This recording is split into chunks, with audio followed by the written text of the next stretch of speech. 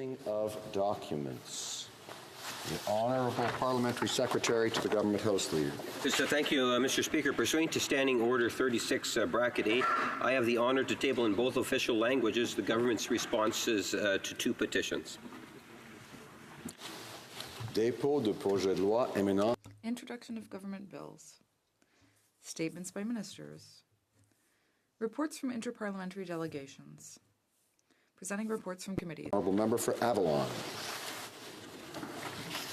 Thank you, Mr. Speaker. I have the honour to present in both official languages the 24th report of the Standing Committee on Fisheries and Oceans entitled Bill S-238, an Act to amend the Fisheries Act and the Wild Animal and Plant Protection and Regulation of International and Interprovincial Trade Act, importation and exportation of shark fins. The committee has studied the bill and has decided to report the bill back to the House without amendments. I'd like to thank all members of the committee and the staff, of course, for getting this done so quickly. I'd like to recognise Senator MacDonald, who sponsored it in the other place, and of course the member from Port Moody, Coquitlam, for his tenacity to get this done in this House. Thank you very much. Honourable Member for Bay of Quinte. Present in both official languages the 13th report of the Standing Committee on Veterans Affairs entitled Medical Cannabis and Veterans Wellbeing. Pursuant to Standing Order 109, the committee requests the government table a comprehensive response to this report. Thank you, Mr. Speaker. Honourable Member for Scarborough-Guildwood. Merci de présenter dans les deux langues officielles les deux. Thank you, Mr. Speaker. I'm honored to table in both official languages the two following reports, one from the Standing Committee on Public Safety and National Security, the 35th report, recommendations in relation to the study of Bill C-93, an act to provide no-cost expedited record suspensions for simple possession of cannabis, and the 36th report for the main estimates 2019-2020. Thank you, Mr. Speaker. Est-ce que l'honorable député... Did the honourable member for Scarborough-Guildwood mean to say the 36th report for the second one that he mentioned? Yes. Trump says, no, Trump. Yes, the 36th. I thank the Honourable Member for that clarification. The Honourable Member for Sydney Victoria. Thank you, Mr. Speaker, and I rise to represent the Trade Committee, but I'd like to also say 5 years ago I had the honour to represent this House along with Mr. Harper and Peter Stauffer to go to Normandy Beach, and I thank the House for sending me and the Canadians. It was an honour to be there, and I wish everybody well there today. But I'm here, it's probably my last time to get it up in the House to represent our Trade Committee, International Trade Committee.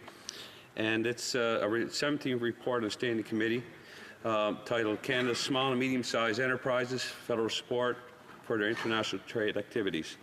I got to thank the clerk and the analysts and the great committee we have. It's a nonpartisan committee. We work well together for Canadians and trade and the businesses and our citizens. So I thank them very much for the hard work they did and the work we did together. We did many trade deals and many reports together. So I present this to the House, Mr. Speaker. Dépôt de projet de loi éminent. Introduction of private members' bills. First reading of Senate public bills. Motions. Presenting petitions. The Honourable Member for Banff-Airdrie. Well, thank you, Mr. Speaker. As this petition indicates, Canadians depend upon the economic benefits and the jobs that are created by Canada's oil and gas industry. And unfortunately, without the Trans Mountain pipeline expansion, there's thousands of unemployed Canadians who are worried about their next paycheck and where it will come from instead of being able to plan for their family's future. And with the carbon tax, even life's essentials have become a very costly burden. So therefore, Mr. Speaker, I table this petition calling on the government to immediately build the Trans Mountain pipeline expansion and repeal the carbon tax so we can get this country back on track and create opportunities for thousands of Canadians. The Honourable Member for Salaberry-sur-Roi. Thank you, Mr. Speaker. I have a petition here that was started by the Elizabeth Fry Society. It calls on the Government of Canada to ensure that the UN Convention on the Rights of the Child is respected and to recognize that some children are excluded and suffer discrimination because their parents either are homeless or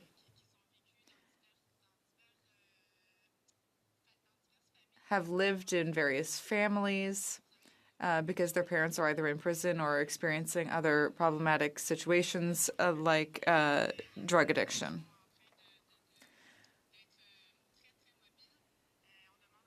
So they're calling on Canada to ensure that all of these children are equally protected, and this petition is signed by a number of residents of New Brunswick. The honourable member for Yellowhead. Good morning. Thank you, Mr. Speaker. Yeah. I have two petitions to present today. We, the undersigned residents of Canada, draw the attention of the House of Commons to the following. Whereas increasing concerns about international trafficking in human organs removed from victims without their consent have not yet led to legal prohibition on the Canadians travelling abroad to acquire or receive such organs.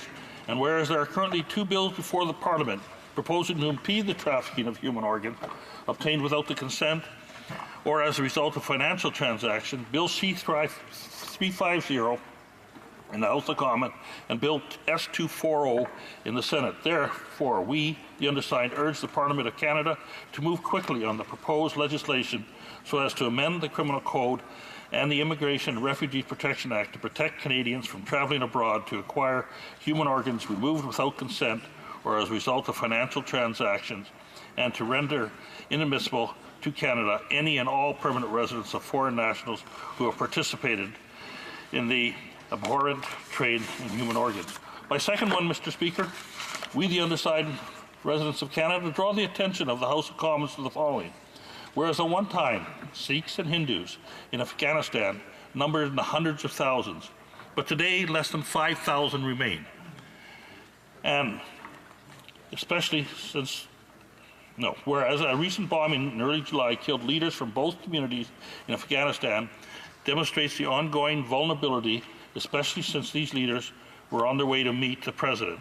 And whereas the Minister of Immigration is already empowered by legislation to allow vulnerable minorities to come to Canada as privately sponsored refugees directly from the country where they face persecution.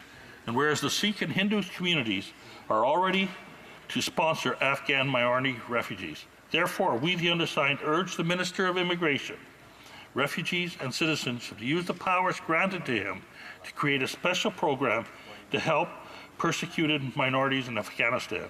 And further, we urge the Minister of Foreign Affairs to raise the persecution faced by this community with her Afghan counterpart and to strongly advocate for more to be done to protect it. Thank you, Mr. Speaker.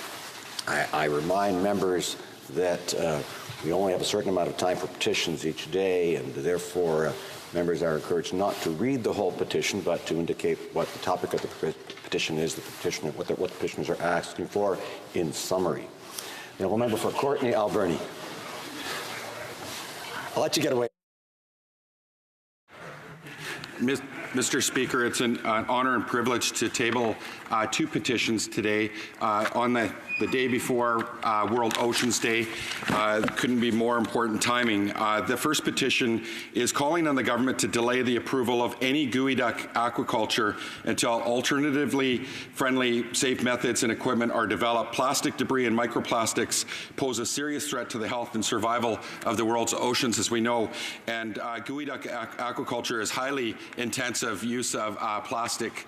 This petition signed by Denman Islanders and Hornby Islanders. Want to thank them for their hard work on that. The second one, as you can see, is a stack which is signed by hundreds and hundreds of constituents from my riding of Courtenay Alberni, from Courtenay, Parksville, Qualicum, Port Alberni, Tofino, Ucluelet, and the other 31 communities in my riding, calling on the government to follow through with their commitment, the unanimous support of this House in support of my motion M151 to develop a comprehensive plan to combat plastic pollution. They're excited about the government rolling it out this month, and hopefully they'll adopt all of the provisions that are outlined in this petition. Thank you, Mr. Speaker. Prince George, Peace River, Northern.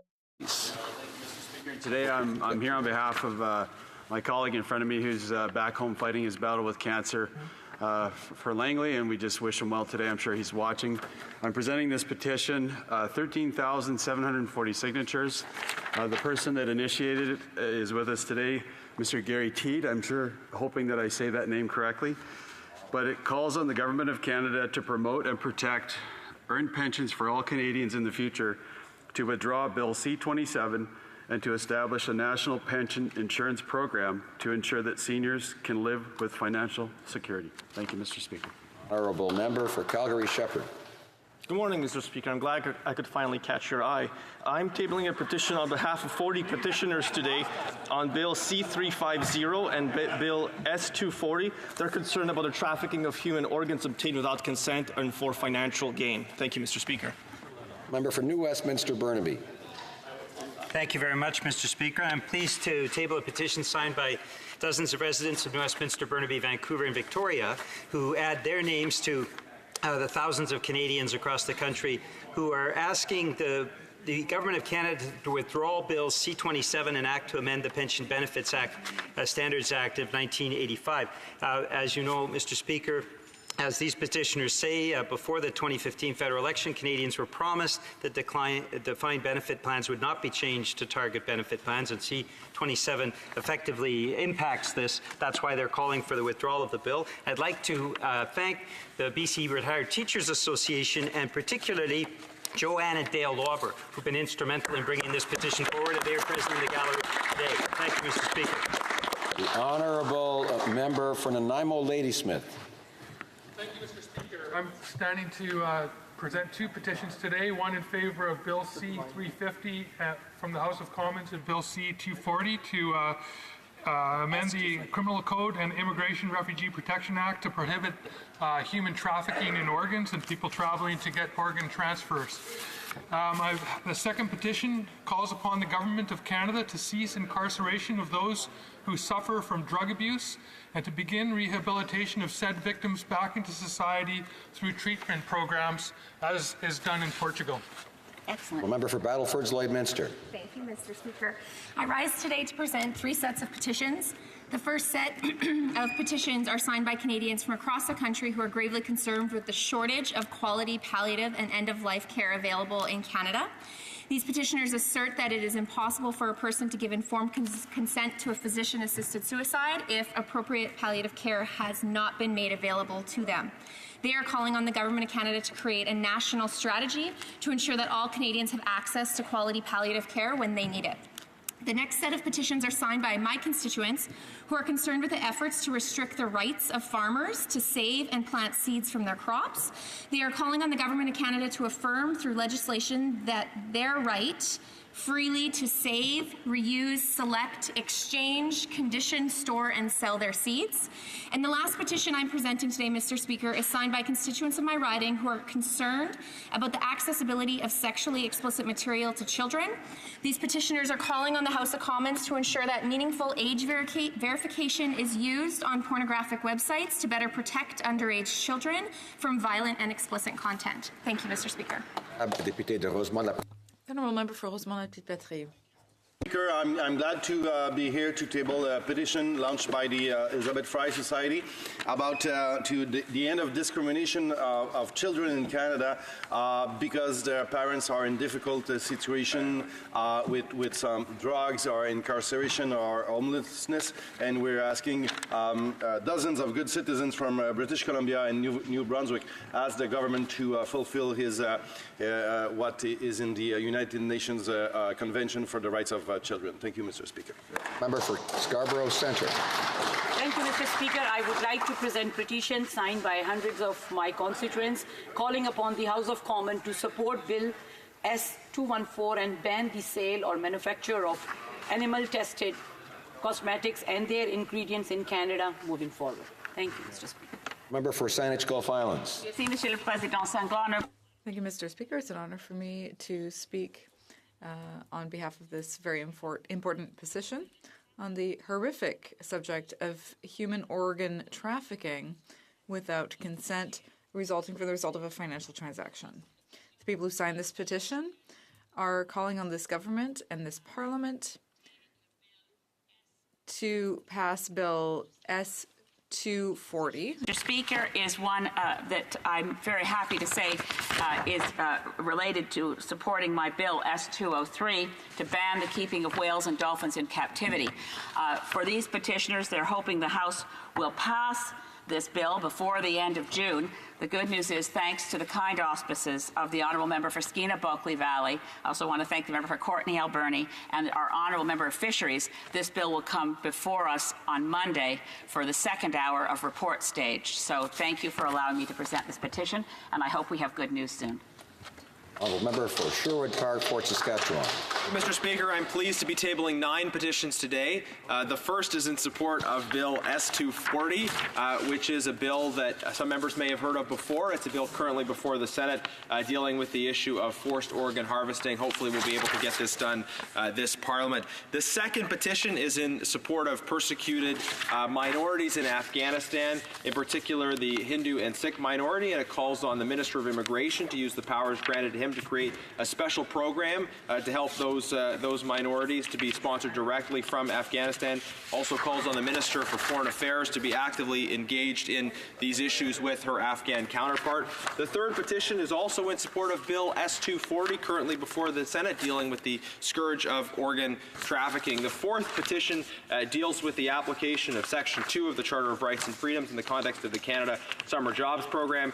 Petitioners are concerned about the way in which government policy has negatively affected the rights and freedoms of Canadian organizations who wish to access the Canada Summer Jobs Program on an equal basis, and it calls attention of members to the protection for freedom of conscience, freedom of thought, and freedom of belief as fundamental freedoms in the Charter. The fifth petition is also in support of Bill S-240 on organ harvesting. The sixth petition calls the attention of the House to the fact that the World Health Organization defines health as a state of complete physical, mental, and social well-being, and not merely the absence of disease or infirmity. It calls for greater awareness and study of the impact of self-care options, including natural health care products, and in particular urges Parliament to instruct the Standing Committee on Health to undertake a comprehensive study of the impact of uninsured self-care products and wellness services, and of the barriers which exist for those wishing to access them. Petition number 7 is in support of Bill S-240 on organ harvesting.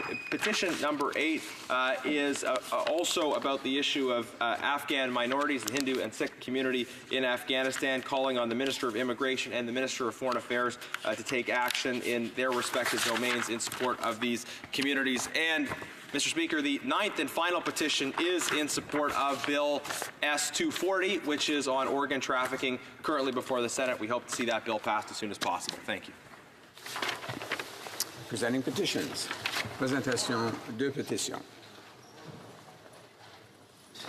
Questions on the order paper. The Honourable Parliamentary Secretary to the Government House Leader. Yes, thank you, Mr. Speaker. I would ask that all questions be allowed to stand at this time, please. That agreed? Agreed? Agreed and so ordered. Orders of the day. Ordre du jour. Orders of the day, government orders, government bills, comments, resuming debate on the amendment of Mr. Dubé to the third reading motion of Bill C-97, Budget Implementation Act 2019. When the House last took up debate on the question, the Honourable Member for Sherwood Park, Fort Saskatchewan, had 2.5 minutes remaining in his time. So we will go to him now, the Honourable Member for Sherwood Park, Fort Saskatchewan. Thank you, Mr. Speaker, and I had thought it was 15 minutes, so maybe we should check the record here, because I think I have. I'm just joking, don't worry. Mr. Speaker, it's very important, the points that are being made by our Conservative colleagues in the context of this debate, which is that Canadians want to get ahead. Maybe they're getting by, but they're struggling to get ahead. And under this government, that struggle is made more difficult by the piling on of new taxes and the promise, the clear promise, that the direction that they are taking this country with uncontrolled spending is going to lead, if it is not controlled in the near future, to tax increases. And we have to act now to replace this government with a government which will be committed to living within its means, to manage prudent spending. That we don't go down the path that the Kathleen Wynne Liberals, the Rachel Notley NDP, took their provinces, which then require a strong correction after the fact. Rather, the alternative is for us to replace this government now with a government that will make sure that the wasteful spending stops, that will cut taxes, that will provide tax relief in so many different areas. And Mr. Speaker, I spoke as well about the issues around the media bailout. We have a government here that is giving hundreds of millions of dollars to media organizations. And they say this is in defense of an independent media, but in fact they're doing it through a vehicle, through a board, where the delivery of those funds, the setting of definitions around who is and is not media, includes someone who is explicitly partisan, planning on campaigning for them in the next election. And we hear from journalist after journalist, leading commentators in Canadian politics, about how this policy, this approach, is what creates a threat to the independence of the media. And those who believe in an independent media, including those within the media itself, are strongly opposing this policy. Yes, some of the the corporate barons who own media companies are happy about this, but individual journalists who are responsible for covering our politics on a daily basis, the voices that Canadians read and trust, are overwhelmingly critical of this policy of this government. So let's oppose this budget and replace this government with a new fiscal approach that allows Canadians to get ahead, that cuts our taxes, that genuinely protects the independence of the media, that moves us forward in so many other domains. Questions and comments? The honourable member for Yukon. Speaker, just on his last point about the media, the Conservatives actually proposed a motion to do exactly what he said, and they could only get 32 of their own members to vote for it. Last night, the member made a good point when he was speaking around midnight. In that order of time, he said Liberals have solved every problem with the program. Thank you very much for that. Congratulations. And just as a doctor solves every problem, or an airplane mechanic solves every problem, we're happy that we've done it. So we solved seniors had low income. We increased the GIS and the amount they could keep for students. Had a problem, we doubled the student jobs and they reduced their interest. Programs for people with disabilities, the child tax credit helped families with the problem. A million unemployed now have jobs, so they're paying taxes, revenue to pay down the debt. Homeless was a problem. It still is, of course, housing, but we made a million contributions related to housing. Small business, of course, we lowered their taxes, and the working person tax credit for low-income people. So the benefit, and the training benefit, of course, for all Canadians. So the benefits for all this, of course, is $20 billion in increased revenue, unexpected for the government, to help pay down the large deficit the Conservatives left us. For Sherwood Park, Fort Saskatchewan. Thank you, Mr. Speaker. I sure hope I didn't misspeak in the midst of post-Raptors game euphoria that late at night. But I think what I intended to say, I think what I actually did say, if we check the record, was that in response to every challenge that exists, the government proposes a program as a solution. I would never say that they have been effective in their proposition of solutions to these problems, but rather that the government's response to every challenge that the country faces is to say bigger government, more spending, more interference in people's lives is the solution in every case. And we just don't believe that on this side of the House. We believe that empowering individuals by cutting their taxes, by letting them keep more of their own resources, is often the best way to move our country forward. Now, the member spoke about our Opposition Day motion, and I was very proud to speak in favor of that Opposition motion. Obviously, you know, Conservatives are prudent and realistic about whether or not our chances of succeeding in that vote were, given the current configuration of this Parliament. But I take the member's point that we need to do all we can to change the configuration of this Parliament in order to make sure that in the future we'll be able to pass common sense motions like that. Questions and comments. The Honourable Parliamentary Secretary to the Minister of Families, Children and Social Development. I keep hearing the Conservatives, Mr. Speaker, talk about this media platform that we put together to support and protect local community newspapers and radio stations, television stations, as some sort of big, massive cash transfer.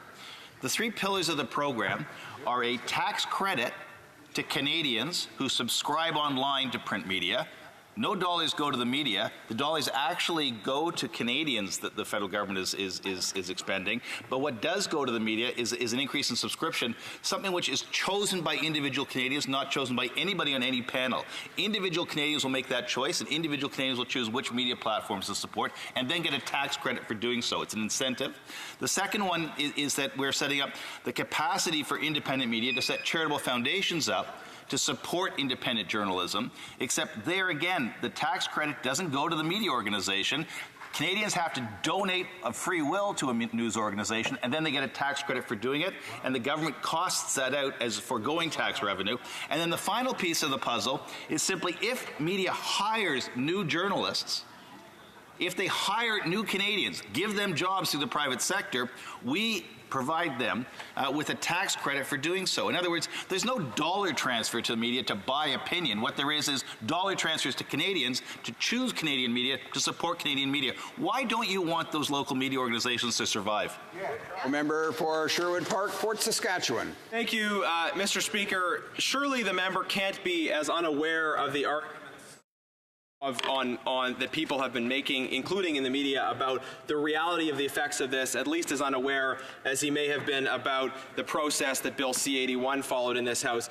Now, eligible media organizations are precisely the hinge point in this issue, because it is the government, through this panel, that will determine who should be considered eligible to access this funding and who should not. And yes, we are talking about something that involves a cost to government of $600 million.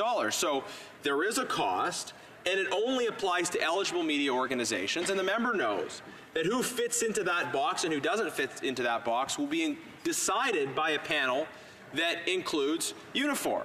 I didn't just make that up, Mr. Speaker. This wasn't an invention of the opposition. Anybody who reads the papers, anybody who consults the independent media about which he speaks will know that the government has created this panel. It does, in fact, include Unifor, and that many of the leading journalistic voices in this country have criticized it.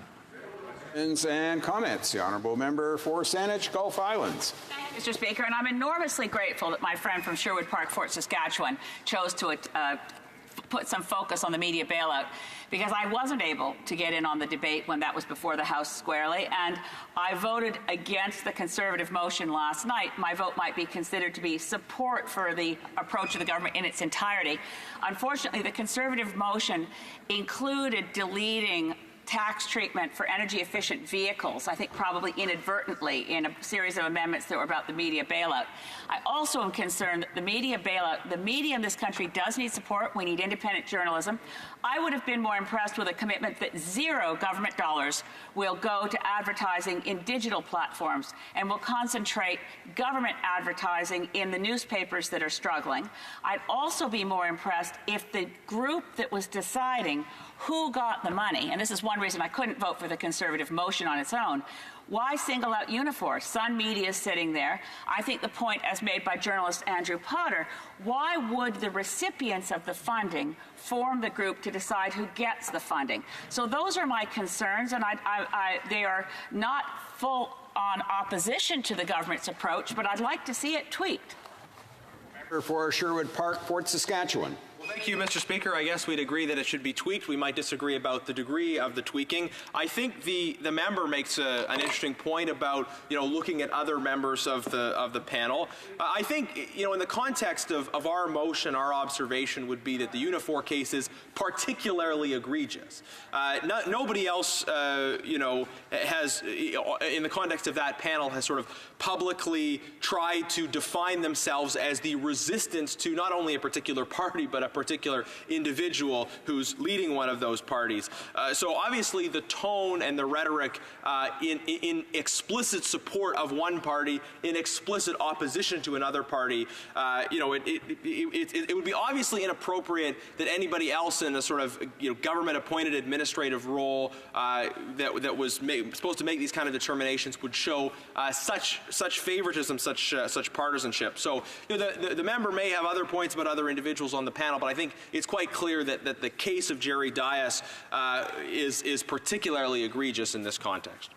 Questions and comments. The Honourable Parliamentary Secretary to the Government House Leader. Mr. Speaker, I want to pick up on a question that my member from Yukon had put forward. The Conservatives have really attempted to make a big issue out of this, and they're the only party in the House that has really taken the position that they have taken. Yet, when it did come time for a vote, the other night, it is interesting that only 35, about a third of their caucus actually actually voted against it.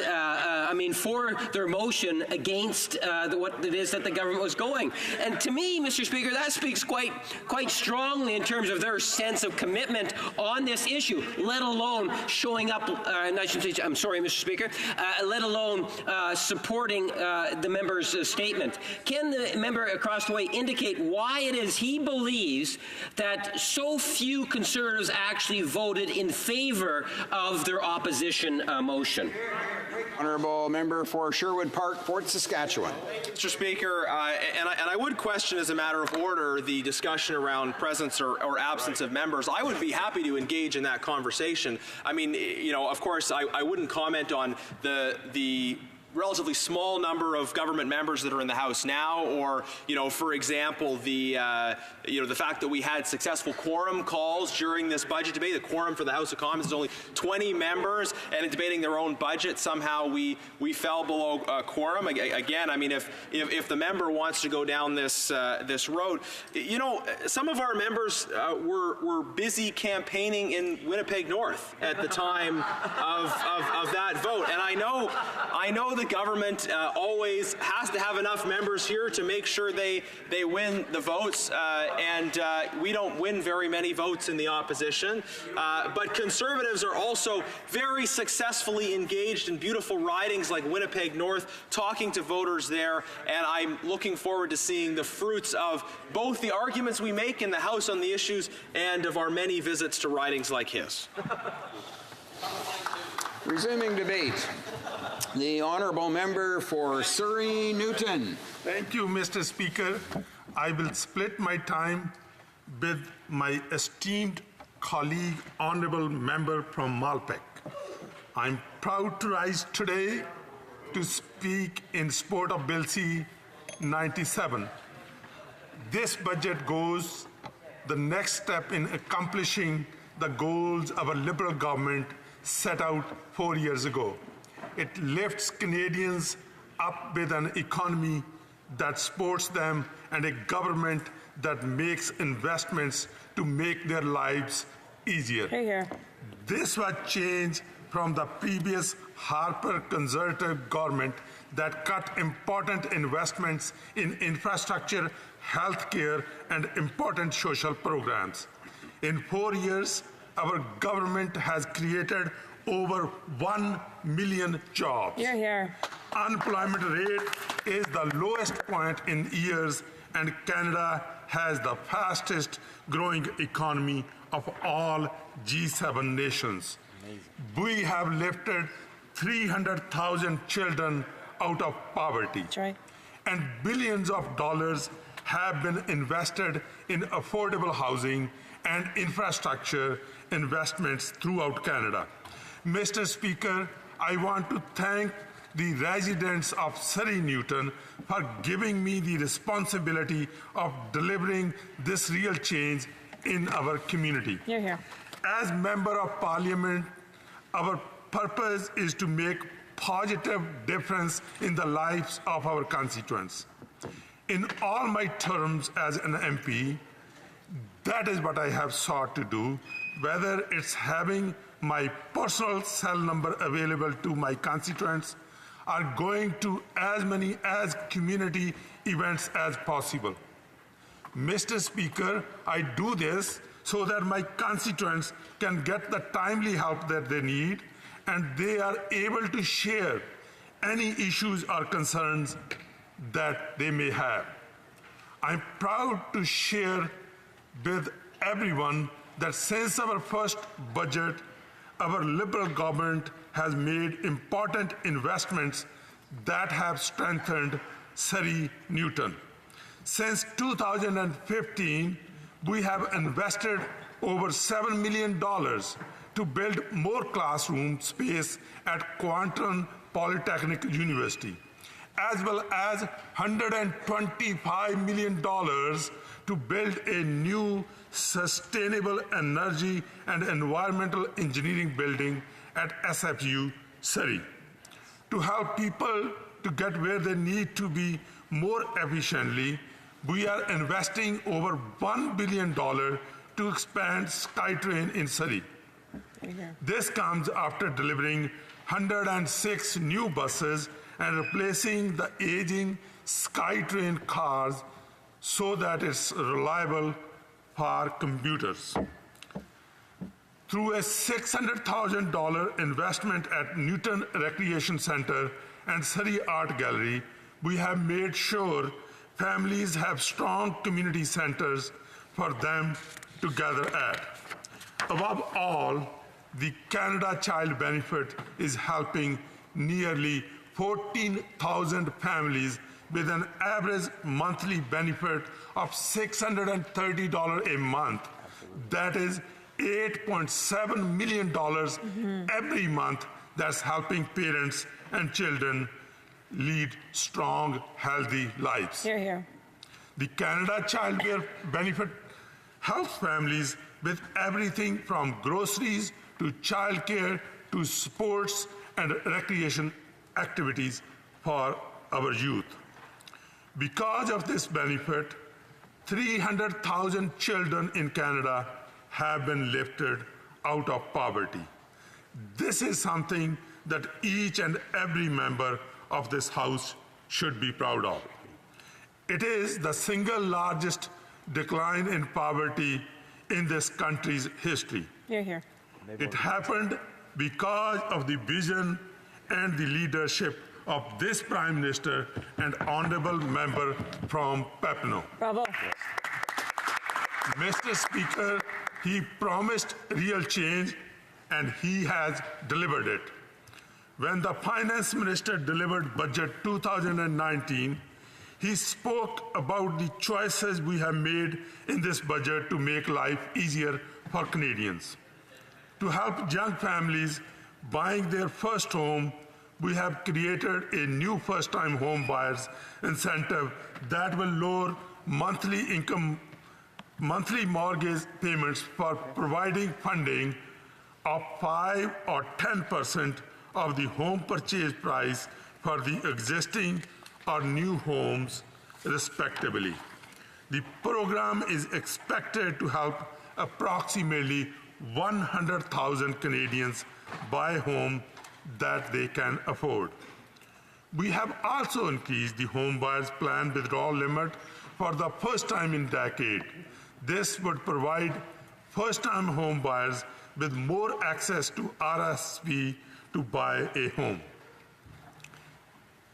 Budget 2019 also lowers the interest rate for Canadian student loans to prime rate, helping close to 1 million students who are repaying their student loans and saving the average student approximately $2,000 over the time of the loan.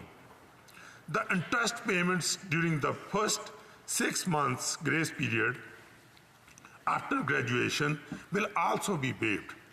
Mr. Speaker, that will help approximately 200,000 students every year transition successfully from their studies to their workplace.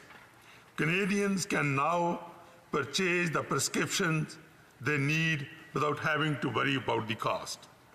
We are putting a plan in place to implement a national pharmacare plan that will help lower prescription costs. Through this plan, Canadians will save $3 billion every year. To help more seniors with dignity so that they can retire, we are enhancing the GIS earning exemption from $3,500 to $5,000 while also automatically registering seniors who are age 70 or older for their retirement benefit.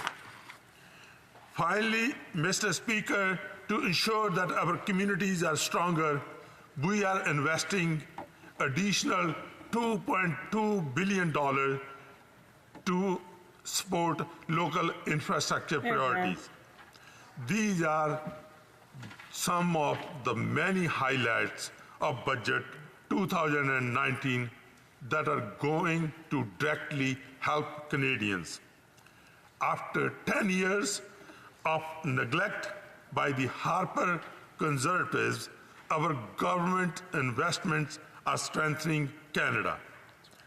Mr. Speaker, the opposition has said that they will, if they come back in government, they would not make these choices. What they would do, Mr. Speaker, they will take back and cut investment that are so vital to Canadians. Shame. So, Mr. Speaker, with these investments, whether it is for seniors, whether it's for child care, whether it's reducing the income tax for the small businesses, whether it's helping with the infrastructure projects, these are the real investments making changes in the lives of Canadians, and particularly when it comes to Surrey Newton. Mr. Speaker, this community is a very diverse community from social and economic prospect. And these policies for the middle class has helped over the last 4 years. And I'm certain, Mr. Speaker, this 2019 budget will even help more, so they will be able to do better.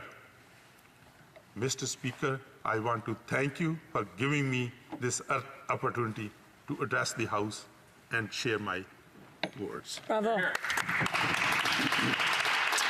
Questions and comments? The Honourable Member for Calgary-Shepherd.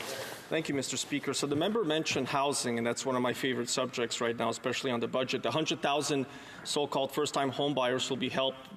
Neither the CMHC nor the Department of Finance could point me to the document where the numbers actually came from. They each said the other one knew how they got to the number. But it's interesting that a member thinks it'll help that many people because there's no details about the program available. So perhaps the member could answer to me the following questions. Will there be a fee, a special fee assigned with the government purchasing an equity in the person's home, because the government will then own a share of the home? Will the homeowner be able to purchase out the government share early before selling the house? Will there be any other terms and conditions associated with a shared equity mortgage? Does the member know that the Mortgage Brokers Association said that it will take them 8 to 10 months to set up the IT system in order to enable the rollout of this program? Is the member aware that the chartered banks have similarly said it will take much more than 2 months to do so? Will there be a special premium on the shared equity mortgages? I'd like to hear from the member on this matter. The Honourable Member for Surrey Newton. Thank you, Mr. Speaker. The Honourable Member from Calgary-Shepherd was raising this issue. In fact, Mr. Speaker, he should be aware that for the past 10 years of Harper Conservative government, where the present leader of the opposition was part of the government, and they have done nothing to address the housing affordability, pushing home ownership further and further out of the reach. And you know what we are doing, Mr. Speaker? We are investing so as an ordinary working Canadian can afford a house. And he asked about the strategy. I can tell you, Mr. Speaker, once we roll out this plan, we will have those details, and member from Calgary-Shepherd will be able to have it. Questions and comments? The Honourable Member for Elmwood-Transcona.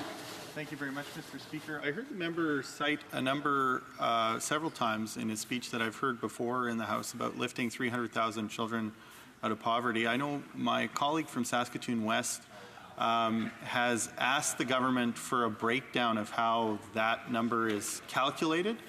And I'm just wondering if I could hear from the honourable member. We haven't been successful so far in getting any information on how that number was arrived at. I'm wondering how that number was arrived at. If he doesn't know where that number came from, I'm interested to know where he got it and on what authority he's using that number here in the House. The Honourable Member for Surrey Newton. Thank you, Mr. Speaker. The last time I remember that we brought in, like Ken Dryden brought in a child care, the landmark child care policy signed with 10 provinces and the territories. And you know, Mr. Speaker, who was responsible for bringing that policy down? Was this NDP. When they voted with conservatives to bring the government down, and then childcare benefits gone, Corona card gone, Kyoto gone, and that is what their record is. And our record on this, Mr. Speaker, is this: that I can talk about Surrey Newton, as I said earlier. 14,000 families in Surrey Newton are benefiting with $630 average every month, and $8.7 million flowing into Surrey Newton. And I'm certain, Mr. Speaker, there is a lot more that's flowing into this honourable member's riding act. Yeah, but time just for one more short question. The honourable member for Kingston and the Islands. Thank you very much, Mr. Speaker. Going back to the last question from the Conservative Party, you know, when the Conservatives talk about affordable housing, all they talk about is affordable home ownership, as though that is the be-all and end-all of affordable housing. I'm wondering if the member from Surrey can talk a little bit about more how he sees affordable housing being able to impact the lives of the most vulnerable, in particular in his community. Does he think that the National Affordable Housing Strategy will be able to have an impact in creating good new opportunities for people within his riding? The honourable member for Surrey Newton. Thank you, Mr. Speaker. In fact, you know, I'm sure the member is very well aware that our government is very proud that the minister has rolled out $40 billion over next 10 years to deal with the housing strategy.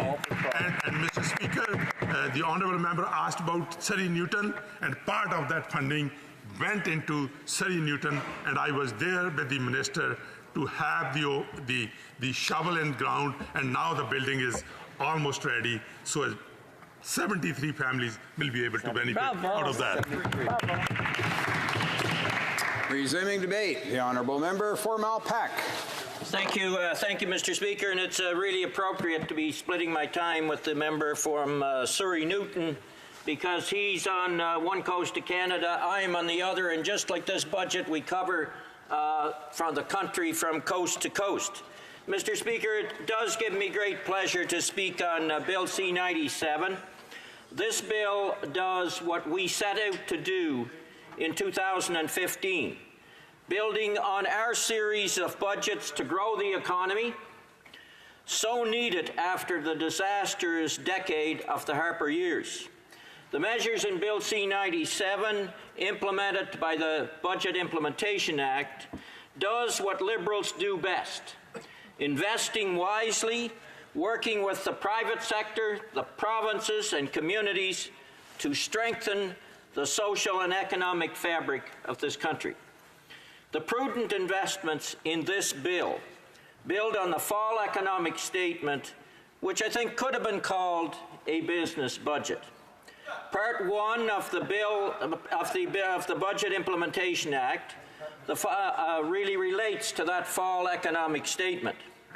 The fall economic statement strengthened the very core of the business community's ability to compete by challenging head-on the U.S. tax reforms.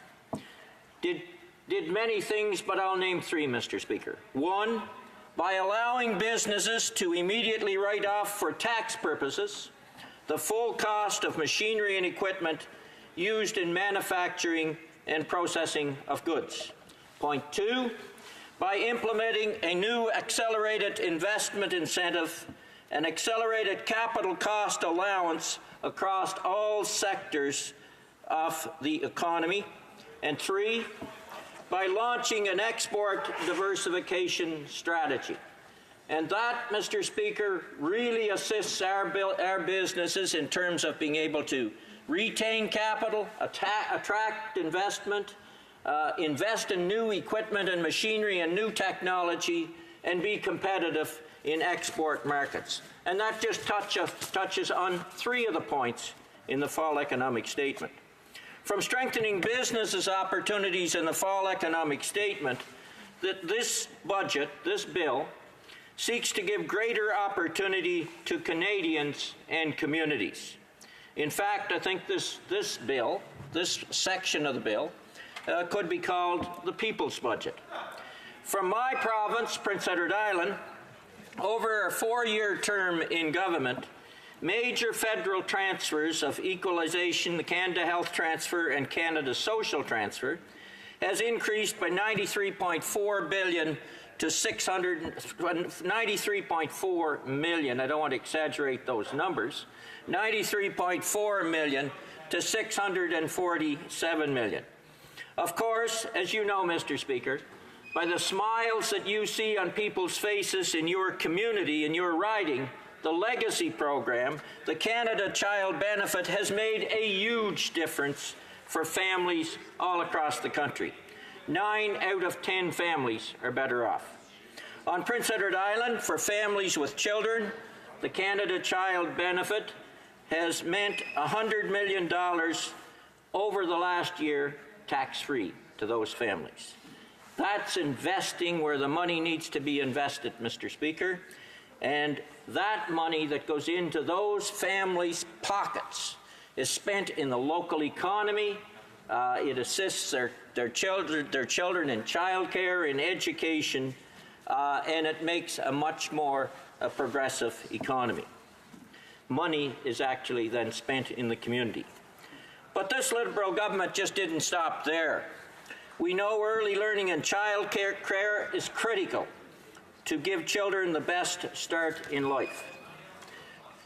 Therefore, the Government of Canada and the province of Prince Edward Island have signed an agreement that allows for the transfer of $10.6 million over 3 years for regulated early learning and child care to give children their best start in life.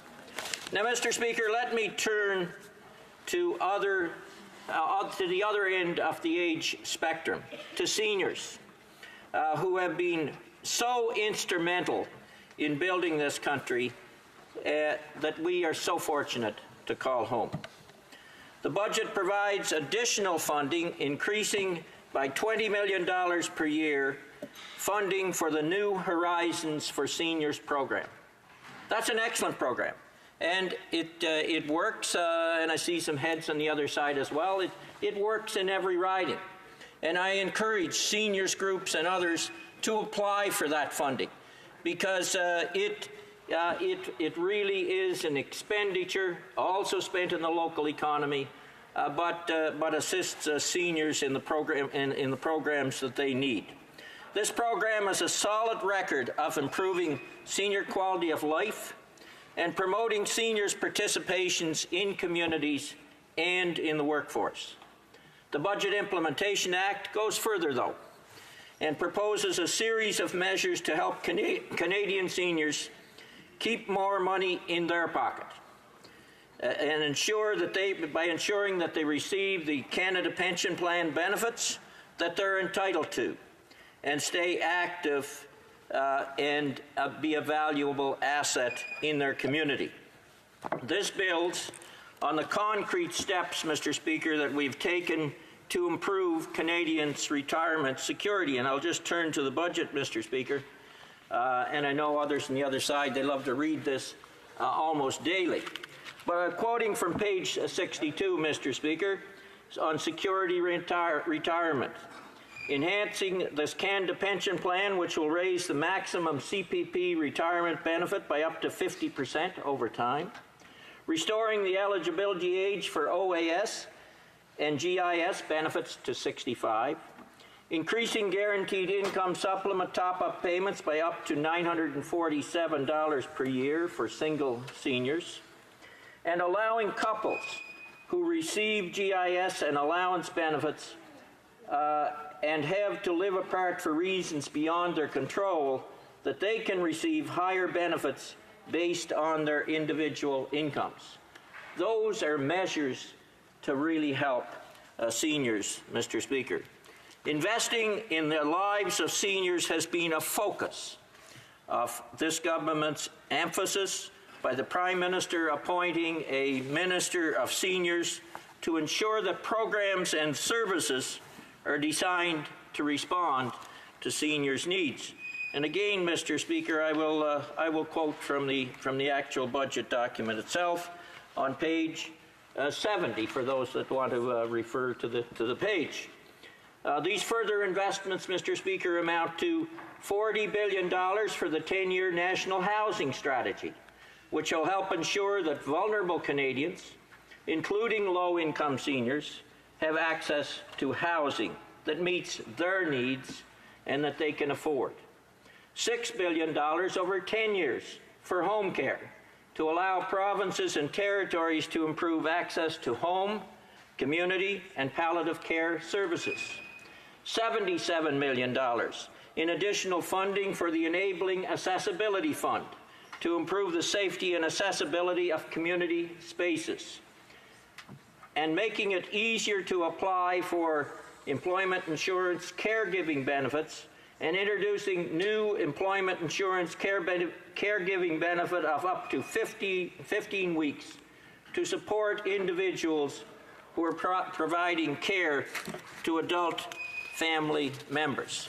And that's important to do, Mr. Speaker.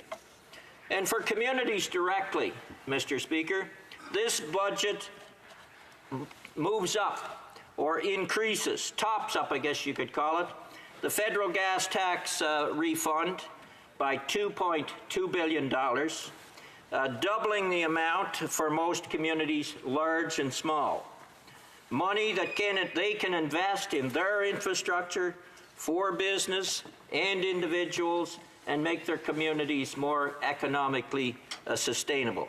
In PEI, that amounts to $16.5 million added investments for communities. And I see, Mr. Speaker, you're giving me the signal for time, but basically what Bill C-97 does, it touches all segments of the economy, it touches people, it touches tax measures that allow our businesses to be more competitive. It challenges head-on the tax reform in the United States. And this is a budget. This is a budget implementation act that is building on the foundation we've already put in place as a government and putting our country in a place to be prosperous and successful in the years to come. Thank you very much, Mr. Speaker. Questions and comments. The Honourable Member for Edmonton Manning. Thank you, Mr. Speaker, and I had the pleasure to travel with the Honourable Member on one or two occasions, plus serving on Finance Committee. I heard him talking about the manufacturing sector and the improving of the manufacturing sector in general based on this budget that the government is putting in place. The debate always been over the productivity level in Canada, which is, I'm sure the Honourable Member is aware that we are way behind compared to other nations such as Germany and the United States, if I may mention. So the question to the Honourable Member, how can we claim that we're working on enhancing the manufacturing sector, which is productivity should be one important element to make sure that we're competitive enough in the international markets, while this government have been putting forward some tax measures, payroll taxes up, all taxes are up, and to the disadvantage of our businesses. How can the manufacturing sector compete in those conditions that this government has been putting forward since day one? For Malpak. Thank you, Mr. Speaker, and I thank the member from Edmonton Manning for his question. And indeed, it was a great pleasure to have that member on the Finance Committee, traveling the country, and we were, I think, in his hometown, or not his hometown, yeah, his hometown in Alberta at one point, where they talked about many of the issues that the member raised. I think in response to the member's question, Mr. Speaker, when you look at really the fall economic statement, that's where you see the measures really been put forth in terms of accelerated capital cost allowance, in terms of being able to expense the investment in new equipment for manufacturing and processing. That's where you see the measures in place to, in fact, make the business community more competitive or competitive with the kind of tax reforms that have taken place in the United States. In terms of the other measures that the member mentioned, Mr. Speaker, whether it's Canada Pension Plan, payroll deductions, employment insurance payroll reductions have in fact declined, Mr. Speaker. That's one thing this government has done on a consistent basis. But in terms of the CPP, that, Mr. Speaker, is an investment in retirement.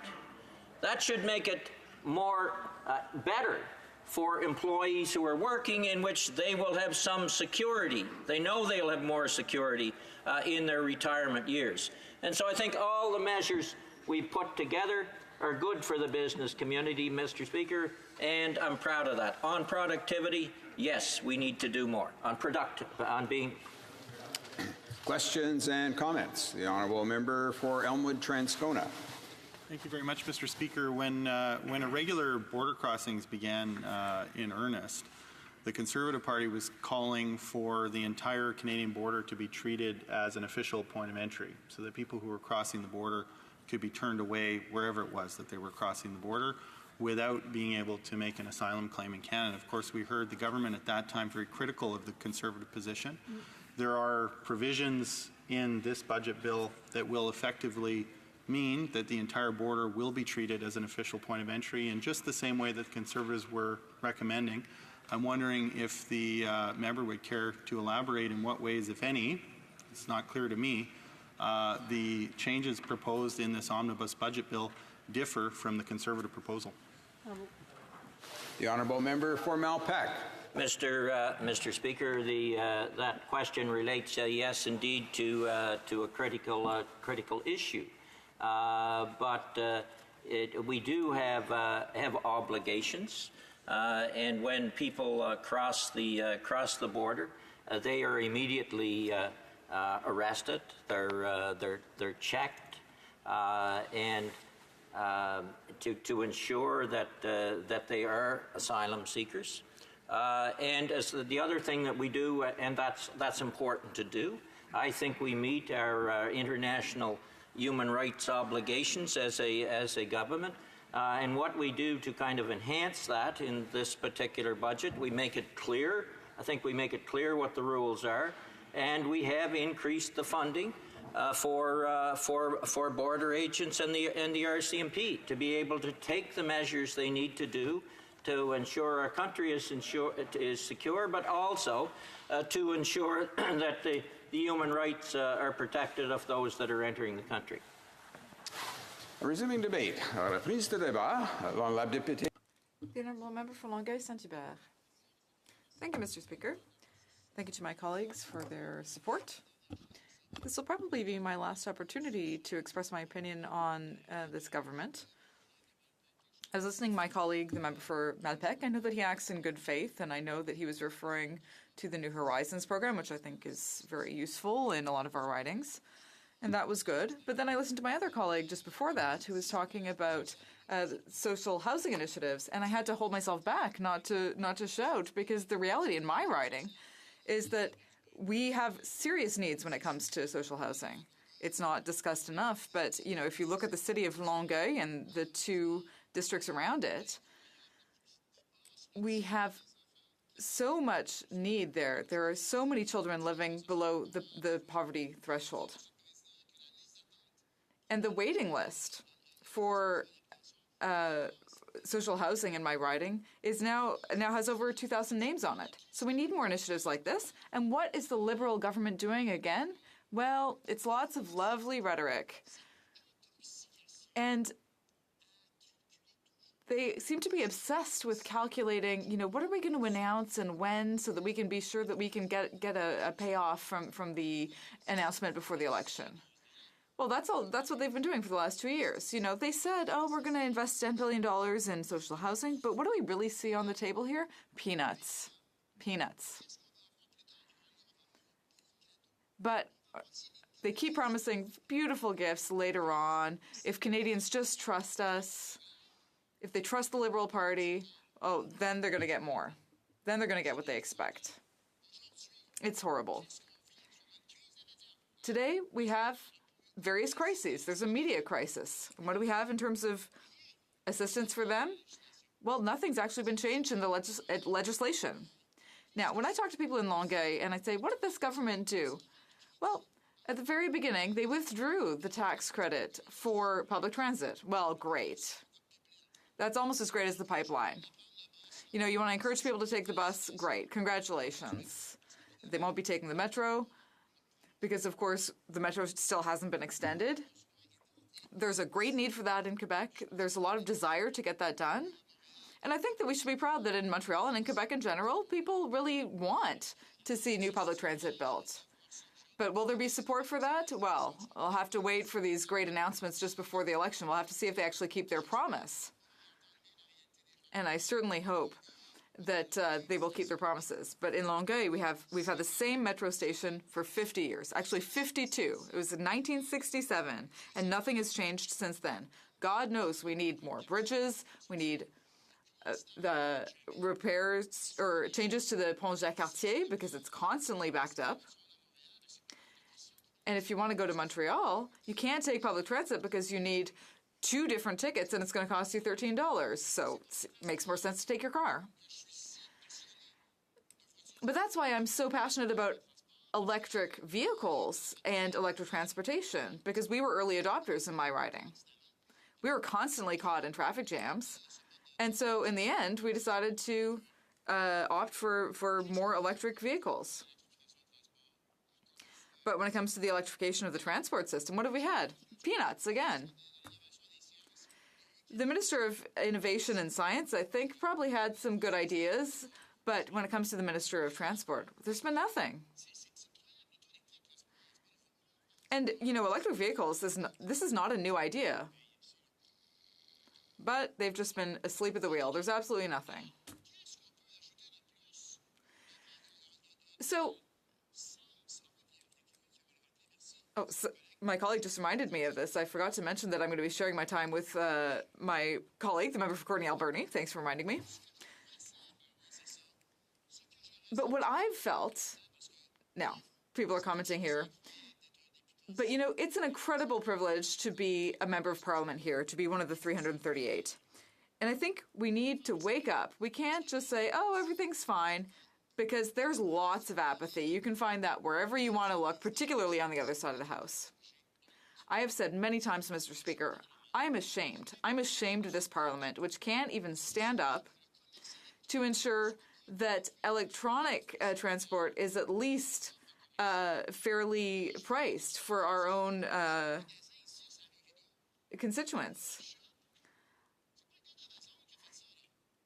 Have you seen the new Simon store on Rideau? You know, it's the guy who ran this, who hired people. He was on the ground. He hired people. He pays taxes. This is not Amazon. You know, if you want services, you should pay a tax. That's not shameful. When you have services and goods, you need to pay tax.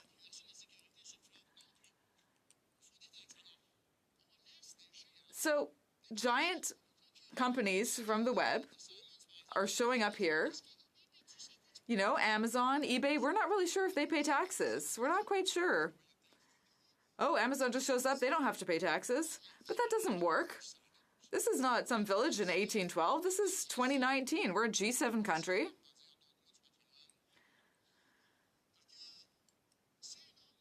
So it's really shameful. And if you see the crisis facing the media today, why is this happening? Well, because this government is saying, oh, it's too complicated, it's too hard, you know, things are changing, it's a new paradigm. Well, I think I signed up for eBay like 20 years ago. It's not a new paradigm. It's one thing to claim that the Conservatives didn't pay attention to this for 10 years. Well, that's true. It's true they didn't do anything for 10 years. But you guys are even worse.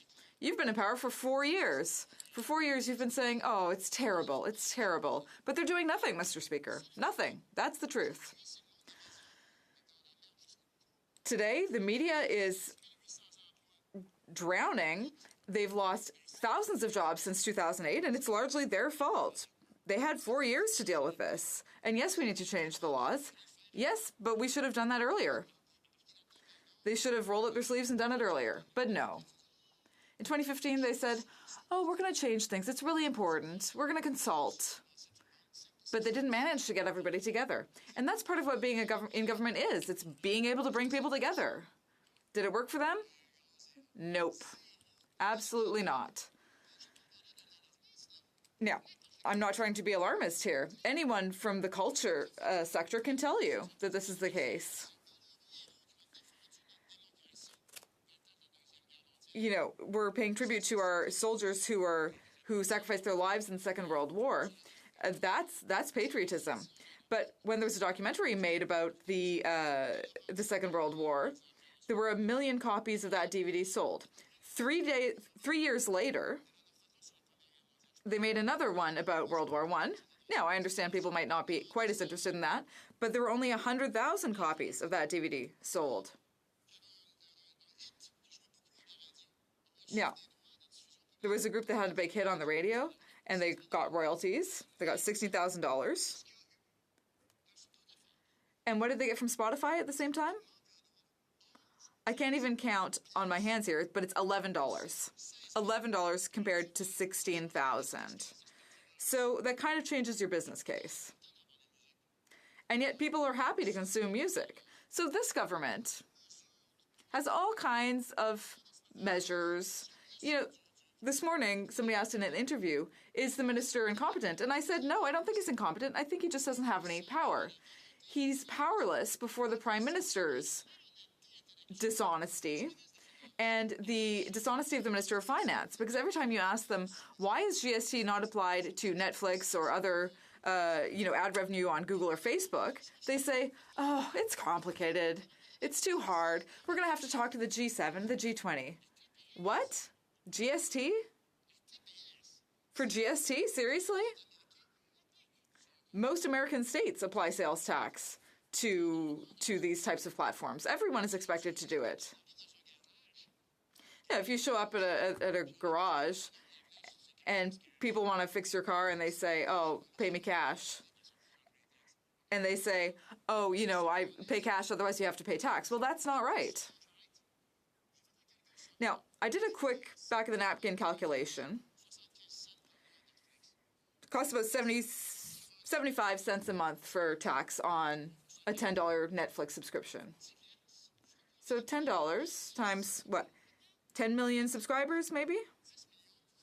Well, $10 million times $10 a month? Do you not want that money? Canadians want it. Canadians need it. So wake up. Thank you. Questions and commentaires. Questions and comments. The Honourable Parliamentary Secretary to the Minister of Families, Children and Social Development. His focus and his relentless campaign to put a tax on Netflix and foreign media, in particular streaming services. And I know that our government is in a position to receive a report and to act on recommendations to make it consistent with other global platforms. What I didn't hear him talk about, however, were the other things that need to happen for media that don't compete with streaming entities or entertainment entities, but more on the information side.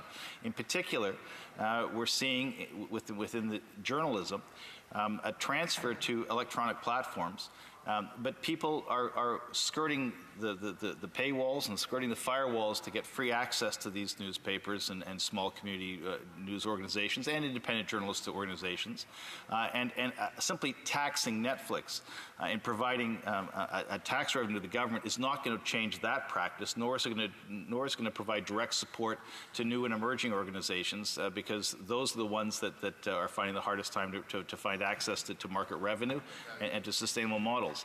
And so I'd like to hear him talk, instead of a tax proposal, how specifically those tax dollars should flow to small journalistic organizations and to journalism, and how the subscription rates and the steps we've taken around subscription rates to make sure that the dollars that are being spent on these media organizations arrive in the bank accounts of small media organizations. How would he actually transfer the dollars he's talking about taxing to make sure that those news organizations survived? The Honourable Member for Longueuil-Saint-Hubert. Mr. Speaker,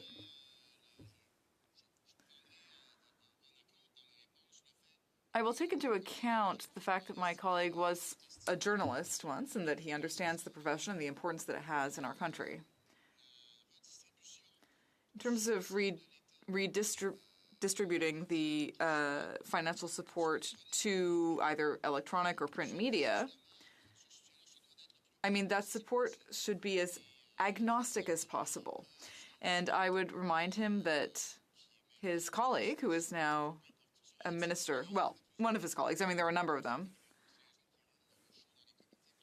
God knows that the Liberals all have a majority on committee, but his colleagues made several recommendations, including having support for journalists. And that report, first of all, was shelved. Now, I mean, I've been a member for a long time, and I can say I think that's really unfortunate that very often those reports are shelved, and it's shameful.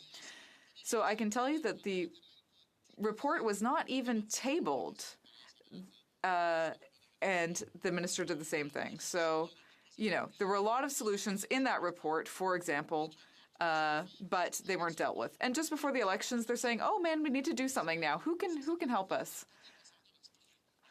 Oh, let's go forward. We'll just do anything. Thanks. Questions and comments? The honourable member for Salaberry-sur-Roi. Thank you, Mr. Speaker. I'd like to thank my colleague who defends this issue and has been doing so for years with great passion and also great relevance. I'd like to know what impact this has had on jobs in the region. In the regions, it's particularly important to have independent media and who receive the same treatment as big web giants to be able to continue to work in the regions. And of course, we're lacking workers in the regions, but what impact will this have on jobs in the regions and on young people who will be entering the workforce? The honourable member for Longueuil-Saint-Hubert. I'd like to thank my colleague warmly for her question. She does wonderful work.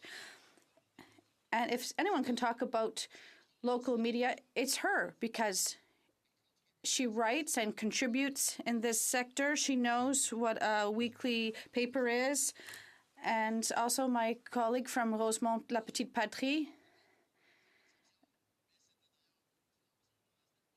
He had a wonderful name for his newspaper called the Pamplemousse, or the Grapefruit. And unfortunately, the program specified that there had to be at least 2 employees. And sometimes some of these small media outlets, that's not possible for them to have 2 employees. So is this something that was properly supported? No, unfortunately not. But one of the first things that you have to note, once again, several recommendations from these reports on the issue suggested supporting local media through platforms, digital platforms, and we've also had to have networks, but that's another issue. But I'd like to thank my colleague. This is a vital issue for our democracy. Thank you. The honourable member for Courtenay Alberni. Thank you, Mr. Speaker. It's an honour to rise today to speak to Bill C-97, Budget Implementation Act. Mr. Speaker, yesterday was World Environment Day, and tomorrow is World Oceans Day. You'd hope that the government would have some imagination, knowing that we're in a state of crisis, that there's a climate emergency happening right now, and if we don't take action, that there'll be a catastrophic climate change that we're seeing right now. And Mr. Speaker, I'm from Vancouver Island, and just recently, just this year alone, in January, as you're probably aware, and you've heard me speak on this, we had the largest windstorm in recorded history. In February, we had the largest snowstorm in recorded history. In March, we had the largest drought drought in recorded history. In April, as you know, here in Ottawa, just down at the bottom of the river here, we had this 2 out of the last 3 years, we've had the largest floods in the history of this region that's been recorded. And in May, we're having forest fires right now on Vancouver Island for the first time in my memory anyways, and I'm born and raised Vancouver Islander, and the salmon are struggling to make it down to their migration routes. The Cowichan area is at 25% water levels. If you've probably heard from my colleague from Cowichan, Malahat Langford, the government needs to invest in the Cowichan Weir and invest in ways to mitigate the impacts of climate change. But we haven't seen the bold action that we need. We are in we've talked a lot about climate and economic equality. That time for talk is over. We need bold and courageous action. And as you've heard, Mr. Speaker, our leader, Jagmeet Singh, our leader from Burnaby South, has tabled has put forward a bold, courageous plan, power to change, to move us forward, Mr. Speaker, a plan that includes working together, taking climate leadership, creating good jobs for everyone, improving where we live and work, and improving how we get around, powering our communities carbon-free, protecting our land to water, and getting results. And we talk about getting results, Mr. Speaker. We know we need to reduce emissions by 45% by 2030, and there's an incredible movement happening, as we know, from Greta Thunberg, a young woman from Sweden that is leading a movement around the world, mobilizing youth. Youth are asking to be heard, Mr. Speaker, and we're listening here at our end of the House. And the Youth Environmental Action Group in the Comox Valley, I walked with them, 300 young people, Mr. Speaker, from Vanier High School and Isfeld and the elementary schools, and adults and their grandparents and parents and cousins and aunts and uncles walked with them in support to give them strength and solidarity, to ensure that they're being heard and that we bring their voice here to the floor of the House of Commons. And even just last week at Wood Elementary School in Port Alberni, the kids walked out and they demanded action on climate change, Mr. Speaker. We need to listen to them. Last week at FCM, there was a new climate caucus that was created. Local governments aren't seeing the action from federal government. They're calling on us to take further action, take bold and courageous action. We need to listen to local governments, Mr. Speaker. They're leaders in our communities. It's a privilege, actually, just to follow my friend from Longueuil, St. Hubert, who's the first critic, I think, from any party, an electrification critic, where we have an opportunity to take bold action and electrify vehicles across this country. And it can be done, Mr. Speaker. Think about in Norway right now, they're at 53% of their vehicles are electrified, and their goal is by 2025, any new vehicle sold will be EVs, Mr. Speaker. So it's happening around the world. And taking bold climate action is good for the economy. Sweden has reduced their emissions by 25% and grown their economy by 50%. California has seen their GDP rise by 35%, Mr. Speaker, and they've reduced their emissions 25% per capita. This is the kind of bold leadership that helps grow the economy, tackles inequality, and moves us forward in taking this crisis seriously, Mr. Speaker. And this is the kind of bold leadership that our country can take. There's models around the world and leaders around the world that are doing this, and we need to join them, Mr. Speaker. So I'm calling on the government to take real action. And in their budget, they committed $300 million to an energy retrofit program. Now, we wanted to see that. So something that we're happy to see get started. But when they talk about balancing the environment and the economy, there is no balance, Mr. Speaker. They bought a pipeline, a raw bitumen pipeline, for $4.5 billion, Mr. Speaker. And they're looking at, we know, if they twin it, will accelerate to $15 billion. $300 million and $15 billion isn't balancing the environment and the economy. Far from it. And I know that, organizations in my riding, like HoC Industries Fisheries, Synergy Electric. They've been calling for a home energy retrofit program, something that's bold, something that is courageous, and $300 million across this incredibly large country of ours is not going to get us there. So I just wanted to touch on that because this is a crisis that we're in, Mr. Speaker, and there's so many opportunities for us to move forward. Another thing that I didn't hear in the budget, and as the Vice Chair of the Fisheries and Oceans Committee, the Standing Committee on Fisheries and Oceans, well, before I actually get into Fisheries and Oceans, I do want to take a minute because my colleague, who is the chair of the Standing Committee of Fisheries and Oceans from Avalon, is turning 60 on Saturday, and I want to wish him a happy birthday. So I hope we can all do that, Mr. Speaker, because it's always nice to acknowledge our colleagues in this House. But the government has talked about investing in our salmon and investing in our fish. We're in a crisis in British Columbia.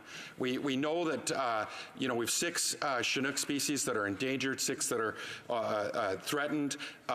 This is impacting sport, commercial, indigenous, recreation fishers all across the coast of British Columbia with recent closures. And the government talks a good game. They talk about how they're investing in salmon record levels. They talked about a coastal restoration fund, $75 million over 5 years, coast to coast to coast. Mr. Speaker, that's a drop in the bucket. $15 million a year that's been slow to move out, that hasn't shown up in most of the communities I represent.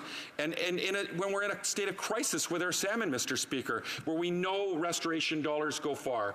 Our hatcheries haven't seen an increase in 29 years, Mr. Speaker. And I just met with the Tloquet Nation. And Chief Moses Martin and his council asked me to bring a message to Ottawa that they need to accelerate money in enhancement, and they need to do it right away. They announced their new BC Salmon Restoration Fund, $142 million, Mr. Speaker. They understand and they say there's a crisis. What do? They roll out $17 million for the whole coast of British Columbia. Mr. Speaker, again, organizations like West Coast Aquatic and my riding have been denied funding from coastal restoration funds. They've been denied money from the BC Salmon Restoration Fund. This isn't how we deal with a crisis. And again, it's just how this government, this Liberal government, continues to respond to crises, whether it be on our salmon restoration, whether it be on our climate crisis or our housing crisis, rolling out a 10-year plan, Mr. Speaker, or they talk a good game about the ocean protection plan and plastics. We haven't seen them invest in mitigating the impact of plastics. We're hoping this month, when they roll out their response to my motion M151 to combat, with a national strategy to combat ocean plastics, there'll actually be money behind it to take on these really important issues, and also some regulations to eliminate single-use plastics like the EU and India have done. So real action, Mr. Speaker.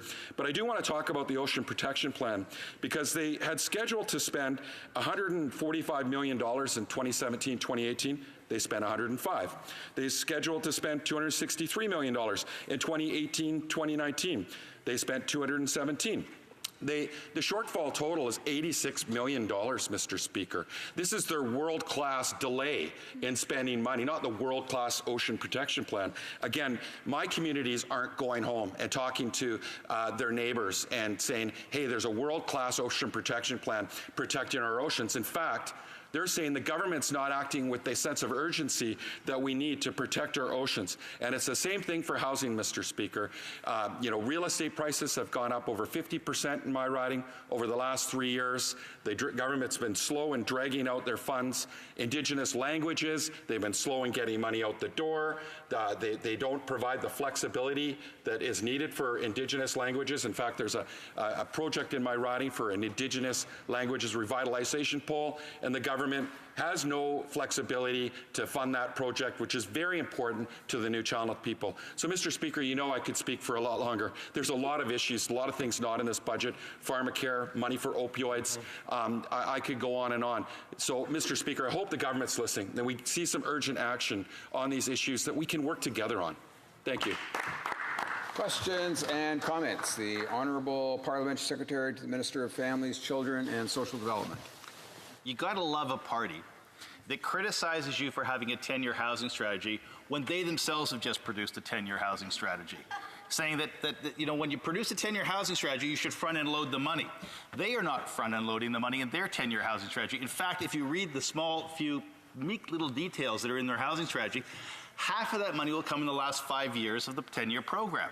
Exactly half, because that's the pace at which they build the housing, which means that 50% of their money doesn't come after one election, it'll come after 2 elections. That's the platform of the NDP, who criticize us for spending $7 billion in our first budget, adding $55 billion, and back-end loading the money because we also have to subsidize those housing programs. Could the member opposite please explain to me where the subsidy is for those public housing units they're going to build and how that doesn't increase over time and therefore back-end load their dollars too? Member for Courtenay Alberni. Speaker, so much I could respond. I could spend another 10 minutes just on that alone. Mr. Speaker, we know where we're at in our country. We're 4% of our housing is non-market housing. We were 10% in the 70s and 80s before the Liberal government killed the National Housing Plan at that time. So when he wants to point fingers at people, he should be looking within, Mr. Speaker, because that government is the one that got us in this mess in the first place. And Europe's 30% non-market housing. We're talking about building 500,000 housing units. We've been calling on the government to front-load their 10-year plan and accelerate it and get half of that money out the door right now. So if the government did what we're asking for, get the money out the door, we would do it. And so, Mr. Speaker, this government hasn't responded with courageous, bold action and understanding again what a crisis looks like. Questions and comments. The Honourable Member for Calgary-Shepherd. Thank you, Mr. Speaker. So to the member, because he talked about vehicle electrification, and one of the things we heard from government officials, it was actually an amendment moved by one of the new Liberal MPs on the committee to go from a 15-kilowatt battery to a 7-kilowatt battery to be eligible for 2 of the financial measures in the budget.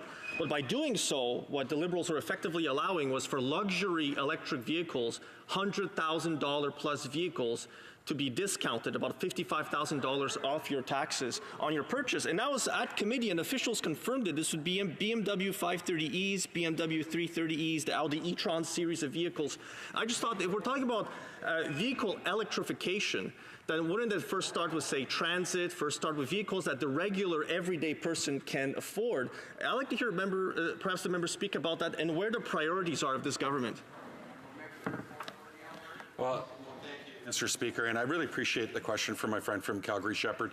We absolutely need to spend, historic amounts of money on electrification and investing in public transit. That's what we're calling for in our document, Power to Change, and we'll talk more about that certainly in our platform, and I appreciate his commitment to that. When it comes to electrification, we don't have to look far. We can look at Norway. I mean, they've done it. 53% of their vehicles are electrified. Why aren't we looking at models around the world on how to get there? You know, California has done great work at lowering emissions and driving forces, but the rebates that are happening in British Columbia and Ottawa, they are making a difference. In fact, we need to incentivize even more and even further to get more and more people driving electric vehicles. Thank you for the question. Questions and comments. The Honourable Member for Kitchener South Hespeler. Speaker, and I want to thank my colleague for his speech. He mentioned a lot of places in Norway and in California and in a lot of their movements and progression to tackle climate change. We have put an incentive on electric vehicles. Unfortunately, the province of Ontario has removed that and repealed back. But I wanted to ask the member about, we went into 2015 saying that we wanted to go into a deficit so that we can invest in Canadians and ensure that we grow our economy. We've increased 1 million jobs under our watch and lowest unemployment rate in 40 years. So do you not see that this plan is working for Canadians and that we're investing in Canadians, and that if we balance the budget at all costs, we wouldn't see these investments in the environment and the ones that you spoke of in your speech? Honourable Member for Courtenay Alberni. Yeah, thank you, Mr. Speaker, and I really appreciate the question from my colleague. I certainly agree with him about what's happening in Ontario and the Conservative government. They're cutting rebates and opportunities for us to take real action together, working together. So I'm as disappointed as he is in that. In terms of the whole budgeting process and how we operate our country and the framework that we're working under, we need a rethink. We need a whole rethink of our taxation system. We are seeing billions and billions of dollars that are leaving our country through tax havens, through loopholes and subsidies to the oil and gas industry that is in the billions of dollars that could be there to balance budgets or to invest in clean energy initiatives that would create jobs and move us forward. We're talking, over tens of billions of dollars to my colleague. So that isn't included in their budget and in their plan. They're still giving subsidies to CEOs that don't need a break. They're still giving subsidies to big corporations. We still have they're still allowing the shoveling of billions of dollars out of our economy on the backs of everyday hardworking people. So he didn't talk about that. So thank you very much. Resuming debate, the Honourable Parliamentary Secretary to the Minister of Families, Children and Social Development. Well, thank you very much. I rise in the House today to talk about, I think, one of the most important achievements of not just this Budget Implementation Act, but also, I think, of this government. In fact, this government in terms of the right to housing. The provisions in the amendments that have been tabled and have now been accepted in the first round of voting and will be later voted on today establishes for the first time in this country's history a systematic approach to realizing the fundamental rights to housing as they are basic to achieve basic fundamental human rights, period. And the legislation that we have put in place here does three very specific things. And I want to talk about how the legislation we've tabled and how we've produced these sets of amendments are going to make a significant difference, not just in the housing needs of Canadians today, but for generations to come. First and foremost, 40 years ago when Canada signed the UN Declaration of Social Development and close to a decade ago when the Sustainable Development Goals were produced, the fundamental right to access a housing system were part of the international treaties that this country signed. But since then, this country has wavered on a national level, on provincial levels, on municipal levels, has wavered at attaining exactly what those covenants should mean, not just to a country, but to the people who are in need of housing. So the first and most important thing we did in this legislation is we clearly stated that access to a system of housing and a systemic accountability model to produce housing and to meet the needs of Canadians so that all Canadians have a safe, affordable, and an adequate place to call home has got to be enshrined in law, and that this government and future governments have a responsibility to sustain and realize that right and progressively move towards the elimination both of homelessness but also of core housing need from coast to coast to coast in all communities for all Canadians. Enshrining that in law means that before this housing strategy expires, a future government, in much the same way the Canada Health Accord is renewed, will have to sit down with provincial and territorial and Indigenous partners as well as municipalities and renew the agreement again to make sure that Canadians' rights are not systematically denied ever again. This fundamentally will prevent the argument you often hear coming from the other side that almost 30 years ago, a federal government backed out of providing direct support for housing programs. And even though it stepped back in gingerly in the late 90s, never really fully returned until this government took office in 2015. So we have established a system for housing, a renewal system for the housing accords, and we have also produced $55 billion in funding to realize the housing needs of Canadians, not including almost $3.5 billion and close to $6 billion for Indigenous housing. And there's still much work to be done, in particular in the area of urban Indigenous housing, work that is funded in part now, but nowhere near to the levels that need to be made to make sure that all Canadians have a right to housing. The second thing we've done is we're setting up a housing advocate with an advisory council. What this does is it sets up an office housed inside the Canadian Human Rights Commission that will effectively test the government on its commitment, assess the effectiveness of the government delivery of this program, and hold the government accountable in a public way through reports to Parliament that require the minister to table a response to systemic and gaps in the housing system, or flaws or delivery mechanisms that are not being effectively applied to make sure all Canadians in all corners of the country get the housing they require. This accountability model is not housed inside CMHC or inside a ministry. It's housed inside the Canadian Human Rights Commission, so it is clear and distinct and independent. And it has the ability to identify not just problems with the structure and the system of the housing strategy, but also to look outside that strategy to see where the strategy doesn't reach particular communities in particular ways, and investigate on its own to make sure that those gaps are identified. And on that point, the ability to investigate and the ability to study and the ability to make recommendations and the ability to do independent work as an advisory committee and as the housing advocate means that where there are gaps, where there are systemic gaps, the government of the day will be advised of where those are, will be asked to respond to potential remedies that are produced by this group, and they will have to respond to Parliament, to Canadians, as to how the remedies are going to be acted upon. This is a fundamental sea change in the way in which the housing programs are designed and delivered on a national basis. And according to the United Nations Rapporteur on Housing, it sets a global standard on not just on realizing the progressive rights to housing, but also setting that public accountable process. And one other thing which is also drawing the attention of housing advocates and activists across the country is the composition of the advisory panel itself. It's going to use people with the expertise, people with lived experience, to help direct the research, to help direct the findings, and help direct the reporting to the minister. For the first time ever, people who have lived in precarious housing situations, whether they're women who have had to couch surf, whether it's youth who have been gapped out of housing as they age out of care and end up in shelters and struggle to find housing, or whether it's chronically homeless individuals who have been on the streets for periods of time and lived through the shelter system of this country, those individuals will be part of the collective community that provides response and advice to the ministers to make sure that we get the housing system right. This is landmark legislation. It is profoundly long overdue, but I can tell you I am extraordinarily proud to be part of a government that has delivered on it, and the accolades that have been sustained by the housing sector or delivered to our government by the housing sector, the endorsement from key organizations, everything from the Canadian Alliance to End Homelessness, the Canadian Housing Renewal Association, from ministers, from municipal councillors, the reception at the Federation of Municipalities at the Housing Forum just last week was strong. For the first time ever, Canadians see a federal government that not only has a national housing strategy, but has found a way to project it into the future and found a way to hold itself accountable by holding itself accountable to those people, the most vulnerable people in this country, those with lived experience.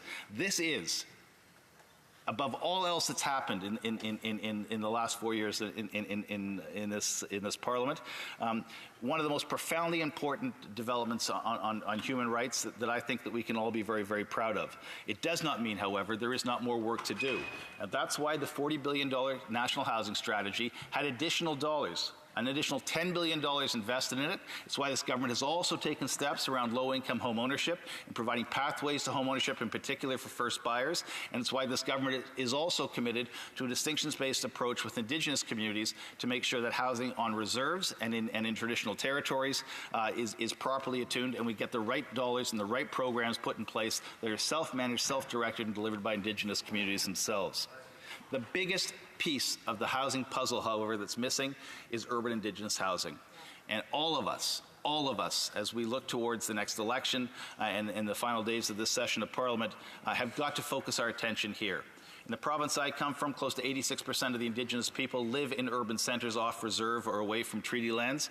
And those people, in particular women, are not well served by a housing system that doesn't recognize a fourth component of Indigenous housing, which is urban Indigenous people. The Supreme Court has directed us to act in this area, and while there are programs available, those programs are nowhere near scale to the needs that are presented. And we also have not worked hard enough to develop the urban Indigenous housing sector itself to make sure that whatever we do provide as funding is entirely self-directed, self-designed, self-managed, and self-realized by Indigenous communities. I can assure you that as I look towards re-election, and I will be re-offering in the fall, that the number one priority for me as a housing activist who's come here to Parliament to work on these issues is that the urban Indigenous housing file has got to be solved in the next term of Parliament. It has to be addressed immediately upon re-election, and it has to be funded to meet the needs of a community that are in dire need. guaranteed. In fact, I would argue that the missing and murdered Indigenous women genocide that has been reported on this week, we would not have that number of people, women in particular, but two-spirited individuals as well. Those individuals would have been safe and secure if they'd had housing off reserve that they could go to, safe and secure if access to that housing was guaranteed as a human right, safe and secure if we had a country that was as invested as housing over the last 30 years as this government has been over the last 4 years. As I said, this achievement on the rights to housing, this achievement in terms of the national housing strategy, the investments our government are making, the sustained investments that our government are making at building housing, repairing housing, and most importantly, subsidizing housing are profound change that we've orchestrated in this term of office. And it's one of the reasons why we've lifted so many people out of poverty. It's one of the reasons why we've created so many jobs in so many communities. It's one of the reasons why we're reducing greenhouse gas emissions, because all of the challenges faced by the federal government are made that much easier to solve when housing is not seen as the crisis, but as the best tool we have to solve social problems confronting Canada. And it is a federal responsibility, and I'm proud to be part of a federal government that not only has delivered, but has found a way to make sure future governments also deliver, because every Canadian deserves a right and has the right to have a safe, secure, and affordable place to live, and this government is going to make sure that happens by 2030. This government is making results on the ground now and will continue to fight for those results in the years ahead, and I hope we have the support of all of Parliament to realize this extraordinarily important national objective. Thank you. We have time just for one very quick question and comment. The Honourable Member for Salaberry-Sirois. Thank you, Mr. Speaker, and I'd like to ask my colleague. The top priority, in my opinion, is the environmental crisis. The government recognizes that there is a climate emergency, and there's a group called Environnement Jeunesse who's in Ottawa or Montreal to argue the case, to sue they're actually suing the federal government because the government is not respecting young people's environmental rights. These are young people in their 20s who want to take the government to court because even with Budget 2019, we haven't managed to reduce greenhouse gas emissions. On the contrary, they've gone up by 12 million tons. And according to this group of young people, the government is going to miss our targets. It's going to take 200 years to meet our 2030 targets. So there's a lack of vision, a lack of leadership, and yet action needs to be taken now to reduce our GHGs by 40% by 2030. The Honourable Member. None of us on this side of the House disagree with the assertion that climate change is an existential danger to all of our existence on this planet, and that's why this government is so focused on making sure that its investments around climate change and adaptation and resiliency, but as well as greenhouse gas emissions, are not just made through the Ministry of the Environment or the Ministry of Transportation or the Ministry of Natural Resources.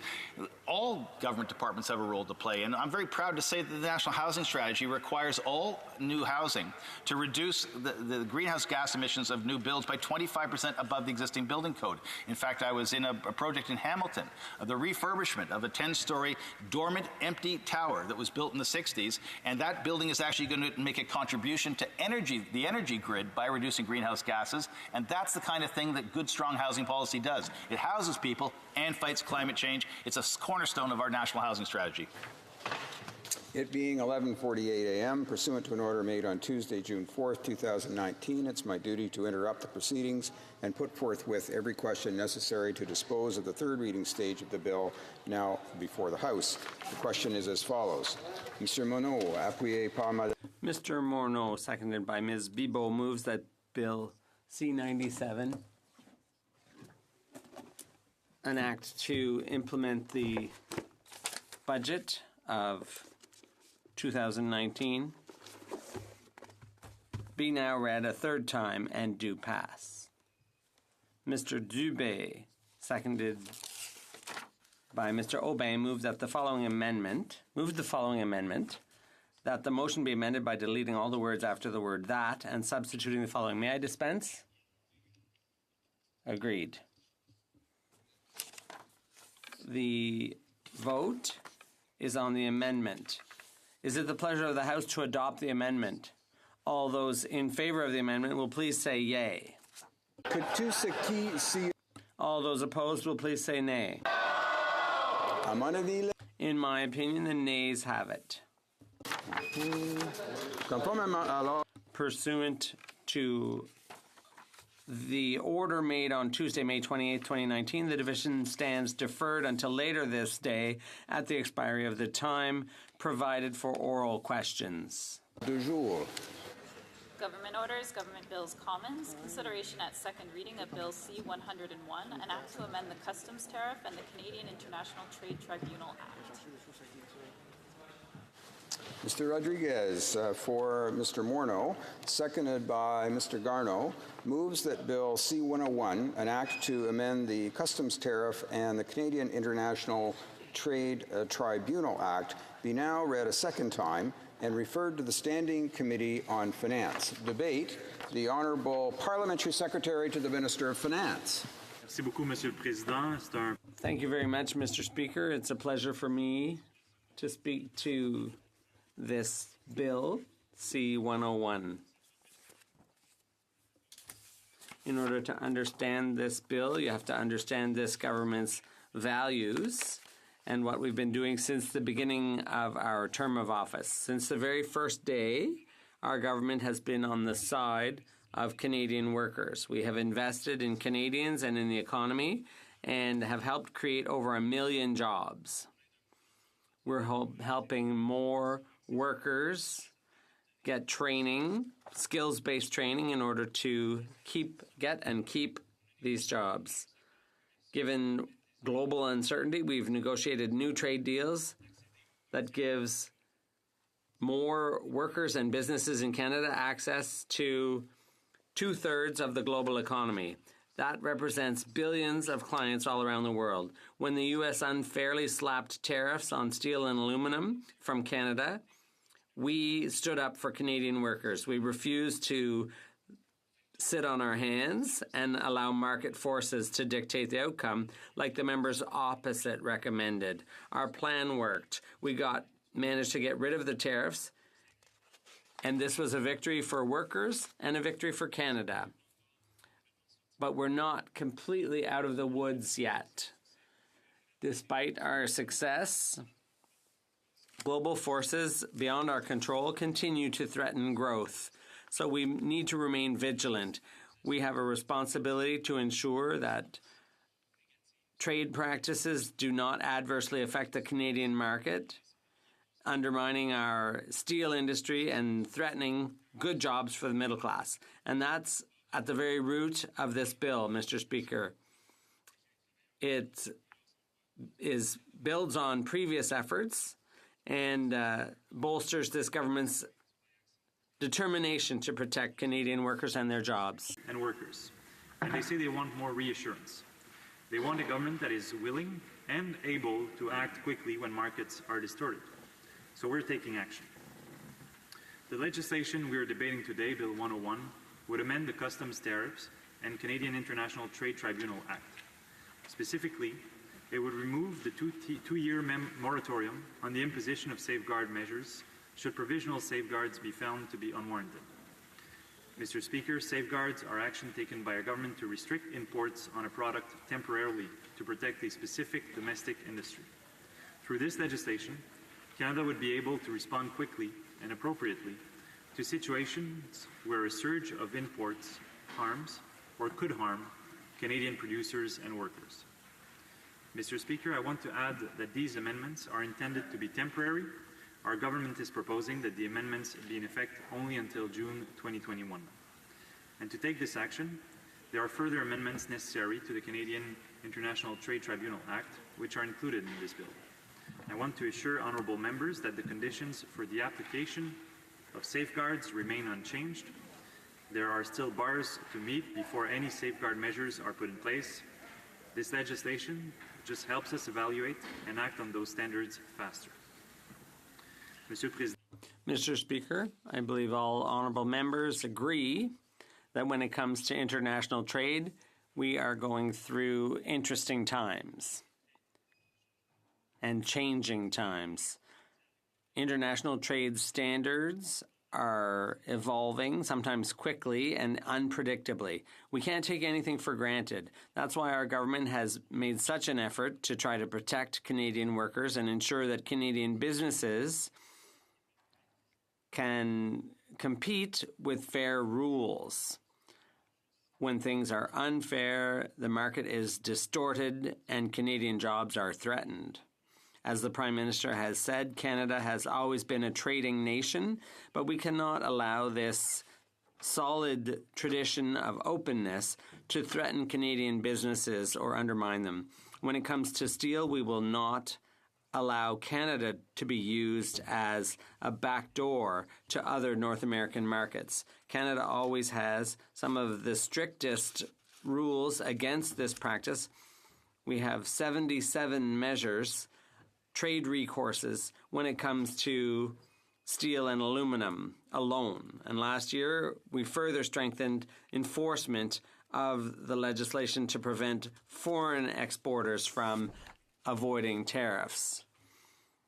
We want to keep an open and fair trading system for our producers. Our system protects Canadian businesses against the effects of foreign subsidized exports unfairly being sold at artificially low prices in Canada. It went even further to strengthen and modernize our trade remedy system. And in April 2018, we increased funding for the Canada Border Services Agency and Global Affairs Canada to keep trade enforcement working for Canadians. This bolstered our efforts to prevent transshipment and diversion of unfairly priced foreign steel and aluminum into the North American market. The new funding started immediately and amounted to more than $30 million over 5 years and $6.8 million per year after that. It means more than 40 new officers to investigate trade-related complaints, including those related to steel and aluminum. It means more accurate data on imports so that we can better monitor trade trends and better protect our industries and workers against unfair trade. At the same time, our government made targeted and timely investment to support the Canadian steel and aluminum industry. This includes an investment of $2 billion to defend and protect the interests of Canadian steel, aluminum, and manufacturing industries and their workers. These investments will help companies expand into new markets, increase operational and environmental efficiency, or purchase new technology and equipment. Mr. Speaker, we know strong, decisive trade action works because we've seen it work. As I said earlier, when the United States imposed tariffs on Canadian steel and aluminum, we stood up for our country's steel and aluminum workers, industries, and the communities who rely on their businesses. We imposed reciprocal, dollar-for-dollar countermeasures to encourage the full removal of the U.S. tariffs. Canada stood firm and did not back down.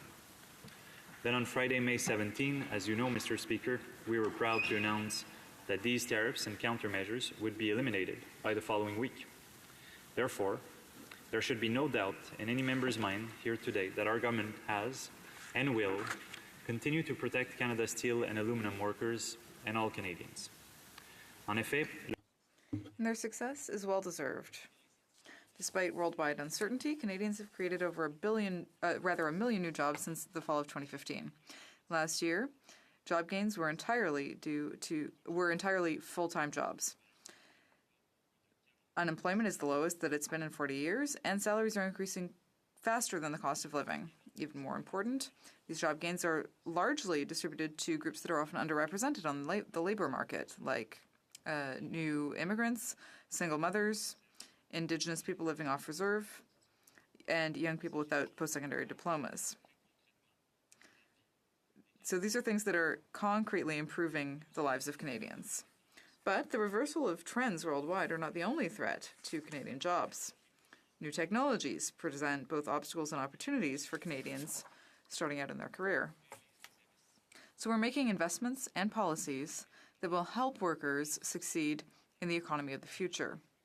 By helping more people get new skills starting today, we will be able to encourage Canadian prosperity in the years to come, and particularly for Canadian workers. And that's really the spirit of this bill. We know that the nature of work is changing around the world, and Canada is no exception. The OECD estimates that 1 out of 10 Canadians will face a high risk of having their jobs being automized. That means that many workers may have to change jobs several times in the coming years. Many others will have to develop new skills in order to simply keep their job in an ever-changing professional environment. The good news, Mr. Speaker, is that Budget 2019 provides real support to workers, both those of today and of tomorrow, through the new Canada Training Benefit. A flexible option for Canadians to find the time and the money needed to pursue training, improve their skills, and build strong and lasting careers. It does that in a few ways. First, Budget 2019 proposes a new non-taxable credit to help Canadians pay for a training course or program. Under this new Canada Training Credit, eligible workers between 25 and 64 will accumulate a credit balance of $250 each year, up to a lifetime limit of $5,000. Second, a new employment insurance training support benefit will provide up to 4 weeks of income support to workers when they take time off to take a training course. It will replace regular earnings so that workers do not have to worry about taking some time off to upgrade their skills. Et troisièmement, third, in addition to these two things, the government will consult provinces and territories about changes to the Labour Act, to labour laws, to ensure that workers can be absent from work and take training without losing their job. So it'll protect workers' rights when they take leave to get training and upgrade their skills. Je pense que, avant de conclure, And before concluding, I just want to remind everyone that this bill is one step in the broader process that the government has undertaken. We know that when we came to power in 2015, the economy was very sluggish. In fact, there was a technical recession in the fall of 2015. And that's why Canadians elected us. And that's why we've been working for the past 3.5 years to implement these 3 big economic pillars. So 3 pillars that helped kickstart growth in Canada. And I would define them as follows. First, there was major investment in infrastructure to ensure that people and goods could move effectively and freely. We also tried to reduce greenhouse gases, take care of our water treatment systems, protect the environment, and having modern and efficient infrastructure. Of course, that stimulates growth. And this is a very ambitious plan, $180 billion. So that was our first pillar. The second pillar was to reduce inequality and to give more money to those who needed it the most, and to give more momentum to the middle class. That's why we implemented the middle class tax cut, while introducing the CCB, the Canada Child Benefit, which is, I think, really almost an unprecedented policy in Canada. It reduced poverty by 20 years in 3 years, by 20% in 3 years, and child poverty by 40%.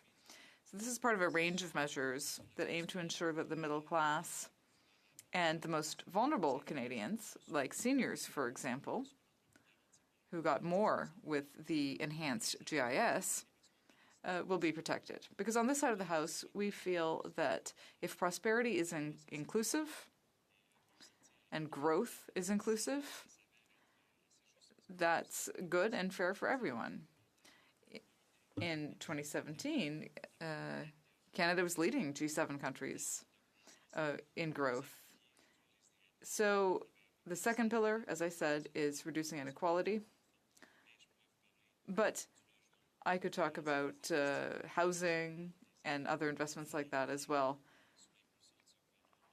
That's really coming back under this government. I could talk about help to seniors by lowering the age of retirement from 67 to 65, whereas the Conservatives were going to leave many seniors in poverty. I could talk about the Canada Child Benefit, which gives a lot more money. And if you look at the data that comes not from partisan think tanks, but from the OECD, you can see that the average middle-class family in Canada now has $2,000 more in 2019 than they had in 2015. And,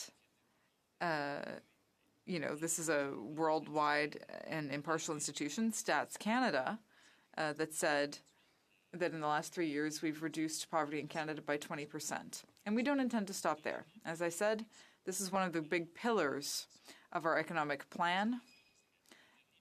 And the last pillar is to ensure that Canada remains competitive.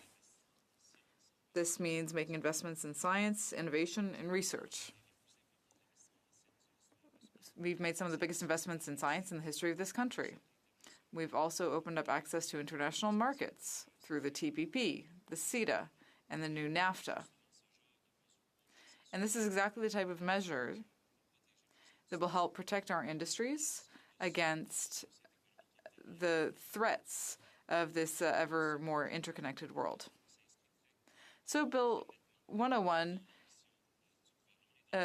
clearly is part of the government's economic plan to promote growth and prosperity while protecting our industries and our workers so that Canada can come out ahead. To reiterate our government's commitment to Canadian workers and to our industry, we will continue to carefully monitor the situation with great vigilance for distortion in global markets.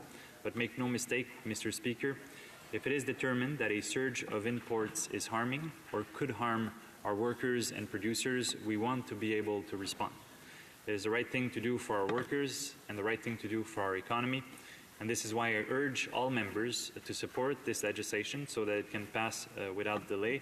Et à ce chapitre, j'aimerais And on that note, I'd like to thank the NDP, the Bloc, and the independent members who voted in favor of this bill, or rather in favor of the Ways and Means motion. However, the Conservatives will have to explain their position. Thank you very much, Mr. Speaker. Questions et commentaires. Questions and comments. The honourable member for Oshawa. Thank you very much, Mr. Speaker, and I'm happy that the government is actually moving on this. We in the Conservative Party wanted the government to take action over 2 years ago. And as a matter of fact, we had the minister in committee, and we found out that a year before the Americans put tariffs on our steel and aluminum sector, the Americans were actually asking for Canada to come on board and help out. So, Mr. Speaker, basically because of the dithering and incompetence, Canadian companies have been suffering with these steel and aluminum tariffs since that time. And my question to my colleague is, this bill is extremely important, especially in my community where we build automobiles and we have Gerdau Ameristeel, but the government has collected over $2 billion in tariffs, and because of enacting this bill the way they are, there may be companies that are going to be affected negatively. So my question to my colleague is, what is the government going to do to dispense, perhaps regionally, this $2 billion, this massive amount of money that the government's collected but has and promised to get out to the affected companies, but they really have done absolutely nothing on it. What's the government going to do to make sure that any inadvertent harm because of this bill is going to get out to the producers and manufacturers that require that support? L'honorable secrétaire parlementaire. The Honourable Parliamentary Secretary. Thank you very much, Mr. Speaker. I want to thank my colleague for his question and for his support for this bill, which is so important to the steel industry and which will provide the Government of Canada with the flexibility to react if necessary and to be very agile in its response. Now, his view of the last 2 years kind of perplexes me, given this government's enormous, tireless support for workers and steel and aluminum workers and the industry. We know that things have been very tumultuous over the last few months and years, and I think that workers have said repeatedly that they are satisfied with this government's action. We were very firm vis-a-vis the American tariffs. We've always said that they were unacceptable and illegal, and we stood firm. Whereas the Conservative Party has been suggesting from the very beginning of the NAFTA negotiations that we should abdicate, that we should give everything over to the Americans. Well, we know the result. We got those tariffs lifted. We got through that difficult period, And I can assure you, Mr. Speaker, that on this side of the House, we will stand firmly in support of steel and aluminum workers. Questions et commentaires, questions and comments. The honourable member for Courtenay Alberni. Friend and colleague for his speech. Mr. Speaker, before I get started, I do want to give a shout out to my colleague from Hamilton Mountain and my colleague from Essex and Windsor West for standing up for workers, Mr. Speaker, and the manufacturers and producers that have been suffering through this whole debacle. And I do want to also reiterate what my colleague said about the government dithering. You know, we wonder on this side of the House why the government didn't put permanent safeguards on all of the 7 steel products that were investigated by the Canadian International Trade Tribunal this spring. But moving forward, Mr. Speaker, in the 2018 budget, the government allocated $40 million to the Canadian Border Services Agency to supposedly provide more boots on the ground to assist in investigations and stop foreign steel dumping. However, by October, they'd only managed to hire 10 people to get this work started. How many additional officers have been in place now so that we can stop this from happening? Parliamentary Secretary. Merci beaucoup, Monsieur le Président. Thank you very much, Mr. Speaker. Well, to this very specific question, I will try to get back to him if he wants to know the exact number. This doesn't directly have to do with the finance department, so I don't have the exact number. But one thing is clear, and I appreciate that he underlined it, and that is that our government decided to make investments, significant investments, to give the Border Services Agency the resources they need to make decisions as quickly as possible so that they can protect our industries and workers in Canada. And I also want to mention the work of members on both sides of the House who really helped out during these very difficult, this very difficult period with the tariffs. I can reassure him that our government will always stand behind steel and aluminum workers. We were very clear on that. I mentioned the $2 billion in my speech, and that money was very well received by steel and aluminum workers. And I think our government has shown that it is going to be there for those sectors. It hasn't been easy over the last few months. We recognize that, but I think that there's no doubt that this government has shown a firm commitment to supporting those industries and the workers of whom we are all so proud. Questions and comments? The honourable member for Chilliwack Hope. Thank you very much, Mr. Speaker. And I want to talk a bit about the regional disparities that we have in this country when it comes to steel and aluminum producers. I know that in central part of Canada, perhaps that safeguards are welcomed as a way to protect the big central Canadian steel mills and those jobs.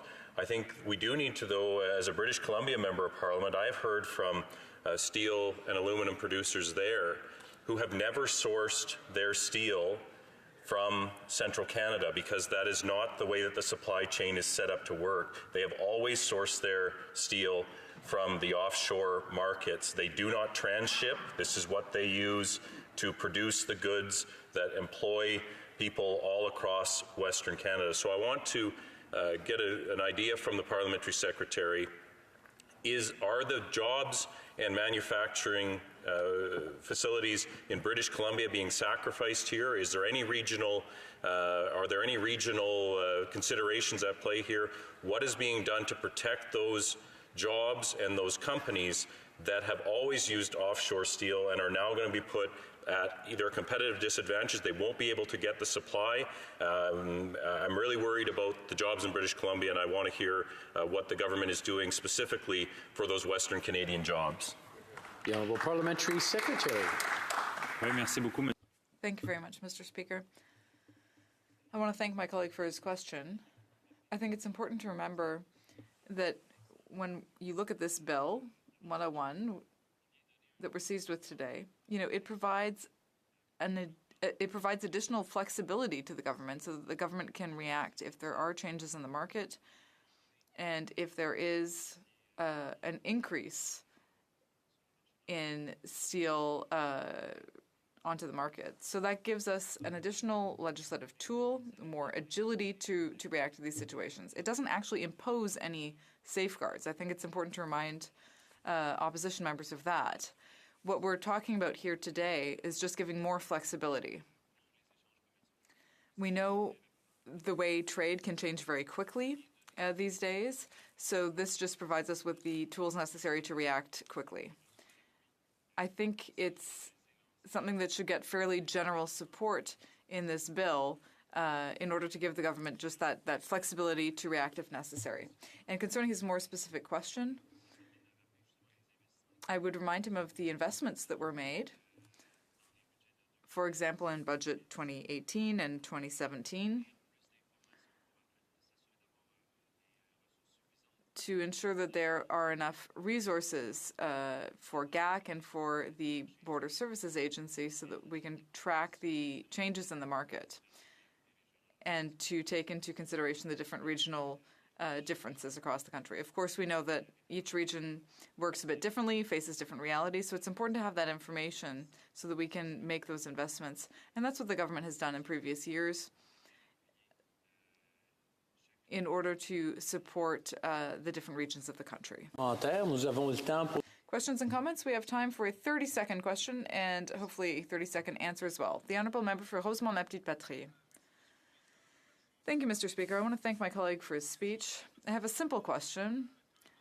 Steel and aluminum workers are a priority for the NDP and have been for a long time. We encourage this as a step forward, but it does seem like it's a temporary measure. So why hasn't the Liberal government done what the EU has done and set up permanent safeguards on the steel products that are that are at the heart of the dumping issue? The Honourable Parliamentary Secretary, 30 seconds or less. Thank you.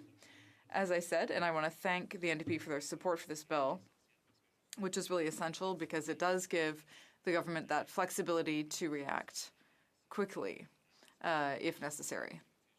So I think it's really an indispensable legislative tool to help protect Canada's steel and aluminum sector.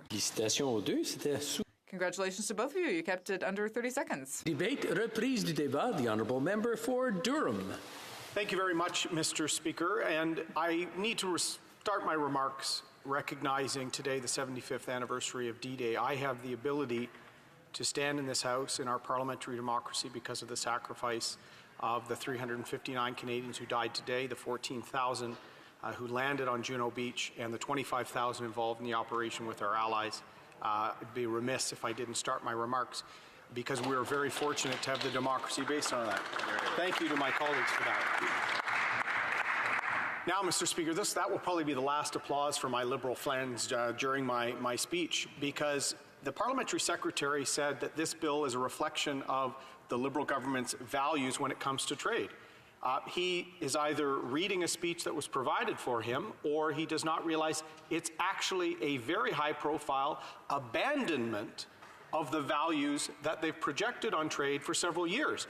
He has heard the Foreign Minister countless times, Mr. Speaker, talk about the international rules-based order. Trading order, security order.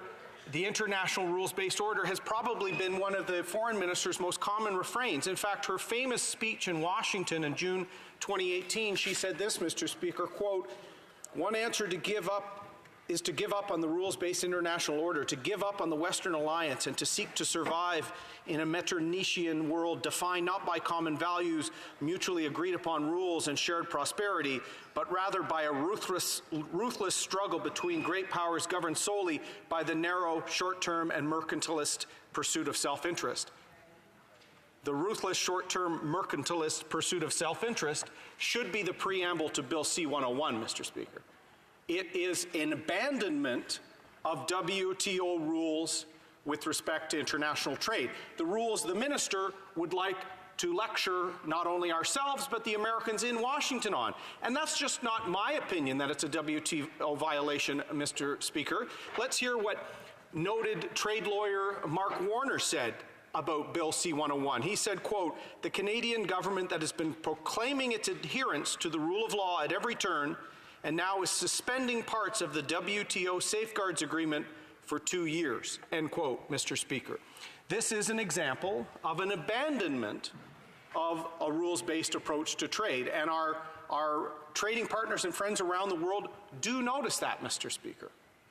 Now, there's a real politic to trade that this government avoided and ignored for their first several years. And that is why Canadians should be shocked that in the final weeks of this Parliament, they've tabled through Ways and Means motion with no collaboration from the government or from the opposition, the soon-to-be government, Mr. Speaker, on NAFTA, the new NAFTA, on safeguard provisions, Mr. Speaker. In fact, changing the law to allow safeguards not to have their 2-year suspension after safeguards have been applied, but to have the ability to have permanent safeguards.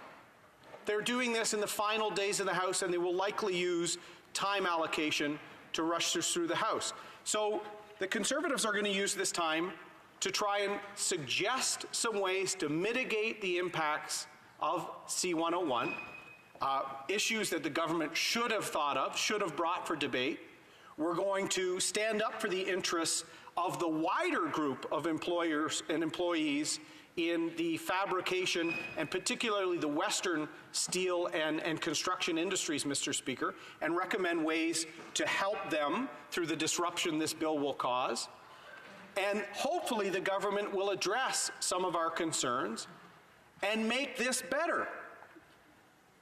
Deal with the companies and the employees in Western Canada, in Quebec, and Newfoundland and Labrador that will be impacted.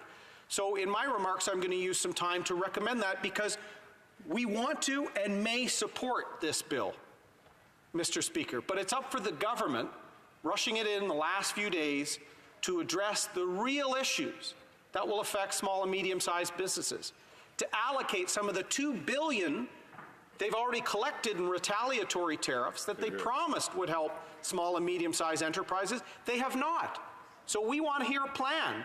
This government has lurched from crisis to crisis on trade, on tariffs, on NAFTA, on canola with China, pork with China. Enough with the crises, Mr. Speaker. We want a plan, and that as an effective opposition is what we'll do. I've already said this violates WTO safeguard regulation, Mr. Speaker, but it also violates the ruling of the Canadian International Trade Tribunal from April, our own rules-based order. I would refer to the Minister of Finance and the Foreign Minister. The Trade Tribunal did say there was serious injury with respect to the dumping or import of heavy plate and stainless steel wire, Mr. Speaker. But they actually clearly said that rebar, energy tubular products, hot-rolled sheet, pre-painted steel, and wire rod, there was no serious injury and therefore no need for safeguards, Mr. Speaker. And these may seem like obscure terms to Canadians, but our recommendations today will actually show how we can go with the spirit of the safeguards and also safeguard the jobs and economic activity that depend on these steel products. I'll bring it home to Canadians, Mr. Speaker. Energy tubular products are used in our oil sands, our energy industry in Western Canada. There is steel plate that if we don't have specific imports will raise the cost of the Champlain Bridge in Quebec by $1 billion, putting at risk critical public infrastructure. The Muskrat Falls project in Newfoundland, Labrador. I'd like to shake out of their slumber the Maritime and Atlantic members of the Liberal caucus. Do you realize that that project that's already in huge cost overruns will be made worse potentially unless there's geographic or steel-specific exemptions? The LNG Canada project that I believe the Prime Minister took some photos at the launch of, Mr. Speaker, that project is at risk unless some exceptions, exemptions, or specific regional quota is provided. And the Site C Dam in British Columbia, Mr. Speaker. So critical jobs, economic development, and public infrastructure like the Champlain Bridge, Mr. Speaker, all potentially at risk economically because of steel that needs to be imported. We don't make enough of these types. With rebar, Mr. Speaker, we already know the affordability crisis in Vancouver, the Lower Mainland, Toronto. Rebar, the construction industry needs for commercial building, for residential. 40% in Western Canada has been imported from Asia. Taiwan mainly, Mr. Speaker. That is going to be cut off, and these producers, these construction companies, these fabricators that use a lot of these types of steel will see their prices go up by more than a quarter, Mr. Speaker. There are real impacts here, so you can't rush in all these bills at the end of Parliament because you've messed up your trade strategy for 4 years, Mr. Speaker. So we're going to have some recommendations that we want the government to take seriously because there's thousands of jobs. Let's have a win for both the steel producers and fabricators, construction companies, by being smart with safeguards, by having regional provisions and regional protections and quota allocations, Mr. Speaker. Let's do a history.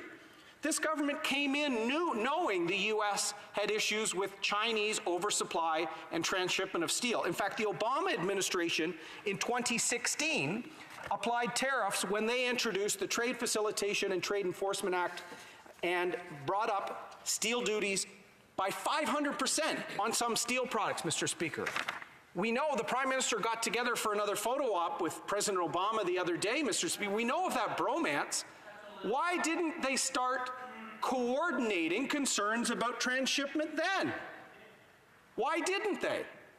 In fact, they did not, Mr. Speaker. Some of the members are waking up now. I'm happy to hear that. In 2017, the U.S. President expressed a direct concern about oversupply, transshipment, and that he would use 232 steel tariffs as a result, steel and aluminum.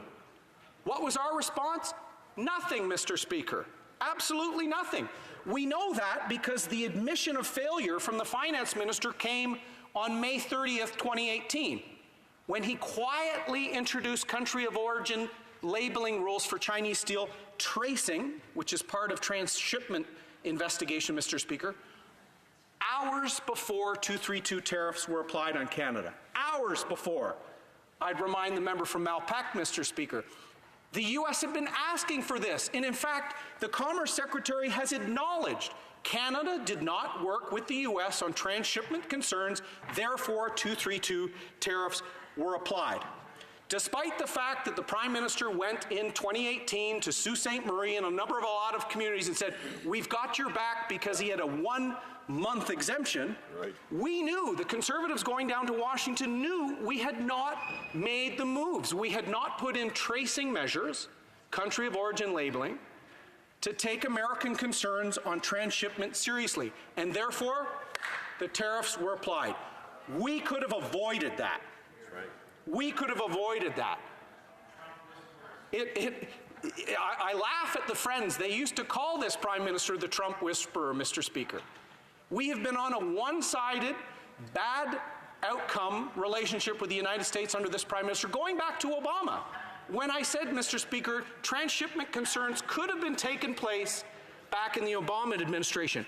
And I'll remind the members, because over a year ago, June of last year, I asked the minister about this at Trade Committee. I referred to 232 tariffs and the need for country of origin marking and transshipment concerns, and this minister dodged my questions for 6 minutes, Mr. Speaker. The member for Spadina Fort York has a point of order. The member opposite is clearly using a prop, waving a white flag. The Conservatives were prepared to surrender, and he seems to be trying to surrender again. Captain Capitulation can have the floor back. I'm sorry, I didn't see any white flag, or I'm not sure what the honourable member is referring to. We'll go back to the honourable member for Durham. Thank you very much, Mr. Speaker. The transcript of a year ago when I questioned the minister on Liberal delays on safeguards, I will send this package over to that member from Toronto and to the rest of the Liberal caucus because they've been asleep. How do I know that, Mr. Speaker? Because none of them showed up to their own government's briefing on this bill last night. None of them. In fact, I found out about it when the Minister of Finance asked me and said there's a briefing. You know what? The Liberals didn't invite the opposition to the briefing. They don't care. That is how they've played this from day one, Mr. Speaker. And the minister avoided all my questions on why Canada waited over a year to take U.S. concerns over transshipment seriously. We could have avoided 232 tariffs, Mr. Speaker. We could have been having this debate a year and a half ago when the Conservatives asked for it on safeguards, Mr. Speaker, under the time where we could have mitigated some of the impacts of safeguards. And I'm going to go through those impacts now, Mr. Speaker, because these are real. These affect jobs in Winnipeg, in Sault Ste. Marie, in Hamilton, in Toronto, in Prince Edward Island, and wherever that guy's from, Mr. Speaker. These are real because there's fabricators in all communities. I toured a great fabrication plant, one of the largest employers on Prince Edward Island, Mr. Speaker. They work with Quebec steel companies to bid and to build on stairways and parts of construction in Manhattan skyrises. I know the member from Malpeque is proud of those jobs. I am, Mr. Speaker. These are all affected by poor Liberal decisions on trade policy and will be impacted by Bill C-101. So what the Conservatives want to see, Mr. Speaker, is mitigating the impact. We want to see Western Canadian fabricators and critical public infrastructure projects like Muskrat Falls, Site C, LNG Canada, the Champlain Bridge, protected by regional allocation of quota, Mr. Speaker. We want to make sure that the Champlain Bridge doesn't cost $1 billion, $2 billion more as a result of this bill. That can be done, and it can be WTO compliant through TRQs, Mr. Speaker, regional allocation of quota for critical industry, because Western Canada can't get steel from Hamilton and Sault Ste. Marie. It's uneconomical to ship it there, and we don't make enough of rebar and other critical elements of plate that we need. So they need to import. So let's give tariff allocation where it's needed. Newfoundland as well, and in Quebec, Mr. Speaker. We're going to recommend that. We're going to recommend some of the $2 billion they've collected through tariff-like taxes, the retaliatory tariffs. They said they would go as relief to small and medium-sized businesses impacted by trade disruption by 232. They haven't given them. They've given some loan guarantees to the large steel players. We want to see a commitment to allocate some of those funds to the small and medium players and to address geographic concerns, Mr. Speaker. And if so, they will see the Conservatives work with them on 101, this bill, work with them on NAFTA, even though we're not happy with the fact that we're seeing these in the final weeks of Parliament when the Conservatives have been asking for this for over a year, Mr. Speaker. Let's review. President Trump was not even inaugurated when our Prime Minister volunteered to renegotiate NAFTA. Yeah. That was a risk we didn't need to take, Mr. Speaker. But when it was, the Conservatives put forward our suggestions to the government. Now remember, Mr. Speaker, 98% of Canada's trade access were negotiated by Conservative governments, including NAFTA, including U.S. free trade. So we said, let's put auto forward, let's put softwood, let's put key agricultural sectors forward as our priorities, because the U.S. Trade Representative, Ambassador Lighthizer, his team had already prepared a list of priorities where the U.S. wanted to go. This government speech, the minister's speech at University of Ottawa, addressed none of the U.S. issues they wanted to talk about. They launched their much vaunted progressive agenda, and they talked about issues related to the Prime Minister's brand, but that had no relation to trade whatsoever. In fact, they didn't mention auto and auto part calculation for 6 months, Mr. Speaker. And when they did, we praised them for that, and there was progress finally made in the NAFTA discussions. Mexico, Mr. Speaker, took the talk seriously, had 80-plus meetings with White House and White House officials. They got a deal done before Canada. That should trouble Canadians. This government, virtue signal, as I call it, put their own electoral ambitions ahead of the national interest. That should trouble Canadians, Mr. Speaker. That's why, in the final days of Parliament, we have the two most substantive economic pieces of this Parliament being rushed through in Ways and Means motions, Mr. Speaker, because of incompetence. The 232 tariffs, Mr. Speaker, were completely avoidable if we'd taken, going back to President Obama, concerns about Chinese transshipment seriously. If we'd taken NAFTA seriously and put forward auto was always going to be critical. If we put in softwood, tried to deal with that constant generational issue that's now hurting our Western producers, if we put ag, if we started punching back at the administration's claims about subsidies through our supply management system, Mr. Speaker, the U.S. spends more on agricultural subsidies than we do on our military, Mr. Speaker. I didn't hear the government pushing back on that. They were talking about the progressive agenda with a president that they knew was not quite too progressive, Mr. Speaker. So they totally misaligned our interests. That's why Mexico, who had a weaker position going in, got a deal before Canada, and we had to scramble to try and be an add-on to that deal. Same thing happened with tariffs, Mr. Speaker. Mexico was ahead. That's why I'm happy the Conservatives, we collaborated. We told the ambassador we were going down. And the member from Prince Albert and I, in one day, were invited to a caucus meeting and met more members of Congress than the government did in the previous year to talk about 232 relief. So I've talked about some of the ways I think we can work with the government on Bill C-101. And to do that, Mr. Speaker, to fix the issues that are missed, to mitigate, we are proposing an amendment to make this better.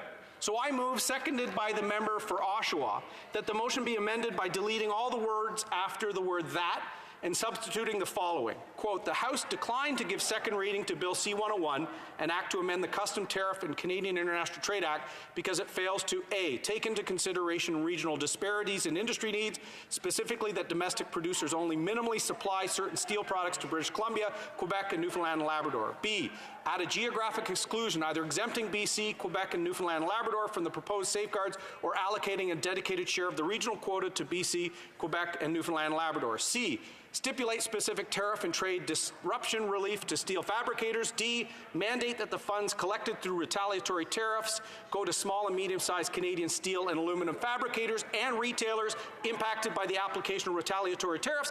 And E, grant specific product exclusions for certain steel products that are not produced in commercial quantities in Canada to avoid the economic negative impact of safeguards on critical public infrastructure projects like the Champlain Bridge, the Muskrat Falls Hydroelectric Dam, the Site C Dam, and projects of national economic importance like LNG Canada, end quote, Mr. Speaker.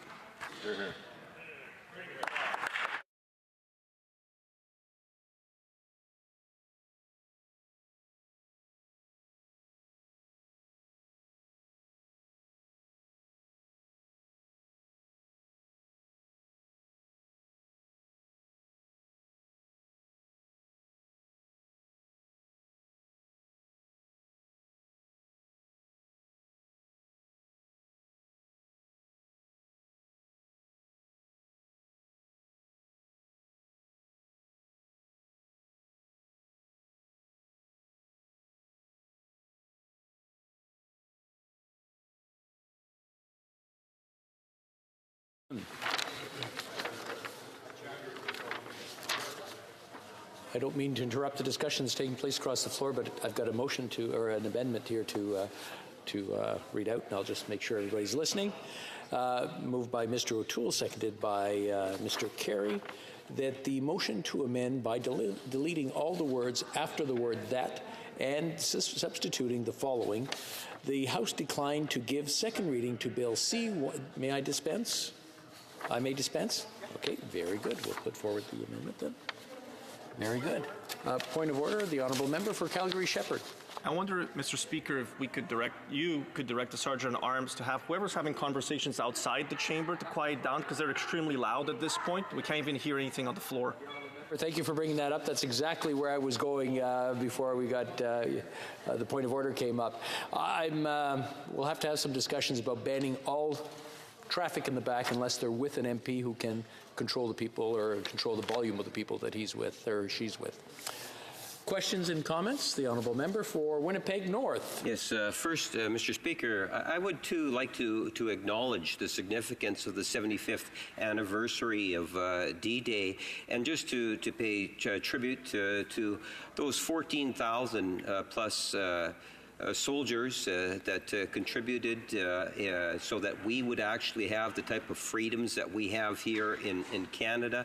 I do appreciate the member making reference to that at the beginning of his remarks, and just to echo those comments in terms of just how we will ensure that we never forget and continue to pay tribute to our women and men that serve us day in and day out in our forces. Having said that, Mr. Speaker, I'm a bit taken aback by the Conservative Party's approach in regards to this tariff. I think that at the end of the day, with the support of Canadians and industry, that the Government of Canada was successful at bringing this thing to a conclusion, which is literally protecting literally thousands of jobs in different regions of our country, that this is a good news piece of legislation, and would ask the member across the way to recognize good legislation when they see it and actually support it, and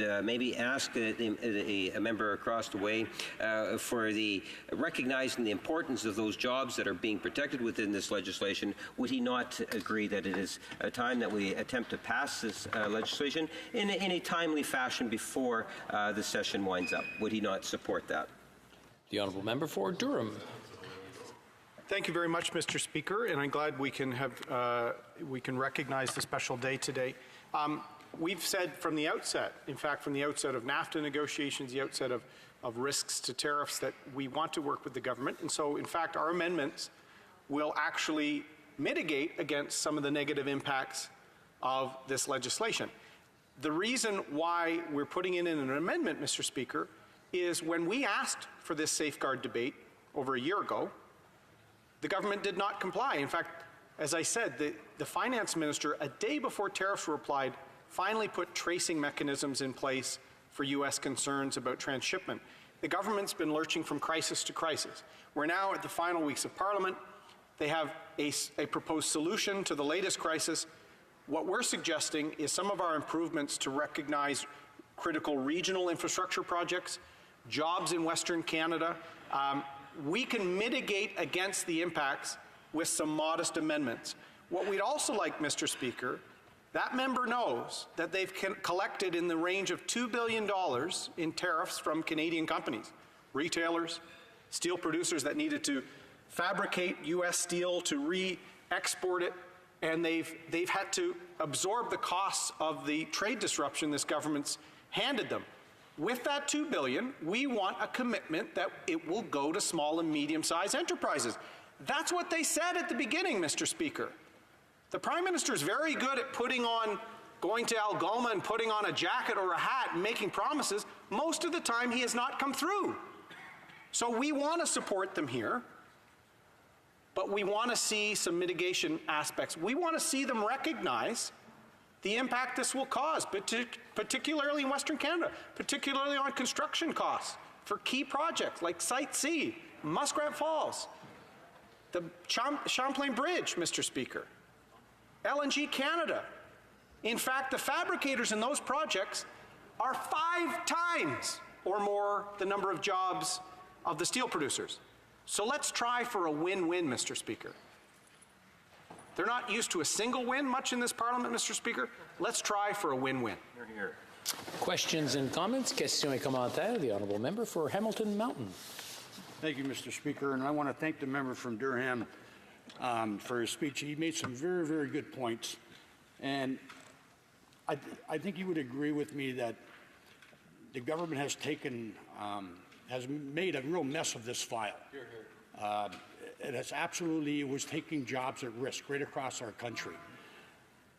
But my question is, does the member agree that it's imperative for the government to impose safeguards immediately following the passage of this legislation? And this is something the steel workers and the steel producers are united in asking the government to do. The honourable member for Durham. Mr. Speaker, I'd like to thank the member from Hamilton Mountain. We're in full agreement on his definition of the Liberals' handling of this. I think he used the term mess. I agree wholeheartedly. And we in the Conservative caucus want to stand up for the members of that union, workers in and around Hamilton, but also others, Mr. Speaker. So as he might know, I'm not sure if he's on the Trade Committee, but he might know, a year ago we asked the Minister about safeguards. We knew that this was critical to have this debate and to see how can we apply safeguards but mitigate against some of the real impacts on fabricators, on critical infrastructure projects, and on Western Canada in particular. That member would know, because the union members in his riding are akin to some of the pipeline workers and union members in Western Canada. Those industries are suffering, Mr. Speaker. We don't need to pile yet another economic challenge on top of that. So our modest proposals to the government should be a way of constructively addressing some of the impacts of this big, quick trade action. And as I've said, Mr. Speaker, the government knows it violates the WTO rules. The rules, they formed a little Ottawa group to modernize the WTO. They've lost a lot of credibility on this. So let's try and blunt some of the negative impacts of this legislation, because Conservatives have been wanting to have the debate on safeguards for over a year, Mr. Speaker. Let's get it right. I hope the NDP and the Conservatives, we can both push the Liberals to finally do the right thing. Questions and comments? Questions et commentaires. The honourable member for Brandon Souris. Thank you, Mr. Speaker. And I'd just like to ask my colleague to go back to the mitigation that he was speaking about. I have a situation where small businesses and recreation area have had to purchase inventory for the coming season. Winter is over. If you're in many of the particular recreation vehicle, boating, campers, that sort of thing, there's a lot of steel tariffs that have been used has increased the cost of the inventory that these people have had to carry. In the one case that I'm looking at, it may not be as much as the greater steel industries, but $35,000 to one small business is a lot of money. And I'd just like him to expand on what he thinks we could do. I know he mentioned it in his speech and in the questions, but I wanted to follow up again with it in regards to the mitigation of the $2 billion that the government has attained from the tariffs that they put on, and how we could best convince the government that it would be a good part of the amendment to pick up to move it forward before we pass this legislation. Well, member for Durham. Thank you, Mr. Speaker. I'd like to thank my friend from Brandon Souris. I've had the fortune of being in his riding and know he has a great relationship with the Chamber and a lot of those businesses, and those are real concerns. The aluminum recreational boat industry has been hammered by this, Mr. Speaker. We've raised it in the House. I've talked about the Junkin family in my own riding at Lakeview Marine in Port Perry. They now have stranded inventory because they now have some inventory where they've had to absorb the cost of the tariffs, yet consumers now know the tariffs are off. So how are they going to deal with this stranded inventory that has the tariffs on it? Some of that $2 billion fund that the government has collected could be used towards that. That's all we're asking on that front, Mr. Speaker. That would help in Brandon, that would help in Port Perry. That would also help fabricators like Milky Industries in the Fraser Valley, in areas like Abbotsford, Chilliwack. There's a lot of fabricators in Western Canada that have imported steel, Mr. Speaker, to fabricate into world-leading products. They are some of our best exporters, Mr. Speaker, but are now becoming uncompetitive because of these trade disruption, because we couldn't avoid the 232 like Australia and like South Korea did, Mr. Speaker. The government has put them in a place where they're uncompetitive. So let's use that $2 billion they've collected to provide some relief, to make sure that they don't lose international contracts, to make sure small businesses, family-owned in many cases, in Brandon, in Durham, don't have to have a loss this year and next, Mr. Speaker. The government promised that small and medium-sized enterprises would be helped by this relief, yet we've seen none of it. Time is running out. The government will see us cooperate if they address these geographic and small and medium-sized business issues. We've given them some ways to do that, Mr. Speaker. It could also help provinces like Newfoundland and Labrador, Quebec with the Champlain Bridge. Our recommendations are not only effective, they're modest, Mr. Speaker. We can make this better. Let's all get on the same page by addressing the shortcomings of this bill quickly so we can pass it and remain competitive. Resuming debate, reprise du débat, the honourable member for Hamilton Mountain. Thank you, Mr. Speaker. So I am pleased to have the opportunity to speak today about Bill C-101, an act to amend the Customs Tariff and Canadian Trade Tribunal Act. This is a bill that looks to repeal subsections 55, 5, and 6, thereby eliminating the 2-year waiting period on the imposition of provisional safeguards. I have to say that I'm somewhat pleased to see the government finally taking this good first step for protecting Canadian steel producers and the hard-working people employed in the industry. But, Mr. Speaker, the NDP will support this bill as it will temporarily help the steel industry. But the government should never have let the deadline go by without imposing permanent safeguard measures, something for which the NDP has been calling on for years. When when the finance minister allowed the safeguard deadline to pass in April, he placed workers and business at great risk. Now he is temporarily changing the timeline for legislation. But let me be very clear, Mr. Speaker, the NDP is adamant that we see this measure as only a small step, and it must, absolutely must, be followed by the imposition of, at the very least, provisional safeguards over the 5 remaining unprotected products categories of the 7 listed by the Canadian International Trade Tribunal, also known as the CITT. These measures must also protect and stabilize the Canadian steel industry over the long term.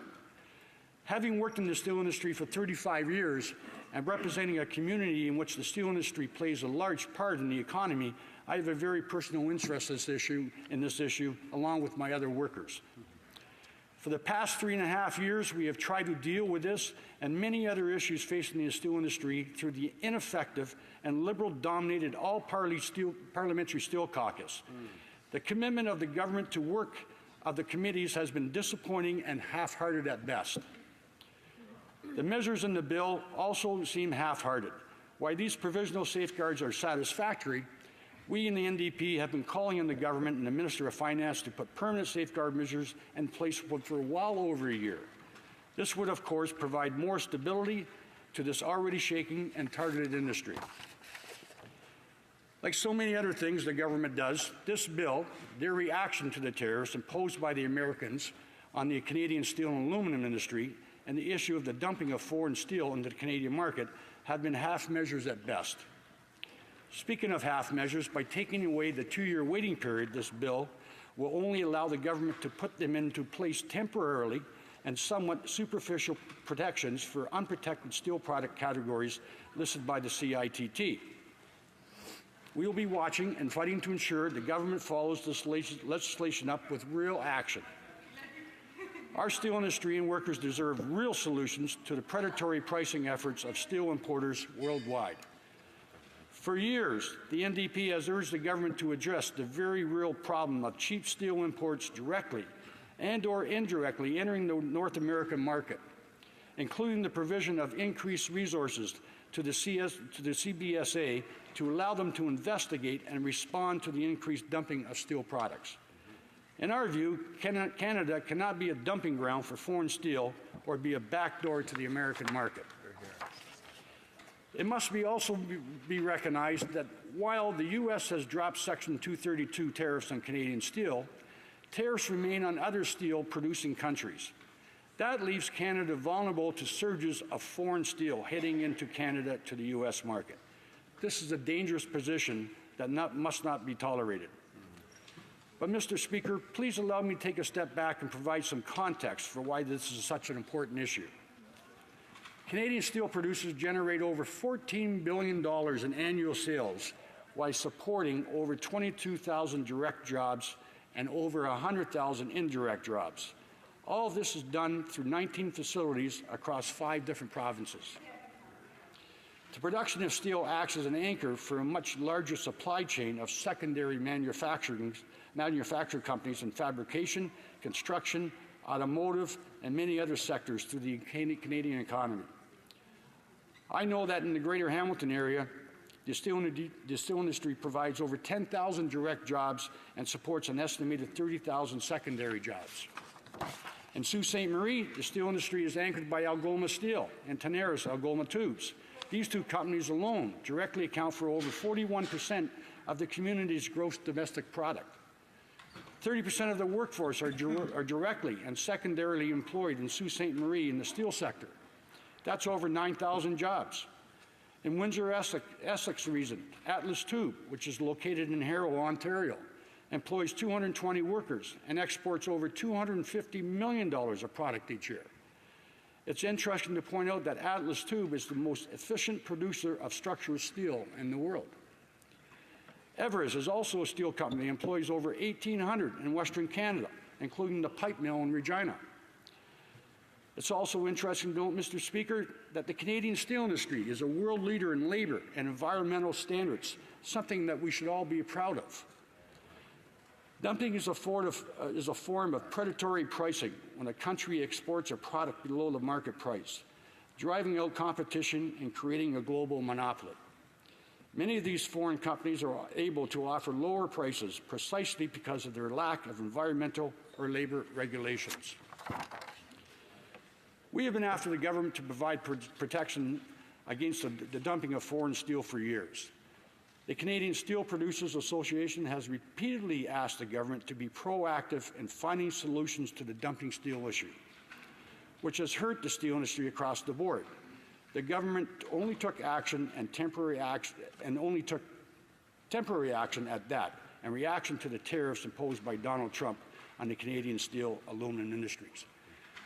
And Mr. Speaker, we were given heads up almost the first year that we started this session. And we kept sitting and saying that we knew what we were doing and we knew what we were doing. And it all comes down to this. We found out that unilaterally, what the government did became a real mess, and they just kept fixing their mistakes and more mistakes and more mistakes, and now we are today debating this bill. That is clearly not good enough, and the Liberal government should have put permanent safeguards in place as soon as they came into power. They knew then the illegal dumping of dirty steel into Canada was a major concern for our steel industry. In April, the government decided to allow the safeguards in place to expire on imports of 5 types of steel products. Because of current legislation, those safeguards cannot be restored for 2 years, regardless of potential threats to Canada's steel sector. The current legislation we are considering today will allow the government to waive the 2-year waiting period and pose the safeguards again. That is a good thing, but it's nearly not enough. It's always interesting, Mr. Speaker, to gauge the response to government legislation of those who will be affected. Ken Newman, National Director of the United Steelworkers, had this to say: "We hope the legislation announced today will be passed swiftly in Parliament before the summer recess. In the meantime, Canadian workers and producers need an unequivocal commitment from the federal government that it will implement safeguards or other strong measures to defend our industry. The government must signal that it is prepared to retroactively apply safeguards or any other measures to protect Canada's steel sector from potential surges in imports. The safeguards or other measures must be introduced to stabilize Canada's steel sector and defend Canadian workers and producers from surges in foreign imports." And Mr. Speaker, when I was talking about surges, one of the things that I know that was a very, very concern to many producers across Canada when we had the tariffs and we wanted them lifted, that we did not trade off for a quota system that would stop the growth of the steel industry in Canada. The government said they listened to that, and they came back and they said that we don't have quotas. But we have a word called surges. And I guess that was to offset and saying, well, we don't have the word quota in there, so we can fool them by saying we have surges. So I think surges were just another name for quotas, because we're not sure what that actually means. And recently, Mr. Speaker, the steelworkers asked the government to use Section 53 and 55 of the Customs Traffic Act, which gives the federal cabinet the authority to respond to tariffs as well as an act against countries participating in dumping. For example, the government could apply a surtax to any goods that are imported under such conditions as to cause or threaten serious injury to domestic producers. The Liberal government declined that. Interestingly, Mr. Speaker, the steelworkers also recently sent a letter to the government detailing their concerns about the North American Free Trade Deal. In that letter, they addressed concerns about the steel industry. The USMCA should never have been signed absent the removal of steel and aluminum tariffs. While we're happy that the tariffs have finally been removed, we are concerned with some of the details in the agreement to remove the tariffs. The ability of the U.S. to legally apply new tariffs if there is a surge of imports about the historical average. So is that quotas, or is that all of a sudden a bigger supply? The lack of measures to protect and stabilize the Canadian steel market, leaving us vulnerable to import surges. This threatens not only the domestic Canadian industry, but also leaves us vulnerable to the reimposition of tariffs. Our ability to respond to tariffs, if they are imposed, Canada will be limited in its response and only able to impose counter tariffs on the same products. This limits our ability to impose counter tariffs that are proportional but based on products that are actually produced in the U.S.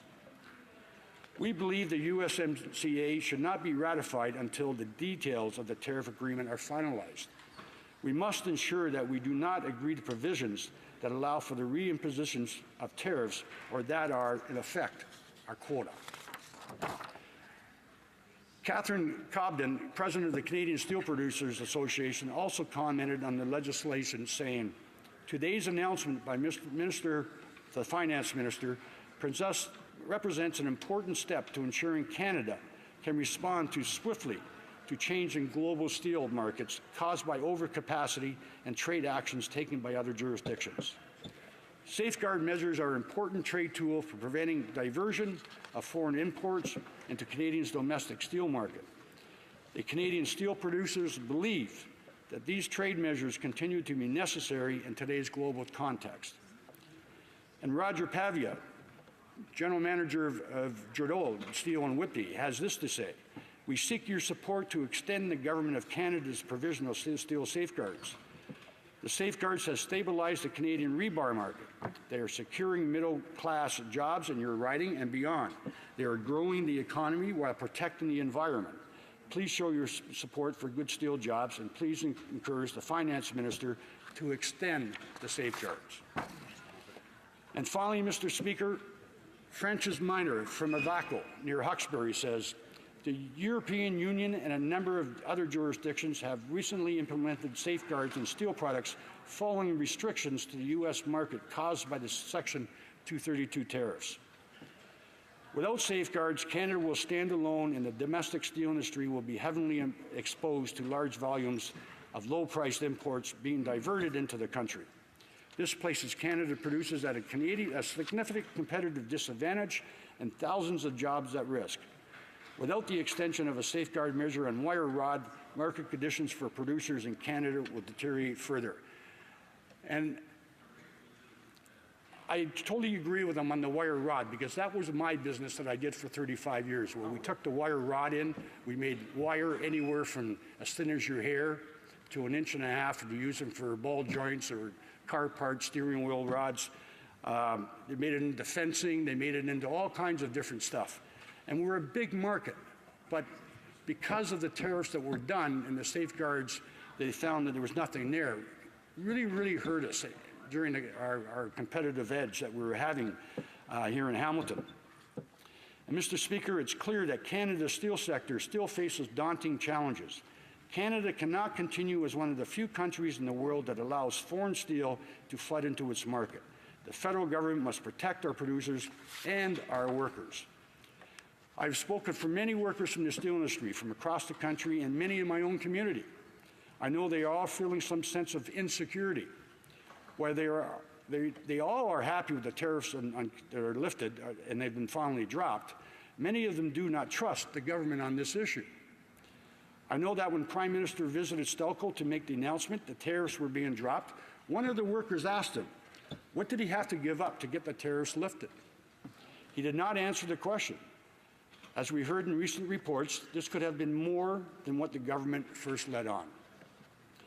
I'm told that the mood among the workers at Stelco is that they are happy the tariffs were lifted, but they still have a healthy dose of skepticism, like many workers across the country, that they are concerned this government isn't tough enough to stand up for them in the steel industry against the U.S. and other countries. As the president of USW Local 8782, Nanticoke, said recently, one would think that the government in Ottawa would have the interest and common sense to protect Canadian interests and the industry, but that is apparently not the case.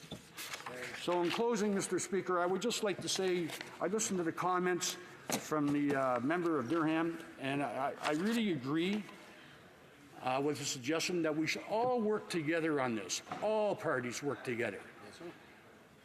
We have found that the government unilaterally cannot do this. They have made too many mistakes, and we have to make sure we get this right to protect not only the Canadian industry, but our Canadian workers, and we can only do that working together.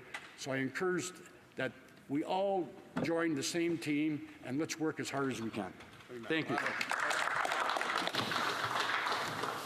Questions and comments? Questions et commentaires. The honourable member for Winnipeg North. Mr. Speaker, I agree with the member's very last comments, and that is the team. And there has been a team effort by this government from day one with regards to trying to address the very important issue of steel and aluminum tariffs. It is something that has had a profound impact on workers in different regions of our country, and that is one of the reasons why we have members of Parliament from within our caucus, led by our Prime Minister and ministers, to work with the many different stakeholders, go out and visit some of these plants firsthand, talk to the workers, to look at the industry, and continue to have the dialogue, which was absolutely critical. Canada is not alone in terms of what's been taking place in regards to these tariffs, and I'm pleased that we've been able to take it to the point that we have, where we now have this legislation, and in hopes that over the next period of time that we will see the legislation passed, because it will provide some additional certainty, and we owe it to the workers to do what we can. And my question to the member across the way, would he not agree that one of the ways in which we can support our workers in Canada, the thousands of workers that are so dependent on providing that quality steel and aluminum products, that one of the things that we can do jointly is recognize it and ensure that this legislation passes before we rise in the next week or so. The honourable member for Hamilton Mountain. Yes, Mr. Speaker, and I thank you for the question for that. And it's a very important question, because I do believe that we should all work together. And I can only tell them I'm not on the trade committee, but I am on the all-party committee for the Steel Caucus. I know some problems that we've had on the trade committee, listening to people's amendments, trying to get stuff going, but it seems to be that the government took the unilateral approach. We'll listen, but we're not going to do anything. They took it their own way, and that's why we are where we are today.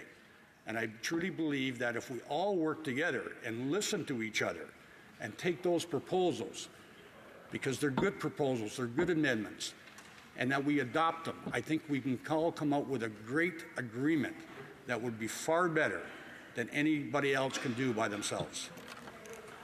Questions and comments? Questions et commentaires. The honourable member for Oshawa.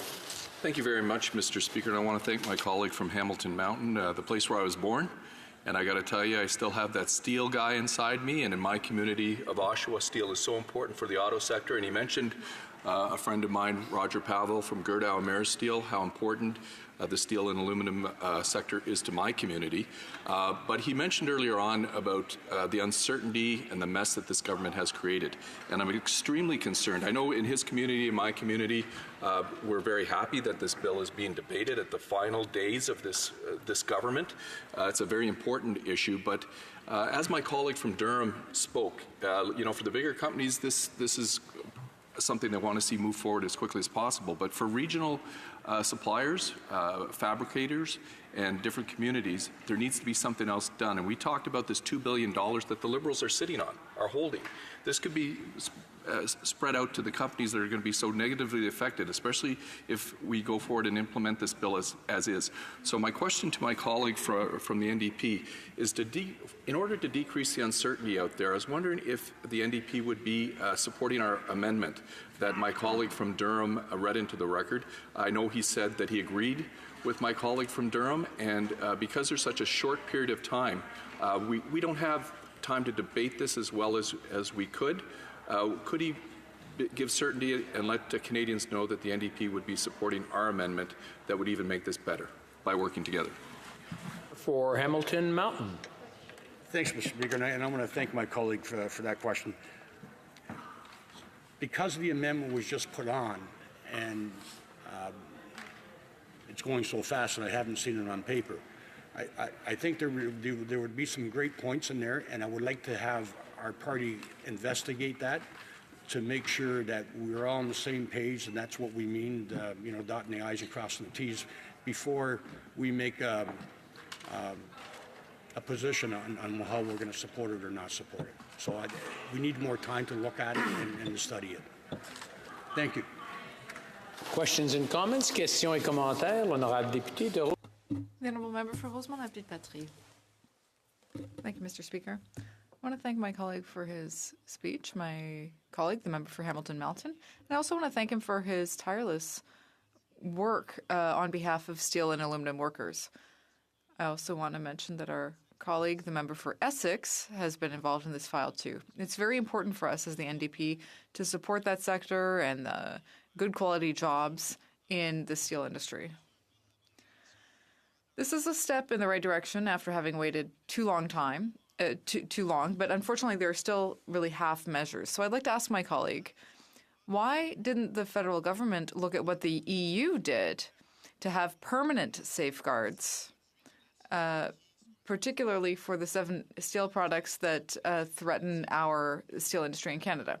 Why can we not do it if Europe is doing it? For Hamilton Mountain. Thank you, Mr. Speaker, and I want to thank my colleague for that. That's a very good question. That one, we're trying to find out the answer to that, of why didn't we take that position. I can only tell you that the All-Party Steel Caucus was meeting at the beginning of this 4-year term, and we haven't met in over a year. No information was going back and forth. There was many times where the requests were asked to meet and discuss the certain issues to see if we could come up with something and see, we can make recommendations. However, those requests failed, and they wanted to just keep on waiting to see what was going to happen. So to the answer, I don't know. Questions and comments? Questions et commentaires? The Honourable Member for Sault Ste. Marie. I wanted to thank the Honourable Member for the intervention today and bringing up the importance of steel to Sault Ste. Marie, Algoma, and Tenaris, and all the other ones. It is 41% of our GDP. It's absolutely massive and critical. So that's why I'd like to ask the member, Mr. Speaker, if he will join us in calling on the Conservatives to move forward with what we are proposing today. After all, it was the leader of the opposition on May 29th that said that he would, Mr. Speaker, put safeguards in place. So would you agree that what's the holdup is the question, and will you call on the opposition to join us in moving forward expeditiously? I want to remind the honourable members to place their questions through the chair, not directly to the other side. The honourable member for Hamilton Mountain. So thanks, Mr. Speaker, and I want to thank the honourable member. I know he's one of the co-chairs on the All-Party Steel Caucus Committee. As I said just prior, I think they made some good points. So I think what they're offering is, let's work together. Let's get into a room, even if we have to do it tonight, to understand what they're talking and see how we can work together to proceed with this and work as fast as we can to have this implemented, because there's a concern, I think, for all the parties here in this House that the Canadian steel sector and the jobs are very, very important. It's too bad it's taken this long to figure this part out, but I think progress is being made on what the government is proposing, and I also think that maybe there's some additional stuff that could be put in there to make this even better. So my answer is to working together, but I would still want to investigate what their actual amendments are before I take a position on that. Questions and comments? Questions et commentaires. The honourable member for Regina Louvain, a question of 30 seconds, and hopefully we'll get a 30-second answer. Well, thank you, Mr. Speaker. I'll keep it brief. I had the honor of serving on the All-Party Steel Caucus with the member for Hamilton Mountain, and I would just invite him to speak to the role of the All-Party Steel Caucus in advocating for appropriate safeguards for our steel industry. Well, member for Hamilton Mountain, in 45 seconds or less, please. I'll try to do my best. It's a very interesting committee that we have. We're listening from all different views and all different regions of the members that are there, of what we know about the steel industry. I want to thank the member because I know he's put some valuable information in there to help us out when it comes out for the Western products. But it's very, very important that we sit and listen to each other. And I thought we were doing very good work until the last year and a half, until we didn't have any type of meeting at all, even though there was many, many requests to be done. It was just like we weren't a party no more, an all-party caucus. It was just a government caucus. So that's my answer to you. Thank you. Resuming debate, reprise du débat, the honourable member for Sault Ste. Marie. Thank you very much, Mr. Speaker. Before I begin I'd like to join my colleagues in saying how much I am honored and privileged to stand here, in particular on D-Day, when those that went before us paid the ultimate sacrifice to protect our democracy so we can have this important discussion today. There's a few vets that are left. One is Tail Gunner Brown from Sault Ste. Marie that I had the privilege and honor of speaking with Friday before he left on Sunday to hear about his remarkable service, and I wanted to thank him and all veterans living and those that have paid the ultimate sacrifice for what they did. So thank you. Today I stand before you to talk about this extremely important proposed legislative changes that would amend the Custom Tariff and Canadian International Trade Tribunal Act. The goal of this legislation is simple. It will temporarily remove the 2-year moratorium on the imposition of safeguard measures on products that were recently subject to safeguards. And before I go on, Mr. Speaker, I'll be sharing some of my time with my esteemed colleague from Hamilton East, Stony Mountain. And at the same time, it will give us, the government, the flexibility it needs to respond quickly and appropriately to situations where a substantial amount of surge of imports of harm or could do harm to the Canadian producers and workers. Together, these measures will give the government the tools it needs to stabilize Canada's steel market and, if needed, to further protect Canadian steelworkers and producers from global instability and surges in imports that could be harmful to Canada's economy. Canada's steel and aluminum sectors are an important part of our economy, providing thousands of good middle-class jobs to people and communities across the country, including those in Sault Ste. Marie, as you've heard, the importance of it being 41% of our GDP. And that's why, for those workers and for those communities, our government has always taken a strong action to stand up for these industries. I remind people here when we're talking about recentism that we, in Budget 2016 in black and white, first made changes to strengthen Canada's trade responses to dumped steel. And further, we consulted. In 2017, we made more changes about market distortion, scoping, and anti-circumvention, union participation.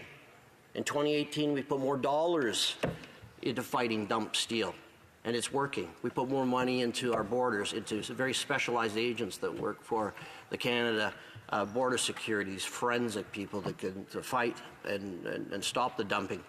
We made changes that created one of the greatest strengthened trade regimes in the world. During one of our meetings, it was either at the Trade Committee, the Industry Committee, or the All-Party Steel Caucus, I had asked one of the people for the Canadian Steel Producers Association, I said, what would happen if we didn't put those in place with what was happening in the current situation with the 232s? His remark was, quite simply, the steel industry would have been devastated. So I'm glad from day one, just a couple of months after we were elected, we had the steelworkers' backs. That further strengthening happened when we stood firm and did not back down overall. And I'm proud to say on May 17, when Canada and the U.S. announced that they would eliminate their tariffs and countermeasures within 2 days, It was a culmination of a lot of work that we had undertaken over those years. And in particular the year before, when we had announced dollar for dollar trade retaliation, not only on steel and aluminum, but a number of items. And I can tell you that when I was in Washington, Mr. Speaker, recently, with the Trade Committee, you could see it with the people that we met. And we met with many people. And we were a Team Canada approach. We had Conservatives, we had NDP, and we had Liberals with us. And you could see it in their body language. You could see it, how it was affecting them. And the fact that although we had a NAFTA in principle, we were not going to sign it until those tariffs were lifted. And yes, it worked. It worked quite well. Part of what we did to protect the steel market at the time, when they had announced their tariffs, was we also announced that we were imposing provisional steel safeguards for a period of 200 days to help stabilize the market and protect against surges of foreign steel into Canada. And on April 26, 2019, after the Canadian International Trade Tribunal found that final safeguards were warranted on heavy plate and stainless steel wire, the government announced its intent to enact final safeguards on these products. Mr. Speaker, while we have been working hard and continue to work hard to make our steel and aluminum industries even more successful, because they create good jobs, middle-class jobs, well-paying jobs, we also have been focused on making sure Canada has a solid system in place for addressing that unfair trade. So we have affected this very important trade remedy system that provides recourse for Canadian producers that are harmed by unfair trade imports. Under the system, Canadian producers can request that duties be applied on dumped or subsidized goods sold from the Canadian marketplace. And again, I reiterate, since 2016, our government has taken several steps to modernize and strengthen Canada's trade remedy system to ensure that Canadian companies can compete on a level playing field with foreign exporters. This was informed by public consultation. Our government implemented a package of measures, which I have referred to strengthen the trade remedy system, and it has been extremely effective. Our government has made legislative regulatory changes to improve the trade remedy measures which are addressing the circumvention of duties, better account for market and price distortions, and provides those unions with the ability to participate in trade remedy proceedings. In fact, the president of Tenaris was here with Everas steelworkers that provided testimony against a case. And you know what? It was so effective, we won. And I thank the United Steelworkers for participating in that particular case. We've been speaking here today on the importance of the steel and aluminum industries. We have a very integrated market between the United States and Canada. It's perfect. We create steel and aluminum on both sides of the border that are put into the supply chain, downstream and to the auto industry, manufacturing, and energy sectors. And that's why we continue to take a look at how we diversify to new markets. Last year, our government launched the Export Diversification Strategy with an ambitious goal of growing Canada's overseas exports by 50% by 2025. And we're investing more than $1 billion over the next 6 years to make this happen. The strategy will focus on three components: investing in infrastructure to support trade, providing Canadian businesses with resources to execute their export plans, and enhancing trade services for Canadian exporters. Mr. Speaker, let me very quickly touch on one component of the export diversification strategy, how we are helping Canadian businesses export and grow. While Canada has had success in gaining preferred access to key markets via trade deals, more needs to be done to ensure that Canadian firms take full advantage of international growth opportunities. Last year, to put more resources directly in the hands of Canadian businesses seeking development export plans, our global partnership, or GAIN Skills and Training for Global Trade, the government announced investments of $198 million over 6 years. This includes $50 million over 5 years to support businesses, including steel, aluminum, and manufacturing industries, in diversifying their exports, including new export readiness. This funding is going to support Canada Export and related funding programs.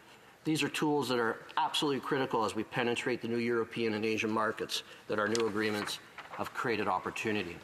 In conclusion, Mr. Speaker, these measures that I've been speaking about are clearly showing that our government has been listening closely to the industries, unions most affected by trade disputes, and global market distortion. It is clear, Mr. Speaker, that we need the flexibility to take necessary actions to protect Canadian industry and workers. Today's amendments will help do just that.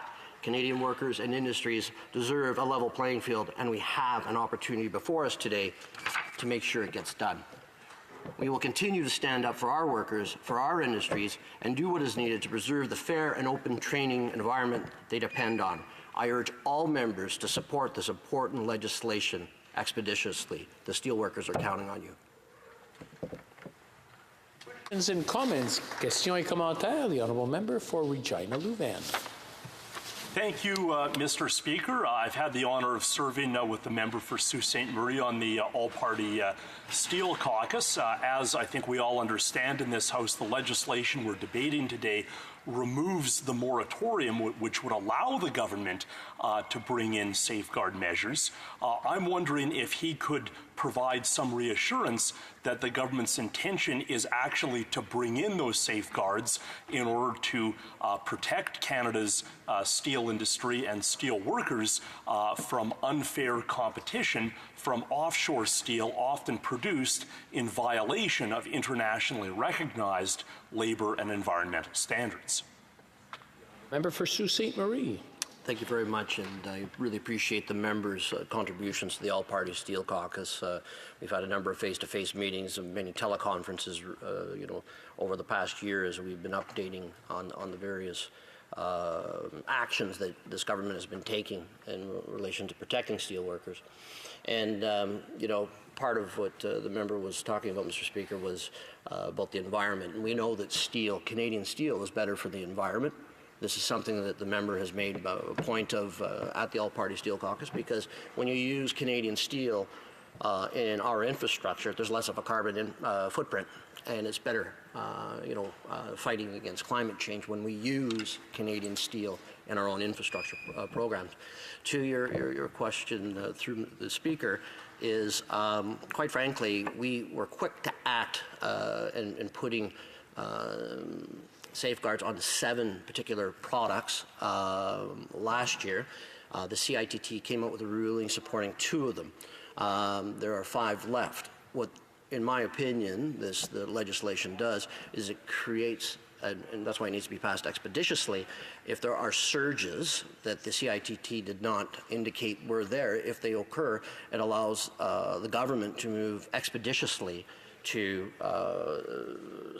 fortify and to stop any surge that may or may not occur. So that's why it's critical. It's a tool in the toolbox that you have to have just in case. Thank you, Mr. Speaker. Questions and comments. The honourable member for Hamilton Mountain. Thanks, Mr. Speaker, and thanks to my colleague for her speech. When we're talking about the safeguards, Mr. Speaker, if it was implemented, what the government is proposing, can the member tell us, is there a time period where those safeguards is put on? Is there an expiry date automatically, or can we leave them on whenever, for as long as we have, or is there an expiry date? The honourable member for Sault Ste. Marie. Thank you, Mr. Speaker, and I wanted to thank the member once again for the question and his intervention earlier, pointing out the importance of the steel industry to not only the people of Hamilton, but Sault Ste. Marie in Canada, with 123,000 direct and indirect people employed there. The support for not only the workers but the pensioners that rely on the viability of the steel industry. And what this proposed legislative amendments will do was put the time and create a time frame in which if the surge happens, that we are able to utilize over the next couple of years. One of the things that I have found in my role in representing the good people of Sault Ste. Marie is that we have to be nimble, we have to be quick, and we have to be constantly taking a look at the industry. I remember one of the presentations at the All-Party Steel Caucus from one of the people presenting. They said, this isn't your grandparents' steel mill. They're new, it's modern, there's a lot of changes. And what's happening in the world with so many different market changes and shifts, we have to make sure that we keep our ability to be nimble and constantly review. The one thing that I'm proud of this government is that it continues to consult and consults broadly. You know, it's not done here in Ottawa. It's reaching out from coast to coast to coast to the steel workers, the aluminum workers, to the industries that are in BC or Ontario, out east, also in Quebec for the aluminum. So thank you very much, Mr. Speaker. Resuming debate, the honourable member for Hamilton East, Stony Creek. Well, thank you very much, Mr. Speaker, and I'm pleased to rise today in the House, and as has been mentioned, we are commemorating the D-Day events today, and many of us regret that we're not able to be in our communities because there are events last night held in Hamilton and today as well. But the second best place to be is here in the Parliament, where, as has been said, the men and women who made those sacrifices so many years ago have allowed us to be here to debate and to discuss the issues of the day. I might point out that in 1944, the honorary flagship of the Canadian Navy, which is in Hamilton, which is HoC, was part of the 10th Destroyer Flotilla, whose job it was to clear the channel of German ships, English channel of German ships, ahead of D-Day. And HoC also participated in testing radar jamming technology to confuse the Germans when D-Day was actually unfolding. As well, on the topic of steel, there was no armor plate made in Canada until 1941 when Dofasco created, which is now ArcelorMittal Dofasco, the armor plate division. And that armor plate division made 100% of all of the armor plate used by the Canadian military in preparing their vehicles and vessels for wartime. So we've had a proud history in the steel industry of supporting the military with the workers who worked in those steel mills, and also there's so many of those workers who actually enlisted, and there are many monuments in our Hamilton steel mills, in Stelco and National Steel Car and Dofasco and so on, of those former employees who gave their lives in service of their country. And I'm pleased to now move on to the topic of the day, which is the legislation that's being debated. And our government has a proven record, I would say, Mr. Speaker, of broadening and deepening Canada's global trading relationships. And the new connections that we are forging with the world are helping Canadian business to succeed and grow and create more good, well-paying jobs and deliver strong economic growth that benefits all Canadians. It's an important part of our plan to strengthen and grow the middle class. And I can say with confidence that this plan is working. With the successful conclusion of the Canada-United States-Mexico Agreement, as well as the Canada-European Union Comprehensive Economic and Trade Agreement, CETA, and the Comprehensive and Progressive Agreement for Trans-Pacific Partnership, Canada is now the only G7 country to have free trade agreements with all other G7 nations. Canada now has comprehensive free trade agreements with countries representing 2/3 of the world's total GDP, and that's over 1 billion potential new customers.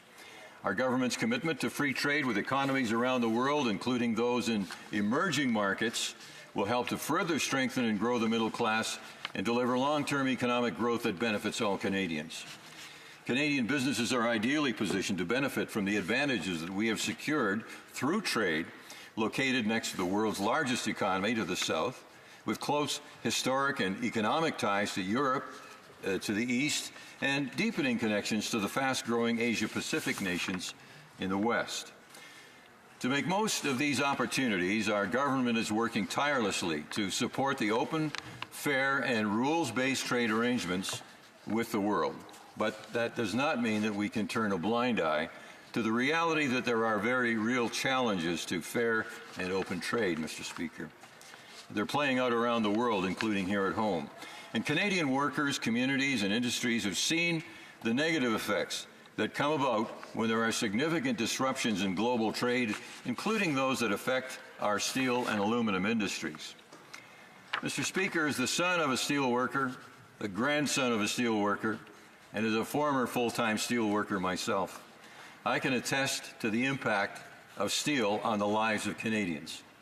In my city, steel helped build our universities, hospitals, art galleries, concert halls, and paid for thousands of student tuition fees and continues to pay retirees' pensions.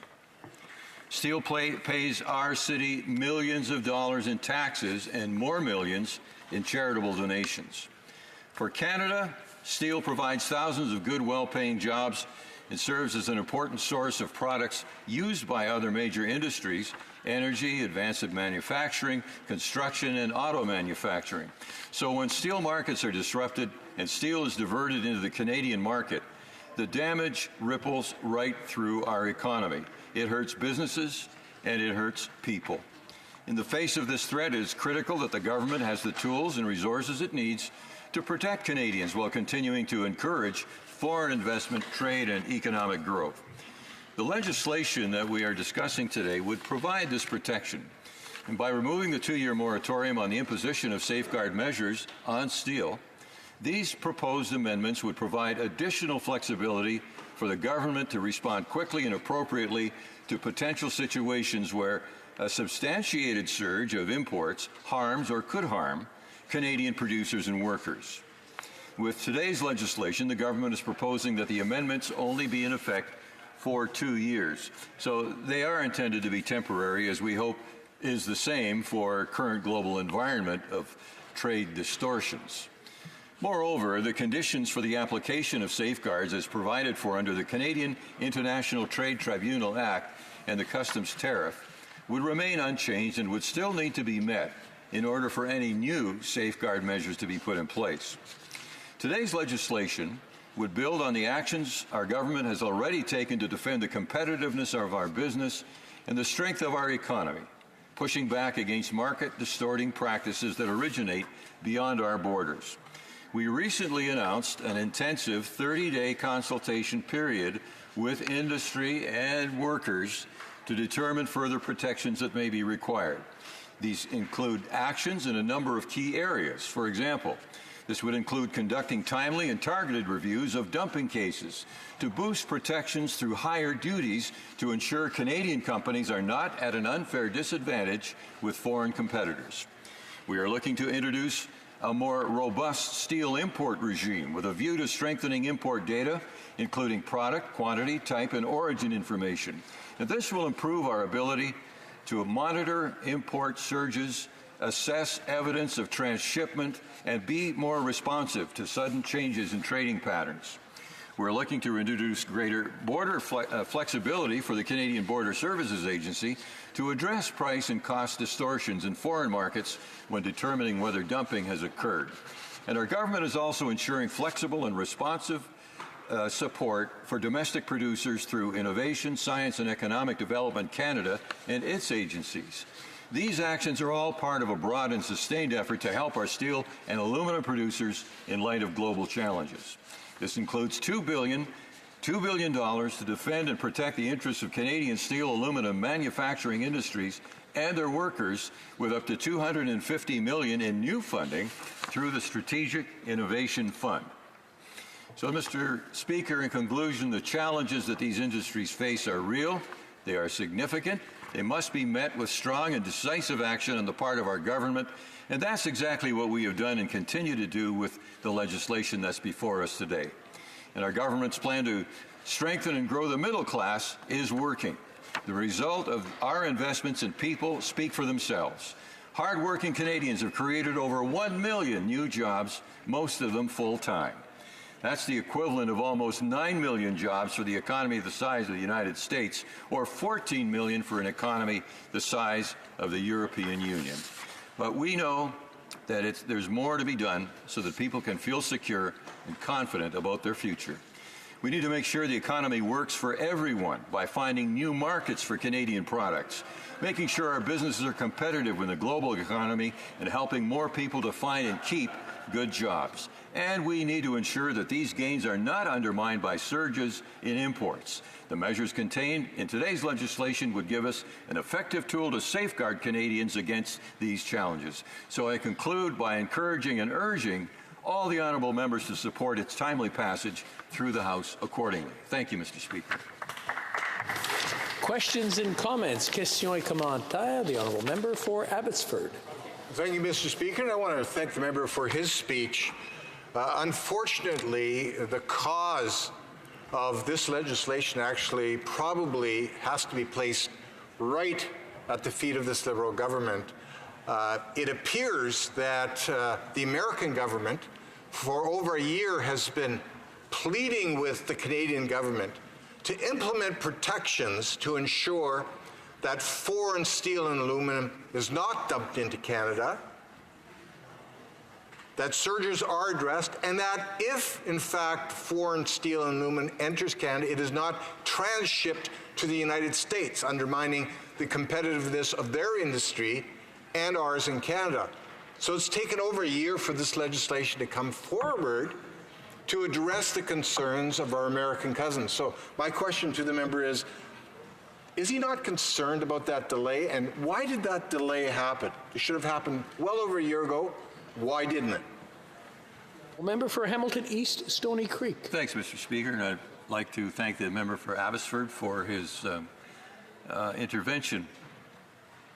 What we were faced with was the sudden illegal imposition under 232 of tariffs against the greatest ally to the United States. Here we are celebrating D-Day and all those soldiers working together. And I can tell you to this day that there are companies in Canada that are building parts for American Abrams tanks. So we were confronted with a situation that was unprecedented. And so our work immediately began to try to change the attitude among the American congressmen and decision makers with regard to Section 232. The notion of dumping has been going on for many years, and the question might be thrown back as to why there were no considerations given to the plight of Canadian steel by the previous government. Harper didn't care, that's why. Questions and comments? Questions et commentaires. The honourable member for Hamilton Mountain. Thanks, Mr. Speaker, and I want to thank the member from Hamilton East Stony Creek. I've known him for years, and we've worked together in a previous government at City Hall.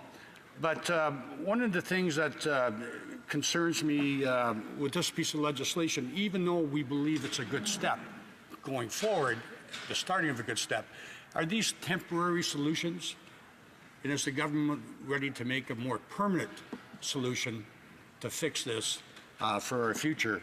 And are they willing to listen to the steel workers, sit down and talk to them of finding that way of doing it permanently without throwing them out of the office? Member for Hamilton East Stony Creek. Mr. Speaker, I can assure the member that when anybody comes to my office,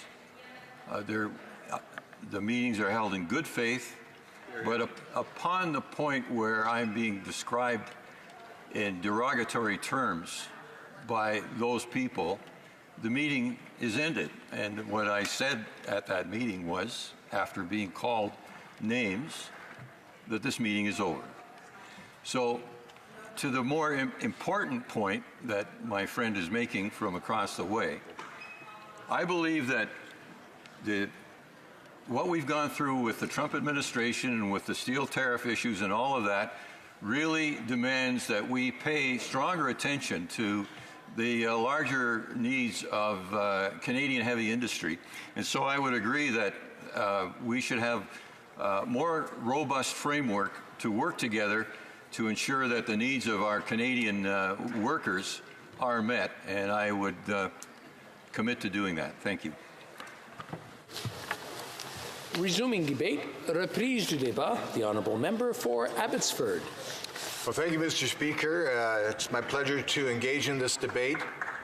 This debate is really a story of failed Liberal foreign policy. It's a story of failed Liberal trade policy.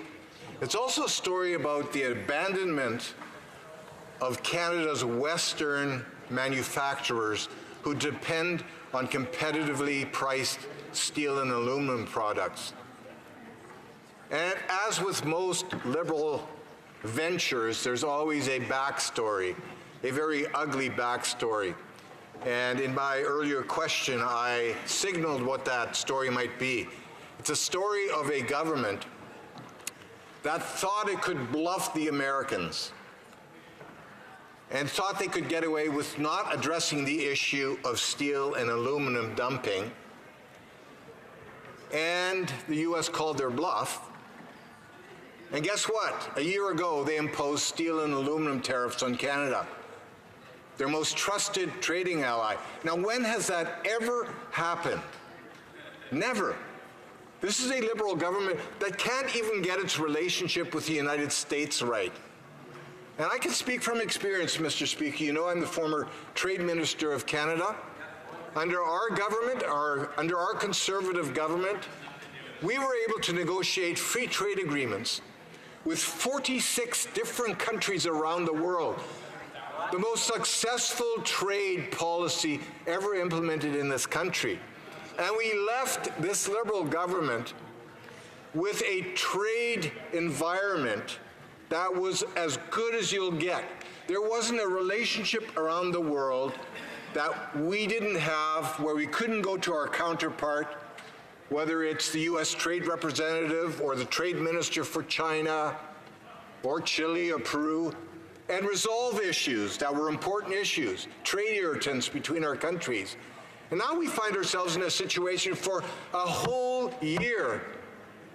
This country, Canada, has faced punitive tariffs from the United States because of the incompetence of this Liberal government.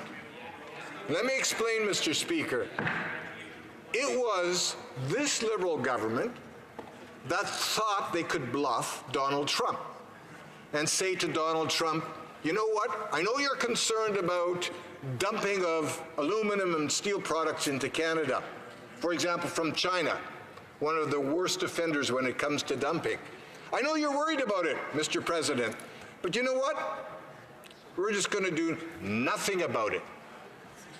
So Donald Trump says, well, I'm not someone who does nothing. I'm going to do something about it, and I'm going to impose tariffs on you, Canada, one of our most trusted allies. I'm going to do it under Section 232, which are the national security provisions. What an embarrassment that should be for this Liberal government, that would happen under the Liberal watch. But that's what happened. So for a year, we had tariffs, American tariffs on any exports that involved aluminum or steel. Can you imagine, Mr. Speaker, how difficult that has been for our industries? Now, I'm going to speak a little bit about Abbotsford, my home community, where we have a number of very significant manufacturers that use steel and aluminum to create products for Canadians and for export to the United States and elsewhere around the world. And suddenly, overnight, a year ago, these companies, small to medium-sized businesses that had been expanding, in fact, one company alone, Main Industries, a favorite of mine, from Abbotsford, that had chosen Abbotsford as the best place to invest. They assumed that under a Liberal government, the trade policy of this country would continue on. It would be a healthy one. Our relationship with the United States would continue to be healthy. They made those assumptions, quite falsely, of course, but they assumed that would carry on, and they invested heavily in Abbotsford. In fact, they built a manufacturing facility worth $100 million. Now, that's for a small community of 150,000 people that trusted this Liberal government. What a mistake that was. No sooner had they started construction on this building, Canada was slapped with aluminum and steel tariffs that have seriously undermined the business model for this company. I feel very sorry for Main Industries and other industries and companies in Abbotsford who trusted this Liberal government. What a misplaced trust that was. And today, we're seeing the tail end of that process. For a year, we suffered under those punitive tariffs. And now, finally, this Liberal government has woken up to the fact, well, you know what, the Americans really do expect us to address illegal dumping of steel and aluminum in Canada and to address surges. And we're finally introducing this bill Bill 101, which actually addresses this issue, except it has a number of failings, which I would highlight, Mr. Speaker, by the fact that we have introduced an amendment which highlights the fact that this legislation fails to take into consideration regional disparity. In other words, what happens in British Columbia, where I'm from, is quite different than what happens in Ontario and Quebec, where you have the production of steel and the production of aluminum. Shipping that aluminum and steel to the West Coast doesn't make any financial sense. So those who manufacture products in my region of the country need to have different rules that take into account the fact that they have to bring in their steel and aluminum from elsewhere, because it's not competitive to do so from central and eastern Canada. Secondly, Mr. Speaker, this legislation fails to add a geographic exemption for industries like Maine industry from Abbotsford, for industries that are far beyond the reach of our own homegrown Canadian Canadian steel and aluminum producers. Thirdly, this legislation fails to stipulate specific tariff and trade disruption relief for steel fabricators. The fourth one, Mr. Speaker, is, in my mind, the most important one, because, again, it is a breach of trust, a breaking of trust, a breaking of promises, failed promises by this Liberal government, by this Prime Minister. And that is, there was a promise made by this Liberal government that they were going to impose retaliatory tariffs on the Americans, which is great, okay. So they do to us, we do it to them. We collect tariffs coming in. And what did the Prime Minister promise? Those tariffs would be used to offset the impact of American tariffs on our Canadian manufacturers. So how much did they collect? They collected $2 billion, not million, billion dollars in tariffs. How much of that money has actually gone to the manufacturers across Canada that were impacted by those tariffs that the Americans imposed upon us because we wouldn't act on their concerns? How much of that money went to our manufacturers across Canada? Zero, virtually zero, Mr. Speaker. Another broken promise on the part of this Prime Minister. And you may remember he's made a ton of promises. He knew very well from the start, even before the last election, many of those promises he could not keep. But he made them anyways, because he just wanted to get elected. I mean, that is disgraceful, Mr. Speaker. And we see it playing out now here in Canada with our manufacturers that are suffering the consequences of it. $2 billion that was supposed to be dispersed to support our small and medium-sized businesses across Canada and larger ones that were all being impacted by this failure of the Liberal government to take care of our bilateral relationship with the United States. And they couldn't even deliver on that.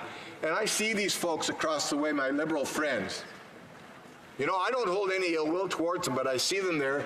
And they're not disputing the fact that $2 billion was collected by this Prime Minister upon the understanding the money would be dispersed amongst Canadian companies to make sure that they didn't suffer as a result of the Donald Trump steel and aluminum tariffs. And guess what, Mr. Speaker? A broken promise. And every single one of these MPs on the Liberal side are going to be held accountable for that in October. October 21st, there's a reckoning coming. And that reckoning is going to hold these Liberals to account for their false promises, their promises on balanced budgets, their promises on small deficit. I'm just going to interrupt the honourable member for Abbotsford. I'm having a hard time hearing him because the members from both sides are shouting at each other so that I can't hear. And I'm sure everyone wants to hear what the honourable member for Abbotsford has to say. I'll let the honourable member for Abbotsford continue. So this whole catastrophe, starting with the Section 232 tariffs that Donald Trump imposed on Canada under the auspices of national security concerns.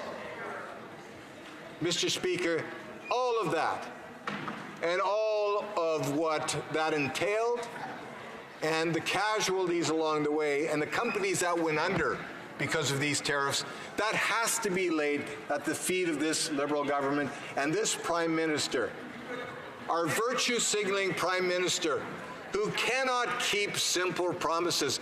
And I can suggest to you, Mr. Speaker, we're now heading into election season, silly season. You know that. And each one of these Liberals will be held to account. But you can bet your boots this Prime Minister is all ready. I just want to remind the honourable members that the speech is being order. I just want to remind the honourable members that there's a speech being given, and shouting across the floor is not going to allow us to hear what. And I want to just point out that it's coming from both sides. One side is not being aimed over the other. The honourable member for Abbotsford can continue, please, so that we can hear what he has to say. How much time do I have, Mr. Speaker? The honourable member has about 4 minutes left, and then he'll have just over 4 minutes and 20 seconds left when we return to the debate. And then he'll have 10 minutes questions coming from there. The honourable member for Abbotsford. Well, thank you, Mr. Speaker, and thank you for reminding my Liberal colleagues across the way they shouldn't be heckling something that is a serious matter. And I think you will acknowledge that most of the noise is coming from over here because they don't want to hear the truth. They move forward with disastrous economic policies that are laying waste to many of our industries, companies that are going under across Canada because of tariffs that have been imposed by our largest trading partner. You know what, Mr. Speaker, I started off by talking about Canada's foreign policy, and that the story of these tariffs is about a failed Liberal foreign policy and a failed Liberal trade policy. I mentioned the fact that we left our relationships, our trade relationships around the world in excellent shape. And that I could go to any of my counterparts around the world, call them, say, hey, we've got a trade irritant, we've got a trade problem that we need to resolve. And invariably, we could get those issues resolved. Today, it doesn't matter where you look. It's a disaster. It's a wasteland of broken trade relationships, of burnt bridges. Let me start, Mr. Speaker. It's easy. We talked about China earlier. Can the Prime Minister even pick up the phone and call the President of China to try to address the 2 Canadians that are held there? He can't even get them on the phone. Our foreign affairs minister can't get the Chinese on the phone. You go to the Philippines. Do you think our Prime Minister can travel to the Philippines today? Sending them garbage, not taking it back on time. And then, Mr. Speaker, you go to a place like India. Remember the disaster that the India relationship became because our Prime Minister traveled there? Saudi Arabia, we have no diplomatic relationship with them at all. It is a wasteland of trade relationships. We have a point of order. The honourable member for Winnipeg North. Mr. Speaker, it was Stephen Harper's garbage that went to the Philippines. We're the government that cleaned it up. Debate will continue with the honourable member for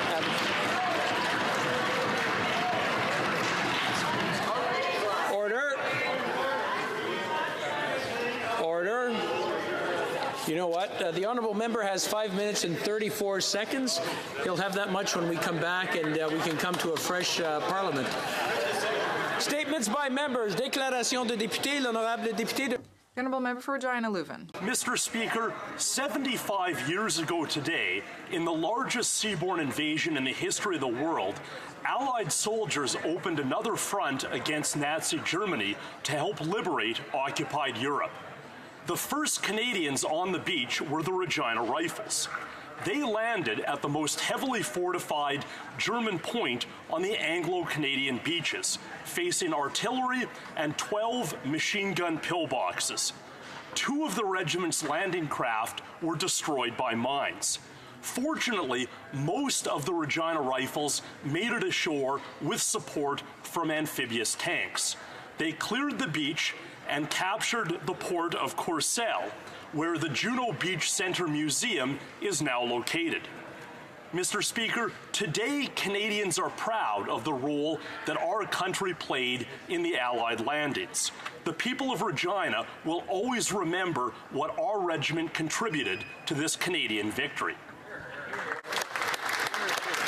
The honourable member for Steveston, Richmond East. Mr. Speaker, the Gursick Temple in Richmond is proud to champion healthcare in our region through their generous donation to help build a new acute care tower at the Richmond Hospital. The temple was established in 1979 as a place of worship and gathering for people of the Sikh faith. Followers believe that the purpose of life is to grow closer with God through service to others. Their $1.3 million donation certainly meets these principles. To quote Gary Barrar from the temple, "We all rely on our local hospital during our days on this earth. It's a common need that unites us all."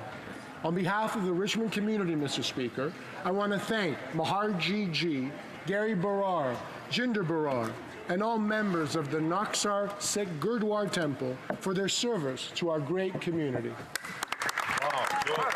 The honourable member for Battle River Crowfoot. Mr. Speaker, after 6 elections and close to 19 years in the House, it's time for me to leave. While this has been an extremely difficult decision, it is the right decision, and it will allow me to spend more time with my family, especially my new grandson, Caden. My wife, Darlene, my son, Ryan, my daughter, Kristen, and her husband, Matt, have patiently and stoically stood by my side since November of 2000, when I was first elected. For that, their unwavering support and love, saying thank you just wouldn't be enough. I will, over the coming years, try my best to repay such a huge debt of gratitude and make up for that lost time. To the people of Battle River Crowfoot, thank you for the faith you placed in me to represent you. I tried my utmost to always respect and truthfully represent your views and your concerns in Ottawa. I will miss all your letters, emails, phone calls, and in-person discussions and debates. I've made many friends during this time, and especially the campaigns. Thank you to Neil and Leona Thorogood and Bruce and Sylvia Dahl, just a few of the many lifelong friends we've made. Thank you very much.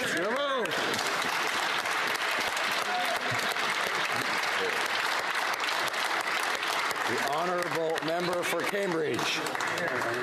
Who's not? Thank you, Mr. Speaker. I'm honored to rise today to celebrate Portuguese Heritage Month. Cambridge has a strong Portuguese community with over 10,000 members. Portuguese traditions are deeply woven into the cultural fabric of our community. We celebrate the history, food, music, language, and the art of Portuguese community. I will be in downtown Galt at the Portuguese Parade on Sunday at 11 a.m. The festivities will continue to the Portuguese Club into the afternoon. There'll be food, activities for the kids, and entertainment by local artists. I encourage everyone to come out and enjoy the best that Portugal and Cambridge have to offer. I want to thank the organizers and the entire Portuguese community for hosting these amazing events and being a part of the diverse cultures and people that make up our city. Mr. Speaker, obrigado!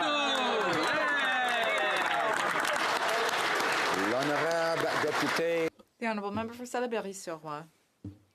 Mr. Speaker, the Association for Persons with Intellectual Disabilities in Sur-Roi is organizing the 5th annual Festibière on June 7th, 8th, and 9th in Delphes-Sauvé Park. It's an opportunity for everyone to try beers, ciders, and other drinks, and listen to live music, all for a good cause. Proceeds will help fund Défi Logis, a project that aims to build 8 housing units for people with intellectual disabilities. Défi Logis is a new solution for residents, creating a stable place of residence and meeting their need for both privacy and socialization, all while providing respectful supervision. The association hopes to collect $45,000 this year. So come out to this great event.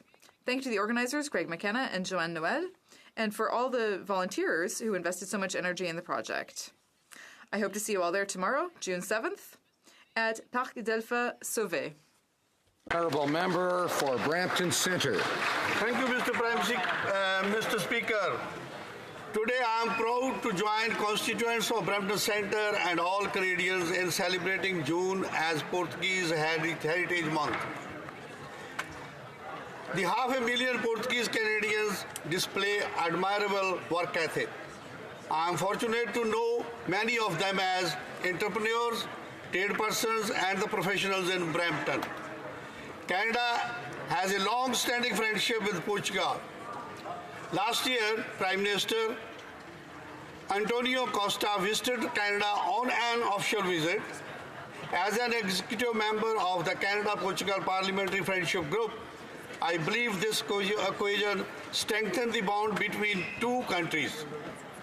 We are committed to fighting ocean pollution together. I look forward to all the Portuguese cultures events this month and enjoying my favorite beef a causa. Thank you, Emma. The honourable member for Durham. Mr. Speaker, 75 years ago, 14,000 Canadians were fighting on Juno Beach, supported by our Navy and Air Force. By the end of D-Day, 359 had paid the ultimate sacrifice, and by the end of the Normandy campaign, 5,000 Canadians had died fighting tyranny. Behind every name on a cenotaph, Mr. Speaker, there's a family. Like the Bernard family of Toronto, brothers Fred and Don joined the Queen's Own Rifles, and they were part of the first wave to land at Juno Beach at Bernier-sur-Mer. As the landing craft approached, Fred hit Don on the shoulder and said, "Give him hell, Don." But by the time Fred hit the beach, Don's war was over. Fred had to start D-Day witnessing the death of his brother Don. Two brothers.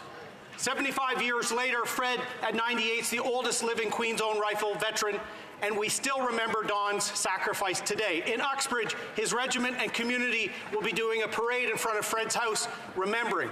Canadians will never forget the service and sacrifice of our veterans like Fred and Don Bernard, lest we forget.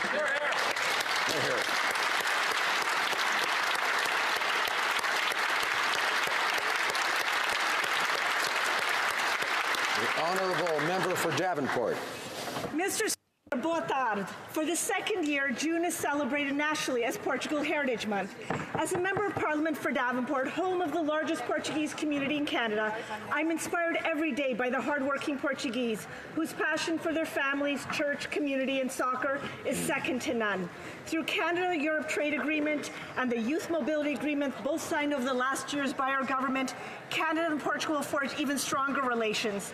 I'd like to thank the Portuguese leaders, clubs, associations, and media who have tirelessly promoted the Portuguese culture, language, and community. They serve as an inspiration for this national recognition. It is to honor them and their aspiration for the Portuguese to be recognized at the highest level of our nation and be celebrated for its many contributions to Canada. So whether you're cheering on Ronaldo during the World Cup, singing along to Shawn Mendes' tune, or eating a pastel de nata, take the time to celebrate Portugal this month. Viva Portugal e viva Canada! Obrigada, Mr. Speaker. L'honorable Deputy. The honourable member for Longueuil-Charlemagne. Mr. Speaker, it's an honour for me to rise in this House today to highlight an important milestone in Canadian history. On June 6, 1919, 100 years ago today, Canadian National Railway was incorporated through the Act of Parliament and set out on its journey to become the only transcontinental railway in North America. I started my career at CN, so I know firsthand how they encourage employees and retirees to contribute to society through CN's community partnerships and volunteer programs. As part of CN 100, they are recognizing June 6th as CN in Your Community Day. Every year, employees will be given time off to volunteer in their municipalities. CN is an integral part of the communities that lie along its 30,000-kilometre-long network. The anniversary will also include a tour called A Moving Celebration, where CN 100-themed train cars will tour major North American cities. 100th anniversary, CN, we wish you continued success.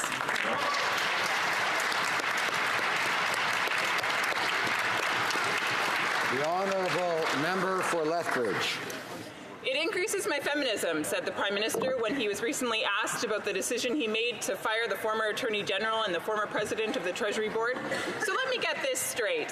When two strong strong, intelligent, and principled women stand up and speak truth to power, firing them equals an increased commitment to feminism, correct?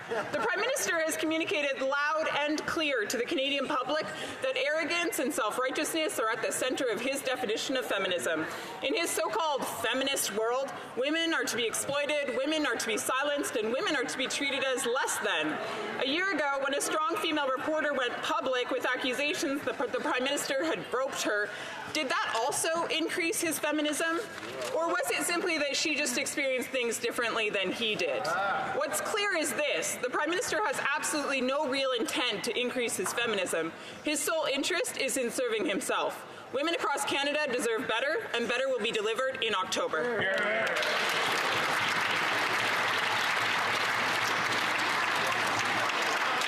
I encourage members to be judicious in their comments and avoid things that might be considered insulting. The honourable member for Kitchener Centre. Thank you, Mr. Speaker. Today I rise to recognize the HMCS Kitchener, which was one of 123 corvettes or escorts built in Canada during the Second World War.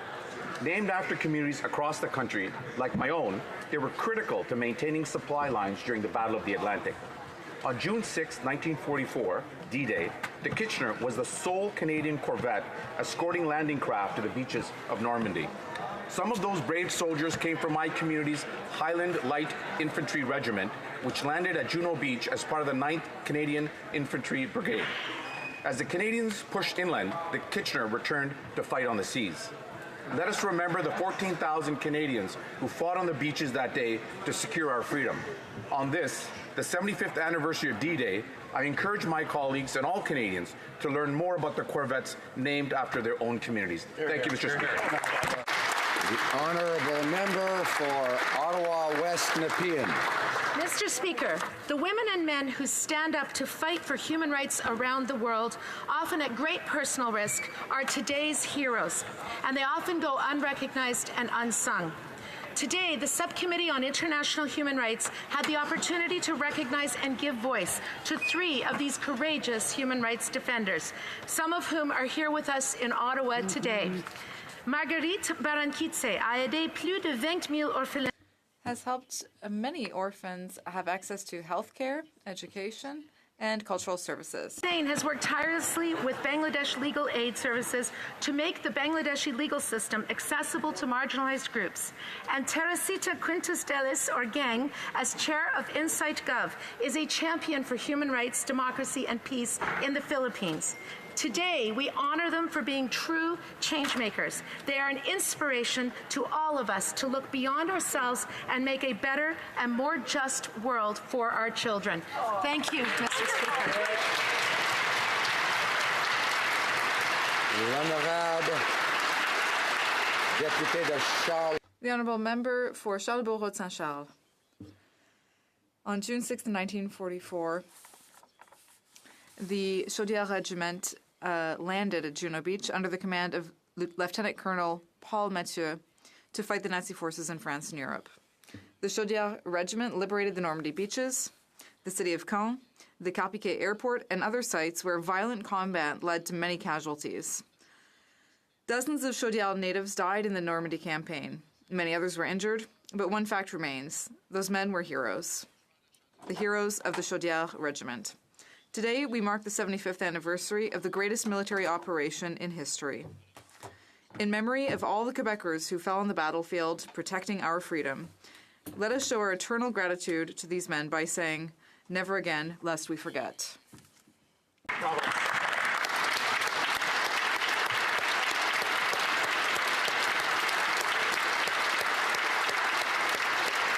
Honourable member for Scarborough Centre. Mr. Speaker, for the first time this month, Canadians from coast to coast to coast are celebrating Filipino Heritage Month. Thanks to the unanimous passage of my private member's motion last fall, this month the contributions of Filipino Canadians to the diversity and strength of Canada are being celebrated. This Saturday, in my riding of Scarborough Centre, I had the pleasure of taking part in a fantastic kick-off celebration organized by our local Filipino community. From morning Zumba to get the blood flowing to a musical variety show and an evening rock concert with the local Filipino bands, it was an all-day celebration of Filipino culture. thank you to Rolly Megante, Teresa Toralba, and all the volunteers for organizing this event. Filipino Canadians are proud of their culture and they are proud to make Canada their home. I look forward to continuing to celebrate this first National Philippine Heritage Month. Mabuhay Canada, Mabuhay Philippines. The Honourable Member for Windsor-Tecumseh. On behalf of the NDP, I'm privileged to commemorate the 75th anniversary of D-Day. Gratitude certainly shapes Windsor and Essex County. On our waterfront are monuments to lives and moments that shaped our country. D-Day is a culmination of stories, acts of bravery and sacrifice, like the Battle of Dieppe, which took many sons from the Windsor Essex Scottish Regiment of Windsor, either to their grave or to a POW camp. The Allies learned lessons from Dieppe, and so the victory of D-Day is owed to all who suffered. Our factories, they retooled quickly so that they could make artillery, and it was the women at home who did the job. Our Canadian Historical Aircraft Association, next to Windsor Airport, once housed No. 7 Flight Training School. Windsor pilot Captain Tommy Brannigan flew his famed Spitfire against the Nazis, and today we name our terminal at Windsor Airport after him. It is the Windsor Spitfires who take to the ice and pay tribute every day. Our legions preserve, keep, and share these stories, and that is the most cherished tribute of all. Thank you, Mr. Speaker.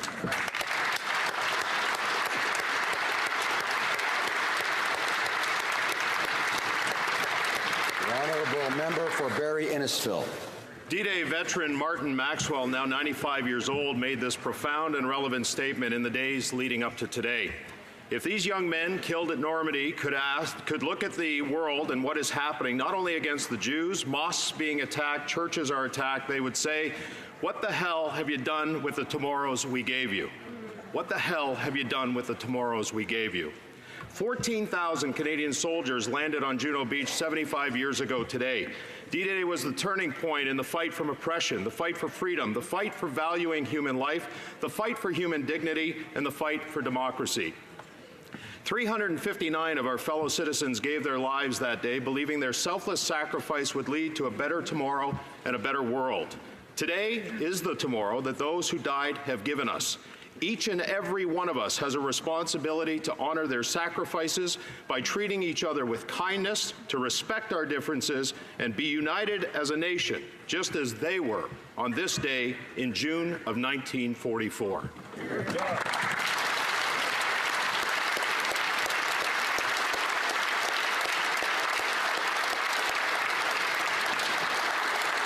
Honourable Member for Beaches East York. Today marks the 75th anniversary of D-Day, when thousands of Canadians reclaimed Juno Beach in what marked the beginning of the end for the Nazis in World War II. We took the beach in 2 hours, and Canadians advanced the furthest of any Allied unit. Hundreds of Canadian men died on Juno Beach, and thousands of Canadians sacrificed their lives in the war in the name of freedom, equality, and justice. This past weekend, I marched in an annual D-Day commemoration and participated in a service in the cemetery at St. John's, Norway, hosted by our local Beaches East York Legions. Afterwards, I stopped by the home of Guy Eisner. He's one of a smaller number of surviving World War II and D-Day veterans. We had a beer and played cribbage together, a game he told me he learned to play in the foxhole. And we talked about his service, his life, and his belief that Canada is the best country in the world. It is. And it is because of men and women like him. We owe Mr. Eisner and all those who served in World War II a debt of gratitude. Nous nous souviendrons, Mr. Speaker. We will remember.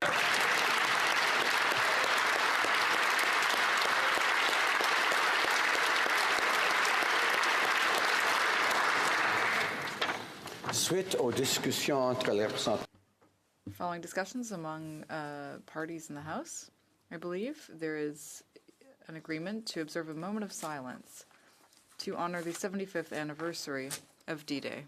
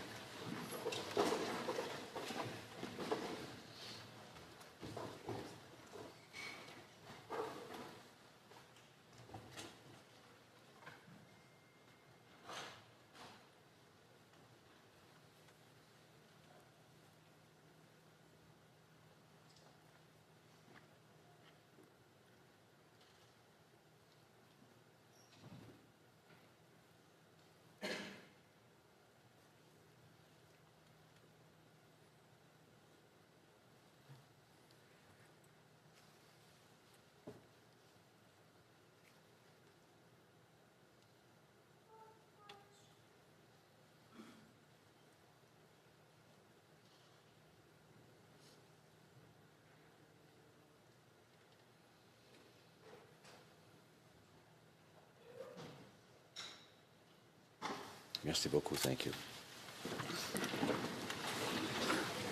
Questions orales, oral questions. The honourable member for Milton.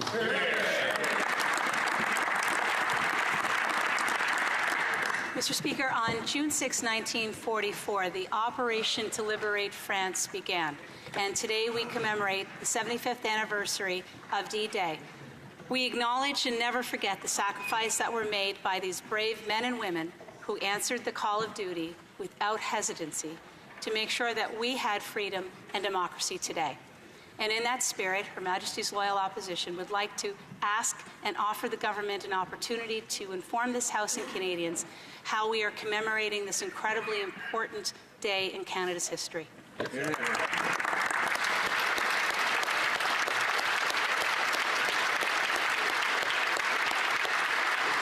Honourable Minister of Border Security. Thank you very much, Mr. Speaker. I am very honoured to have the privilege of standing before this House on behalf of the Prime Minister, the Minister of Veterans Affairs, parliamentarians, premiers, and members of our armed forces who are today in France celebrating and commemorating the sacrifice and the service of so many Canadians who gave their lives and who served in their youth to bring peace to our world. Mr. Speaker, it is incumbent upon us all to always remember their service and their sacrifice, and to honor that sacrifice by committing to continue to work to maintain a better world. Mr. Speaker, I join members of the opposition and all members of this House and all Canadians in taking this opportunity to say to all of those veterans, thank you.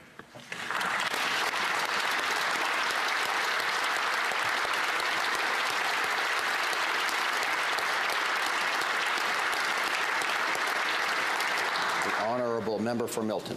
Thank you, Mr. Speaker, and I'd like to thank the Honourable Minister for his gracious words.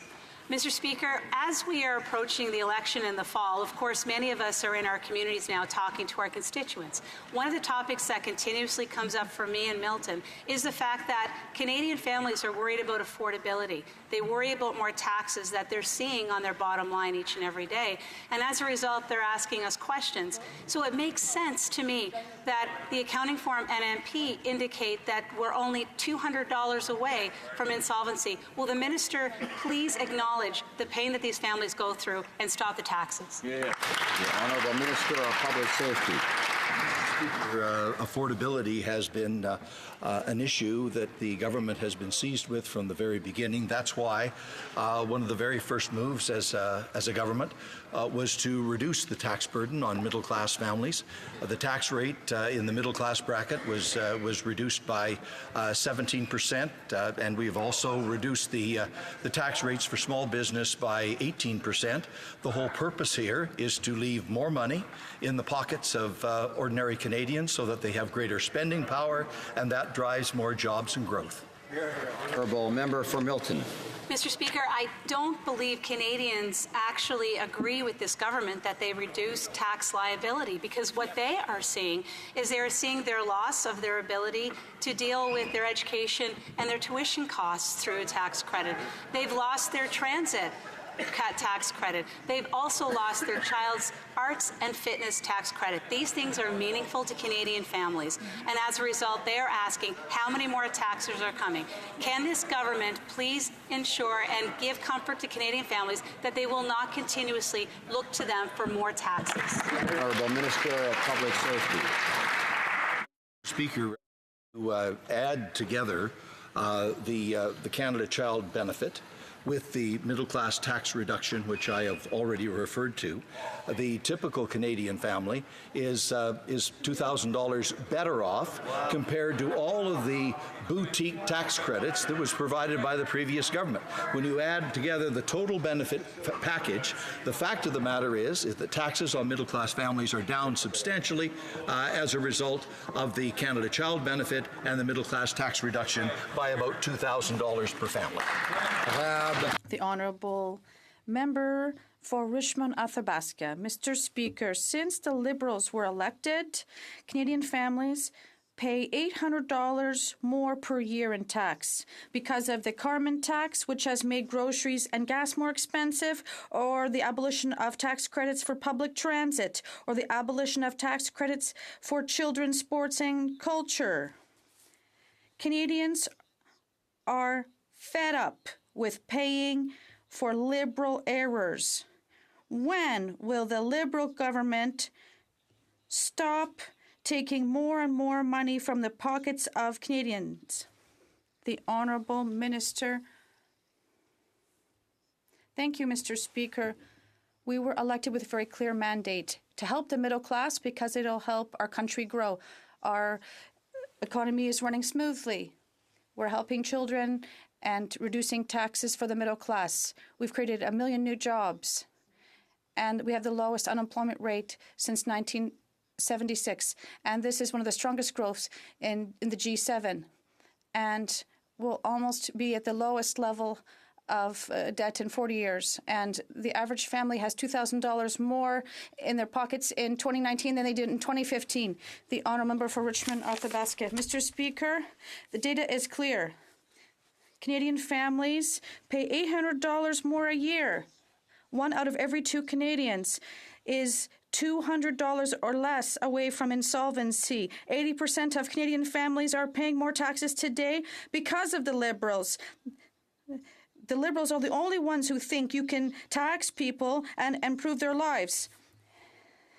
Can the Liberal MPs stop taking money from the pockets of Canadians, hard-earned money? The Honourable Minister of Social Development. Mr. Speaker, I'm somewhat upset from what I've heard from the official opposition. If we should talk about the Canadian Child Benefit. In his riding alone, there are tens of thousands of children who receive an average of $550 per month. This is non-taxable, and it helps people in his riding to invest in our children and invest in our future. I'm upset by the fact that in 2019, the Conservatives still haven't talked about the CCB, and this has had a significant impact in their community. The Honourable Member for Berthier-Baskin-Angers. Once again, rich companies have had a pass, and KPMG's rich companies, clients have been evading taxes. But for Liberals, there are 2 types of rules. One's for the rich and another one's for everyone else. Mr. Speaker, why does this Liberal government keep giving favors to wealthy companies that are trying to bypass our rules and regulations? The Honourable Minister of National Revenue. We're committed to fighting tax evasion, and the rules, these out-of-court agreements have independent processes from the CRA to make sure our tax system is fair. And the rules can only be used appropriately in some circumstances, and I'm concerned by the lack of transparency, and that is why I gave directive to the agency to review its process to have greater transparency, and that is why some of these deals were concluded. Sorry, Mr. Speaker, but that answer is simply not good enough. The CRA has been letting tax cheats off for far too long, and Canadians have been looking at this government for leadership, and all they do is say they're not in charge. Well, if they're not in charge, who is, Mr. Speaker? Because Canadians need to elect a government that will take care of big tax cheats, and this government isn't doing it. So please, stop with the incredible answer that somehow the Minister of National Revenue doesn't have anything to say about whether tax cheats get off the hook in Canada, and give Canadians the answer they're looking for, which is that the rich are going to pay their fair share.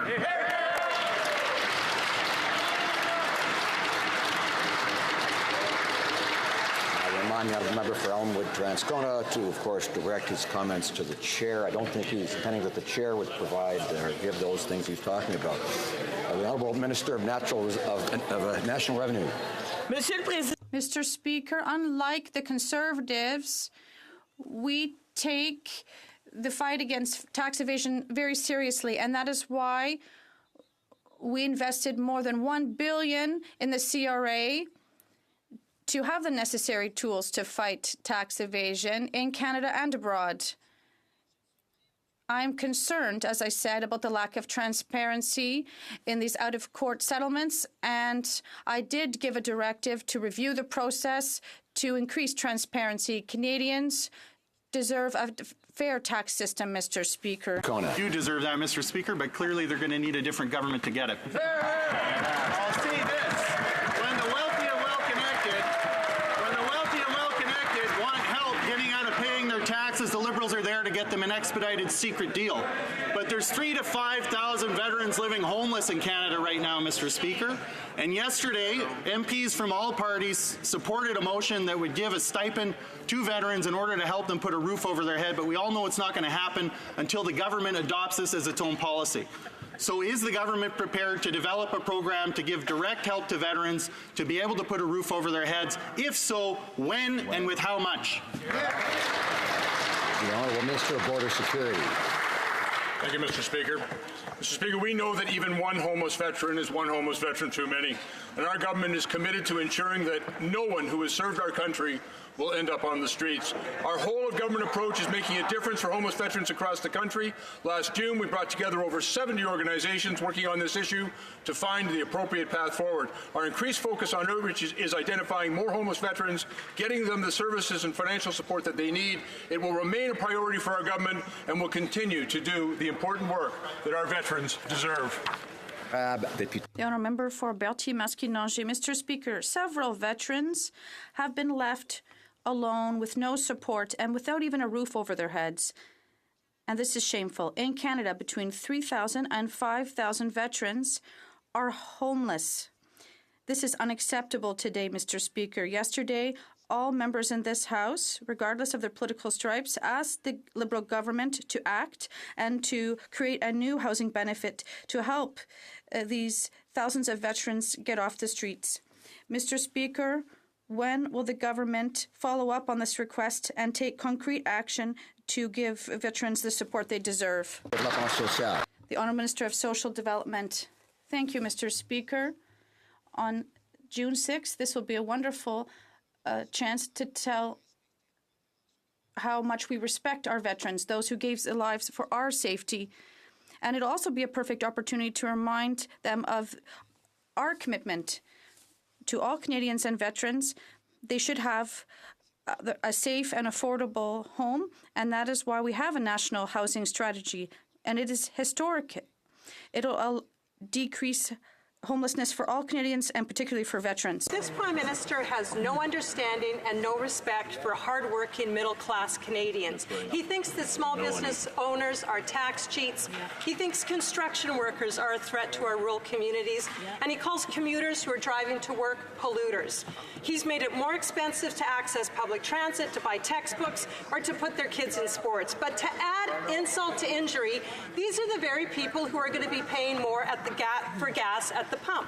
So why is the Prime Minister making life so expensive for everyday middle-class Canadians? The Honourable Minister of Infrastructure. Mr. Speaker, it's quite ironic to hear from the opposition, the knows best opposition in Ottawa. We know who they are. The Conservative know best, as the leader said, I think, a few days ago. Mr. Speaker, we have made historic investment in public transit.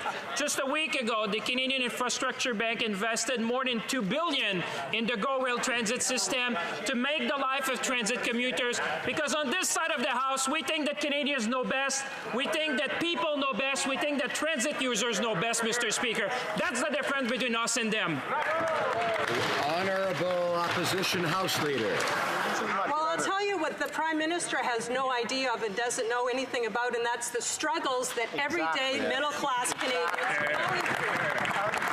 Because he's more focused on self-promotion and increasing his so-called feminism than on the needs of hard-working families. He does absolutely nothing while small business owners are dealing with the price of his carbon tax. Canadian families are falling further and further behind under the weight of his failed economic policies, and they're asking for tax breaks. You know what, Mr. Speaker? Conservatives are going to give Canadians those tax breaks. Why are the Liberals ignoring Canadians? The Honourable Minister of Small Business. Mr. Speaker, we are a government that cares about the small businesses, that cares about creating jobs in this country. This is why we have lowered the small business tax rate to 9%, making one of the lowest. We're helping hardworking Canadians create those jobs in small businesses. We're helping small businesses be more competitive. We've cut more regulations in the 3.5 years we've been government than you did than the Conservatives did in the last 10 years. Mr. Speaker, we're working hard for Canadians. I remind the Honourable Minister to direct her comments the chair. I don't think she meant the chair did something or other, but I'm not happy. The honourable member for Louis Saint Laurent. Small business owners in Canada remember that only 2 years ago the Minister of Finance attacked them directly. And why does the Prime Minister think that small business owners are trying not to pay their fair share of taxes? And people who own small businesses and workers shouldn't have to feel this. Will this government finally understand that small businesses are the backbone of our country?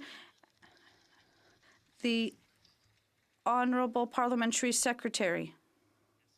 Thank you, Mr. Speaker. First, I'd like to remind my colleague that I agree entirely with him. Yes, small businesses are the backbone of our country. They're fundamental to our economy, and since the beginning, we've been behind them.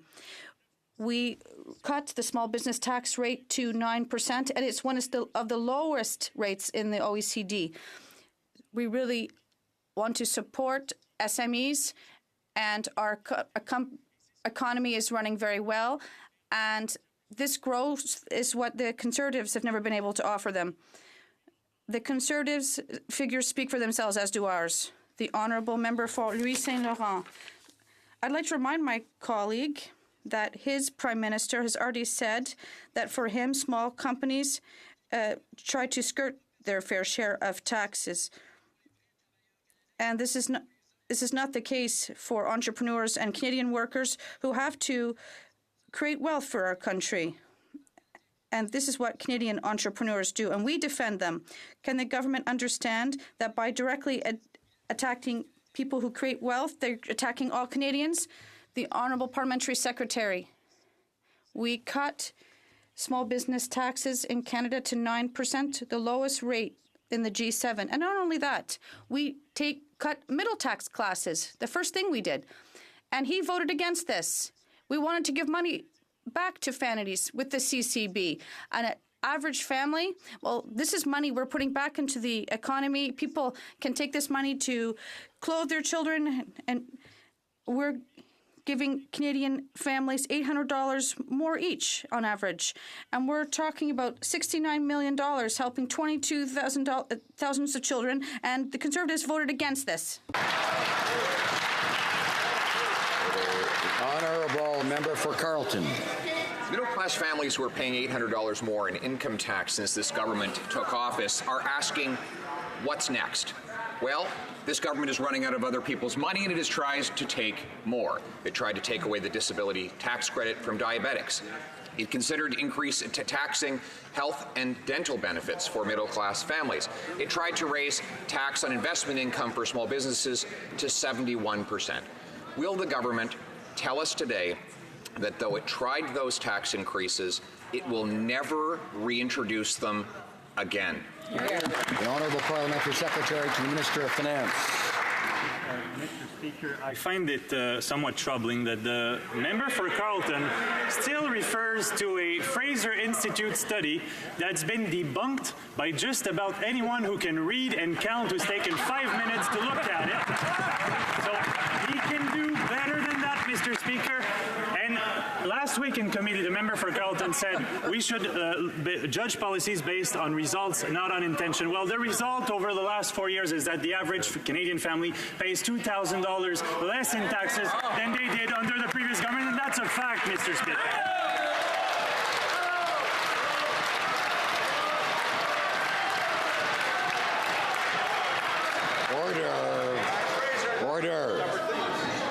Order. Shh. The Honourable Member for Carleton. So now the government that missed its deficit promises by $20 billion wants to extol its virtues and prowess in arithmetic, Mr. Speaker. He wins the award for irony today. I wish he would win the award for clarity. I asked him a very specific question, that he would rule out future tax increases on Canadian families, the ones they tried to implement already. The reason, won't he admit, that they won't rule those out is because the only way the Liberals can pay for their out-of-control spending is through massive tax increases. Honourable Parliamentary Secretary. Thank Thank you, Mr. Speaker. And again, I find it also troubling when he talks about the deficit. He was sitting around the cabinet table when they added $150 billion to the national debt. With what to account for? Again, let me quote, again, in committee last week, he said we should judge policies based on results, not on intention. He was quoting an unnamed economist. Surely that was not Stephen Harper, because when you look at the results of their decade in power, worst job creations since 1946, worst growth in 69 years, worst growth in exports since the Second World War. Mr. Speaker, in 3 years we've delivered.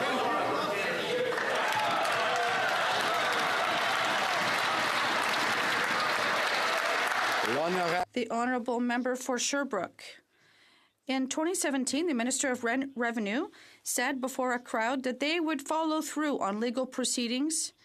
But what a failure, Mr. Speaker. Today, no tax cheats fear this incompetent minister. On the contrary, the signal she's sending is that if you're wealthy and get caught cheating, the minister will find you a nice secret sweet deal. The minister wants greater transparency. So let's start today. When did she learn about this new tax amnesty? And did she find it appropriate? And if not, why did she not prevent the signature of this shameful agreement? I would encourage the honourable member to be judicious in his language, the Honourable Minister of National Revenue. I see that my colleague is interested in tax evasion, so he'll be happy to learn that we'll be publishing our results. And since 2015, our audits have shown more than $1 billion in additional tax revenue, and roughly 44,000 files in Ontario were solved, and with millions in penalties. So our efforts are paying off, Mr. Speaker. Today we learned that the Minister of Indigenous Services lives in an alternate universe when it comes to Grassy Narrows.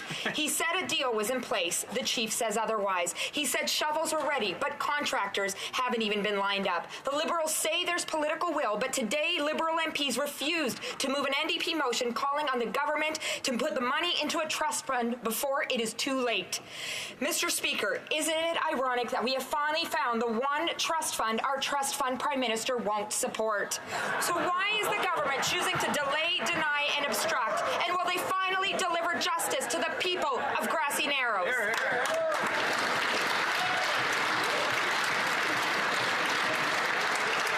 I encourage members to be judicious and prudent in their comments and try to avoid the comments that could be considered insulting. The Honourable Parliamentary Secretary,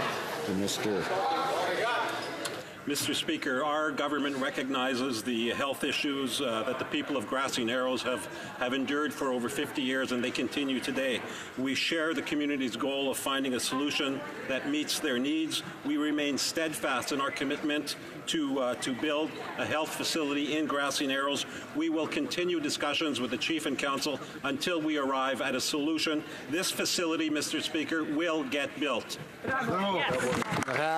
The Honourable Member for Mégantic-L'Érable. Mr. Speaker, today it's clear that just like for canola, the government has no plan to maintain Canadian pork exports to China. And this is a national crisis facing us if this government doesn't do anything. Canadian pork exports to China total $6 million per year, of which nearly 300 from Quebec, 170 million from Alberta, 116 million from Manitoba. Can this Prime Minister talk to the Chinese Prime Minister, and help these farmers who have been taken hostage in this spat? What is he waiting to help out our ranchers and farmers? Unlike my Conservative colleagues, it didn't take me weeks to realize that this was a serious crisis. From day one, I worked hard on this file with my colleagues. And a few weeks ago, I was in Japan. I met with the Minister of Agriculture from China, and he said he would talk with his customs agency in China. And I'm happy to learn that last night the Canada Food Agency did have a discussion with Chinese officials about canola. The Honourable Member for Mégantic-L'Érable. For 5 months, we've been asking him to speak with the Chinese officials, and the Premier of Quebec said that if China intends to inspect every pork container. This would be unacceptable, and that the Canadian government should be firm in its negotiations with China. But they haven't said anything, the Liberals, yet. The problem won't solve itself. And they're putting all the responsibility on the pork industry. They were told to be vigilant unless there'll be consequences. Why are the Liberals turning their backs on pork producers? The Honourable Minister of Agriculture. Our agricultural producers know how hard this government is working for them and with them, and is concerned with the system. We do have the best agricultural products in the world. We have one of the best inspection systems in the world for food. And I can assure you, and I know that our farmers know that we're with them and that we consult them, and we're doing everything to make sure we can to reopen markets as quickly as possible. For Durham. Mr. Speaker, 6 months ago, China detained our citizens on trumped-up charges. Mr. Kovrig and Mr. Spaver received daily interrogations and are in prison with the lights on 24/7. In that 6 months, our exporters have faced trumped-up claims of quality products blocking our exports. Half a year of crisis, Mr. Speaker, and only today the Prime Minister said he's considering engaging directly with the Chinese leadership. Considering getting involved after 6 months, Mr. Speaker. Well, it's been 5 months since his hand-picked Liberal ambassador resigned in disgrace. Will he consider appointing a new one? Honourable Parliamentary Secretary for Canada-U.S. Relations. Make no mistake about it, China has heard our positions very clearly and at many levels. Our government takes every opportunity to advocate for the interests of Canadians with China. Just 2 weeks ago, a parliamentary delegation went to China and raised the cases of the detained Canadians, as well as canola, as well as the pork. I was on that delegation, and unfortunately, the Conservative MPs chose to send no one. They sent no one. The NDP sent no one. We will stand up for Canadians. We'll stand up for Canadians' interests, whether it's canola or pork or detained Canadians.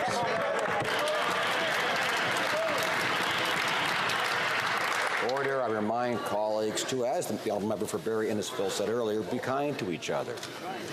The Honourable Member for and listen to each other. Order. Be kind to the chair too, right? The Honourable Member for Durham. Mr. Speaker, let's summarize 6 months of Liberal failures on China. Our citizens are suffering, our exporters are suffering, and the situation is deteriorating each week. After 6 months of no plan, today the Prime Minister said he's considering getting involved. Mr. Speaker, he should consider getting serious about China. This diplomatic dispute won't be solved by tweets or by photo ops. Rather than tweets about Canada's back, how about they get our Canadians back? The Honourable Parliamentary Secretary to the Minister of Foreign Affairs. Mr. Speaker, there are Canadians' lives that are at risk in these cases. And the cases of Michael Kovrig and Michael Spaver are a priority for this government. This is not about grandstanding. It's not about scoring points. It's about keeping Canadians safe. We've rallied an unprecedented number of partners around the world in support of Canada's position. Liberal members were in China 2 weeks ago to raise these cases. I was there. The Conservatives and the NDP were not there. We have a plan. We're always ready to talk. We're open. We're working for Canada and Canadians' interests. Order. Order. Honourable.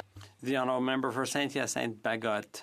Mr. Speaker, the Prime Minister asked us in 2015 to show compassion and generosity by welcoming Syrian families. We're asking him to show the same compassion for Noor Mohammed, a young Syrian girl left alone in Libya while her 8 siblings and her parents are here in Saint-Hyacinthe, and they're here on the Hill today. I asked the Immigration Minister to help Noor, but unfortunately he declined. Why do the Liberals ask us to show compassion when they themselves will not? Immigration.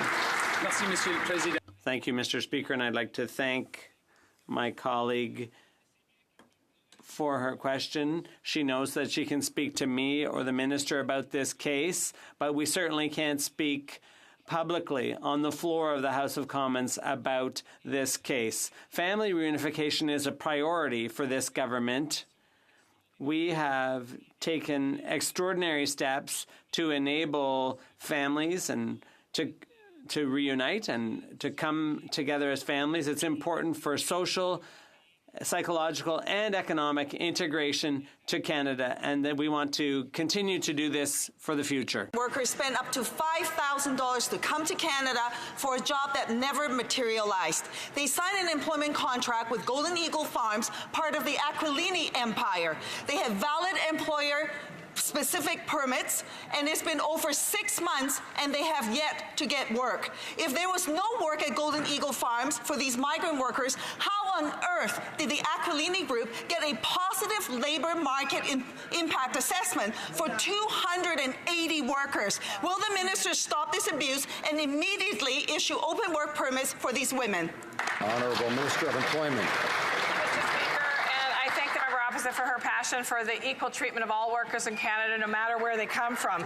Temporary foreign workers are entitled to the exact same protections and rights as every Canadian, and I'm aware of the recent reports regarding the treatment of temporary foreign workers at the Aquilini Group. We take these allegations very seriously. The department is aware of these allegations. They'll be conducting an investigation into these claims. Whether you're a Canadian, a permanent resident, or a temporary foreign worker, your health and safety matters to this country, to all of us, and we'll continue to work with provinces and territories, employers and workers to make sure that every worker in Canada is protected. Thank you. The honourable member for Outremont. The fight for women goes on. Residents of Outremont have shared their concern about the questioning of a woman's right to access to an abortion. Has always led on this issue. That's why Canadians are so concerned about the increasing rhetoric that we're hearing both at home and abroad. Could this House please get an update on the work that our government is doing to support the rights of women and girls around the world? Honourable Parliamentary Secretary to Minister of Women. Thank you, Mr. Speaker. Mr. Speaker, we know when women and girls are healthy and empowered, everyone benefits. That's why we made a historic investment of $1.4 billion a year for women and girls' health at the Women Deliver Conference. $700 million will go specifically towards sexual and reproductive health rights to fill the gap that was left by the previous Conservative government, and will empower 18 million women and girls by 2030, Mr. Speaker. With this, Mr. Speaker, we will be at the forefront of international efforts to improve the health of women and girls, and also stand firmly in support of women's right to choose here at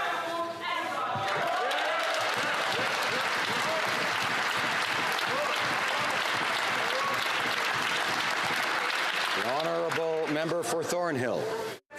Mr. Speaker, we learned today that Elections Canada will spend $650,000 to hire social media influencers. Mr. Speaker, Canadians are growing weary of hearing the linked words of influence and elections. Nobody can be claimed to be free of opinions on the issues contained within each party's electoral platform. So, Mr. Speaker, how can Elections Canada ensure that these social media influencers have never had or have today political opinions? Honourable Minister of Democratic Institutions. Thank you, Mr. Speaker. Unlike the Conservative Party, we will not muzzle scientists, we will not muzzle public servants, and we will certainly not muzzle Elections Canada, Mr. Speaker. In fact, in Bill C-76, we empowered Elections Canada to talk to Canadians about the importance of voting. Unlike Conservatives, Mr. Speaker, we're not afraid of more Canadians voting, and I hope that they would join us in supporting Elections Canada's good work to reach out to vulnerable populations, to reach out to those groups that don't vote, and to make sure that this election more Canadians than ever vote. Thank you. The honourable member for Thornhill. Mr. Speaker, Elections Canada is keeping secret the names of their social media influencers, musicians, celebrities, athletes, YouTube producers. These folks become influencers because they have strong opinions. How can Elections Canada ensure these influencers have never expressed political opinions? Now, the Chief Electoral Officer concedes this unprecedented campaign is politically sensitive. Mr. Speaker, shouldn't Elections Canada simply focus on administering a fair election? Honourable Minister of Democratic Institutions. Mr. Speaker, unlike the party party opposite, we have full confidence in our officers of Parliament. We have full confidence in Elections Canada and the professional men and women who administer our elections. In fact, Mr. Speaker, unlike the party opposite and their so-called Fair Elections Act, we will not make it harder for Canadians to vote. We will not make it harder for Canadians to get information on how they vote. And we, in fact, Mr. Speaker, in C-76, empowered Elections Canada to do such a thing. We hope that Conservatives also think it's a good thing that Canadians have the right information on where and how to vote, because that matters for Canadian democracy, Mr. Speaker.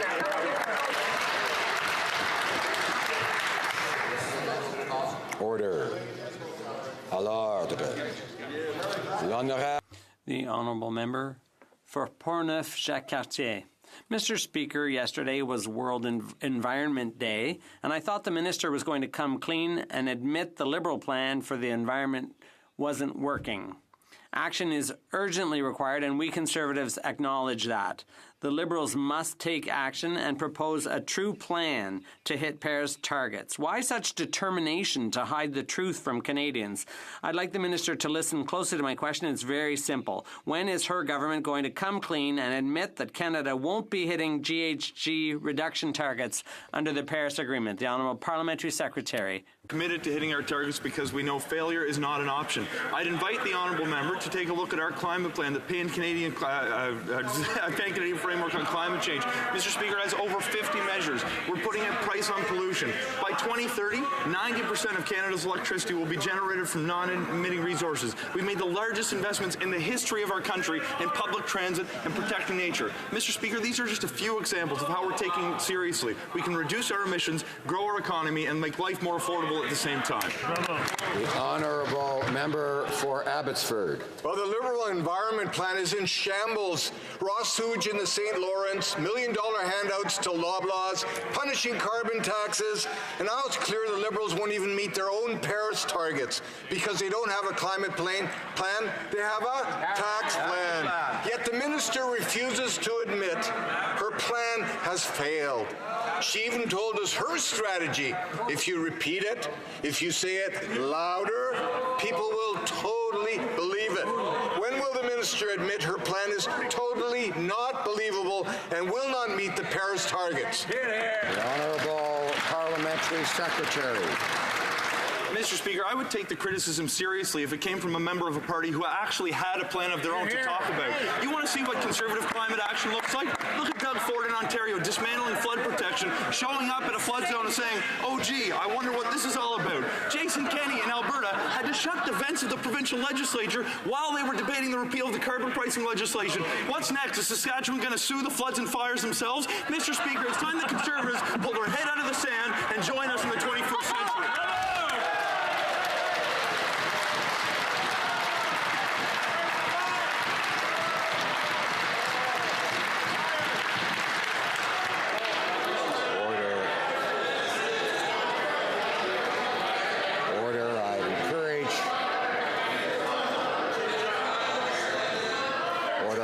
The Honourable Parliamentary Secretary to be judicious in his comments. The Honourable Member for Rosemont-La Petite Patrie. An Australian study warns of the dire consequences of climate change. We're on a course towards global warming of 3 degrees Celsius, which will devastate ecosystems and force 1 billion people from their homes. But here at home, the Liberals are missing the Conservatives' targets and have bought a pipeline to boost oil sands production. Young people have even taken the federal government to court today. What is it the Liberals don't get? Why are they ignoring science and our young people? Have they buried their heads in the sand, in the oil sands? The Honourable Parliamentary Secretary. Member for his question. I'd like to thank all the young people who are advocating for climate action. Mr. Speaker, I agree with the NDP's intention. They have their heart in the right place, but they haven't thought their plan through. If you actually look at the commentary on their plan from the Eco-Fiscal Commission, they've indicated that the NDP's plan for big emitters is going to hurt the Canadian economy and won't do anything to reduce emissions because it just inspires polluters to cross the border and pollute elsewhere. We've actually been working on a plan for several years now. The NDP seems committed to implementing some of the things we've been doing. It's time that they actually look at what's been going on and realize we're taking action. Order. The Honourable Member for Cypress Hills Grasslands seems to be having trouble sitting quietly when others are speaking and not speaking out when he hasn't got the floor. So perhaps he'd like to not do that and to wait until he has the floor. And over that before, I could talk to his colleague from Barrie Innisfil about us all being kind to each other and listening. Right? The honourable member for Longueuil-Saint-Hubert. Mr. Speaker, 6 months ago to the day, the NDP invited all parties to work together on the climate crisis because missing our targets is a shared failure. The Liberals and the Conservatives are still refusing to cooperate. So I have a message for the young people demonstrating outside. Get involved in the next election and give the boot to any MPs who aren't lifting a finger. It's shocking. I was going to ask the minister a question, but honestly, what's the point? So just keep on thinking you're the best and go it alone.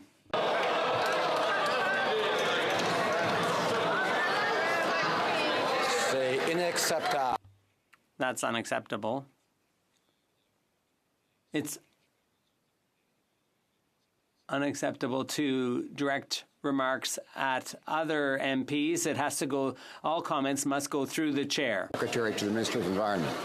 Mr. Speaker, you see the NDP strategy. When they have to deal with a difficult issue, they just give up. Mr. Speaker, with respect, the young people who've been protesting to demand climate action have been active in my community, and I want to say thank you. It's going to take all of us pulling in the same direction because we know failure is not an option. We know that the young people are going to disproportionately bear the consequences of climate change because the consequences will only get worse with time. Mr. Speaker, we started this progress not 6 months ago, but over 3 years ago, when we started campaigning to put a price on pollution, to ensure that we had the largest investment in public transit in the history of our country.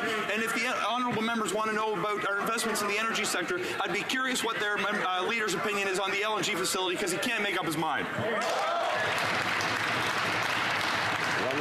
The honourable member for Charlesbourg-Haute-Saint-Charles. Mr. Speaker, the Auditor General requested additional funding to fulfill his mandate, but the Prime Minister turned him down. So he had to drop government performance audits on cybercrime and Arctic sovereignty. Once again, if it's about national security, this Prime Minister is not interested. Can the Public Safety Minister bring the Prime Minister to his senses? The Honourable Minister of Public Safety. With respect to the important question of cybersecurity, the honourable gentleman will know that very early in our mandate we reviewed that whole field, a very important priority in national security.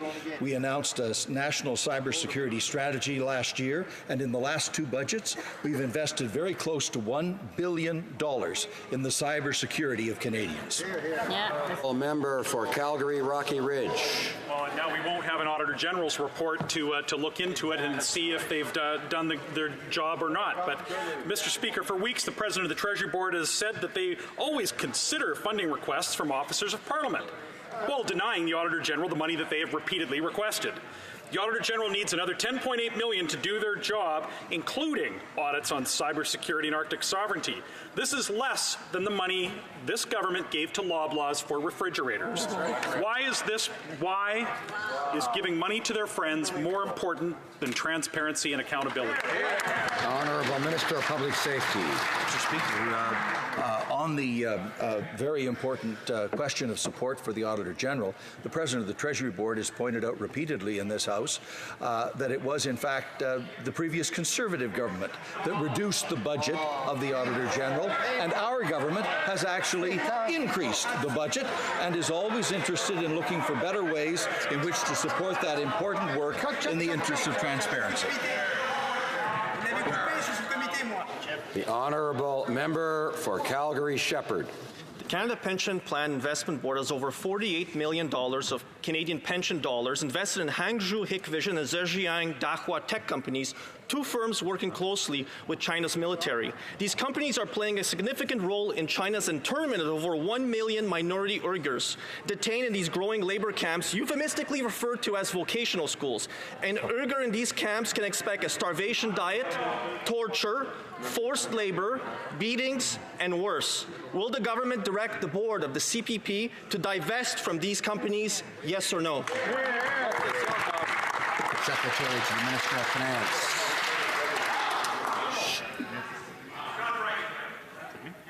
Merci, Monsieur le Président. Simplement pour... Thank you, Mr. Speaker. I'd just like to remind my colleague that the CPP operates independently of government at arm's length, and we expect them to make the best decision for retired Canadians.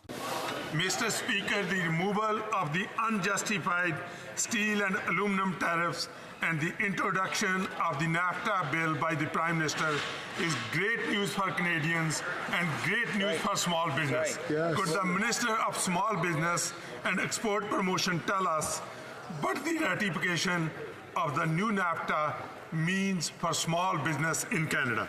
Bravo. Honourable Minister.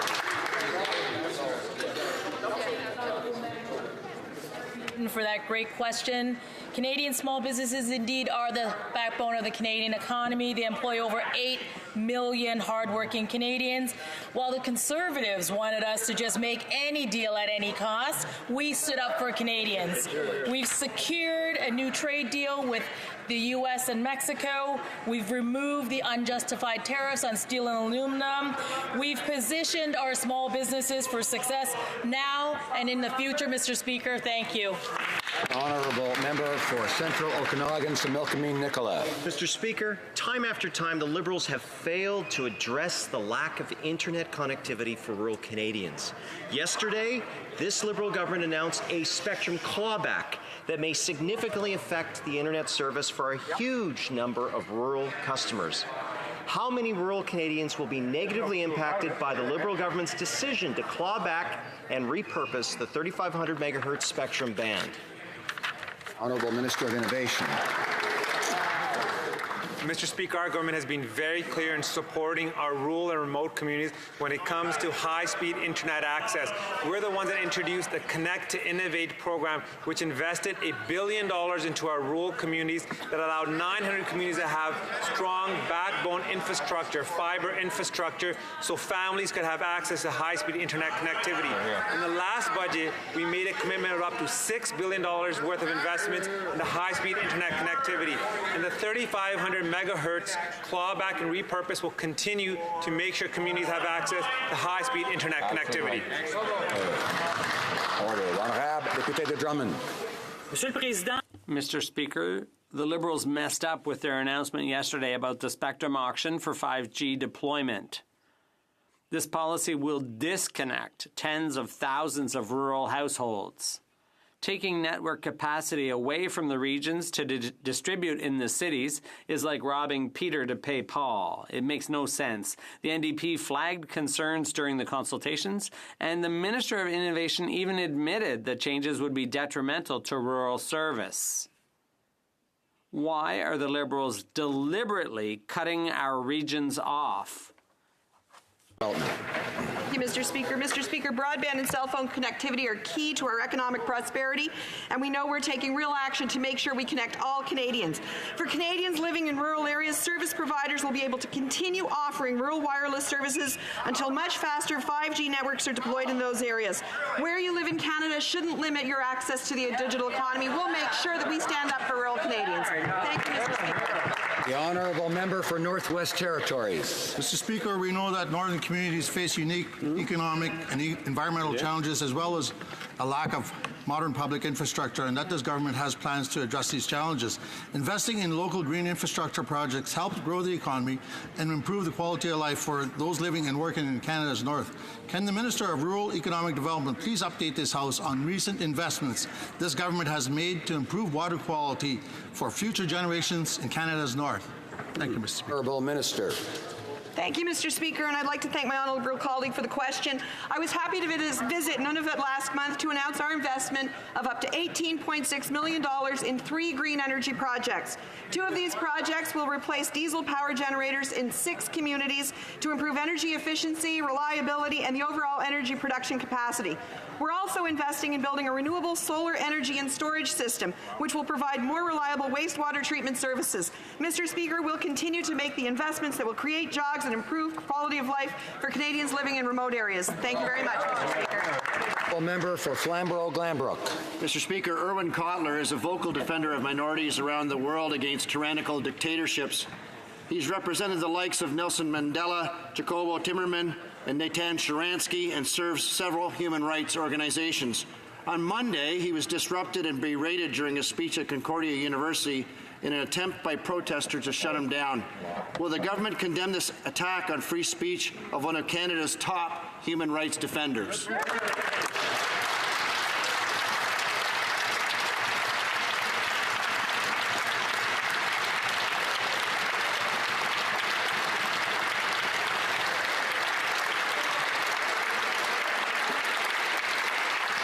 The Honourable Parliamentary Secretary to the Minister of Foreign Affairs. Mr. Speaker, it's a privilege, and I thank the honourable member for that question. I think everyone in this House, by their presence and by their applause, represents the idea that we stand with Irwin Collar, who has been a defender of human rights, civil rights, justice around the world. We will send our support from this side of the House, and I think convey it from that side of the House as well to Mr. Collar.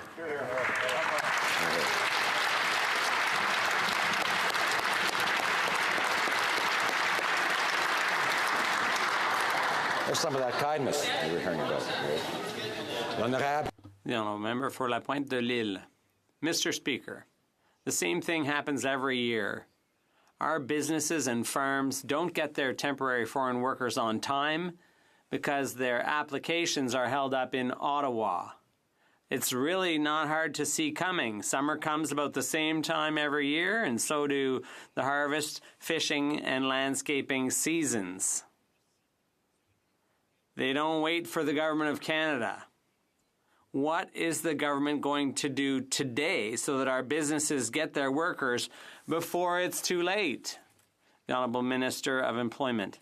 It's an honor to get up and answer this member's question because it's an indication of just how hot our economy is. You know, with 1 million jobs added over the last 3.5 years, we have a new problem now. Employers are saying they just simply can't find people in any way, in any sector. And so, of course, we've seen as a result of that an increase in applications. Businesses are growing. They're able to sell more through trade agreements like the ones that we have with CETA and CPTPP. And so we've seen an increase in trade, a decrease in available population.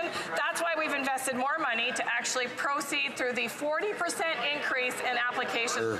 The honourable member for La Pointe de l'Île. Mr. Speaker, the Liberals are champion talkers, but not so good at coming up with solutions. There are more and more applications for temporary foreign workers every year. There's a labour shortage. Everyone knows it. And it's even worse in the regions. Every year, the Government of Canada acts surprised as an excuse for just not being ready. What is the government going to do now to fix the problem? And what are they going to do to make sure it doesn't happen again next year? We were taken a bit by surprise by the 40% increase in applications that we received this year, an indication of just how fast our economy is growing. And I'm really happy that so many producers, agriculturalists, have the kind of prosperity that requires them to search for new talent, search for new labor. So that's why we've invested in additional $1.7 million to specifically address the increase in Quebec, 34 new staff, 27 officers, 7 clerks. And, you know, this is really about making sure that we can get through those applications as quickly as possible to deal with the growing industry's needs. Thank you. That's leadership. Honourable member for Whitby. Mr. Speaker, Peter LaBelle, the Commissioner of Marketing and Community Services for the town of Whitby, passed away on May 27th after a 27-year career. When the member for Louis Hébert and the PS to Finance visited Whitby last year, Peter's one ask was for the government to dedicate specific funds towards municipalities for community development and growth needs. I am sure that Mr. LaBelle's request had some impact as we saw the Municipal Infrastructure Top-Up Fund announced in Budget 2019. Can the Minister update this House on the implementation of this fund? The Honourable Minister of Infrastructure. Mr. Speaker, I'd like to thank the member for the question. I wish to give first my condolences to the LaBelle family, their friends, and the Whitby community as they mourn his loss. Mr. LaBelle was a true champion for his city and an advocate for greater funding for municipalities. We heard his call, Mr. Speaker, and our government understands the importance of working with municipalities, which is why in Budget 2019 we propose a $2.2 billion top-up to address municipal priorities. Mr. Speaker, we will honor his legacy.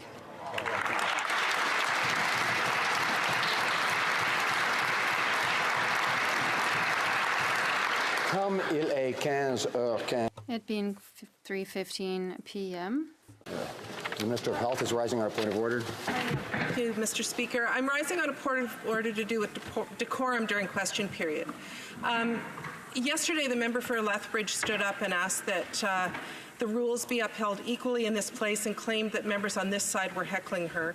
As you know, Mr. Speaker, it's an issue during question period where members are heckled.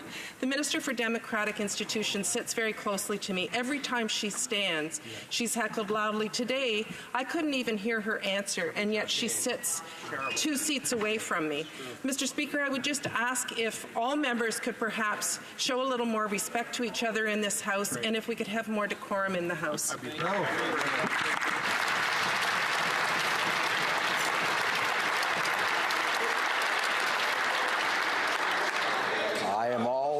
I am always grateful for the assistance of members in trying to improve decorum in the House and encouraging us, of course, to be kind to each other. It being 3:15, pursuant to order adopted Tuesday, May 28, 2019, the House will now proceed to the taking of the deferred recorded division on the amendment.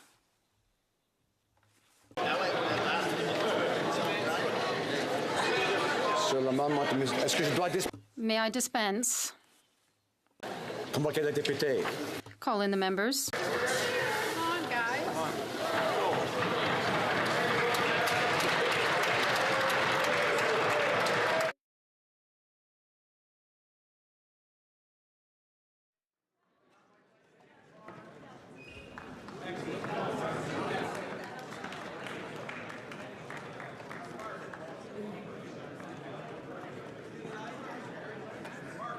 Question is as follows. Mr. Morneau, seconded by Ms. Bibeau, moved that Bill C-97. Shall I dispense? Yes.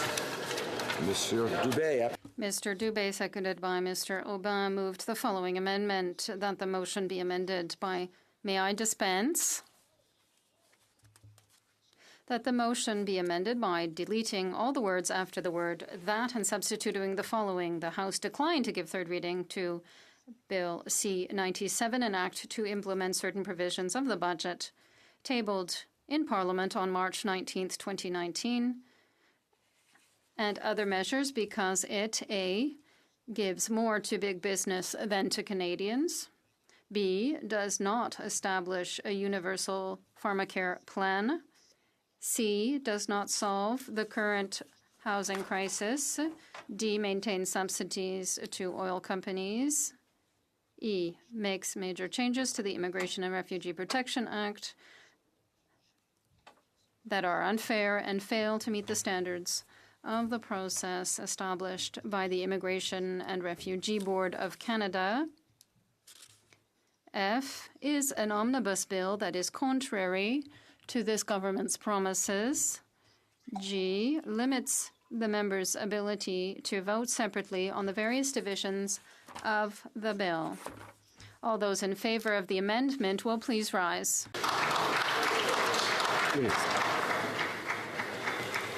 Ms. Benson. Ms. Benson. Ms. Kwan. Ms. Kwan. Mr. Garrison. Mr. Garrison. Madame Brosseau. Madame Brosseau. Madame Sans Souci. Madame Sans Souci. Monsieur Dussault. Monsieur Dussault. Monsieur Dubé. Monsieur Dubé. Monsieur Aubin. Monsieur Aubin. Monsieur Nantel. Monsieur Nantel. Monsieur Choquette. Monsieur Choquette. Mr. Blakey. Mr. Blakey. Mr. Duval. Monsieur Duval. Mr. Cannings. Mr. Cannings. Mr. Johns. Mr. Johns. Ms. Hardcastle. Ms. Hardcastle. Mr. McGregor. Mr. McGregor. Mr. Rankin. Mr. Rankin. Mr. Stetsky. Mr. Stetsky. Madame Moore. Madame Moore. Mr. Christopherson. Mr. Christopherson. Ms. Duncan Edmonton Strathcona. Ms. Duncan Edmonton Strathcona. Mr. Donnelly. Mr. Donnelly. Madame Hughes. Madame Hughes. Monsieur Sainte-Marie. Monsieur Sainte-Marie. Madame Posé. Madame Posé. Monsieur Fortin. Monsieur Fortin. Miss May, Saanich Gulf Islands. Miss May, Saanich Gulf Islands. Mr. Manley. Mr. Manley. Mrs. Philpott. Mrs. Philpott. Tous ceux qui s'opposent à la motion vont bien se lever. All those opposed to the motion will please rise. Mr. Hare. Mr. Hare. Madame Joly. Madame Joly. Mr. Goodale. Mr. Goodale. Monsieur Rodriguez. Mr. Rodriguez. Miss Petitpas-Taylor. Miss Petitpas-Taylor. Miss Qualtrough. Miss Qualtrough. Monsieur Lametti. Monsieur Lametti. Miss Bennett. Miss Bennett. Mr. Baines. Mr. Baines. Miss Haidu. Miss Haidu.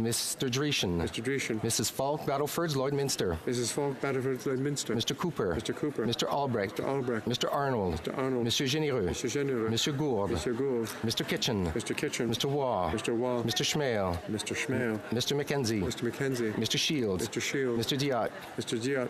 Mr. Leipert. Mr. Leipert. Mr. Version. Mr. Pearson. Mr. Weber. Mr. Weber. Mr. Mott. Mr. Mott. Mr. Benzin. Mr. Benzin. Mr. Lloyd. Mr. Lloyd. Mr. Barrett. Mr. Barrett. Mr. Davidson. Mr. Davidson. Mr. Stanton. Mr. Stanton. Mr. Iglinski. Mr. Iglinski. Mr. Miller, Bruce Gray, Owen Sound. Mr. Miller, Bruce Gray, Owen Sound. Mr. Trost. Mr. Trost. Mrs. Caesar Chavan. Mrs. Caesar Chavan. Mr. Weird. Mr. Weir.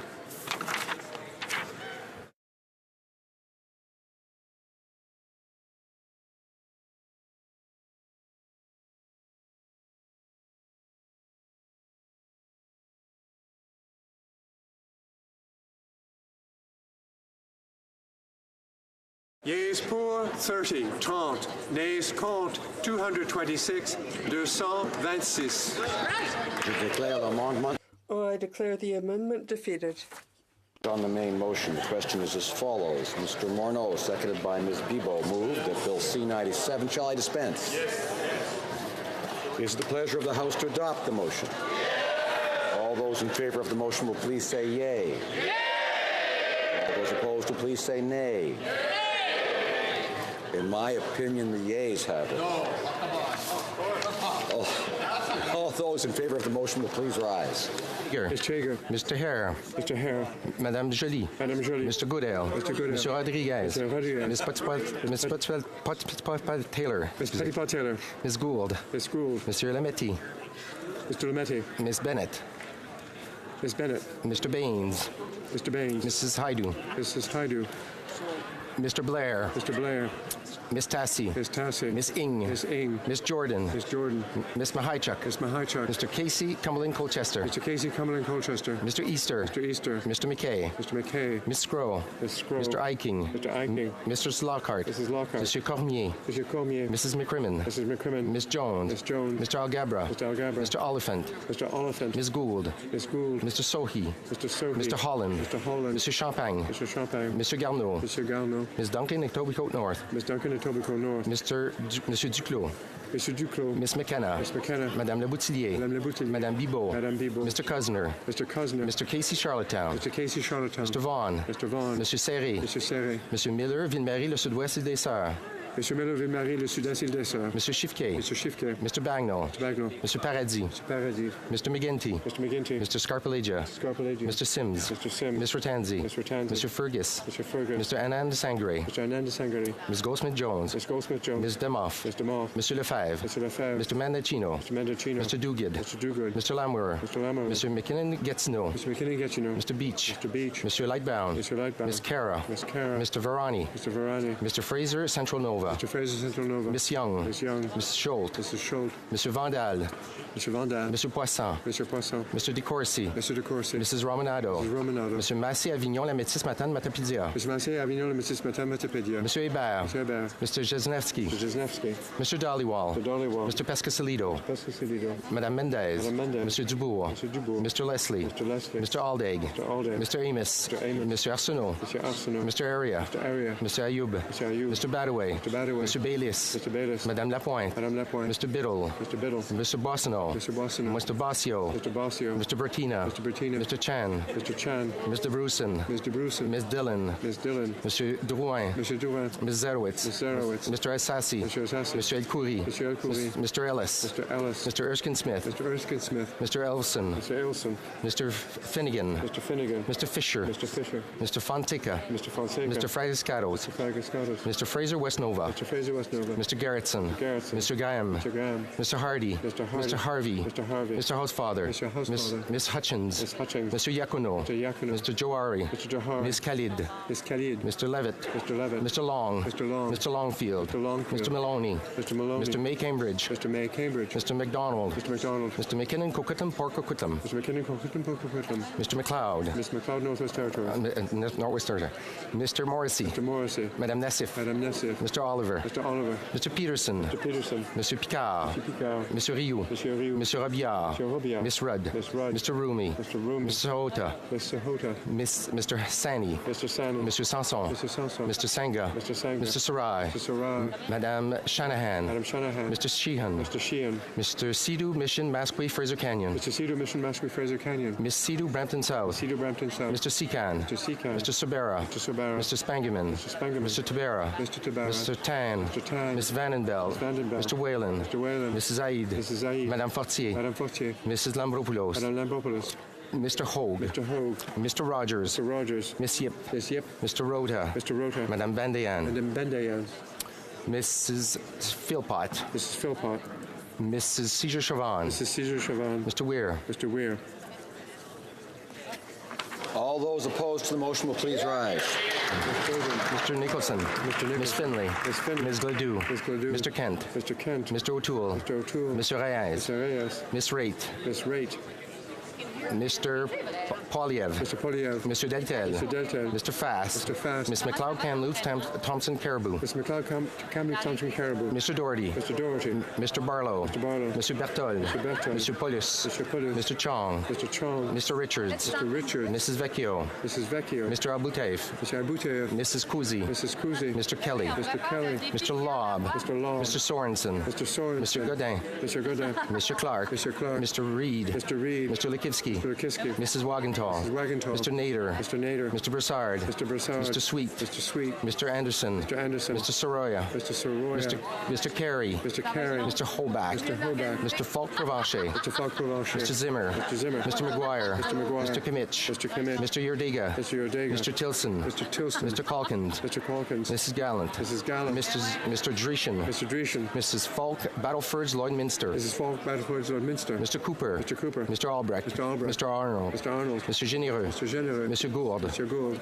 Mr. Kitchen. Mr. Kitchen. Mr. Waugh. Mr. Waugh. Mr. Schmale. Mr. Schmale. Mr. McKenzie. Mr. McKenzie. Mr. Shields. Mr. Shields. Mr. Diot. Mr. Diot. Mr. Leipert. Mr. Leipert. Mr. Vierson. Mr. Vierson. Mr. Weber. Mr. Weber. Mr. Motts. Mr. Motts. Mr. Benson. Mr. Benson. Mr. Lloyd. Mr. Lloyd. Mr. Barrett. Mr. Barrett. Mr. Davidson. Mr. Davidson. Mr. Stanton. Mr. Stanton. Mr. Eglinski. Mr. Eglinski. Mr. Miller, Bruce Gray and Sound. Mr. Miller, Bruce Gray and Sound. Mr. Trost. Mr. Trost. Mr. Bulleris. Mr. Bulleris. Miss Benson. Miss Benson. Miss Kwan. Miss Kwan. Mr. Garrison. Mr. Garrison. Madame Brosseau. Madame Brosseau. Madame Sans Souci. Madame Sans Souci. Monsieur Dussault. Monsieur Dussault. Monsieur Dubé. Monsieur Dubé. Monsieur Aubin. Monsieur Aubin. Monsieur Nantel. Monsieur Nantel. Monsieur Choquette. Monsieur Choquette. Mr. Blakey. Mr. Blakey. Mr. Duval. Mr. Duval. Mr. Cannings. Mr. Cannings. Mr. Johns. Mr. Johns. Miss Hardcastle. Miss Hardcastle. Mr. McGregor. Mr. McGregor. Mr. Rankin. Mr. Rankin. Mr. Stetsky. Mr. Stetsky. Madame Moore. Madame Moore. Mr. Christopherson. Mr. Christopherson. Ms. Duncan Edmonton Strathcona. Miss Duncan Edmonton Strathcona. Mr. Donnelly. Mr. Donnelly. Madame Hughes. Madame Hughes. Monsieur Sainte-Marie. Monsieur Sainte-Marie. Madame Posé. Madame Posé. Monsieur Fortin. Monsieur Fortin.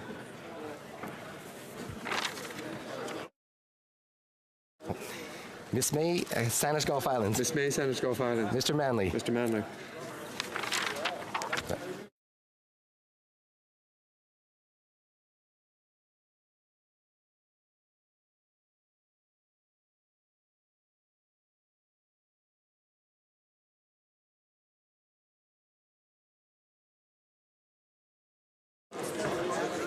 Yeas pour 157, 157.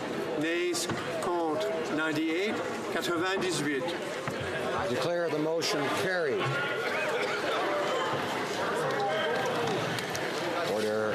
Order. The honourable member for Bruce Gray Owen Sound is rising on a point of order. Order. Thank you, Mr. I'm kind of new around this place, but it seems odd to me that so many ministers can't be here for question period, but they can show up for the vote. I was wondering if you could. The honourable member. Order. My honourable friend from Bruce Gray Owen Sound, my in-laws MP, is not new around here, and he knows very well that members cannot draw attention to the presence or absence of members in the House. Order.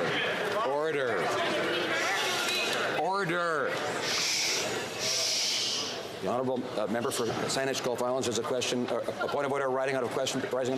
Arising out of the point made by my friend from Bruce Grey and South, we would never reference the presence or absence of a minister in this House. But it certainly was unusual that the Minister of Environment didn't rise to answer the question that went to her parliamentary secretary instead.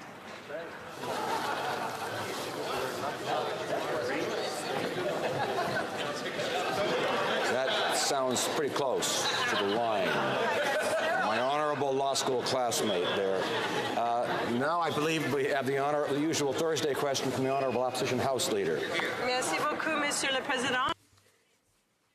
Thank you, Mr. Speaker. With the uncertainty concerning our agenda and the future work in this place, can the Government House Leader tell us what we will be doing for the rest of this week and the following weeks?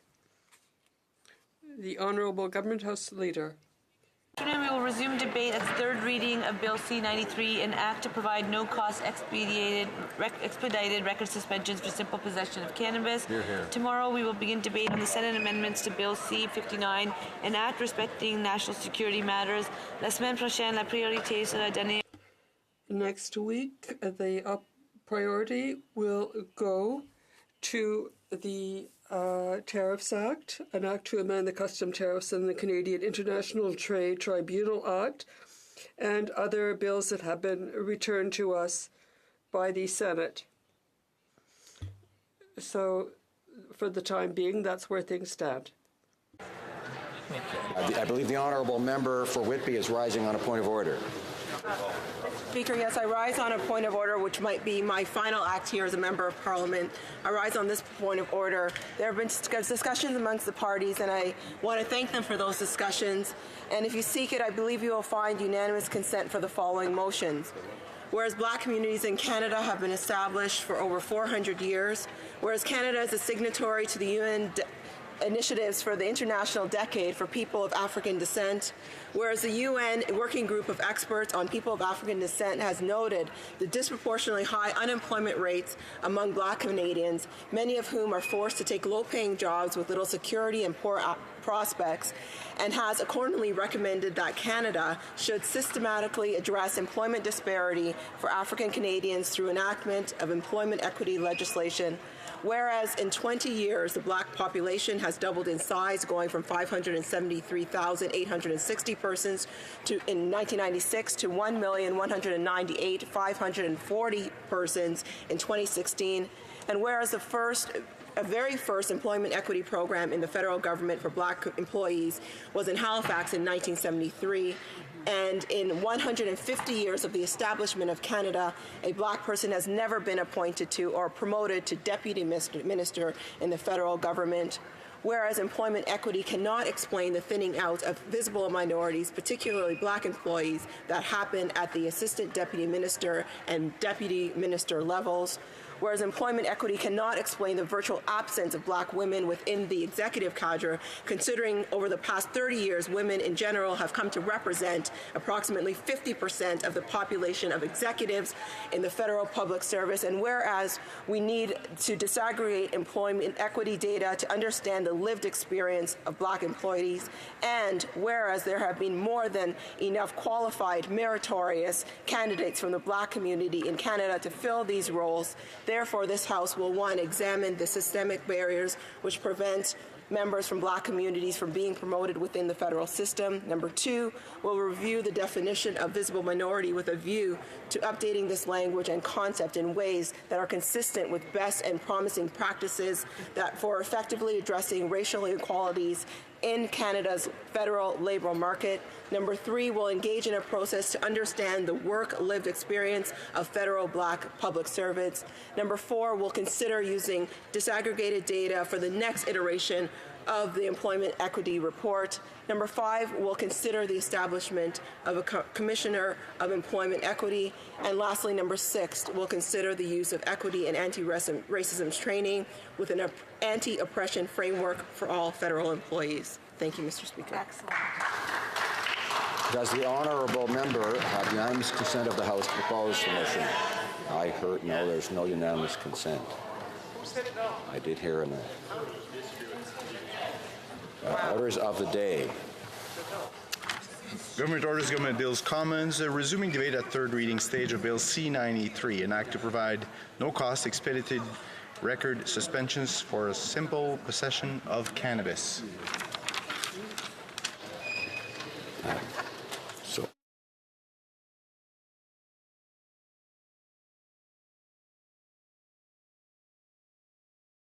Debate. The honourable member for Yellowhead. Thank you, Mr. Speaker. I rise in this House today to speak once more on Bill C-93, an act to provide no-cost expedited record suspensions for simple possession of cannabis. Mr. Speaker, I was splitting my time with the member from Elgin, Middlesex, London. As I said last week, Mr. Speaker, this is a terrible bill. Kind of reminds me of the NAFTA bill. Sometimes a bill is better than no bill.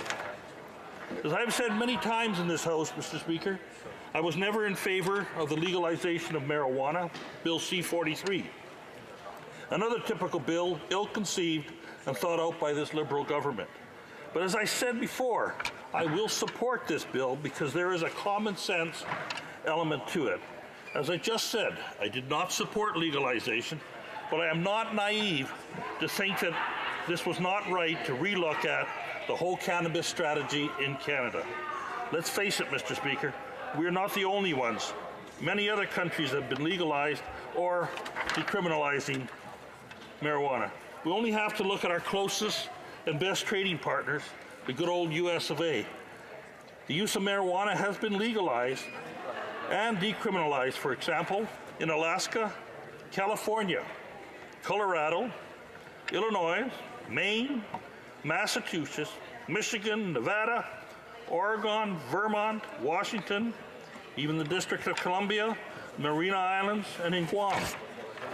Many of these jurisdictions are looking at or have commenced programs to get rid of the old cannabis-related charges for simple possession charges in their applicable areas. There are several different programs being looked at. Some are similar to this bill C-93. Some are similar to what the NDP party has been pushing, expungement.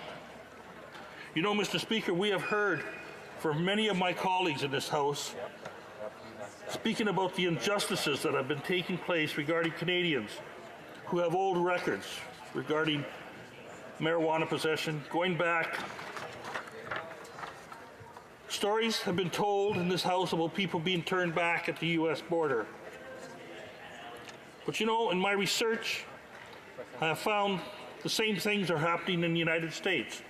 And I'm going to give you two cases. We have heard this before for our people, but just not south of the border. I'm not going to give their names to protect their identities, but a 70-year-old retired carpenter in the United States who once ran for the Senate was convicted back in 1968 for simple possession. His conviction has caused him to be refused entry into Canada, and he is unable to purchase a firearm in the United States. There's another gentleman who is a professional lighting technician. He actually worked for Willie Nelson for a time. Because of a misdemeanor drug charge as a youth, he was unable to accompany the band on tour to Canada. So I believe strongly that we need to remove the records for individuals in Canada who were charged for simple possession of marijuana or cannabis. Clearing people's records can remove barriers to employment and housing. There are many groups in Canada who have become victims because of the area they live in and the environment around it. Many of them are basically good people who just made the wrong choice at the wrong time.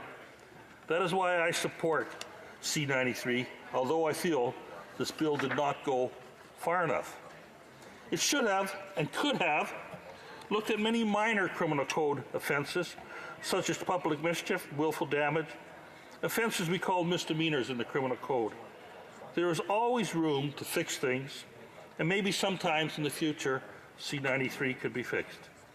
Mr. Speaker, the state of California, and I spoke about this last week, has brought out a program called Code for America, Clear My Record.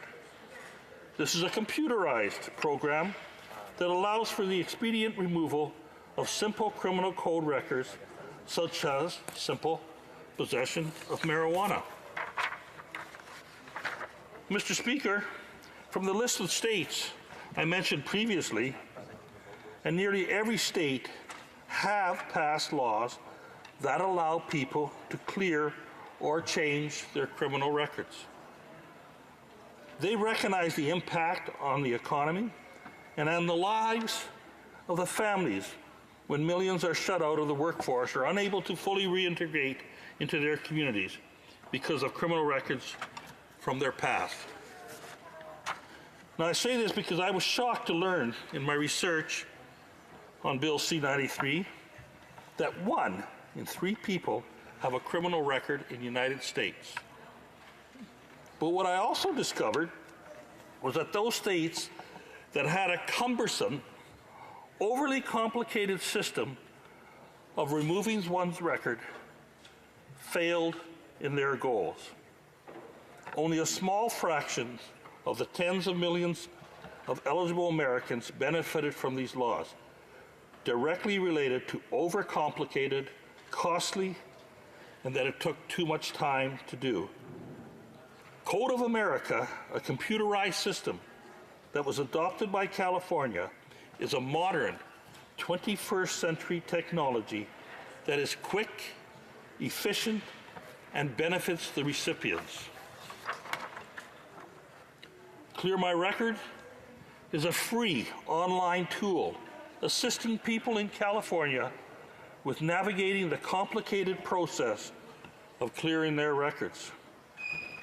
People can fill out a short, easy to understand application online that typically takes 10 minutes to get connected to a legal authority. Jasmine Latimer and Ben Golder, who co-developed the program, realized there was a problem when they looked into how many people were taking advantage of getting their records expunged.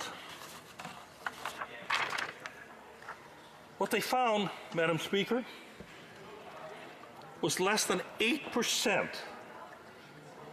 of the people who qualified received it or accomplished it, simply because the system was, for one, opaque, hard to understand,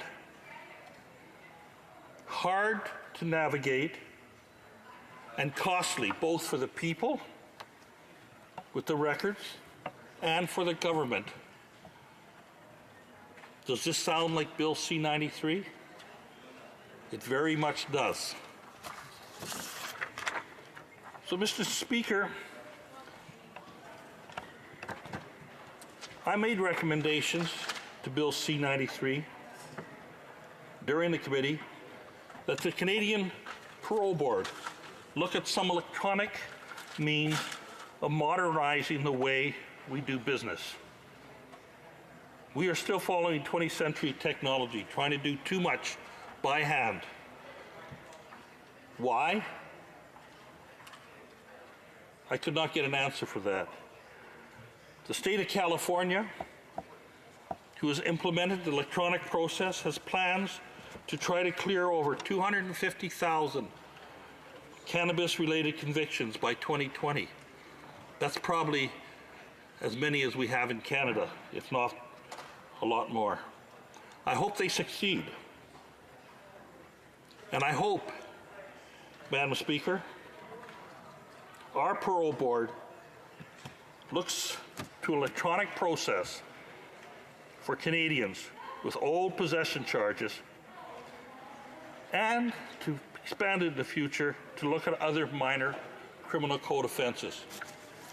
Madam Speaker, we owe it to Canadians to make this system as simple, free, to get rid of those records so that they can live better lives and be of less of a burden on society. Thank you, Madam Speaker.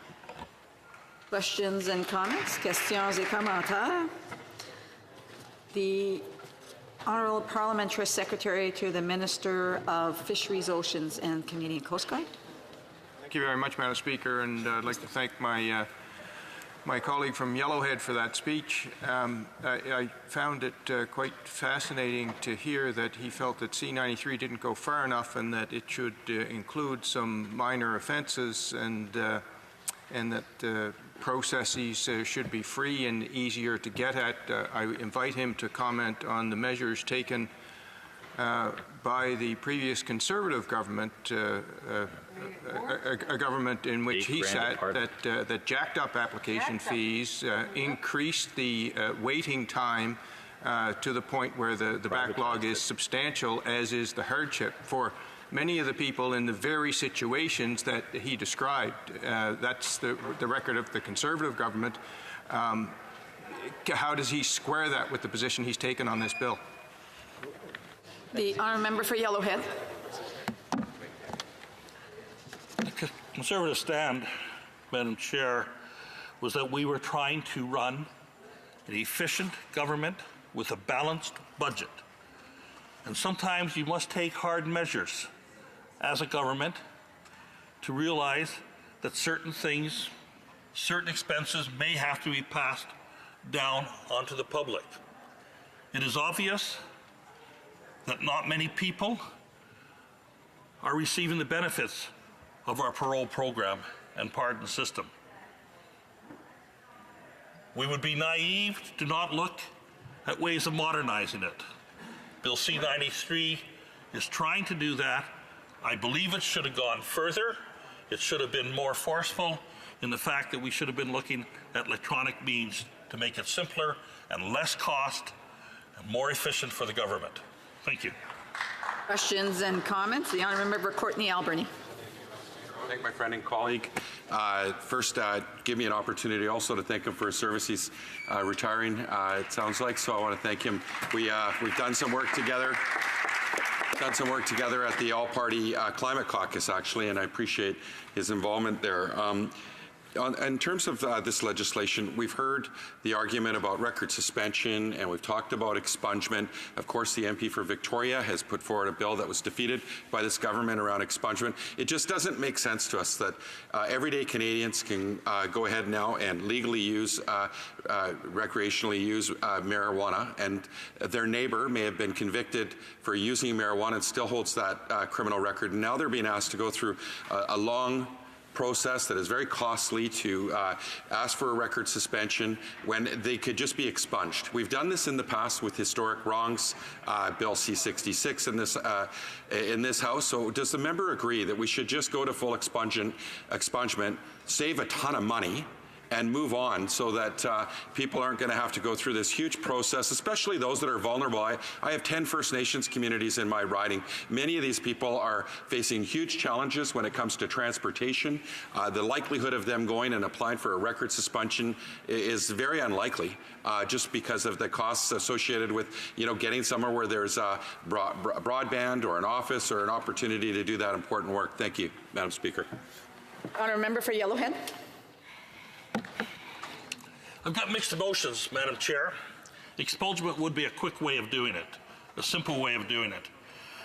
But I also was a police officer for 35 years, and many times I have laid charges of possession for the purpose of trafficking.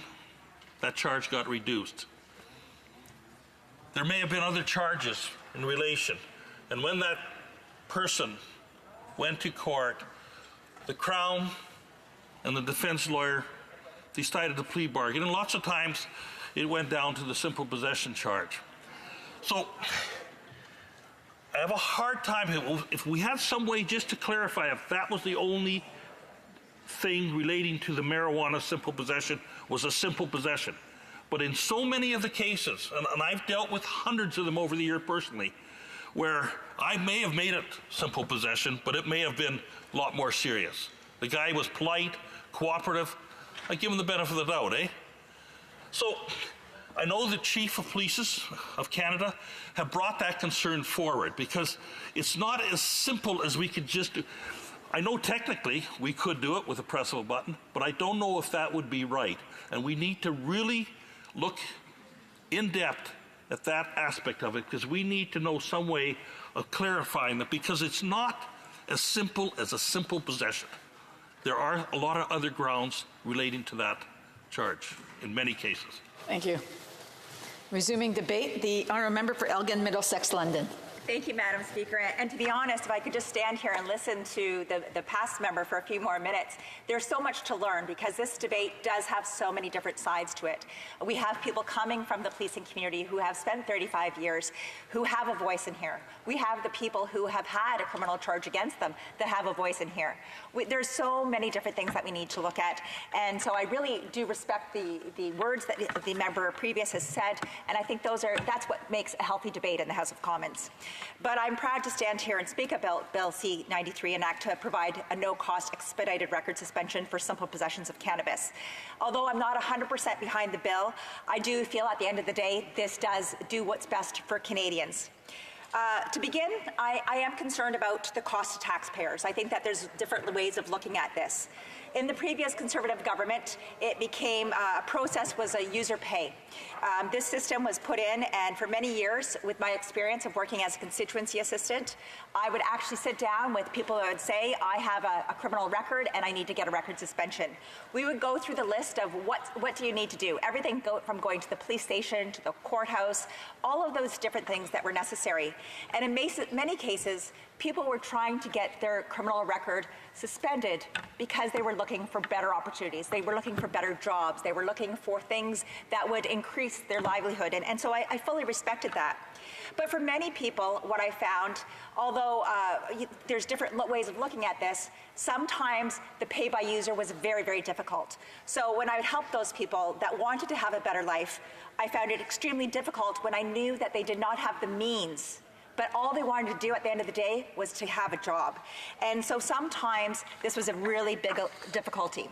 When I talk about the whole idea of what is at the end of the day for the taxpayers, the Border Security Minister had indicated that there could be up to 400,000 Canadians that have a criminal record for simple possession, but the government expects between 70 and 80,000 are eligible to apply. And according to public safety, the cost will be approximately $2.5 million, equaling approximately 10,000 applicants. I look at this and I think there's ways of doing this. I believe that in justice, that when there is somebody breaking a law, that there does need to be some sort of penalty. But sometimes these penalties can live on forever if you do not have the opportunity to try to have your record suspended, because it's not going away. And if you cannot have those means to pay for that record suspension, then you're going to continue with that. So that's why I really wish that I saw that this government looked at a possible means tested. They talk about means tested all the time, and they talk about not helping the millionaires or the people that don't need it. So I don't know why they didn't consider having this means tested. For those people who could not afford it, pay what they can. Pay a small portion, or all of the, or pay for the court documents, or pay for the records, or whatever it is that they need. But it could be very, very difficult. But instead, we have people who are making $0 and people who are making $500,000, all paying the same to make it universal. We know that this is an expensive program, so if we're looking at it as, let's say, a poverty reduction measure, let's make sure that we're actually helping those by reducing the cost to them and helping those people so that they can get a better life. One of the discussions that we really had was whether or not it was necessary, because, a lot of times people will say, getting a job, it's not a big deal. Having a criminal record, it's okay. I lived during that period of time, once again, as I said, a constituency assistant, helping people when they were going through the economic downturn. People who had lost their jobs at Ford and St. Thomas, or lost their jobs at Sterling and a variety of other places, who are now looking to get their foot into another door. And one of the things that was stopping them was the criminal record. A lot of people will say, well, it's against human rights. If there is no reason for them to worry about that criminal record and nothing to do with their job, it should not matter to the employer whether they have a criminal record or not. But let's be honest, a lot of times people will, when you're receiving 200 applications and you know that there's a criminal record, it is very easy to just put them into the later pile, because those are issues that you don't want to deal with. You do not maybe sometimes know that background. You don't know that maybe a simple possession for marijuana. But it's a really simple way of separating the good from the bad, even though the best employee may be lost in that later pile. So I think those are some things that we have to be understanding. One of the key elements to this, as I said, it is about poverty reduction. I believe giving every Canadian a chance to better themselves is extremely important. And now that we have legislation that allows for the possession of cannabis and the use of cannabis for people over the age of 18 in Canada, we need to be able to make sure that there's nothing that's holding them back. So by having this record suspension so that people can have better lives, this is a key when it comes to a poverty reduction strategy. This is one of the things that should be implemented for this. Law enforcement seems to be somewhat supportive. It's off and on, and I've heard from, as we just heard from the past member, you know, there were times that people had reduced charges. They were actually those people trafficking on the streets, or there may have been something else in their possession. There may have been another petty crime that was put with that, but the possession of cannabis was seen, and that may have been the only thing that was used.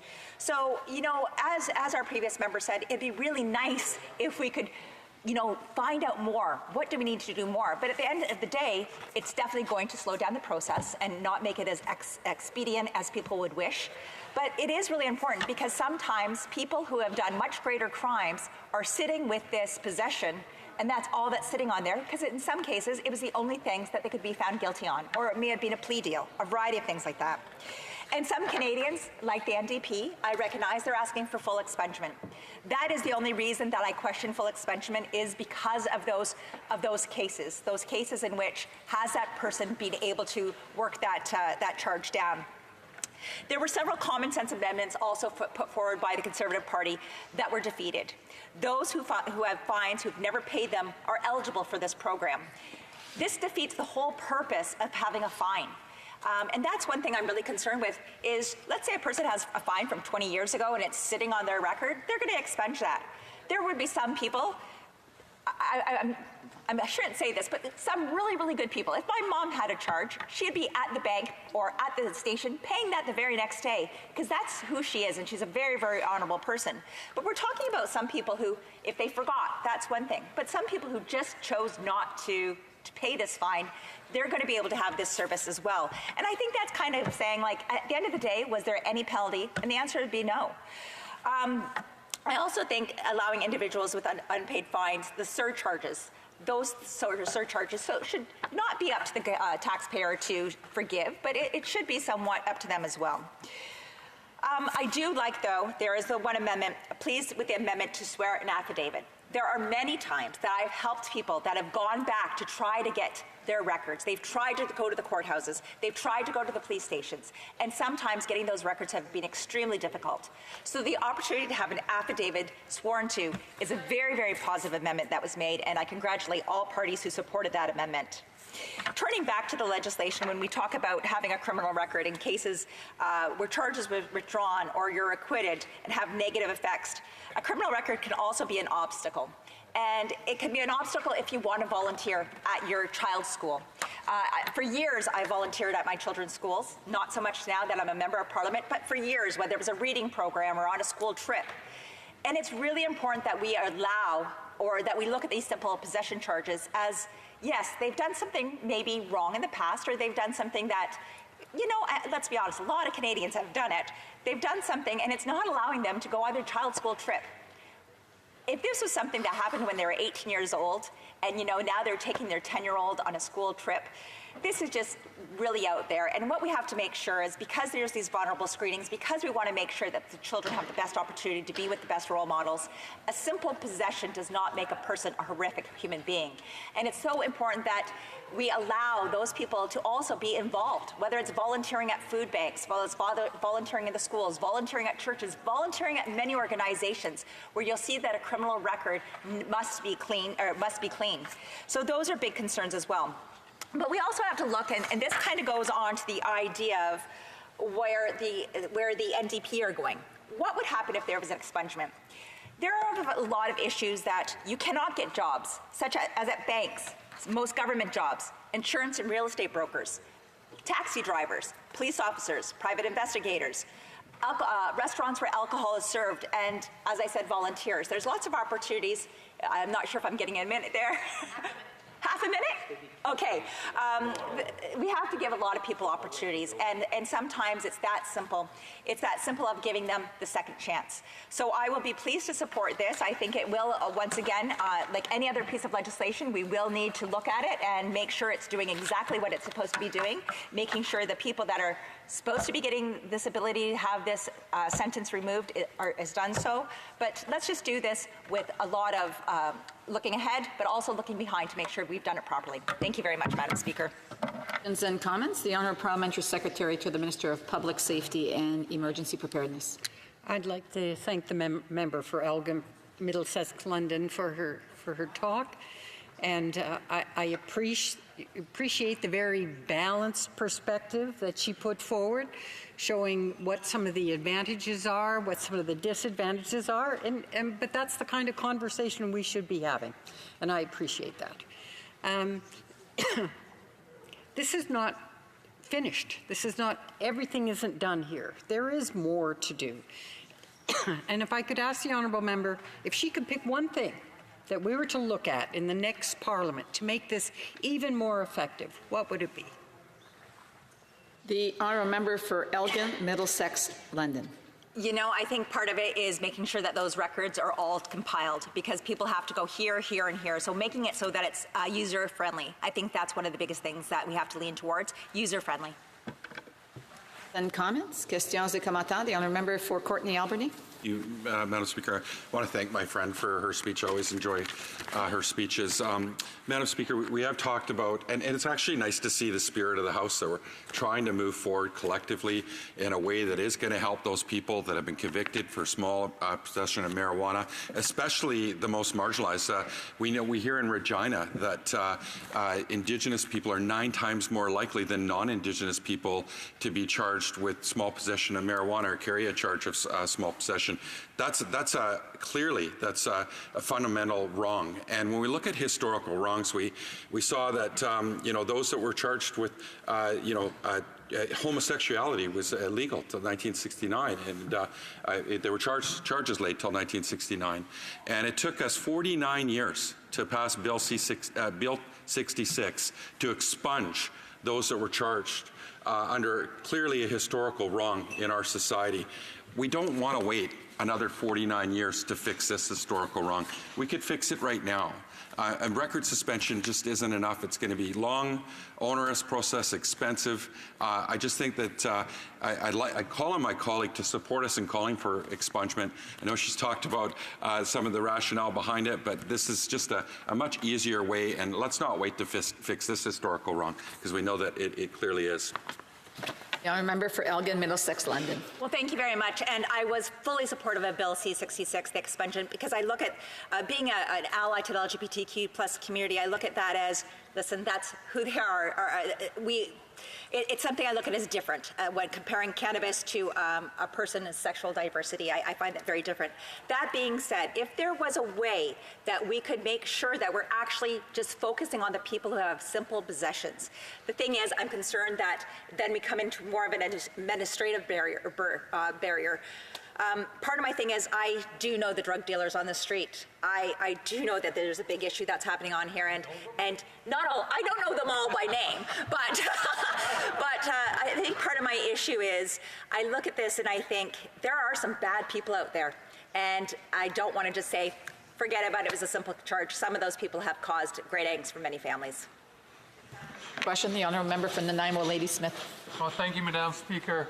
I support this bill. I think that there could be improvements, and I know that the Green Party requested some amendments, including expungement. I think that we have a lot of people in this country who have criminal records based on simple possession, and it's ruined a lot of good people's lives and opportunities, and it creates problems for people who want to cross the border.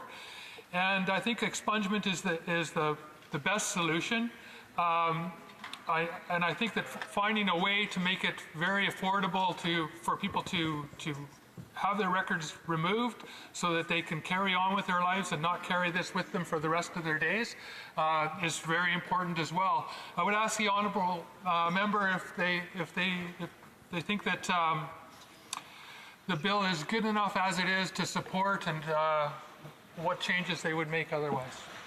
Brief answer from the member for Elgin, Middlesex, London. Thank you very much. You know, I look at this and expungement, I'm just not there yet. I just need more facts to show that we are only getting the people who have had simple possession. I think that's where my breaking point is. Simple possession versus trafficking. That is where my breaking line is. Resuming debate. Resuming debate. Oh, the honourable member for Leeds, Grenville, Thousand Islands, Rideau Lakes. Here. Thank you, Madam Speaker. I'll be sharing my time with my neighbour to the north, the member for Lanark, Frontenac, Kingston. And I'm here today in the House to speak on Bill C-93. And as we've heard time and time again, and when I spoke on this bill previously, I expressed my real concern that this bill has been rushed to meet a self-imposed political timeline by the Prime Minister. And we're going to miss real opportunities to get this right. And there was lots of runway for the government to get this done. And municipalities are going to struggle with this. There's going to be real costs for them. We've heard from law enforcement professionals about the challenges that this hurried legislation will present for them. Healthcare professionals have also expressed concerns about the timetable that this legalization came out with, and fair to describe it as half-baked indeed. Now, the issues that come from the lack of due diligence, you know, it's so much more than perhaps the downloading of this responsibility to the municipalities, but it does further the inequalities that people are going to face. And we know that there's also the risk, as my colleague said when she spoke before me, that we're not going to be able to have full visibility on the criminal records of the folks who are going to receive these expedited pardons, and perhaps the amendments that were proposed ought to have been given better and proper consideration by this government in an effort to further the interests of justice in Canada.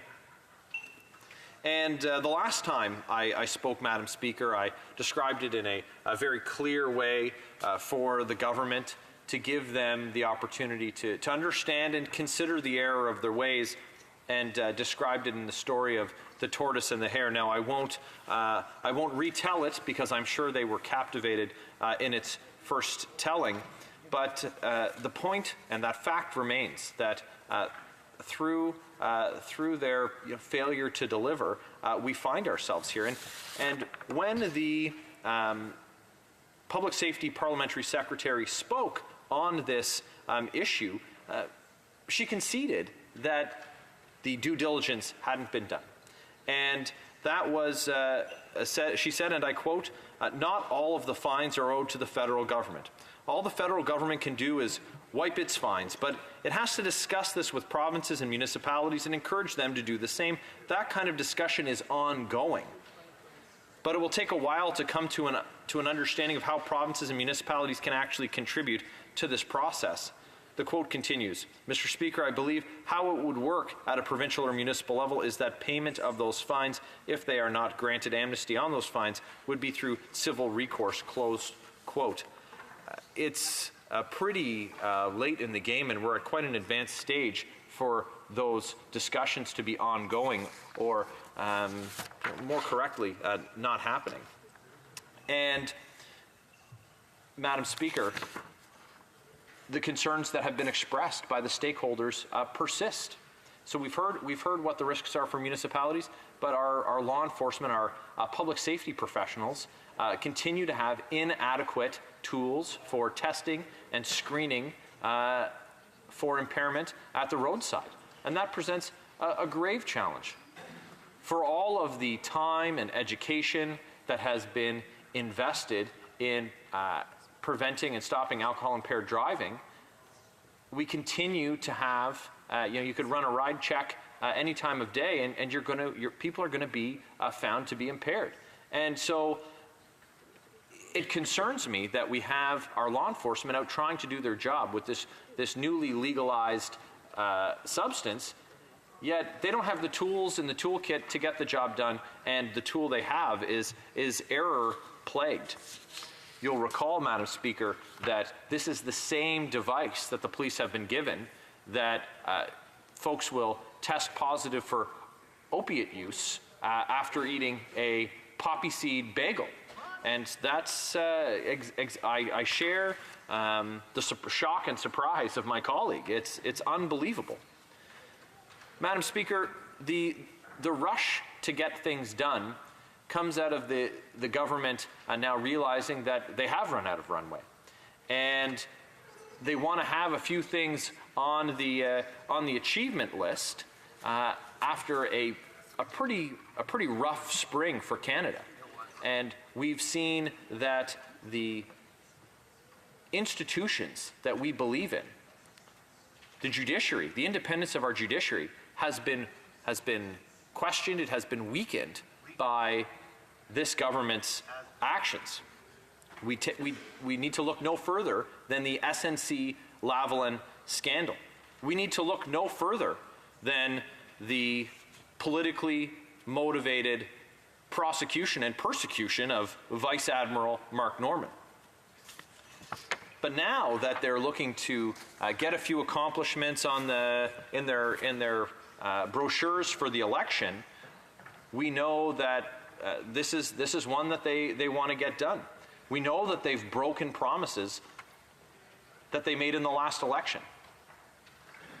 The democratic reform that they promised hasn't materialized, and certainly quite the opposite. Very concerning, Madam Speaker, that the government, these Liberals, have Elections Canada now paying the better part of $750,000 to Instagram models and the like to influence the outcome of the election. It's preposterous. The words that I'm saying, I can't even believe that that's part of the strategy of this government. Seriously, not the work, clearly not the work of a serious mind. And so much of what this government has failed to do risks the future for Canadians, and failing to balance the budget as they promised. They promised, Madam Speaker, having been given a balanced budget in 2015, they plunged us into deficit after deficit after deficit, and here we are, year 4, another deficit. These deficits today will be the taxes of tomorrow. And it's very concerning for Canadians. We had a promise from this government that they were going to take real action on the environment. Well, they're dumping hundreds of thousands of liters of raw sewage into the St. Lawrence without consequence, not a concern for these Liberals. And in the absence of a plan to help the environment, they put a tax on everything. A tax to drive your kids to hockey, a tax to run your small business. Those small businesses, Madam Speaker, that this government alleged to be tax cheats. Well, we know as Conservatives that small businesses are the backbone of our economy. They're the real economic driver, and we've heard often from the government that they created 1 million jobs.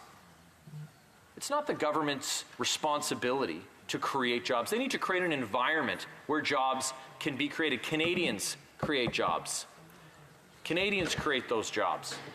And they will accept responsibility for no failures, but are quick to take credit for other people's successes, and certainly quick to take credit on the backs of ordinary Canadians and small business owners, just as they are quick to put their taxes to pay for their reckless spending. Madam Speaker, it's been a hurried process that we've arrived at with 93, but it matches very much the chaotic nature of this government. Well, we will monitor the implementation of this bill. We commit to reviewing it and its effectiveness and fairness, and when we form government, we'll see if there are any changes that need to be made to ensure the reasonableness and fairness of it are applied. So thank you very much, Madam Speaker. Questions and comments? Questions et commentaires. The Honourable Parliamentary Secretary to the Minister of Tourism and Official Language and the Francophonie. Thank you, Madam Speaker. And as much as I appreciated my colleagues' comments, the Conservatives said that legalization of cannabis would lead to a catastrophe. In fact, that seemed to be the theme of his whole speech. But so far, the facts do speak for themselves. We've seen a decline in the criminal share of cannabis from 51% to 38% in the first 3 months, as opposed to last year. There's no sign of increase in youth consumption, impaired driving problems, or at the border. Will the member concede that the Conservatives' doomsday predictions are a bit unfounded? The Honourable Member for Leeds, Grenville, Thousand Islands, Rideau Lakes. Well, Madam Speaker, I find it interesting that the Parliamentary Secretary would say there hasn't been an increase in impaired driving cases. They haven't even given the police the tools necessary to detect if impaired driving has occurred. The equipment that they've approved is not even ready to use. Madam Speaker, it's pretty rich for these Liberals to say that it's been without error, their implementation. And in fact, I think the chaos that we predicted has arrived. Questions and comments? The Honourable Member for Kootenay, Columbia. Thank you, Madam Speaker. You know, my riding of Kootenay, Columbia has long been a place that, quite frankly, has been known for generations of cannabis farmers. And it's been quite interesting to work through the process over the last couple of years, trying to make sure that cannabis grown under sunshine and rain is as acceptable as cannabis grown under plastic and glass. And I don't think we're quite there yet. But I've consulted with constituents in my riding about this particular bill, and I am personally supportive of Bill C-93. And my question for my colleague is, why not go all the way to expungement now that we've started down that process? For Leeds, Grenville, Thousand Islands, and Rideau Lakes. Well, thanks very much, Madam Speaker, and thanks to the member for Kootenay, Columbia for his question. I've had the pleasure of visiting the riding of Kootenay, Columbia. It is indeed quite wonderful, though I did not visit any cannabis growing farms. The C-93 in its current form is flawed, certainly. The amendments proposed at committee by industry in response to recommendations by industry experts would have served this piece of legislation well. With a view to fairly implementing the new legislation in lockstep with the legalization, what should have been lockstep with the legalization of marijuana, the Conservatives are going to support this piece of legislation.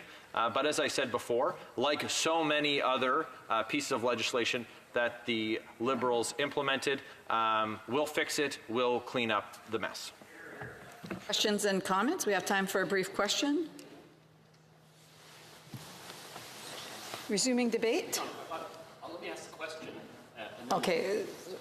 So I just want to remind members that during questions and comments, they do have to get up at that time.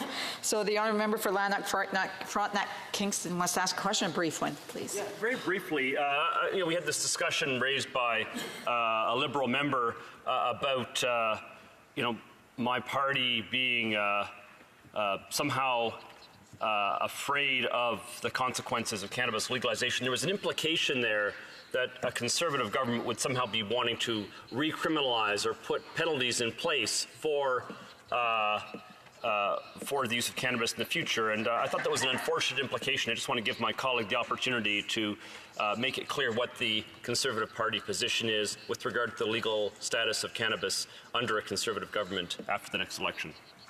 The honourable member for Leeds, Grenville, Thousand Islands, and Rideau Lakes. A brief answer, please. Thanks very much, Madam Speaker, and I thank my neighbour to the north in Lanark, Frontenac, Kingston for that question. And of course, a Conservative government would take no effort to recriminalize cannabis. Resuming debate, reprise de débat. The honourable member for Lanark, Frontenac, Kingston. Thank you, Madam Speaker. I thank my colleague from to the south who has been representing very ably the riding that was, until very recently, and for a very long time represented by my dear friend and colleague, Gord Brown. Those were big shoes to fill. I want to say to my colleague that he is doing, and I know I am expressing a view that is shared by many in his constituency, he's doing a very admirable job, and my hat is off to him for that.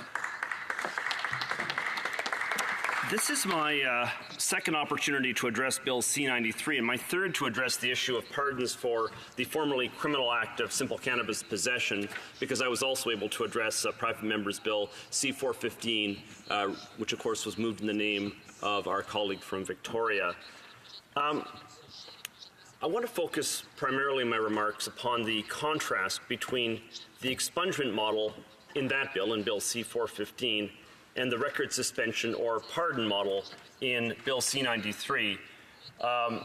Looking at this distinction persuades me of, looking at this bill and looking at the comments that were raised in committee, persuades me of the truth of a remark that was made in committee by a criminal defense lawyer, Solomon Friedman, who said the following, and I quote from the committee Hansard with the aid of my reading glasses.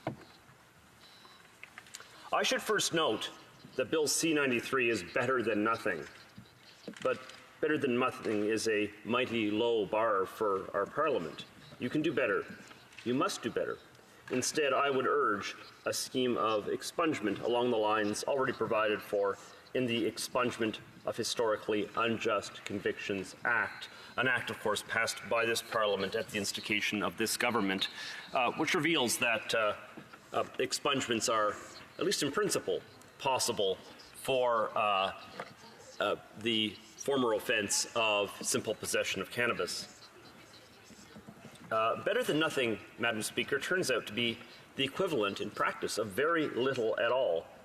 Parole board officials testifying before the committee studying this bill estimated that out of the 250 to 500,000 Canadians with convictions for cannabis possession, they believe only 10,000 will apply for a record suspension or expedited pardon.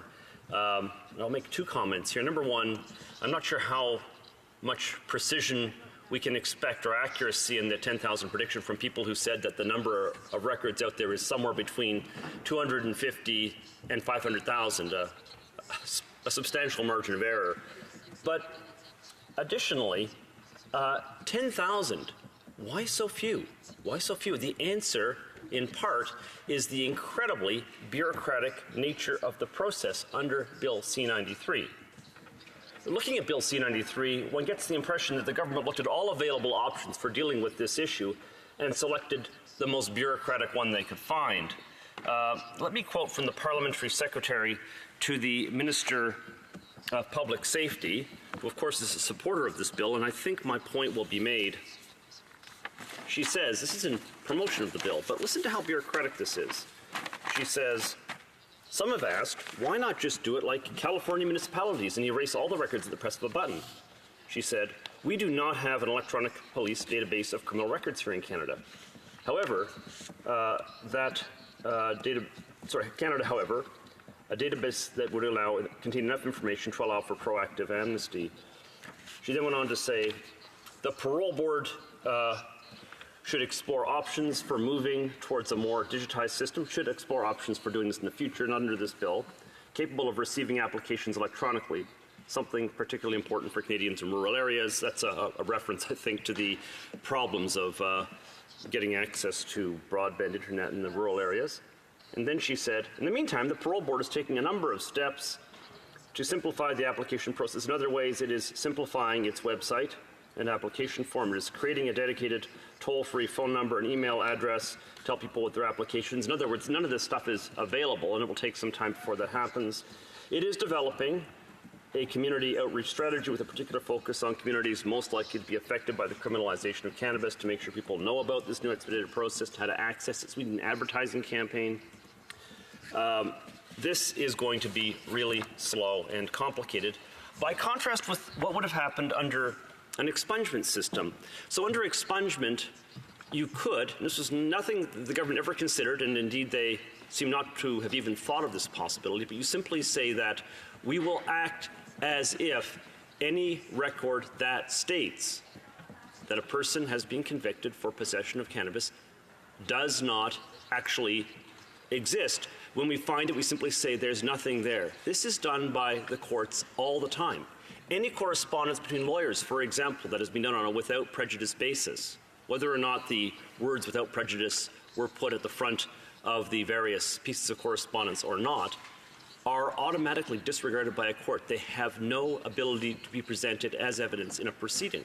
Similarly, we could do the same thing with records. This overcomes the problem of having different records kept in different ways, some on paper and some electronically in different jurisdictions.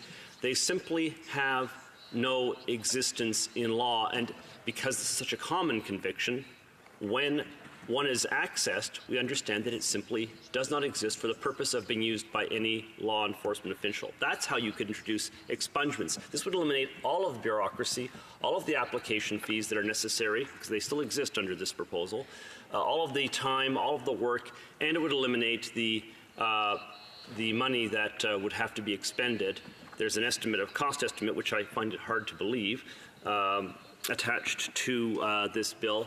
Well, there would be a zero cost to an expungement system. Now, the bill, in all fairness, is better now, I believe, than it was before it went to committee and came back with amendments. And this is thanks in part to an amendment proposed by the member for Toronto Danforth. And I'll just again read from the Parliamentary Secretary's words to give you an idea of what was done. She said, thanks to an amendment at committee from the member for Toronto Danforth, people will be able to apply for a pardon, even if they have outstanding fines associated with their cannabis possession conviction. Due to an amendment we voted on at report stage, people whose only sentence was a fine will not be required to submit court documents as part of their application. So finding these court documents was part of the supposedly costless expedited process until this amendment was made. On the other hand, a further suggested amendment put forward by the Conservatives was accepted at committee and then subsequently rejected by the government.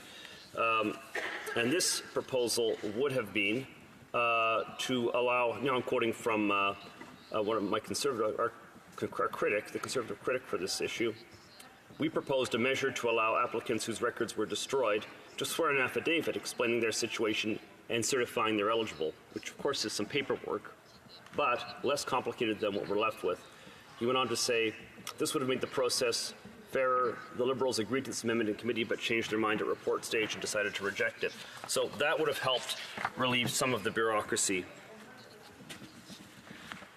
There are, as I mentioned, certain costs that continue to exist, and this prompted one person to quip, I think very appropriately, that the bill should not have been titled an act to provide no-cost expedited record suspensions for simple possession of cannabis, but rather should have been named an act to provide for lower cost, somewhat expedited record suspensions for simple possession of cannabis. Madam Speaker, in the remaining minute and a half of my time, I wanted to deal with another important issue. Getting a pardon essentially equals getting forgiveness. You did something that was wrong, we forgive you, let's move on. Expungement is a way of saying it was never wrong. What you did was never wrong in the first place. Now, there are some offenses for which this might not be true, even if we eliminate them retrospectively. But I think in the case of cannabis possession, it's clear that we never made it, our ancestors, those who came before us, never made it illegal because they said it is morally wrong to ingest cannabis, to use marijuana. It was because we thought this would be the best way of protecting people from their own unwise instincts. It was a wrong move, prudentially. It did not work. It ruined a lot of lives. But no one was ever being put in prison because you've done something that is an evil, a wrong, something that harms the rest of society. So removing this is entirely appropriate.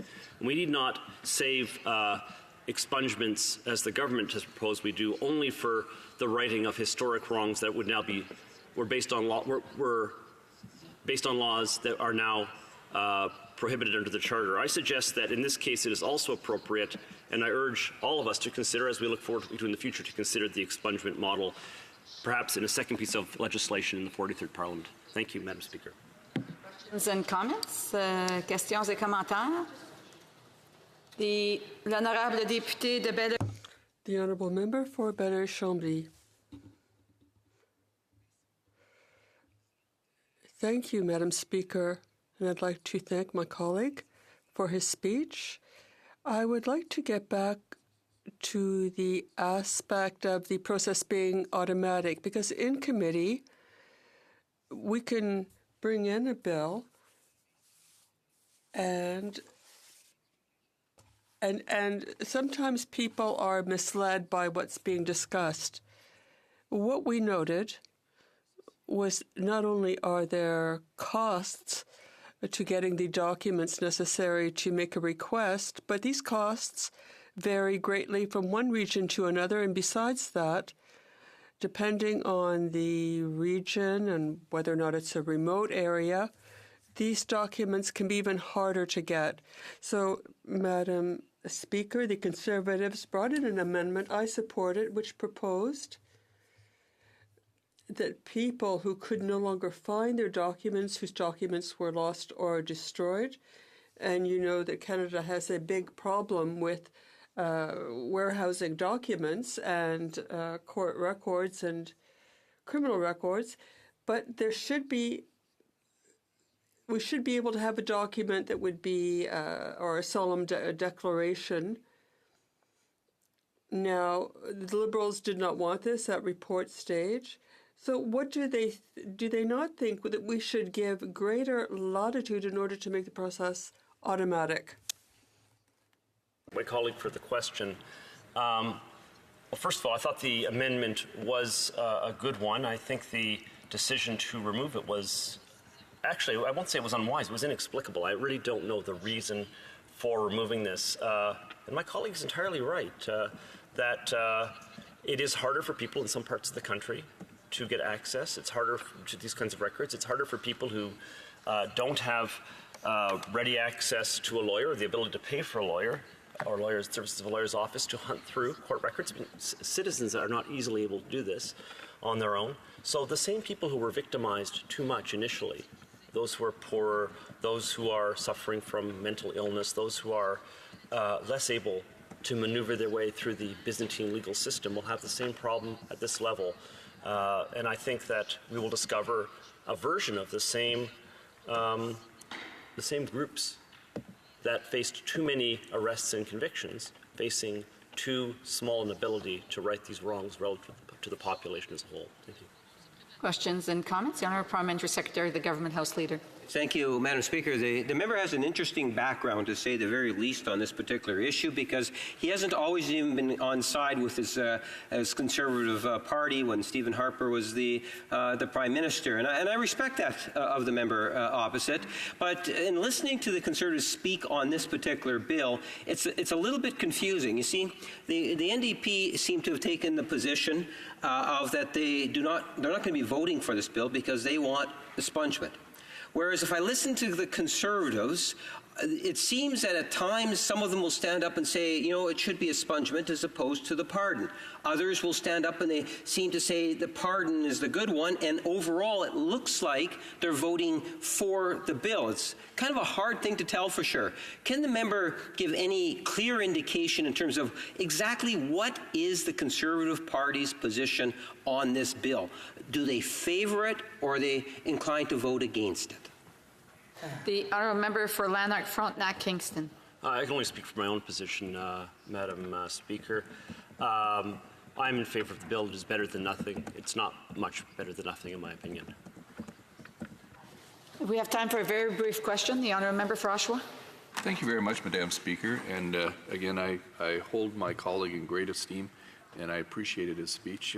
One of the things that I'm hearing is what is going to be the cost of this, but more importantly, many of these convictions were plea bargained. So in other words, it was a more serious offense that got pled down, and now these people may have these options available to them, as well as people who just had simple possession.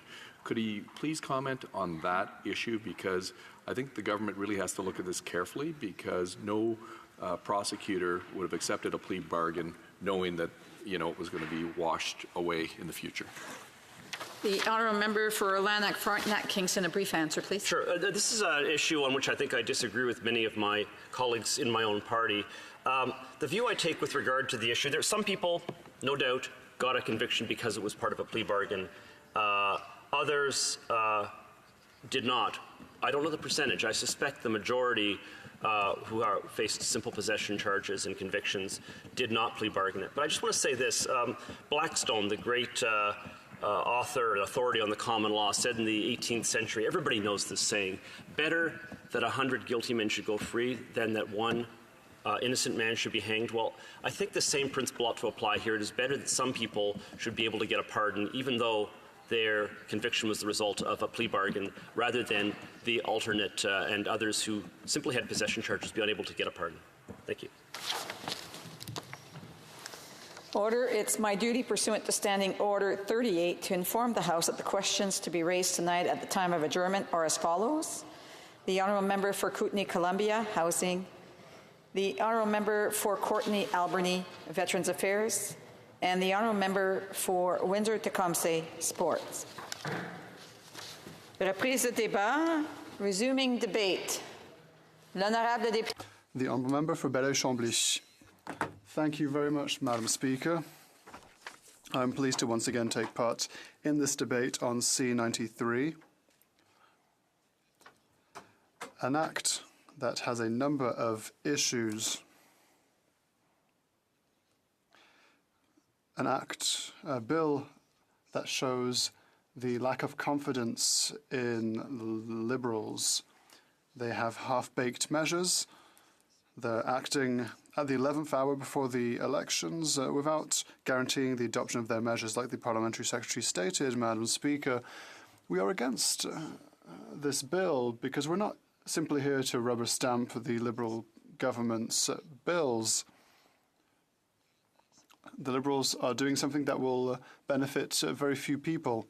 I mentioned C66. Why? Because this is a bill that granted an expedited trial for the expungement of criminal records for crimes that were crimes against the LGBTQ community back in the day. This bill was perfectly laudable, although we recommended that this process be automatic. If we compare ourselves to this, Madam Speaker, 7 people only, as far as we know, perhaps the statistics have changed since, but when we studied C93 at committee, only 7 people out of the 9,000 or so who could have benefited from the expedited process under C66 have actually applied. Why? We asked the question to the government's representatives at the committee, and of course, they were unable to inform us of what the answer would be. I could give you a few answers. That's what experts did in committee. We'll come back to it, Madam Speaker. Until then, we have a government commitment to have non-traditional advertising campaigns. What this means, perhaps tweets, perhaps Facebook posts, or lovely hashtags. I find it hard to believe that people who far too often live in a precarious situation, vulnerable Canadians, racialized people, Indigenous peoples, other Canadians, for example, who have a low income, who, according to statistics and facts, are those who are the most often given a criminal record because of marijuana possession. Madam Speaker, the evidence is clear. Here we have, in the House of Commons, a Prime Minister who publicly admitted, well, as I said, there's nothing wrong with that as a politician to do so, but he stated that he consumed marijuana recreationally. There's a city, Toronto in this case, where black people, for example, are much more disproportionately given a criminal record simply because they had marijuana on them, and that, Madam Speaker, is a shambles. It's a reason for which we are against this bill, because the statement is clear. Those who need this most, need this process most, will also be those who will benefit little, if any, if at all, from it. I will talk about the process that we had at the committee. Madam Speaker, amongst others, we had a criminal defense attorney expert who told us very well that it's the minimum of what the House of Commons could do. It's better than nothing, C93, but as parliamentarians, we had to do much better than the strict minimum, and I cannot be more in agreement with what this witness said, because in amongst the NDP caucus, our engagement, our MO in Parliament is to do the best we can for those who need it the most. We can't simply just rely on one tiny step in the right direction. This is very important, Madam Speaker. This same lawyer, Solomon Friedman, mentioned a number of issues in the criminal record suspension system, contrasting it with a criminal record expungement system, the latter of which is what we would like to see in the NDP. First of all, there's a factor of good conduct and good behaviour. What does this mean, Madam Speaker? Imagine you have a criminal record, you apply through this process granted under C93 or under another process. It is expected that you follow the other laws of this country now. Mr. and Mrs. Everyone says, of course, it's just a case of not committing murder or not thieving, for example. But this is a caricature of the situation, because what Mr. Friedman explained is that this could mean that an individual who has a speeding ticket, an individual who had a minor accident, turned into a one-way street, there was a collision, the police was called.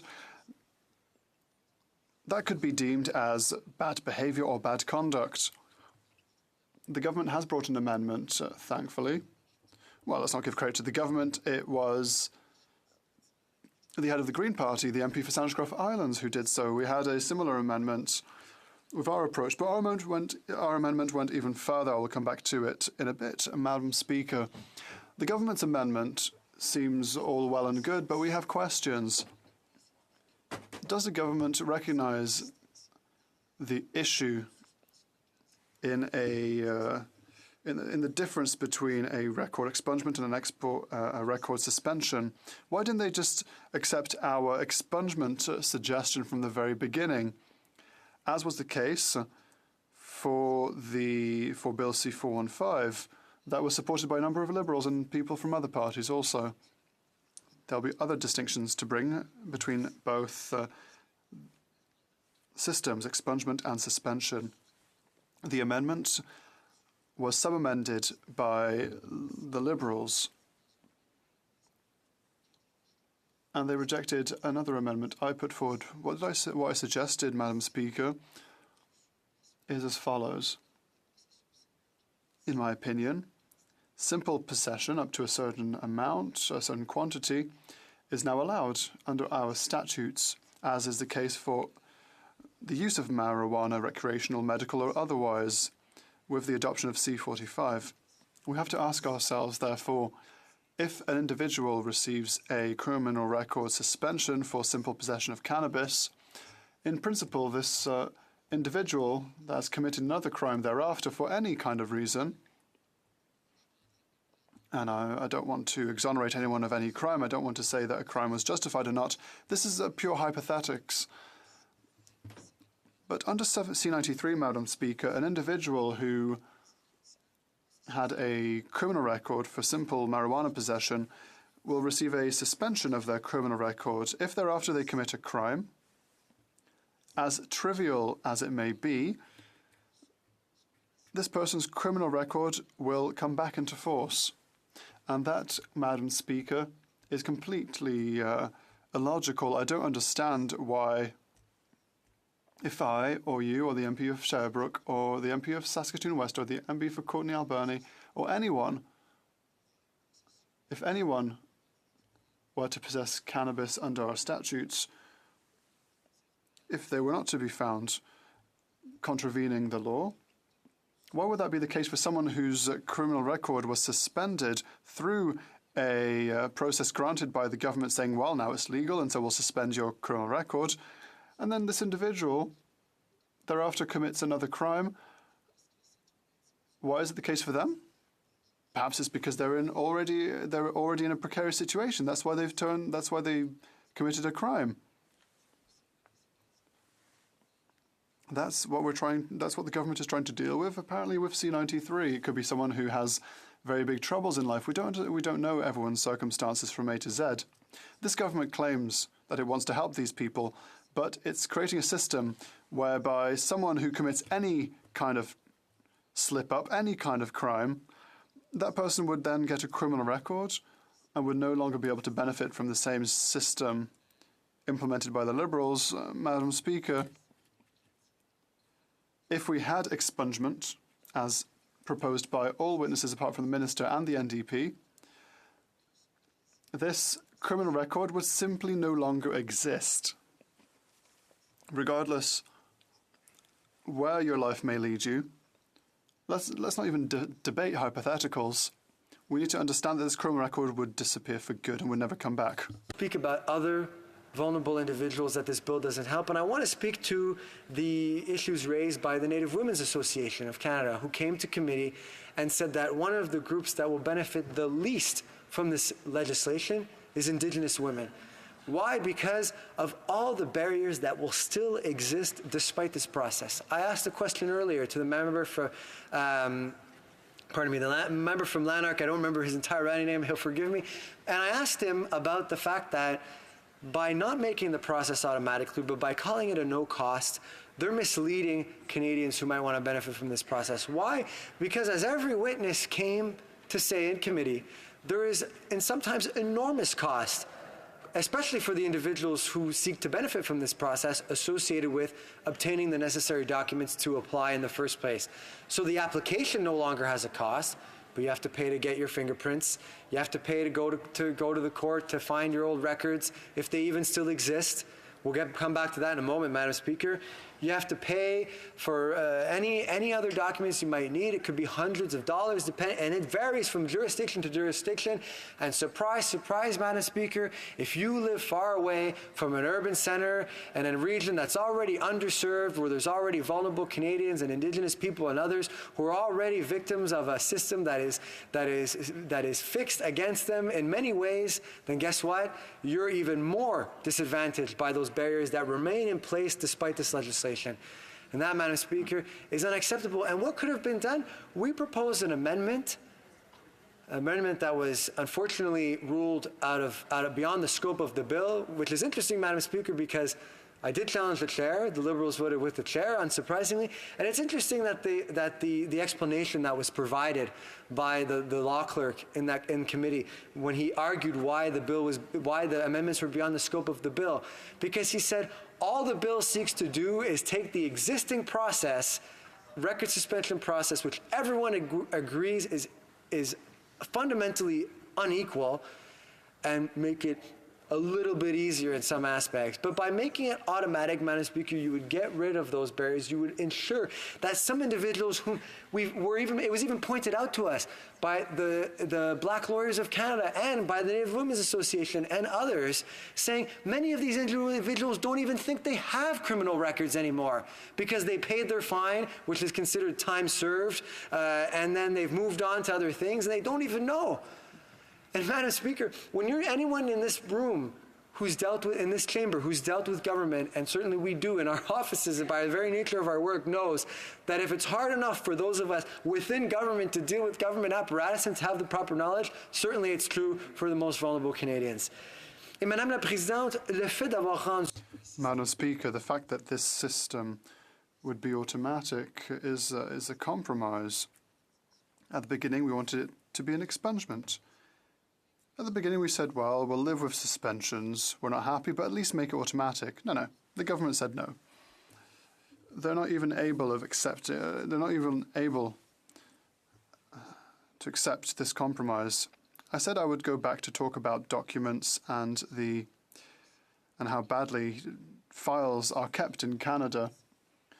This, Madam Speaker, is absolute craziness. For example, go to a Canadian police force, ask them about their files. If a crime is committed in Ontario, if you're in Alberta and Quebec, it's now impossible to find the case files. there is a very big issue in that regard. The Conservatives proposed an amendment that everyone supported at committee, stating that if someone could not find a document because a document had been destroyed, lost, or was simply unfound, then you could swear under oath in a certified way, explaining why the document disappeared, and the parole board in that case would be able to accept this certified document, this sworn oath, so that this person can move forward.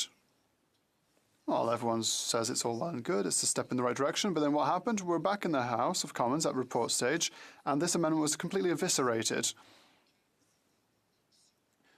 They said that it would potentially be an option for the parole board to perhaps potentially use in certain very strict circumstances, but it will not be used by anyone.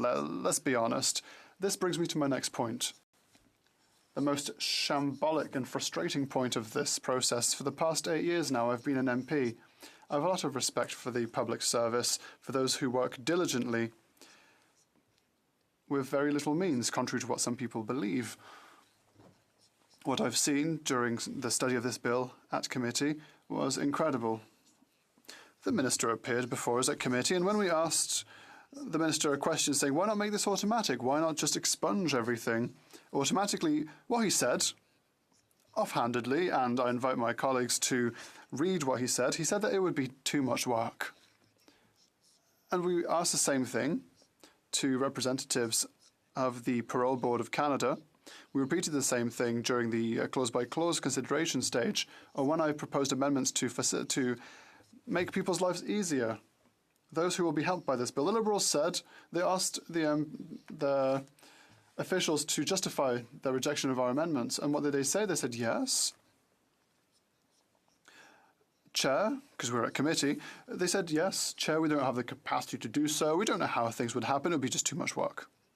Madam Speaker, to say that a government says that better is always possible, for this government to come at committee, to come in the House of Commons with this bill purportedly to help the most vulnerable people in our society, and who then turns around and then refuses to accept an approach that would be far better, an approach that was supported by all witnesses that came before this committee, just because it's too much work for a parole board that has for far too long had bad file management practices, according to civil society, according to police bodies, according to all experts who work in this legal framework. All of this is far from being the best is possible. It's quite the contrary. That's not a clause we could accept, Madam Speaker. Madam Speaker, this is even more deplorable because we carried out a study in committee. When a minister was appointed as minister, he arrived in great pomp and circumstance, talking about the injustices of the previous government, all the things that were going to be fixed by this government, all societal injustices that were going to be fixed. We're going to be the best government in the universe. But now, 4 years later, what happened, Madam Speaker? When it comes to suspending criminal records, they're asking $650 or thereabouts. I don't have the amount before me. That's the beauty of speeches about texts. They're asking $600 or something to apply for this suspension. This was a measure implemented by the previous government. We changed the wording. It's no longer a pardon. It's a criminal record suspension, because don't forget, the Conservative government of the time said that you're criminals and we'll never pardon you. That, Madam Speaker, yes, the minister came along and said, yes, there's an injustice in the system and we'll fix it. But what happened? We had a Liberal MP who I think had the right intentions, followed the parade and said, let's have a study at the committee. One opportunity every 4 years, or maybe one opportunity in a lifetime to propose a motion or a bill in the House of Commons, and we'll move it to committee. They asked for a study in suspending criminal records. Well, they could have come to our committee, they could have asked us, and we would have done that with great joy.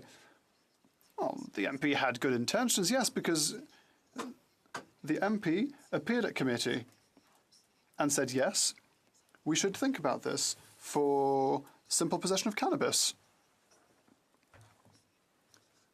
He said that the process should be made automatic. And so we worked. We published a report. The committee tabled this report before the Parliament. Government said, yes, we'll take a look at it.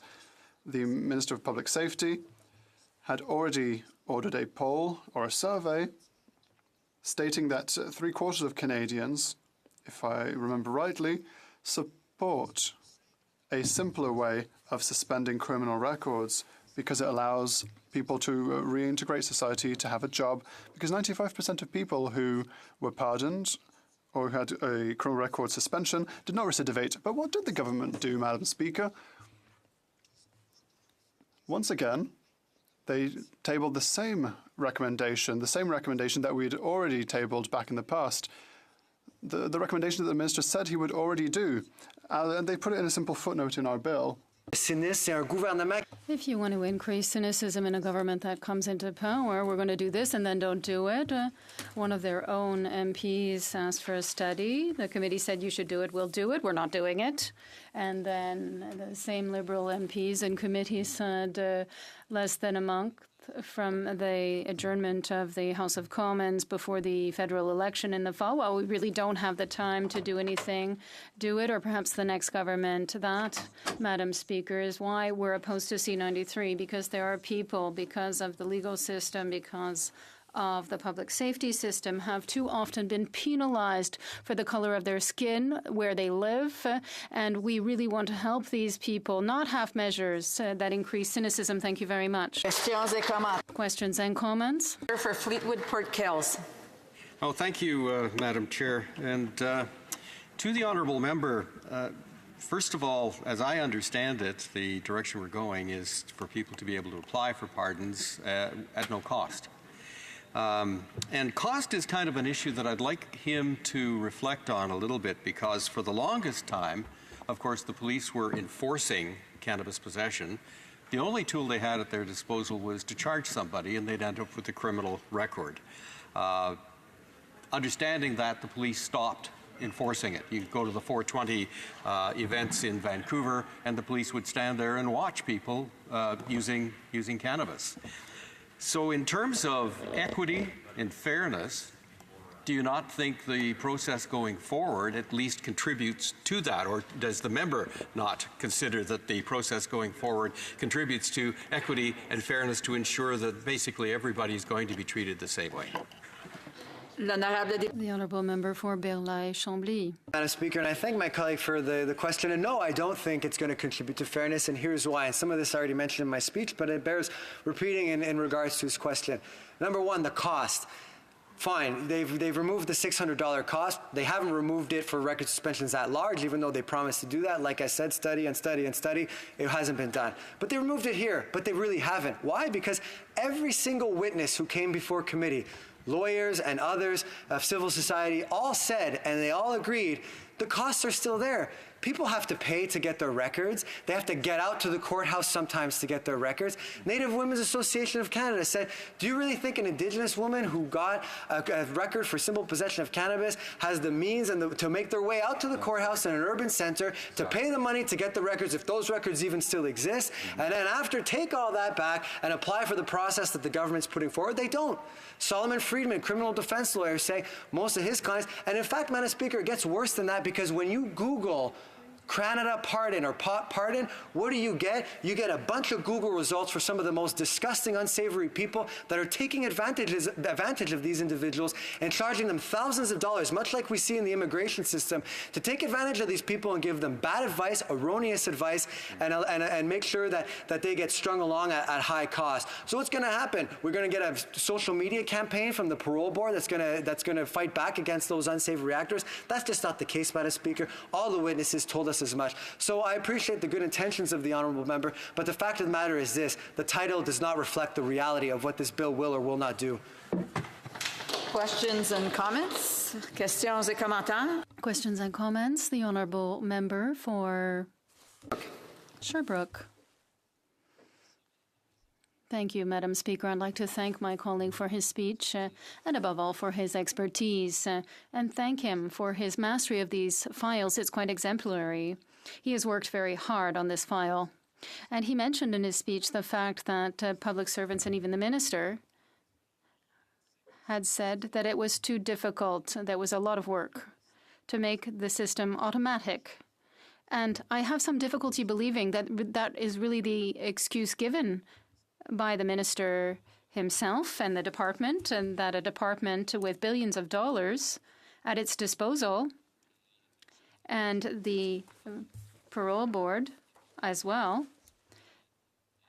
may have difficulty managing its workload. Of course, the Government of Canada, with its budget of billions of dollars, Madam Speaker, should have the means to have an automatic system. So could my colleague please talk more about this response? That is quite surprising, to say the very least, and even abhorrent for the government to say that it doesn't have the means and the ability to make an automatic pardon available for these people. The Honourable Member for Belleuil-Chambly. Yes, thank you, Madam Speaker. I want to thank my colleague for that question. In fact, he has paraphrased what has been said. We can't use the words that were said, but we understand that it's too much work, and they don't believe they have the ability, despite the fact that in an amendment they said there are some considerations for privacy, even if there are some exemptions under the Privacy Act expressly for this issue. What we have to note is that if the political will were there, the support would be there.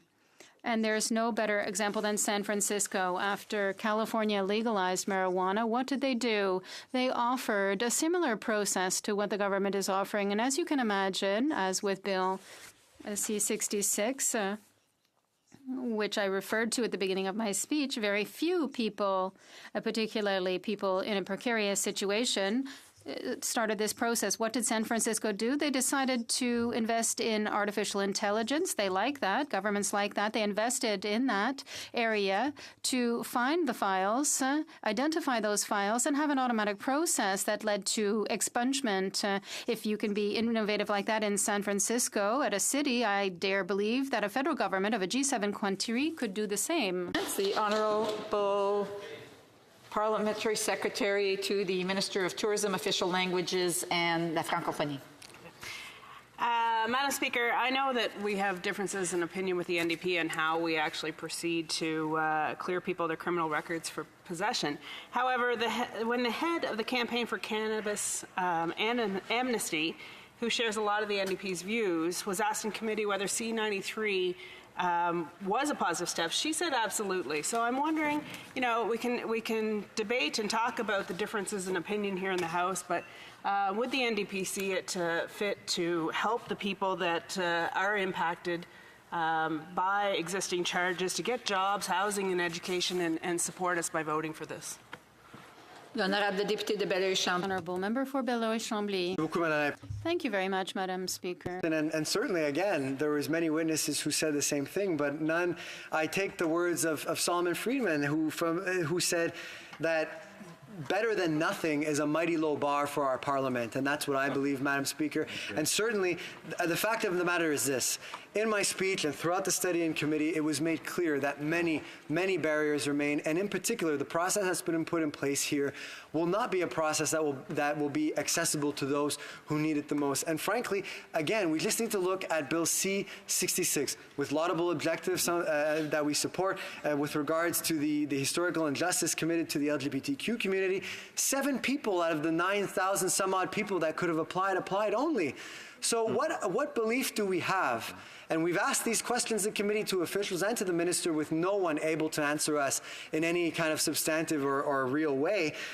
What cause would any member of this House have to believe that it would be any different? And quite frankly, and I say this with all due respect to those individuals who were so wronged, I think it's going to be equally as not uptaken on this, if I could, sorry for my muddled expressions there, and I don't expect there to be any more uptake on this particular measure than there was then, and in some cases I expect even less for a variety of the barriers that I enumerated that still exist for many vulnerable Canadians. In fact, I'll say this in closing, Madam Speaker, I do want to allow for one more question, and maybe the honourable member can hold on to that thought and add it to his next answer, questions and comments. The Honourable Parliamentary Secretary of the Government House Leader. Yes, so thank you, Madam Speaker. And, I just want to quickly make reference to this has been an interesting process at the very least, where we've seen dramatic change in social policy, and I think it's a positive step forward.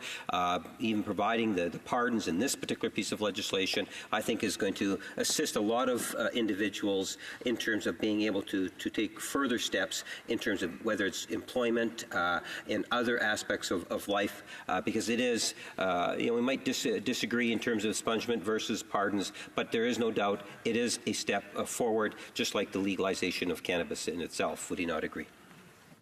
The Honourable Member for Beloit-Chambly, in under a minute, please.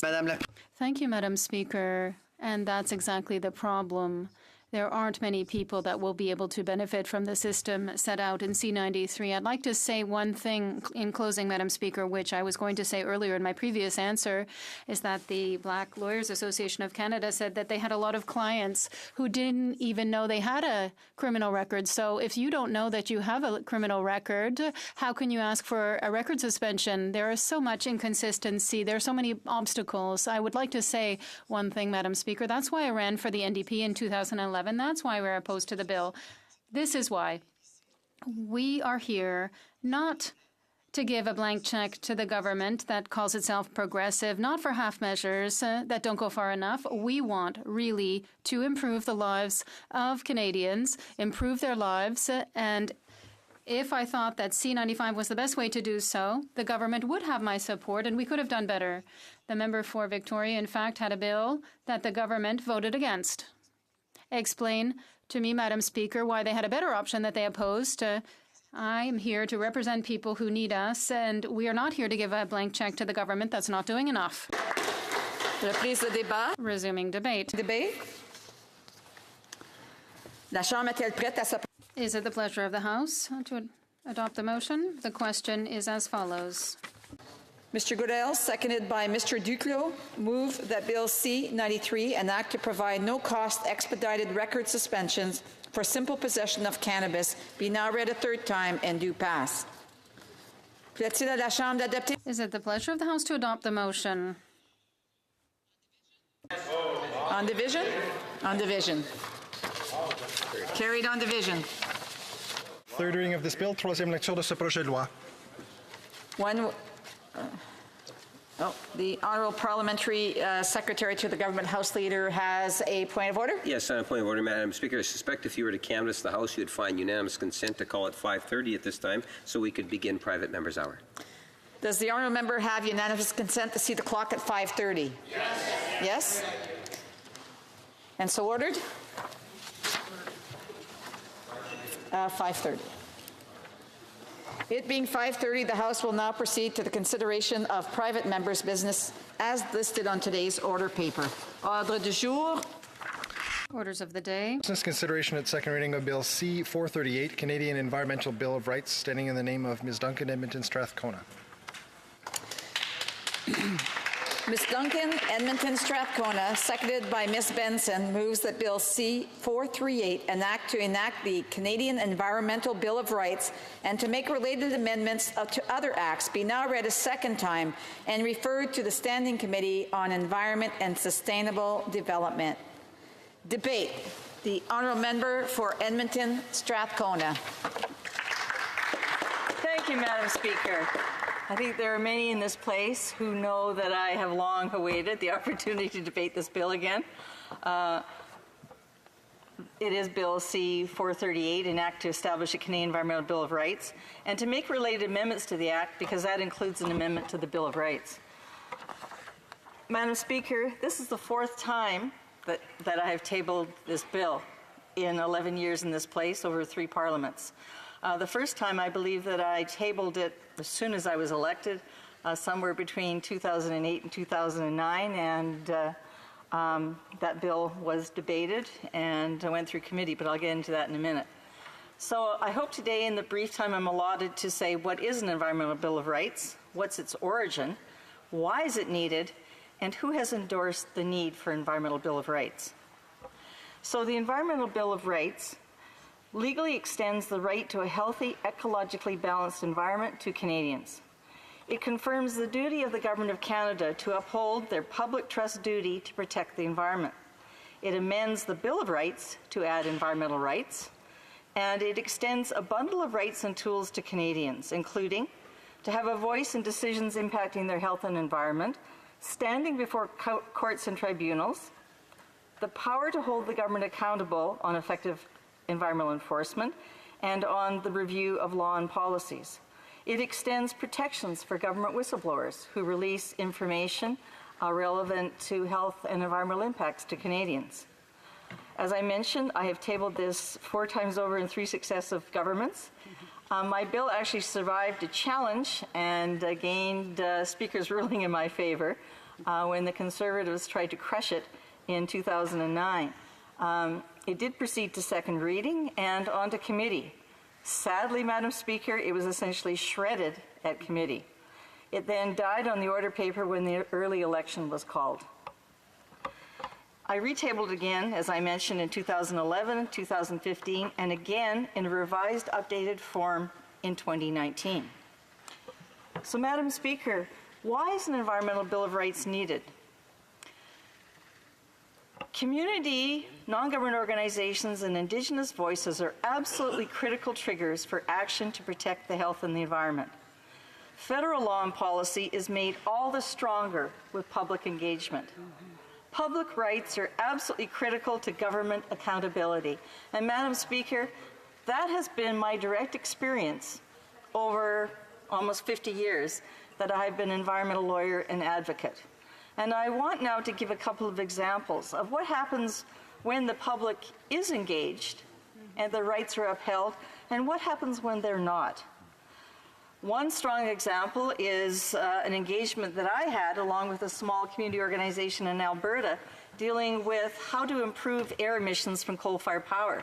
And coal-fired power is still the major source of electricity in Alberta, in Saskatchewan, and huge in Nova Scotia and New Brunswick. Mercury from coal-fired power is the largest source of industrial mercury in North America. And mercury is a neurotoxin. It was the first substance listed by the federal government under the former Contaminants Act and then incorporated into the Canadian Environmental Protection Act. And yet, to this day, the federal government has never regulated mercury from coal-fired power. So I intervened as a volunteer in the review of the standards, and it's a consensus process. I dug in my heels. If industry wanted to get their emission standards for NOx, sulfur dioxide, particulate, they had to agree to my recommendation that mercury had to be captured by that sector. And there had to be a law in place. To the credit of the Alberta government, they enacted that law.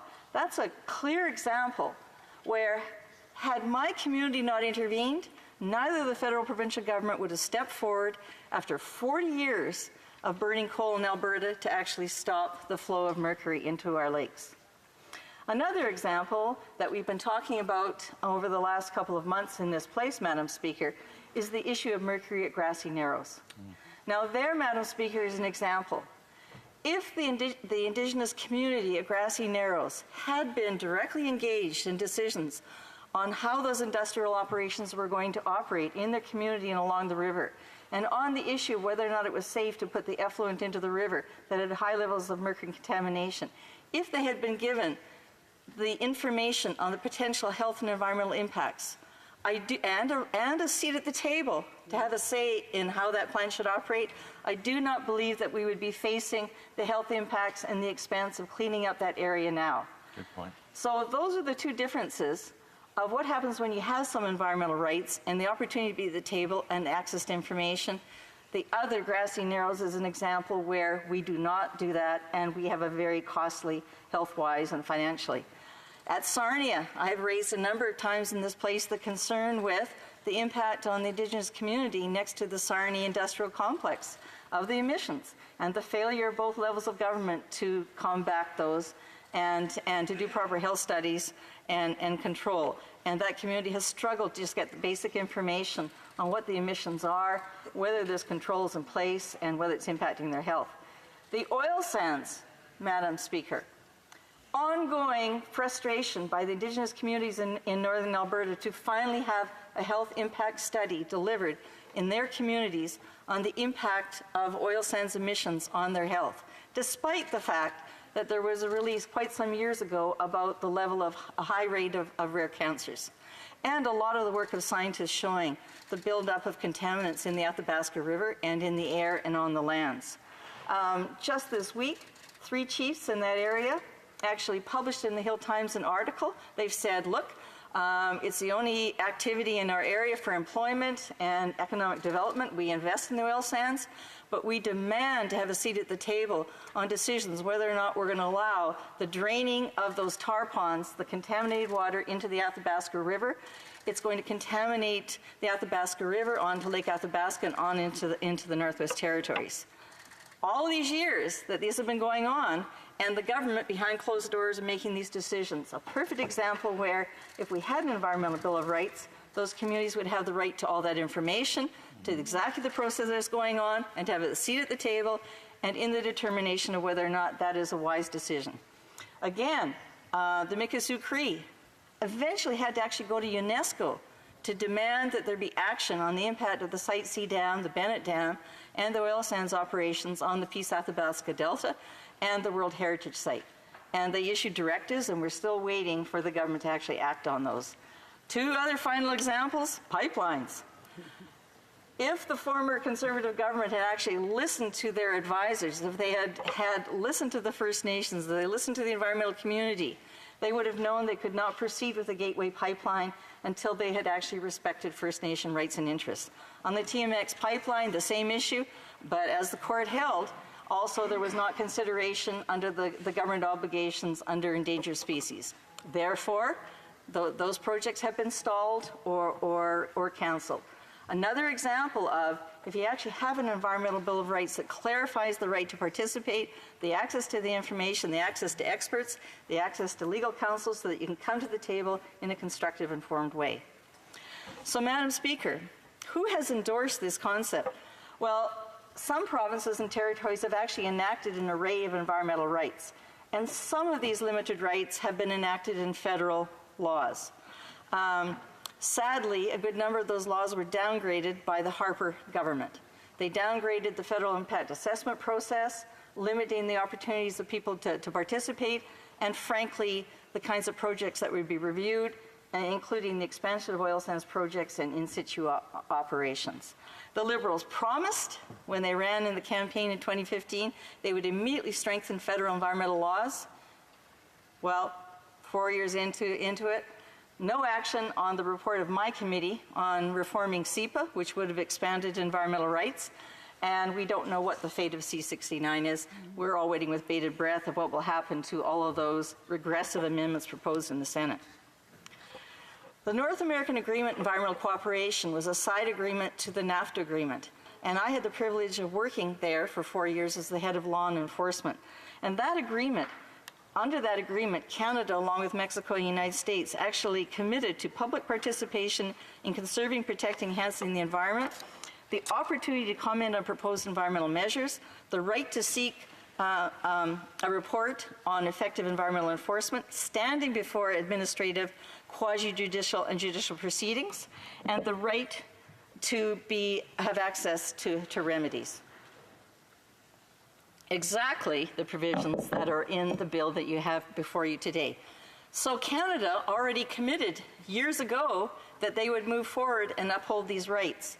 And so I have tabled this proposal over and over again to try to encourage the government to come forward. I'll speak about that in a minute, about what this government could have done and who actually asked this government to do something, to respond to the current trade law. Now, there is a side agreement to the proposed new trade law. Sad to say, it's downgraded from the existing one. All of the trade deals that have been signed on and signed and sealed since NAFTA have downgraded those environmental rights that were enshrined in the side agreement.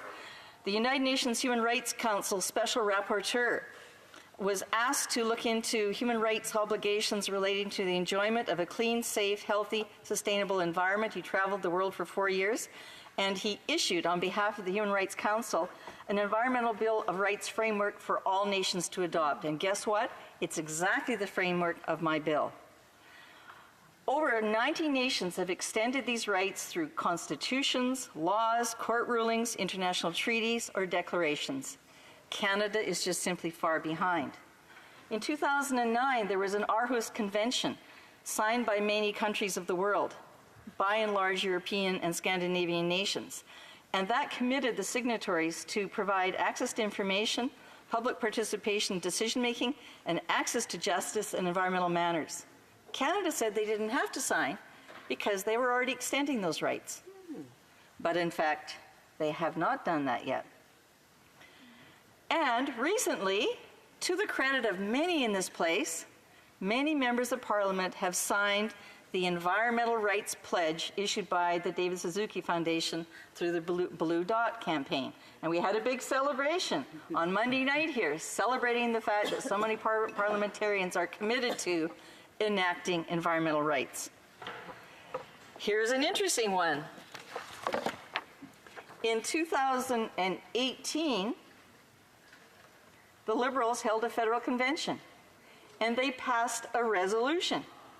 And that resolution reminded the members of the Liberal Party that in June 2010, all Liberal members of Parliament present in the House of Commons voted in favor of Bill C-469. Guess what? That was my Environmental Bill of Rights. They reminded the members of the Liberal Party that the United Nations recognizes environmental rights as a basic human right. And they then passed a resolution saying that the Liberal Party of Canada urged the Government of Canada to enact legislation establishing a Canadian Environmental Bill of Rights. I have said all along, I've said it since the first day it was elected in 2008, I would welcome that the government of the day take my bill and enact a full-fledged bill. Yeah. But here we are, a couple of weeks left in this place, and nothing has occurred. So that is why I'm delighted that I can actually debate the bill, and I'm looking forward to the response of some of my colleagues. Over 3,000 Canadians to date have signed petitions, both e-petitions and hard petitions, saying that they support the enactment of this Environmental Bill of Rights. Eco-Justice, the David Suzuki Foundation, and most recently, the Social Justice Cooperative of Newfoundland, it was interesting to discover, have come out and endorsed this bill and called for the action by the government to enact this law. So, Madam Speaker, I am looking forward to hearing the comments from other parties in the House. It's been my absolute pleasure to work with other members of Parliament on environmental matters. I know that there are some strong promoters of environmental rights here, and I'm hoping that I'm going to hear from them this evening. And I'm happy to take questions. Questions and comments? Questions et commentaires. The honourable member for Saanich Gulf Islands. Thank you, Madam Speaker. It's such an honour that I'm able to put this question to my friend from Edmonton, Strathcona, who has decided not to run again and whose stalwart environmental work, and I have to admit, Madam Speaker, as a former environmental lawyer, I think I first started working with the honourable member for Edmonton, Strathcona in around 1984, maybe. We look younger than we really are. But this is such an essential piece of legislation. She has tried so hard for so long, and I want to commit to her that I'll do everything possible as leader of the Green Party to promote the Environmental Bill of Rights in the next election campaign, because I don't think we can get it through this Parliament in the time remaining. But those members here from all sides of the House who recognize that it's long overdue, I urge you to take to your party the demand that every party in this place put in their platform running in the next election that we will deliver an Environmental Bill of Rights to Canadians, one that's long overdue. And I thank the honourable member for Edmonton Strathcona for her tireless work. She will be missed in this place. The honourable member for Edmonton Strathcona. Thank you very much, Madam Speaker. And I'd like to thank my colleague in the House. I thought we've been working since 1979. I have been. You're Johnny come lately. We had a lot of fun working on many campaigns together. Thank you very much to the honourable member. The one thing I forgot to mention is an endorsement of Environmental Bill of Rights is already in our party's platform. So I'm delighted to hear that the representative for the Green Party is saying that she wants to put forward in her platform. I'm looking forward to being in everybody's platform. But what I really want is it not just to be in people's platforms. Whoever becomes government, if it's a minority government and other parties are holding them accountable, let's hold the government accountable to actually enact an Environmental Bill of Rights. Questions and comments? The honourable member for Hastings, Lennox, Addington. I'd like to congratulate the member from Edmonton Strathcona for getting this bill before the House once again. It truly was a pleasure and an honor to work with her on the Environment Committee. I think we did a lot of good work together and had struck a great friendship.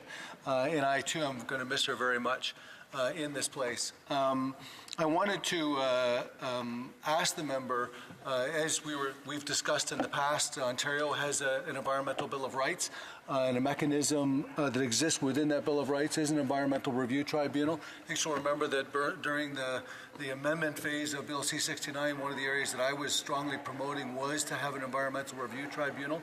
Unfortunately, that didn't happen, but is that part of the model that the member is the framework that the member has looked to as part of this bill as well? The honourable member for Edmonton Strathcona. Thank you, Madam Speaker, and thank you to the member for his kind comments. And in fact, it was a delight to work with him on the committee. He's one member I miss. There's another one that will be speaking soon. My bill was never intended to be the full Environmental Bill of Rights. That's a job for the government, right? The Ontario Environmental Bill of Rights is much deeper than mine and gives all the detail of the proceedings. The framework of my bill would fully allow for the development of the mechanism that the member is speaking of. There are many mechanisms that exist at the provincial level that have not been carried forward to the federal level.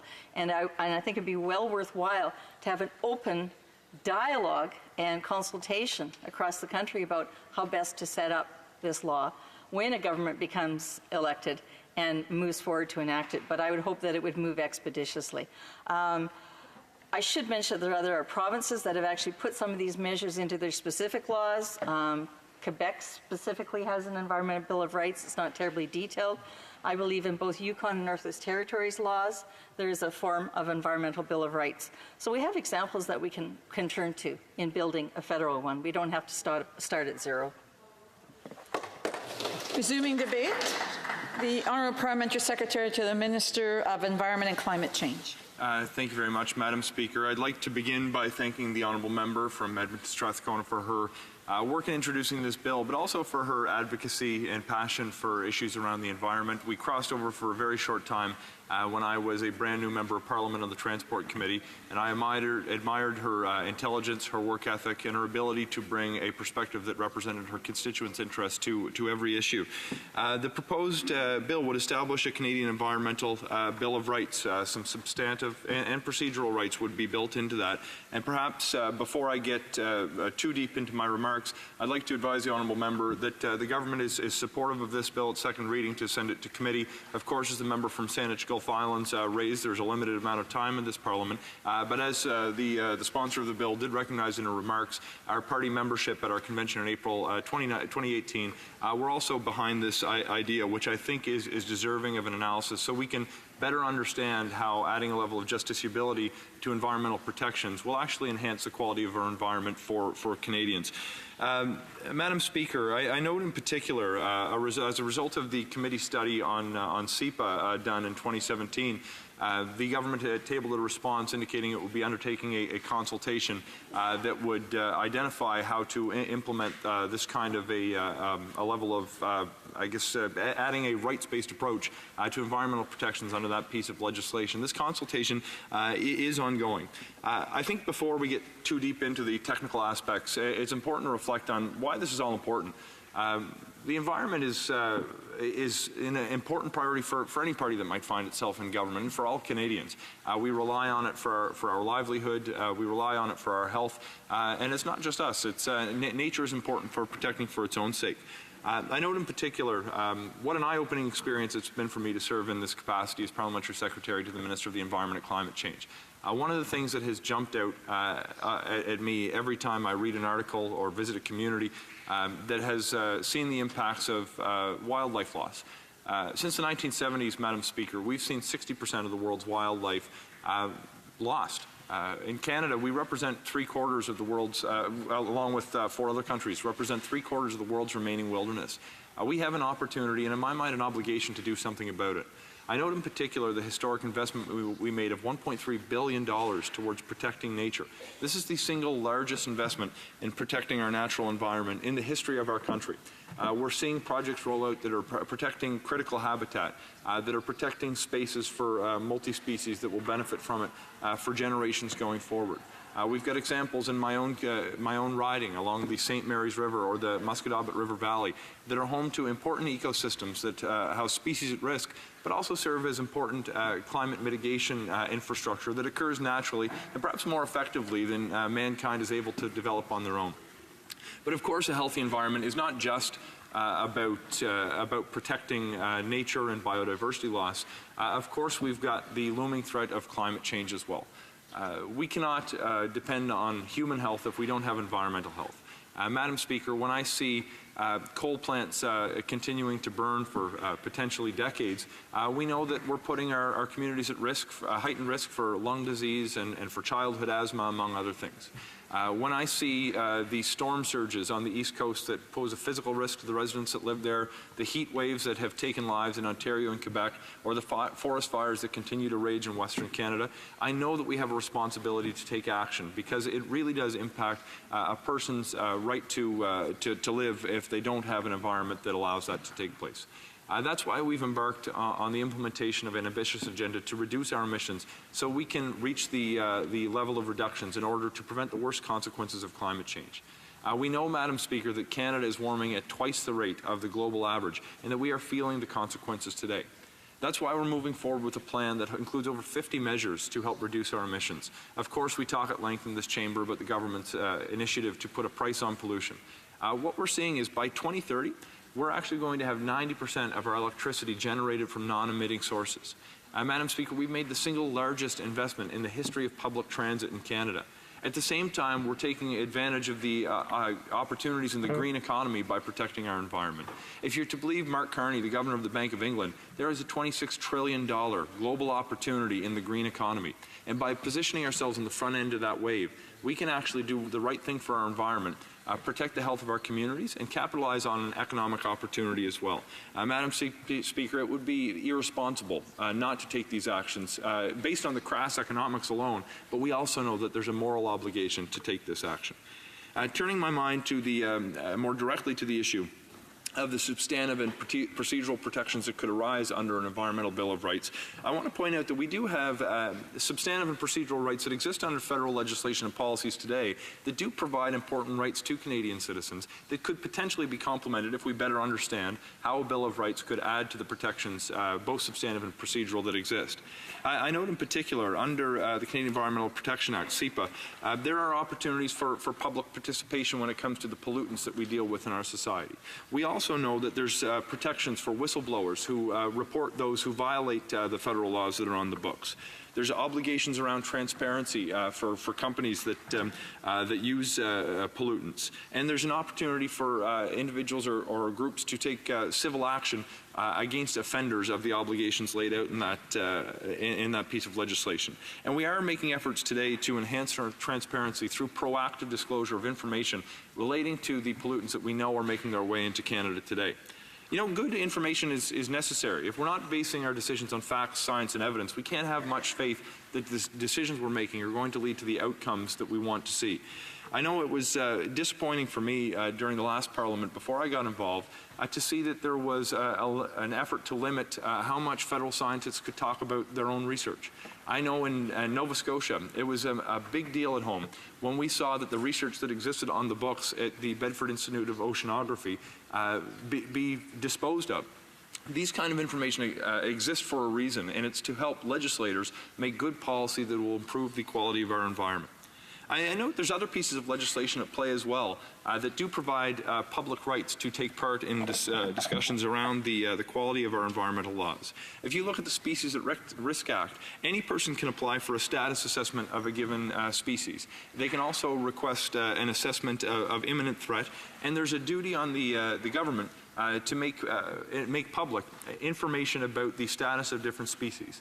These are rights so the public can understand what information is out there, what research has the government done, so they can better understand what policies are being implemented or perhaps not being implemented, and advocate for change that will help protect our environment. The piece of legislation, Bill C-69, has come up over the course of the debate already. One of the things that this piece of legislation was designed to do was to improve the public participation in the decision-making process around major projects, including the need for early engagement that gave the public an opportunity to take part before all the decisions had been made, which will eventually be litigated on the back end. In particular, we made a serious effort to help bring in the voices of Indigenous communities across Canada to ensure that they have an opportunity to participate as well. Again, under C-69, we'll improve the public registry so the public can actually have access in a timely way to the information about projects that are being proposed, so they can understand not only the opportunities for participation, but the current status of projects, the potential adverse social, health, or environmental consequences that could arise as projects go forward. Because it's all about making sure good projects can proceed and the economy can grow at the same time that we're making sure that the social outcomes that we want to see, in particular the protection of our environment, is not lost. We also have pieces of law like the Federal Sustainable Development Act, which puts obligations on the government to enhance the accountability and transparency of the work of federal departments when we're moving forward with laws or policies that could have a potential negative impact on our ability to live sustainably in our environment. But the question is, why do we need to advance this piece of legislation to the next stage to better understand the consequences that could arise? The protections, substantive and procedural, that I just laid out, quite frankly, are a bit of exist in a scattered way. To have the idea of having a central Bill of Rights that could potentially allow the public to better understand where their substantive and procedural rights exist is something that's appealing to me, and I think deserves to be better understood. When I look at what environmental justice means to me, and I see I'm running out of time, Madam Speaker, we have to ensure that people who are disproportionately impacted by decisions around the environment, whether it's elderly people, whether it's children who will disproportionately bear the consequences of climate change, whether it's expectant mothers who have a different impact on their personal health and the health of their child, these are serious things that we should be considering. And to understand how to best implement the procedural and substantive rights, I think this bill is worth sending to committee so we can better understand them. I look forward to continuing with the conversation with my honourable colleague offline to ensure that we don't lose the momentum behind this idea, because quite frankly, I think it's an important discussion to be had to determine whether we should move forward with an environmental Bill of Rights. And I want to thank the folks back home in Central Nova who've raised this with me. It's important, and I welcome your advocacy. Reprise de débat. L'honorable député de Portneuf. The honourable member for Portneuf, Jacques Cartier. Une seconde. J'aurais dû aller là, premièrement, l'honorable. The honourable leader of the government has a point of order. Thank you, Madam Speaker. My apologies, of course, because I'll take just a few quick seconds. The House that the opposition day designated for Friday, June 7th, has been undesignated and will now take place on Monday, June 10th, as was requested. Thank you, Madam Speaker. Hear, hear. Maintenant, reprise. Now, back on to our debate. The honourable member for Portneuf, Jacques Cartier. Well, a double thank you for you, Madam Speaker.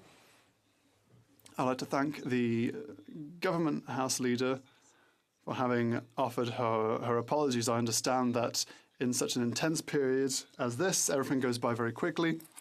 I accept your apology. They weren't necessary. It was good of your part in any case. Madam Speaker, I'd like to thank my colleague who just took the floor before me, the Parliamentary Secretary for the Minister for the Environment, to whom I asked questions today and whose answers were not satisfactory in my opinion. They have to recognise the situation in order to act. They have not wanted to admit to Canadians what is going on with the Paris Agreement objectives that will not be met with the current Liberal plan. I rise today, Madam Speaker, to speak to Bill C-438, to enact the Canadian Environmental Bill of Rights and to make related amendments to other acts. First reading during the 32nd legislature has occurred, and I'm pleased to be at second reading for debate. I would like to thank my colleague from Edmonton Strathcona for her passion when it comes to the environment. Unfortunately, I learnt that I won't have the great opportunity in the next government, if the people of Pont-Neuf-Jacques-Cartier vote for me again, to work with this extraordinary MP, this impassionate MP, this sensitive and humane MP. Dear colleague, I absolutely loved and adored working with you. I say this with a bit of emotion because there are people here with whom we've worked, and regardless of their political stripe, regardless of their convictions, these people are great people, they're good people. And I wanted to say so publicly, Madam Speaker, the MP for Edmonton Strathcona, I can't name you in the House, but I would go through the Speaker, Madam Speaker. You're very nice with your comments, but don't forget that you have to go through the Speaker. So, Madam Speaker, what I would like to say to you, that I would like to tell the MP from Edmonton Strathcona that I have a lot of respect for her and I will miss her. She has been here for a number of years. She was elected in 2008 and 2011. She was re-elected in 2015 again. Unfortunately, she will leave at the end of this term. Within the NDP, she is the critic for international development, the deputy critic for the environment. I had the opportunity to work with her at the Environment Committee. I discovered when I was writing my speech that she has a lot of experience and a lot of knowledge in the wonderful world of the environment. And unfortunately, I've only discovered it now at the 11th hour, but I already noted it when I worked with her at committee. To enumerate, she was at the Environment Law Centre in Edmonton. She was a consultant in international law. She worked with Environment Canada. She was Assistant Deputy Minister with the Yukon government, so she knows what she's talking about, Madam Speaker. As I mentioned, I would like to, through you, of course, congratulate her sincerely. I have a great amount of love for her. Now on to the bill. The MP for Edmonton Strathcona wrote to us explaining this bill, giving the right to all Canadians to a good environment. Canada has signed the Paris Agreement stating that everyone needs to have a good environment for their well-being. This has been reiterated in a number of agreements signed and ratified by Canada, Madam Speaker. I support this principle, and I believe that it's important to mention this. Yes, me, Conservative MP, I support this principle, yes. Even better than that, Madam Speaker, I would like to tell you very simply that in my lapel I have a earth blue pin that was given to me on Monday evening. I went to this activity with my colleague and the chair of the Environment Committee, 3 MPs from 3 political stripes. We were all present at the Suzuki Foundation evening. Last fall, I was asked to sign a commitment, and I will read this commitment to you. They invited me back last Monday, and so I was overjoyed to take the floor and to say that we Conservatives, we believe in the environment, and yes, we will take the necessary measures to make sure that we will meet the Paris Accord objectives. The commitment I signed and that I proudly have in my office is what follows. A commitment for environmental rights. It is part of a movement that is at an upswing in the world and in Canada, recognizing the legal right to all to a healthy environment. Environmental rights are based on a simple conviction, but a deep conviction that everyone, every single person, has a right to pure air and clean water. It's part of human rights. Over 150 countries have legally recognized the right to a healthy environment, but not Canada. Over 170 Canadian municipalities have adopted this resolution or other resolutions that recognize the right of citizens to live in a healthy environment, and 9 out of 10 Canadians agree, stating that Canada has to entrench environmental rights in its legislative statutes. I therefore commit myself, Madam Speaker, as, well, I've decided to ad-lib from the text that was written on the certificate. This is the end of my commitment. I commit myself as an MP to support the legal acknowledgement of the right to a healthy environment for all Canadians. That is what I signed, Madam Speaker. There are other colleagues from other political stripes who also signed it. Now on to C438. A number of elements in this bill, in my opinion, are badly written. A number of stakeholders could find themselves at risk. Financially speaking, I believe that we have to do better. What is interesting in the legislative process here, what we have to do is fine-tune this bill to make sure that it can be adopted. We have to understand that here we're at the 11th hour of this legislature, of this parliament. The MP has already experienced it in the past, no doubt. I don't think that this bill will be adopted before the end of Parliament, but, Madam Speaker, what I would like to say to my colleague is that I commit myself to do what I can to represent all Canadians, to make sure that these measures are implemented to protect the environment. Now, Madam Speaker, I understand the NDP's concerns about the government, and I understand how much the environment is important to them. In 2015, the Liberals conducted a campaign promising that they would be very respectful. They would implement measures to protect the environment, they said. They would do everything possible to improve their greenhouse gas emission levels, they said. Now, fast forward 4 years, we're now in 2019. We now have their government. We've seen how they govern. What are the results? Well, the results simply are not there, Madam Speaker.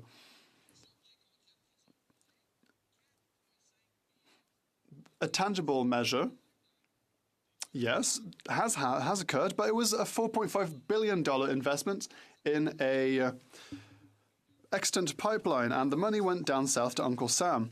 This money was purportedly to make another pipeline project progress, but no progression has occurred. So why have they spent $4.5 billion in an existing pipeline? Madam Speaker, had I been in the government, I would have invested that $4.5 billion in support of innovation and in support of the green environment. This $4.5 billion should have been invested to improve our greenhouse gas emission footprint. We should have invested in research. A number of companies came before the Environment Committee, and they showed clearly that they have technology available that would allow them to allow Canada to reduce its greenhouse gas emissions. So, Madam Speaker, to this I add the fact that the Liberal government added a tax. They've used the environment to take even more money from Canadian taxpayers' monies. And as we can see in BC, this tax does not work. It's not a carbon tax, it's not a tax for the environment, it's a tax to simply take more money that they had disbursed without even counting beforehand. They can't even admit the fact that they will not meet their Paris Agreement objectives, so they won't be able to implement a plan to meet or to rectify the situation or to meet their objectives. It's a lack of governance from the government, from the Liberal government that we have before us now. Unfortunately for us all, unfortunately for all Canadians, fortunately for Canadians, there will be elections in October. To conclude, I would like to reassure all Canadians, all the people of Portneuf-Jacques-Cartier and my colleague who will be leaving us soon, that I will be here and I will fight to implement whatever is necessary to protect our environment for us, for our children and our grandchildren. Thank you, Madam Speaker. Resuming debate, the honourable member for Victoria. Well, thank you very much, Madam Speaker. I want to first start by saluting my colleague, the soon-to-be retired member for Edmonton Strathcona, for her diligence, her perseverance in bringing this forward over 11 years. I think this is perhaps the 4th time. And the government, of course, the government of the day, the Liberals, have had 4 years to study this bill, and here we are at the waning hours. It's very regrettable of this Parliament. So the chances, I think, if we're honest with each other, of this being enacted are slim to none. However, That doesn't mean it's not an essential piece of work, a thoughtful piece of work. It's like a judgment that is in dissent in a court, and then eventually, over time, that dissenting opinion becomes the law of the land. That is what I hope happens in this context as well. This is not radical. The province of Quebec has had Section 46.1 of their Charter of Human Rights and Freedoms for years that says every person has a right to live in a healthful environment in which biodiversity is preserved to the extent and according to the standards provided by law. That's what Quebec did.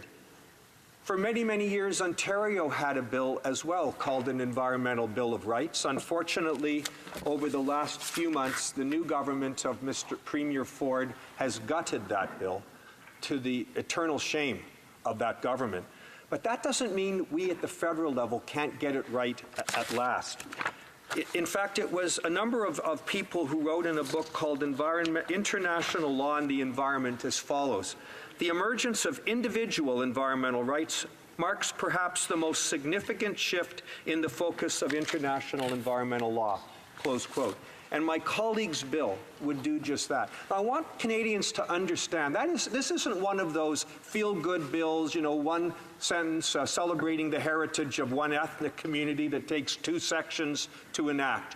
This is a thoughtful bill, 37 sections long, 16 pages, very thoughtfully changed in each parliament to its status today as a fully thought out bill that would do what other jurisdictions around the world have done. Nor is this a new idea.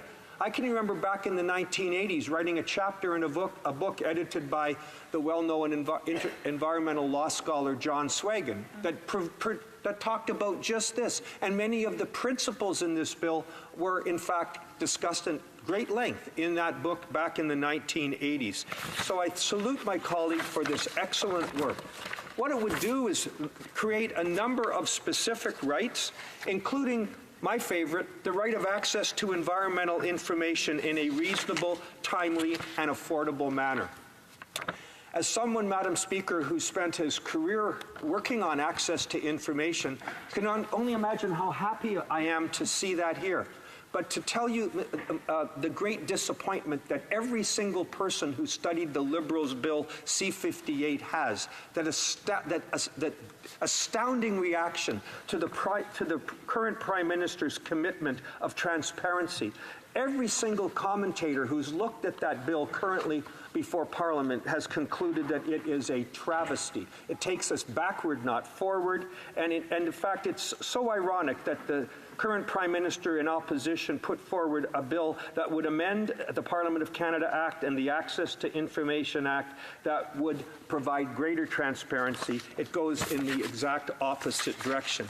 But other key things in the bill are things such as a public trust doctrine, which has been used so effectively in the United States of America to preserve lands, like in park contexts and so forth.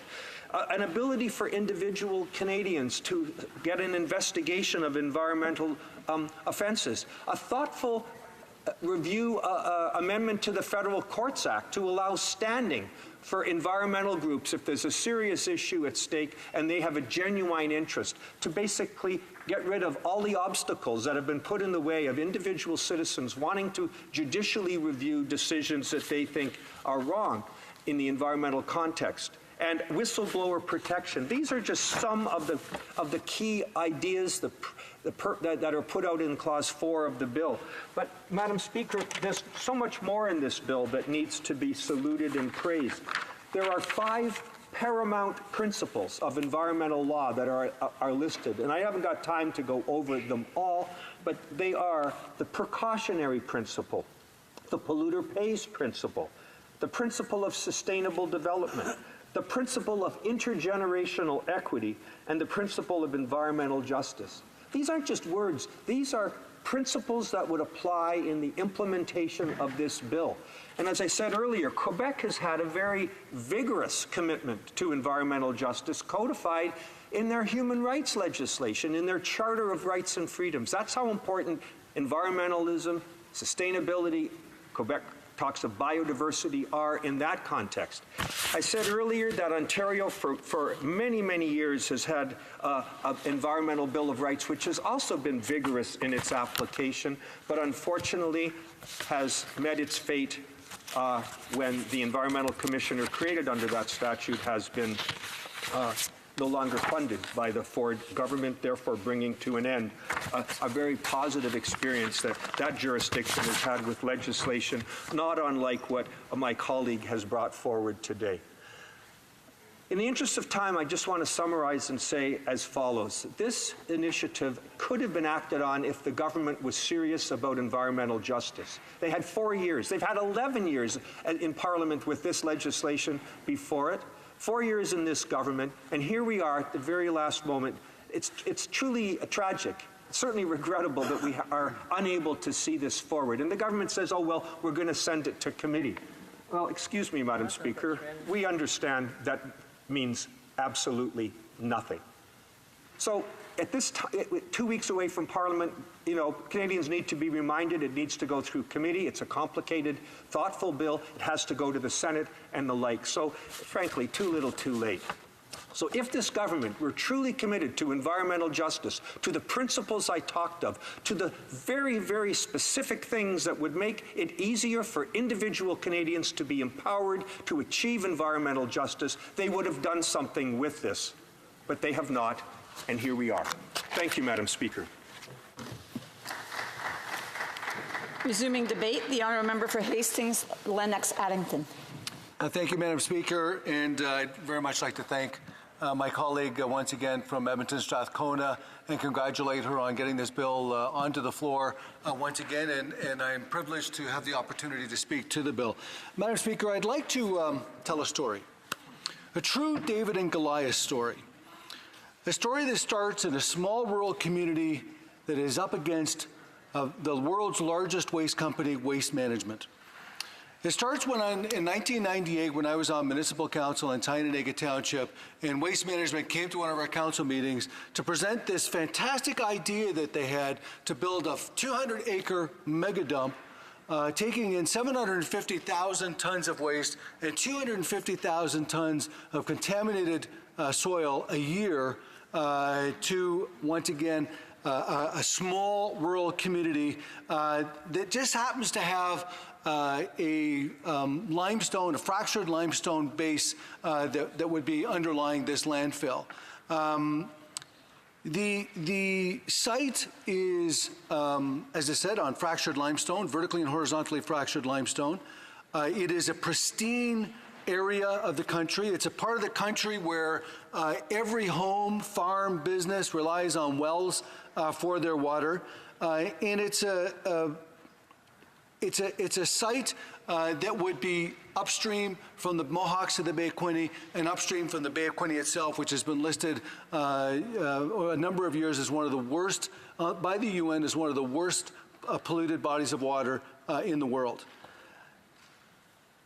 When the brief of the day, Margaret Walsh and myself, when Waste Management finished, we both looked at each other and we said, you want to do what on fractured limestone? Not on our watch. And then we proceeded to have multiple town halls to educate the area residents as to this travesty, that this mega company wanted to build this mega dump in a neighboring community. And everyone, of course, was up in arms, because it's just plain wrong to build it in this site.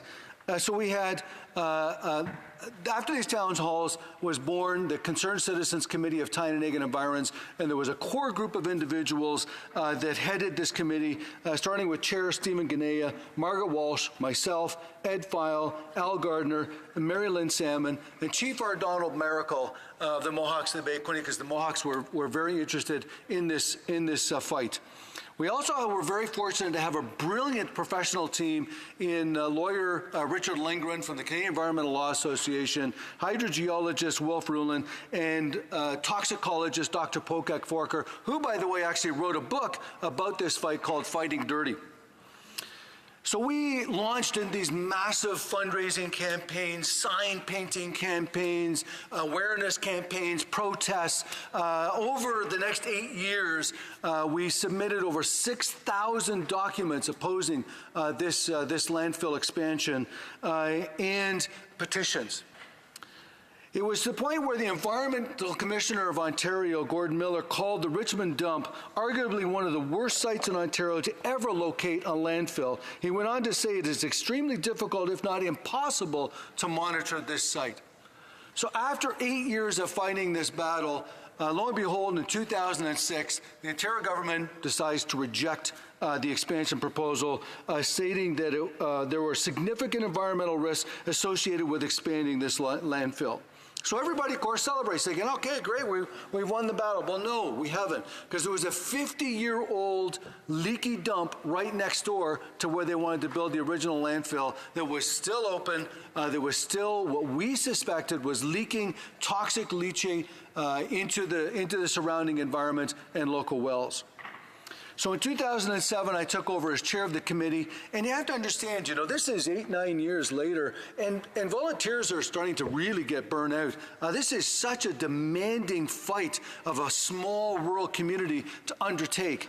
And so, but there was still, thankfully, a hardcore group of individuals like Mike Whalen, the president chair of the committee, Ian Monroe, Marilyn Kendall, Jeff Wan, Steve Med, Marilyn Carley, Janelle and Ken Tulloch, Carolyn Butts, and Fred Whalen and Howard O'Connor.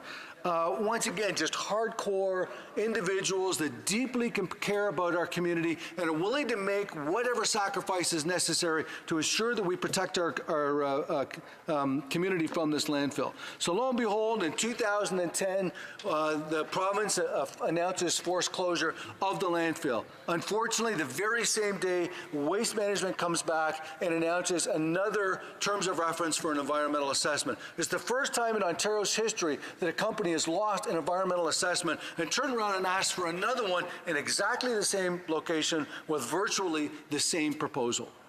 We're appalled. We're angry. We're determined that we're not going to allow this project to continue. We redouble our efforts to defeat what they call the Beechwood Road Environmental Center. I mean, what an oxymoron, if I've ever heard one. Early in 2012, the province finally comes back and approves a flawed environmental monitoring plan, deeply flawed environmental monitoring plan. And finally, we've had enough. We said, okay, this finally opens up the opportunity for us to ask for leave to appeal to an environmental review tribunal to finally study this, to have a semi-judicial process of environmental and legal experts study this issue. We then enter into a 3-year period of negotiations with Waste Management to try to resolve the 36 recommendations. After that time, finally in 2015, we have a trial and we finally have a judgment. And of course, the judgment falls completely our way. And we finally force Waste Management to test for a chemical called 1,4-dioxane that only exists in leachate.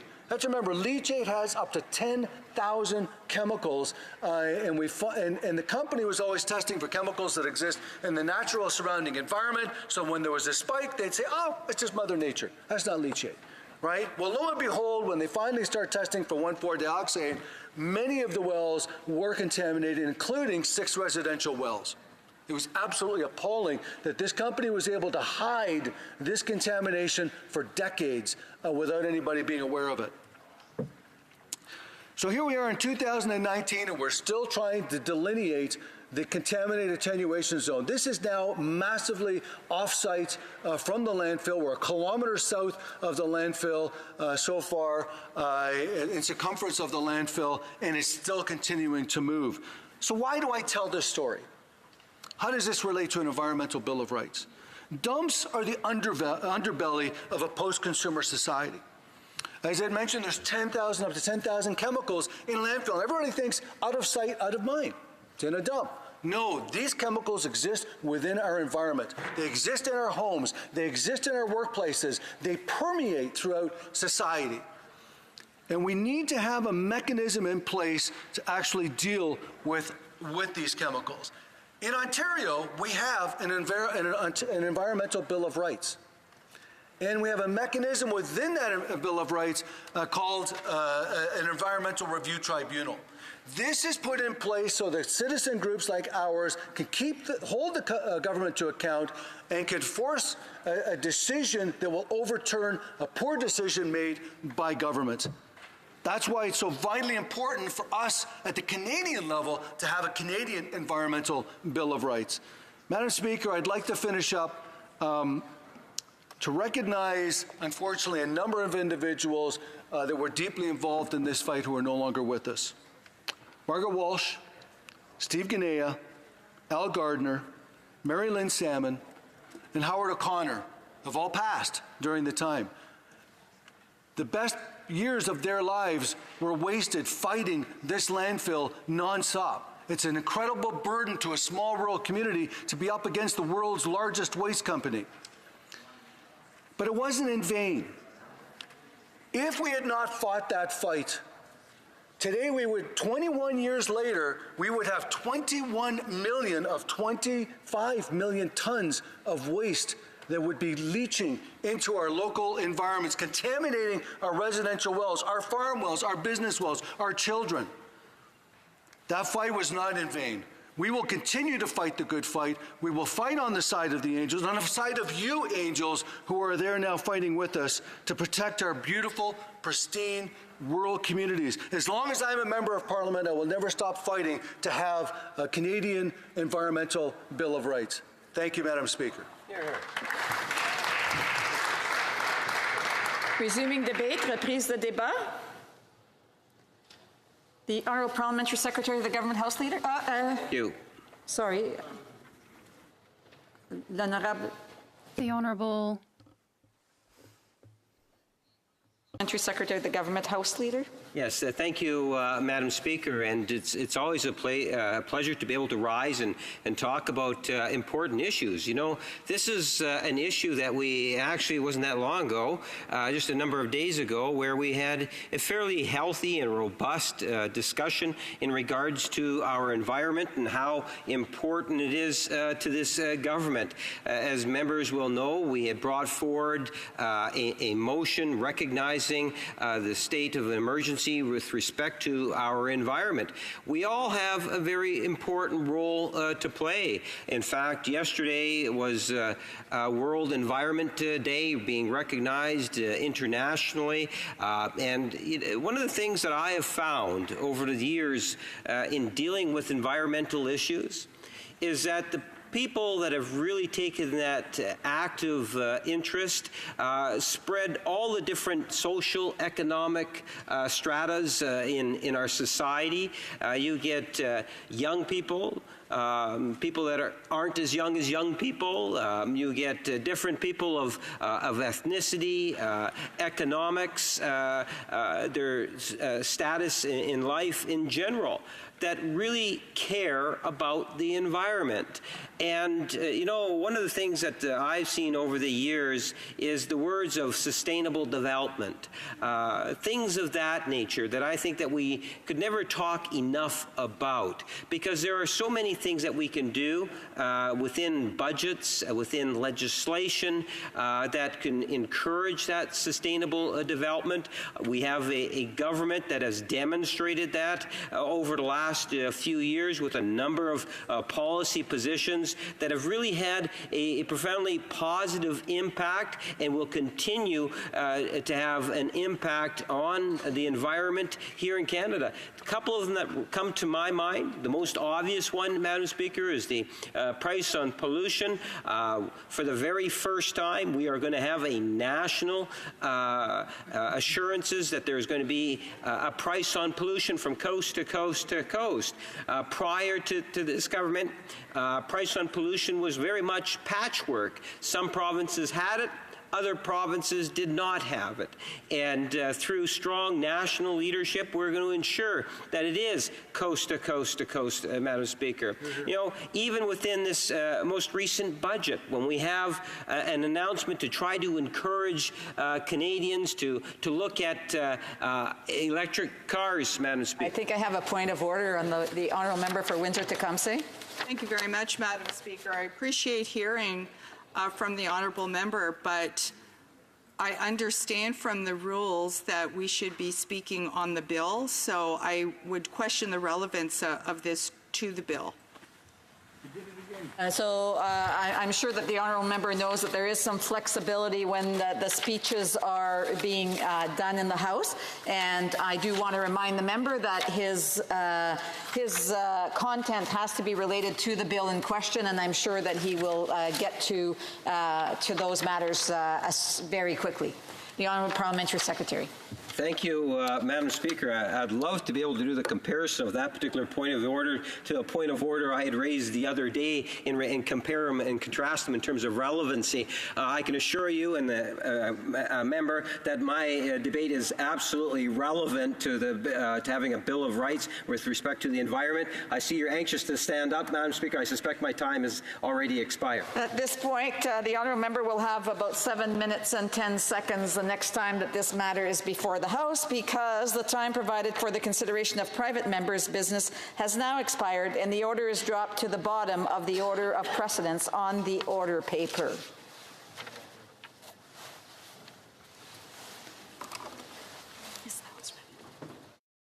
Secretary of the Government, House Leader has a point of order?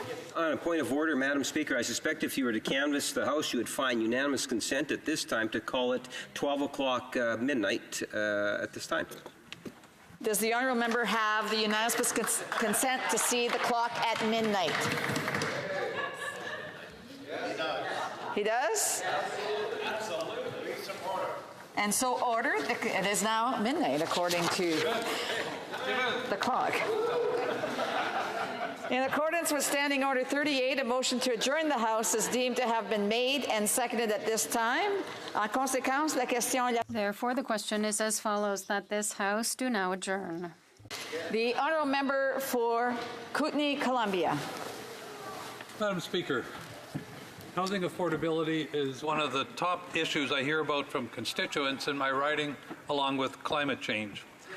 The high cost of housing is increasingly making it hard for students, families, and seniors to make ends meet. I've also heard from small businesses that lack of affordable housing impacts their ability to recruit and retain employees. And this was actually a really interesting experience for me, where I held sessions in 3 of my communities, invited the MLA, the mayors, and small businesses to come and talk about their concerns. In every community, the top concern was lack of affordable housing, and the second concern was the lack of affordable daycare, and this was for small businesses, Madam Speaker. The Liberals' national housing strategy is not providing the help people need now, and over the long term, it may not make it any easier for Canadians to find affordable housing. The Rental Construction Financing Initiative is one part of this strategy, providing low-cost financing to developers to build affordable rental units. However, how the affordability of projects is calculated under this program is problematic.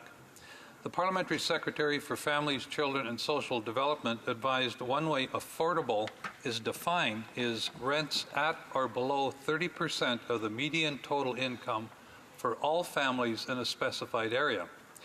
It is not appropriate to base affordability on median household income if we want to create housing that is affordable for low and modest income people.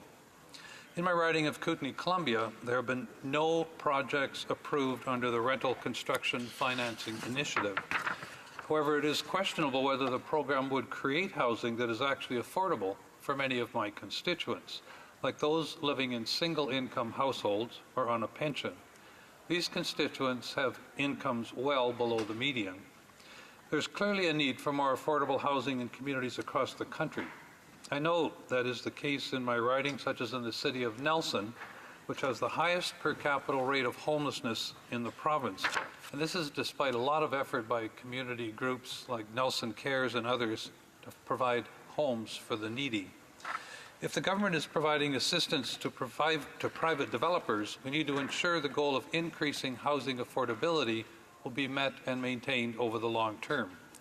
The NDP has a plan to address housing affordability for renters and put the dream of home ownership back in reach. Our plan will create 500,000 new units of affordable housing over the next 10 years, provide rental subsidies to low-income Canadians spending more than 30% of their income on housing, and allow first-time homebuyers to choose a 30-year insured mortgage.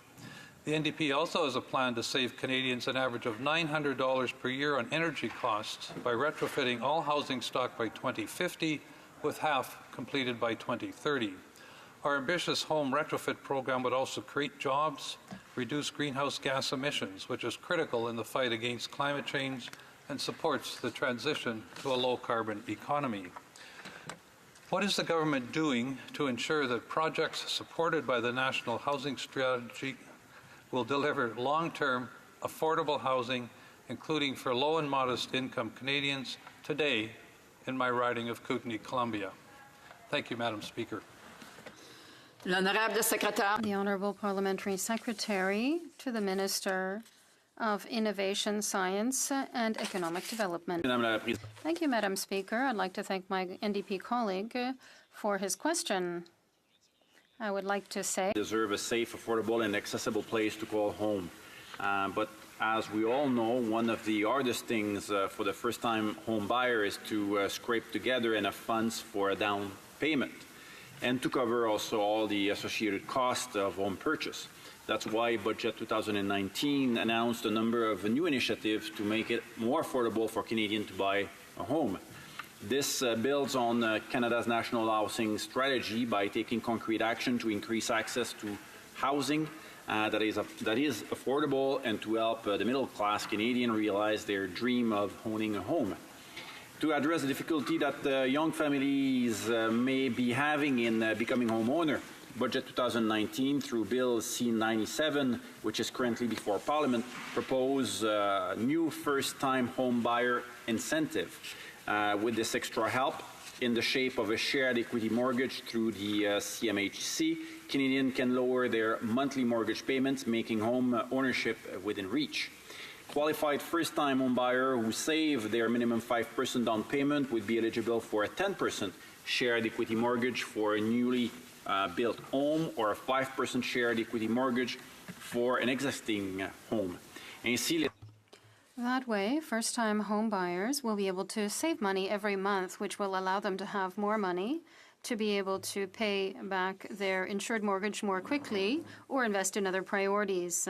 Approximately 100,000 first-time home buyers will be able to benefit from this incentive over the next 3 years. The program criteria will improve affordability for first-time home buyers while guaranteeing that participants can afford the homes that they purchase. Thanks to a more generous incentive for new construction, this measure could encourage housing construction. This would help to respond to some extent to housing shortages across the country, particularly in our largest cities. Bill C-97 also intends to increase the maximum amount that can be taken out of the home buyer's plan, and it will go from $25,000 to $35,000. That will allow first-time home buyers to make larger withdrawals from their registered retirement savings plans in order to purchase their home. This represents the first increase of the maximum amount in 10 years. And I would like to conclude, Madam Speaker, in saying that these new measures in Budget 2019 will improve affordability while reducing obstacles to home ownership for purchasers, first-time home buyers, and by stimulating supply on the housing market in Canada. Thank you, Madam Speaker. The honourable member for Kootenay-Columbia.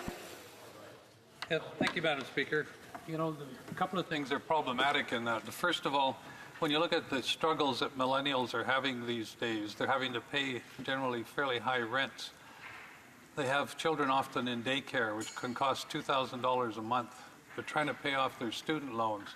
They have no free pharmacare at this point. When you put all that together, only 36% of millennials or young people even have an RRSP to begin with. So saying to them, instead of taking $25,000 out of your non-existent RRSP, you can take $35,000, really is not helpful at all. The other thing, and I'm quite interested in the equity portion of it, because one of the questions that wasn't answered at the beginning of when this was first announced is whether or not the government or CMHC then keeps that percentage of equity when the house gets sold. In other words, if the house goes up in value, do they keep a 10% value of the profits from that home? Secretary to the Minister of Innovation, Science and Economic Development. Thank you, Madam Speaker. And again, I appreciate a question from our colleague. There will be additional information that will be provided over the next few weeks in regard to his question. But let me reiterate that our government has a responsibility to support a stable housing market and economy. Recent federal policies help ensure that Canadians take on mortgage that they can afford, even if the interest rate rise or income change. Ces politiques soutiennent la stabilité. These policies sustain the economic stability of Canada, of its financial institutions and families, which is advantageous for all Canadians. They also contribute to a slower growth in the price of housing and to less speculation, which has helped limit the amount of indebtedness Canadians have to deal with if they want to buy a residence. Of its mortgage policies to support access to housing while safeguarding financial stability. Thank you. The honourable member for Courtenay Alberni. Thank you, Madam Speaker. Madam Speaker, gives me it's huge honor today to rise to talk about issues related to veterans. We know 75 years ago today that 359 Canadians were killed, 715 wounded, and over 5,000 would die fighting over the coming months, the next 2 months, in the liberation of France at D-Day. And today we had a chance to take a moment to honor those that served for our country so that we can be here today as members of Parliament and have the democratic system that we have here today. And we certainly need to recognize the heroism, the courage, the sacrifice of all of our soldiers, whether it be at D-Day or those that have served over many generations for our country. And they will never be forgotten unless we forget, Madam Speaker. Madam Speaker, as we know, there's the Right Honourable Prime Minister and the leader of the NDP from Burnaby South and other MPs are over in France today. And it brings us back to our veterans that have shown the courage and the sacrifice that have served our country. It reminds us, obviously, to never forget about the sacrifice of those for many years in the history of our country, but certainly those that have come home recently. And in fact, actually, I have someone from my riding, Master Corporal Kevin Pavin and his son, Lakin, who's 13 years old. He's over there with those veterans, with those elected officials to honor those that sacrificed. And I'm glad that 13-year-old Lakin's there because it'll help him ensure that the next generation will never forget those that sacrificed. It's our sacred obligation, as we know, Madam Speaker, that when those that have gone and paid the ultimate sacrifice or served our country, put their lives at risk for our freedoms, that when they come home that they're taken care of. And the question that we're talking about today, Madam Speaker, is a concern that the NDP's raised around ensuring that veterans that have served and aren't getting adequate benefits for the most extreme disabilities, those that between 3 and 5%, and ensuring that those veterans get the benefits that they were promised by this government, and ensuring that they get the full benefits that were promised by the Liberal government in the last election. Madam Speaker, we've learned since I asked the question that the government is promising that they're going to ensure that all those veterans will get more than they were promised. We want to hear the details. I'm hoping tonight that the government will talk a little bit about those important details because we want to ensure that they're getting the support that they deserve. And I had the honor and privilege, Madam Speaker, as serving as the critic for the NDP for Veterans Affairs, and I must say it was one of the greatest honors of my life. And as a member of Parliament for Courtenay Alberni, I'm committed to never stop fighting for veterans and the rights and benefits of our veterans that they're entitled to, and I'll continue to pursue working on that. And we were able to do some good work when I was the critic in this House, working collectively. All of the political parties unanimously supported a motion to end lapse spending, to ensure that all of the money that gets carried over from year to year will go to the service standards that the government's not meeting. Right now, they're only meeting 25% of the service standards, Madam Speaker, that the government's standards that they've set set for themselves. And that clearly is a failure. So we have a lot of work to do. But we were also able to ensure that veterans get support, that their spouses, if they get married over 60, can get the benefits they deserve. So really important to be part of these important measures that the government's moving forward. But we have a lot of work to do. And today is a reminder of all of the work that we need to do, Madam Speaker, and how important it is that we put our veterans first. L'honorable secrétaire parlementaire du ministre de l'Innovation, des Sciences et du Développement économique. Merci, Madame la Présidente, et j'aimerais souligner le travail. Thank you, Madam Speaker, and I'd like to commend the work, the enthusiasm of my colleague in his work, and like him, I would like to acknowledge D-Day. 75 years ago, Canadians landed on the beaches of Normandy and changed the course of history. They landed in Normandy, and as many know, 350 Canadians died, and 715 others were wounded or captured. And we honor all of them, those who were wounded and those who paid the ultimate price.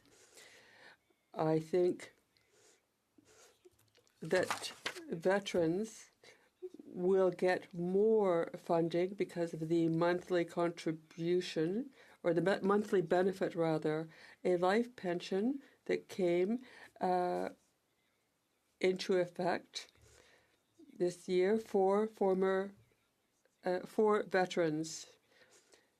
We care about the well-being of all veterans, and benefits include compensation for the pain and suffering veterans were exposed to because of wounds or illnesses linked to their service.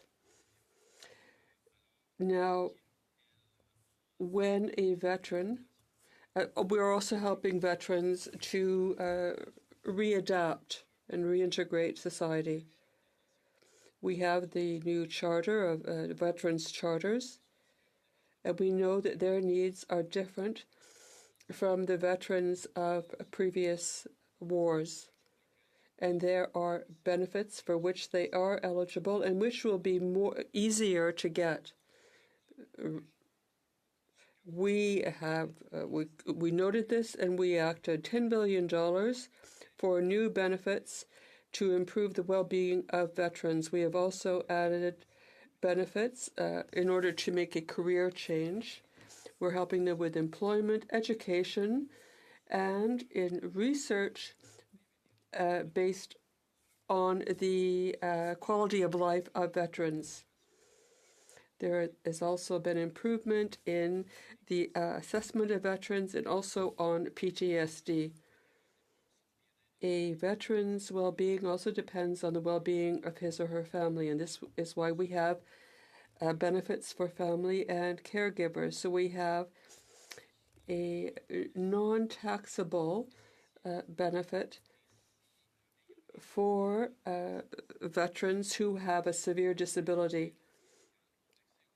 And also, veterans will now have access, and the families of veterans will have access to these resources all over Canada. And there will be FAC.ca for resources for families. These benefits for veterans will include the new charter, the new Veterans Charter. $5 million will go every day to disability benefits. Now, Veterans Canada will also make sure that they are given the assistance they need to make a transition, to make the transition to a civilian life. Thank you. Madam Speaker, it's a relief to hear the government make this commitment on the record that through their new pension for life, They will ensure that the most seriously injured veterans will actually get more. We're glad to hear that they're listening to New Democrats who've been listening to veterans and bringing their voice to the House of Commons. I will make sure that the member hears that through you that we promise, Madam Speaker, to ensure to bring the voice of veterans to this House. We know there's a growing backlog of over 40,000 veterans that haven't got their benefits for disabilities. And I want to thank all of the veterans that have been working with me, the Legions and Tofino, Ucluelet, Port Alberni, Parksville, Qualicum Beach, Bowser, Courtney, and Cumberland, the many veterans that have spoken to me, notably Michael Blaze and Barry Westholm and William Webb, and some of the victims of the serious issues that we've seen and the veterans that have fallen through the cracks, like my friend Cassandra Desmond, who's the sister of the late Lionel Desmond, who took his own life. I want to thank all of them for staying in touch with me, and we'll continue to advocate for all of you. Thank you. The Honourable Parliamentary Secretary. Thank you, Madam Speaker. Veterans will be in a far better financial situation because of this pension for life, as I mentioned earlier, than with the preceding legislation on veteran well-being. We are proud to bring into law the monthly pension that veterans have been asking for, and we are proud that we reopened the 9 Veterans Affairs offices closed by the previous government and opened another additional office. We are proud that we rehired over 700 Veterans Affairs staff fired by the previous government. We are proud of how far we've come since 2015 from improved benefits and services to restoring trust with the veteran community and shifting the focus of government from being one of cost saving to one of support for veterans and their families. Thank you, Madam Speaker. Thank you, Madam Chair. This government has heard from many athletes across Canada, and they've heard from me, and we are all pressing the minister for the same thing, that an independent body be established that has the mandate to investigate claims made by athletes of sexual abuse or harassment in sport. I'm sure we are all familiar with the history of sexual abuse and harassment in sport, so I won't go into the many well-documented cases that have been reported in the media in recent months. It is reasonable to refer to this situation as a crisis, and a crisis that requires swift and decisive action.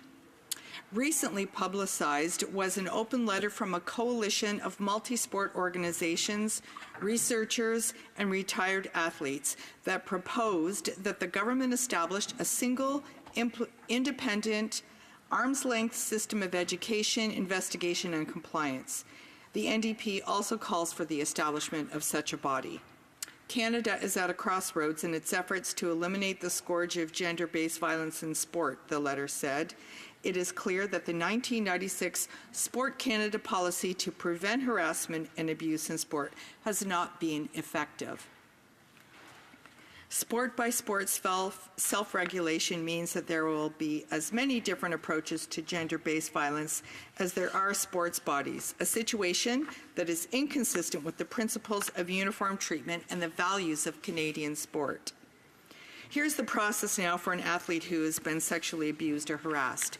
An athlete must go to their national sport organization with their harassment or abuse complaint, and the NSO hires an investigator to investigate. They can either find their own investigator, many admit that they don't know how to do this, and they can go to the Sport Dispute Resolution Center and access the list of investigators they have compiled, which I believe they've spent a considerable amount of time compiling.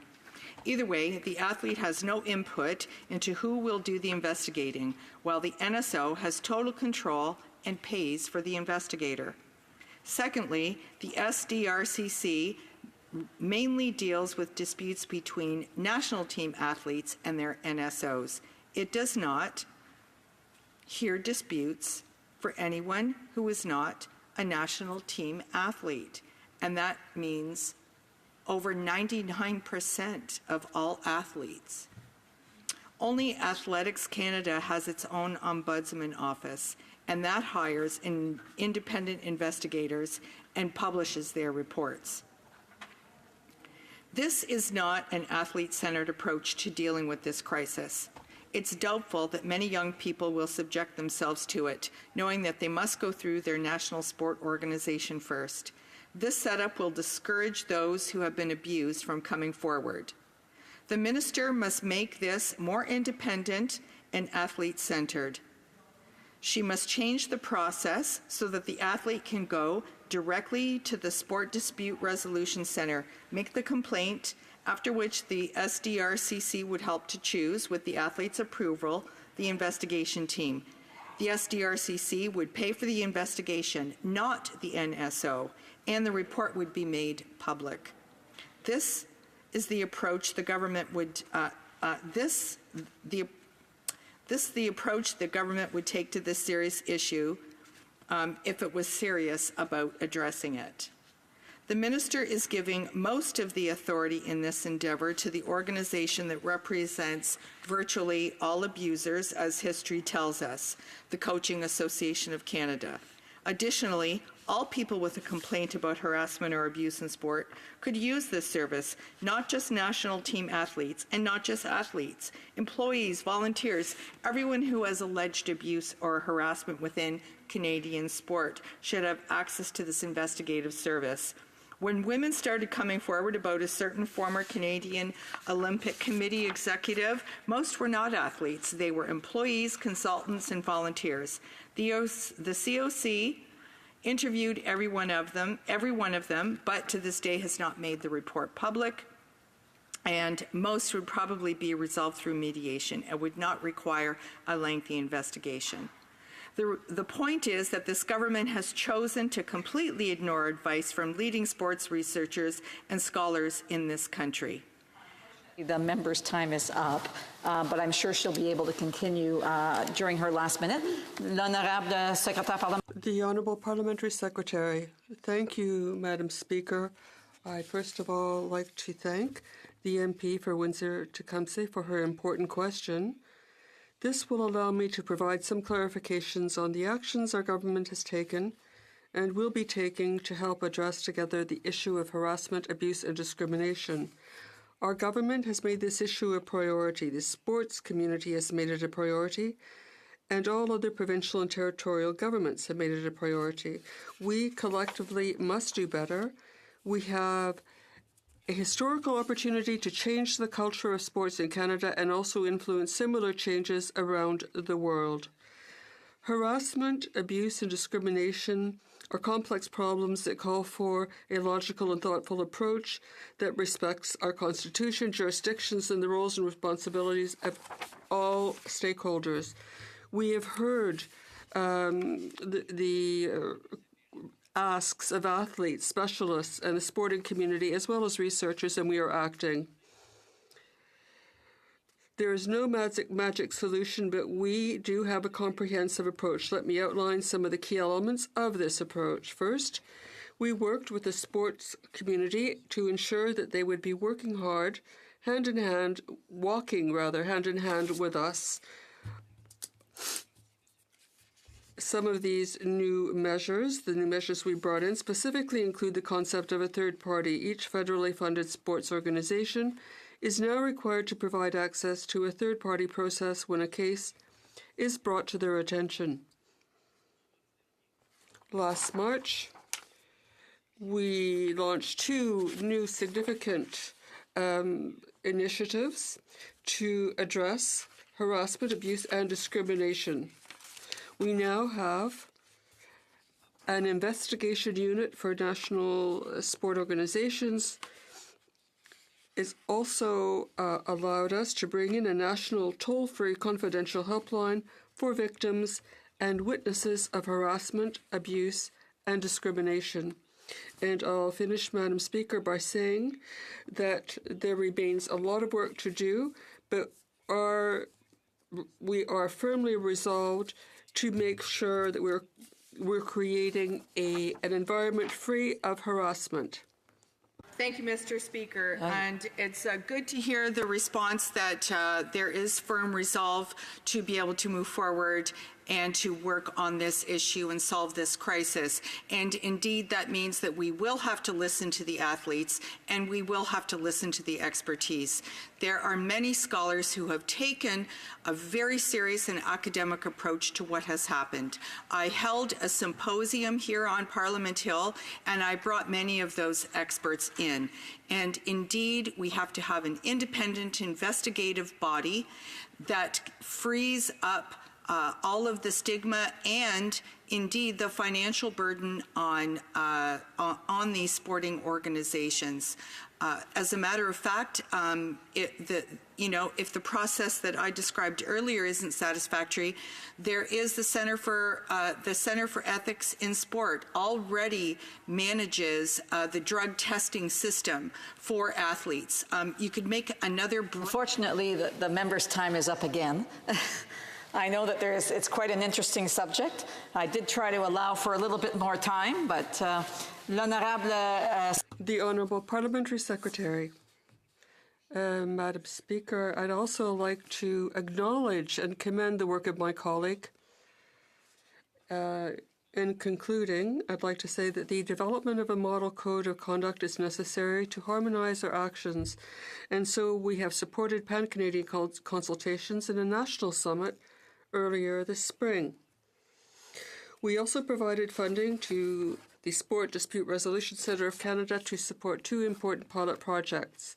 One, we are convinced that we will solve the problems of harassment by making the public aware. And through training, we've also listened and heard from people who have commented on this problem. There is no place for abuse, harassment, or discrimination in sport. So the motion to adjourn is deemed adopted. The House stands adjourned until tomorrow at 10 a.m.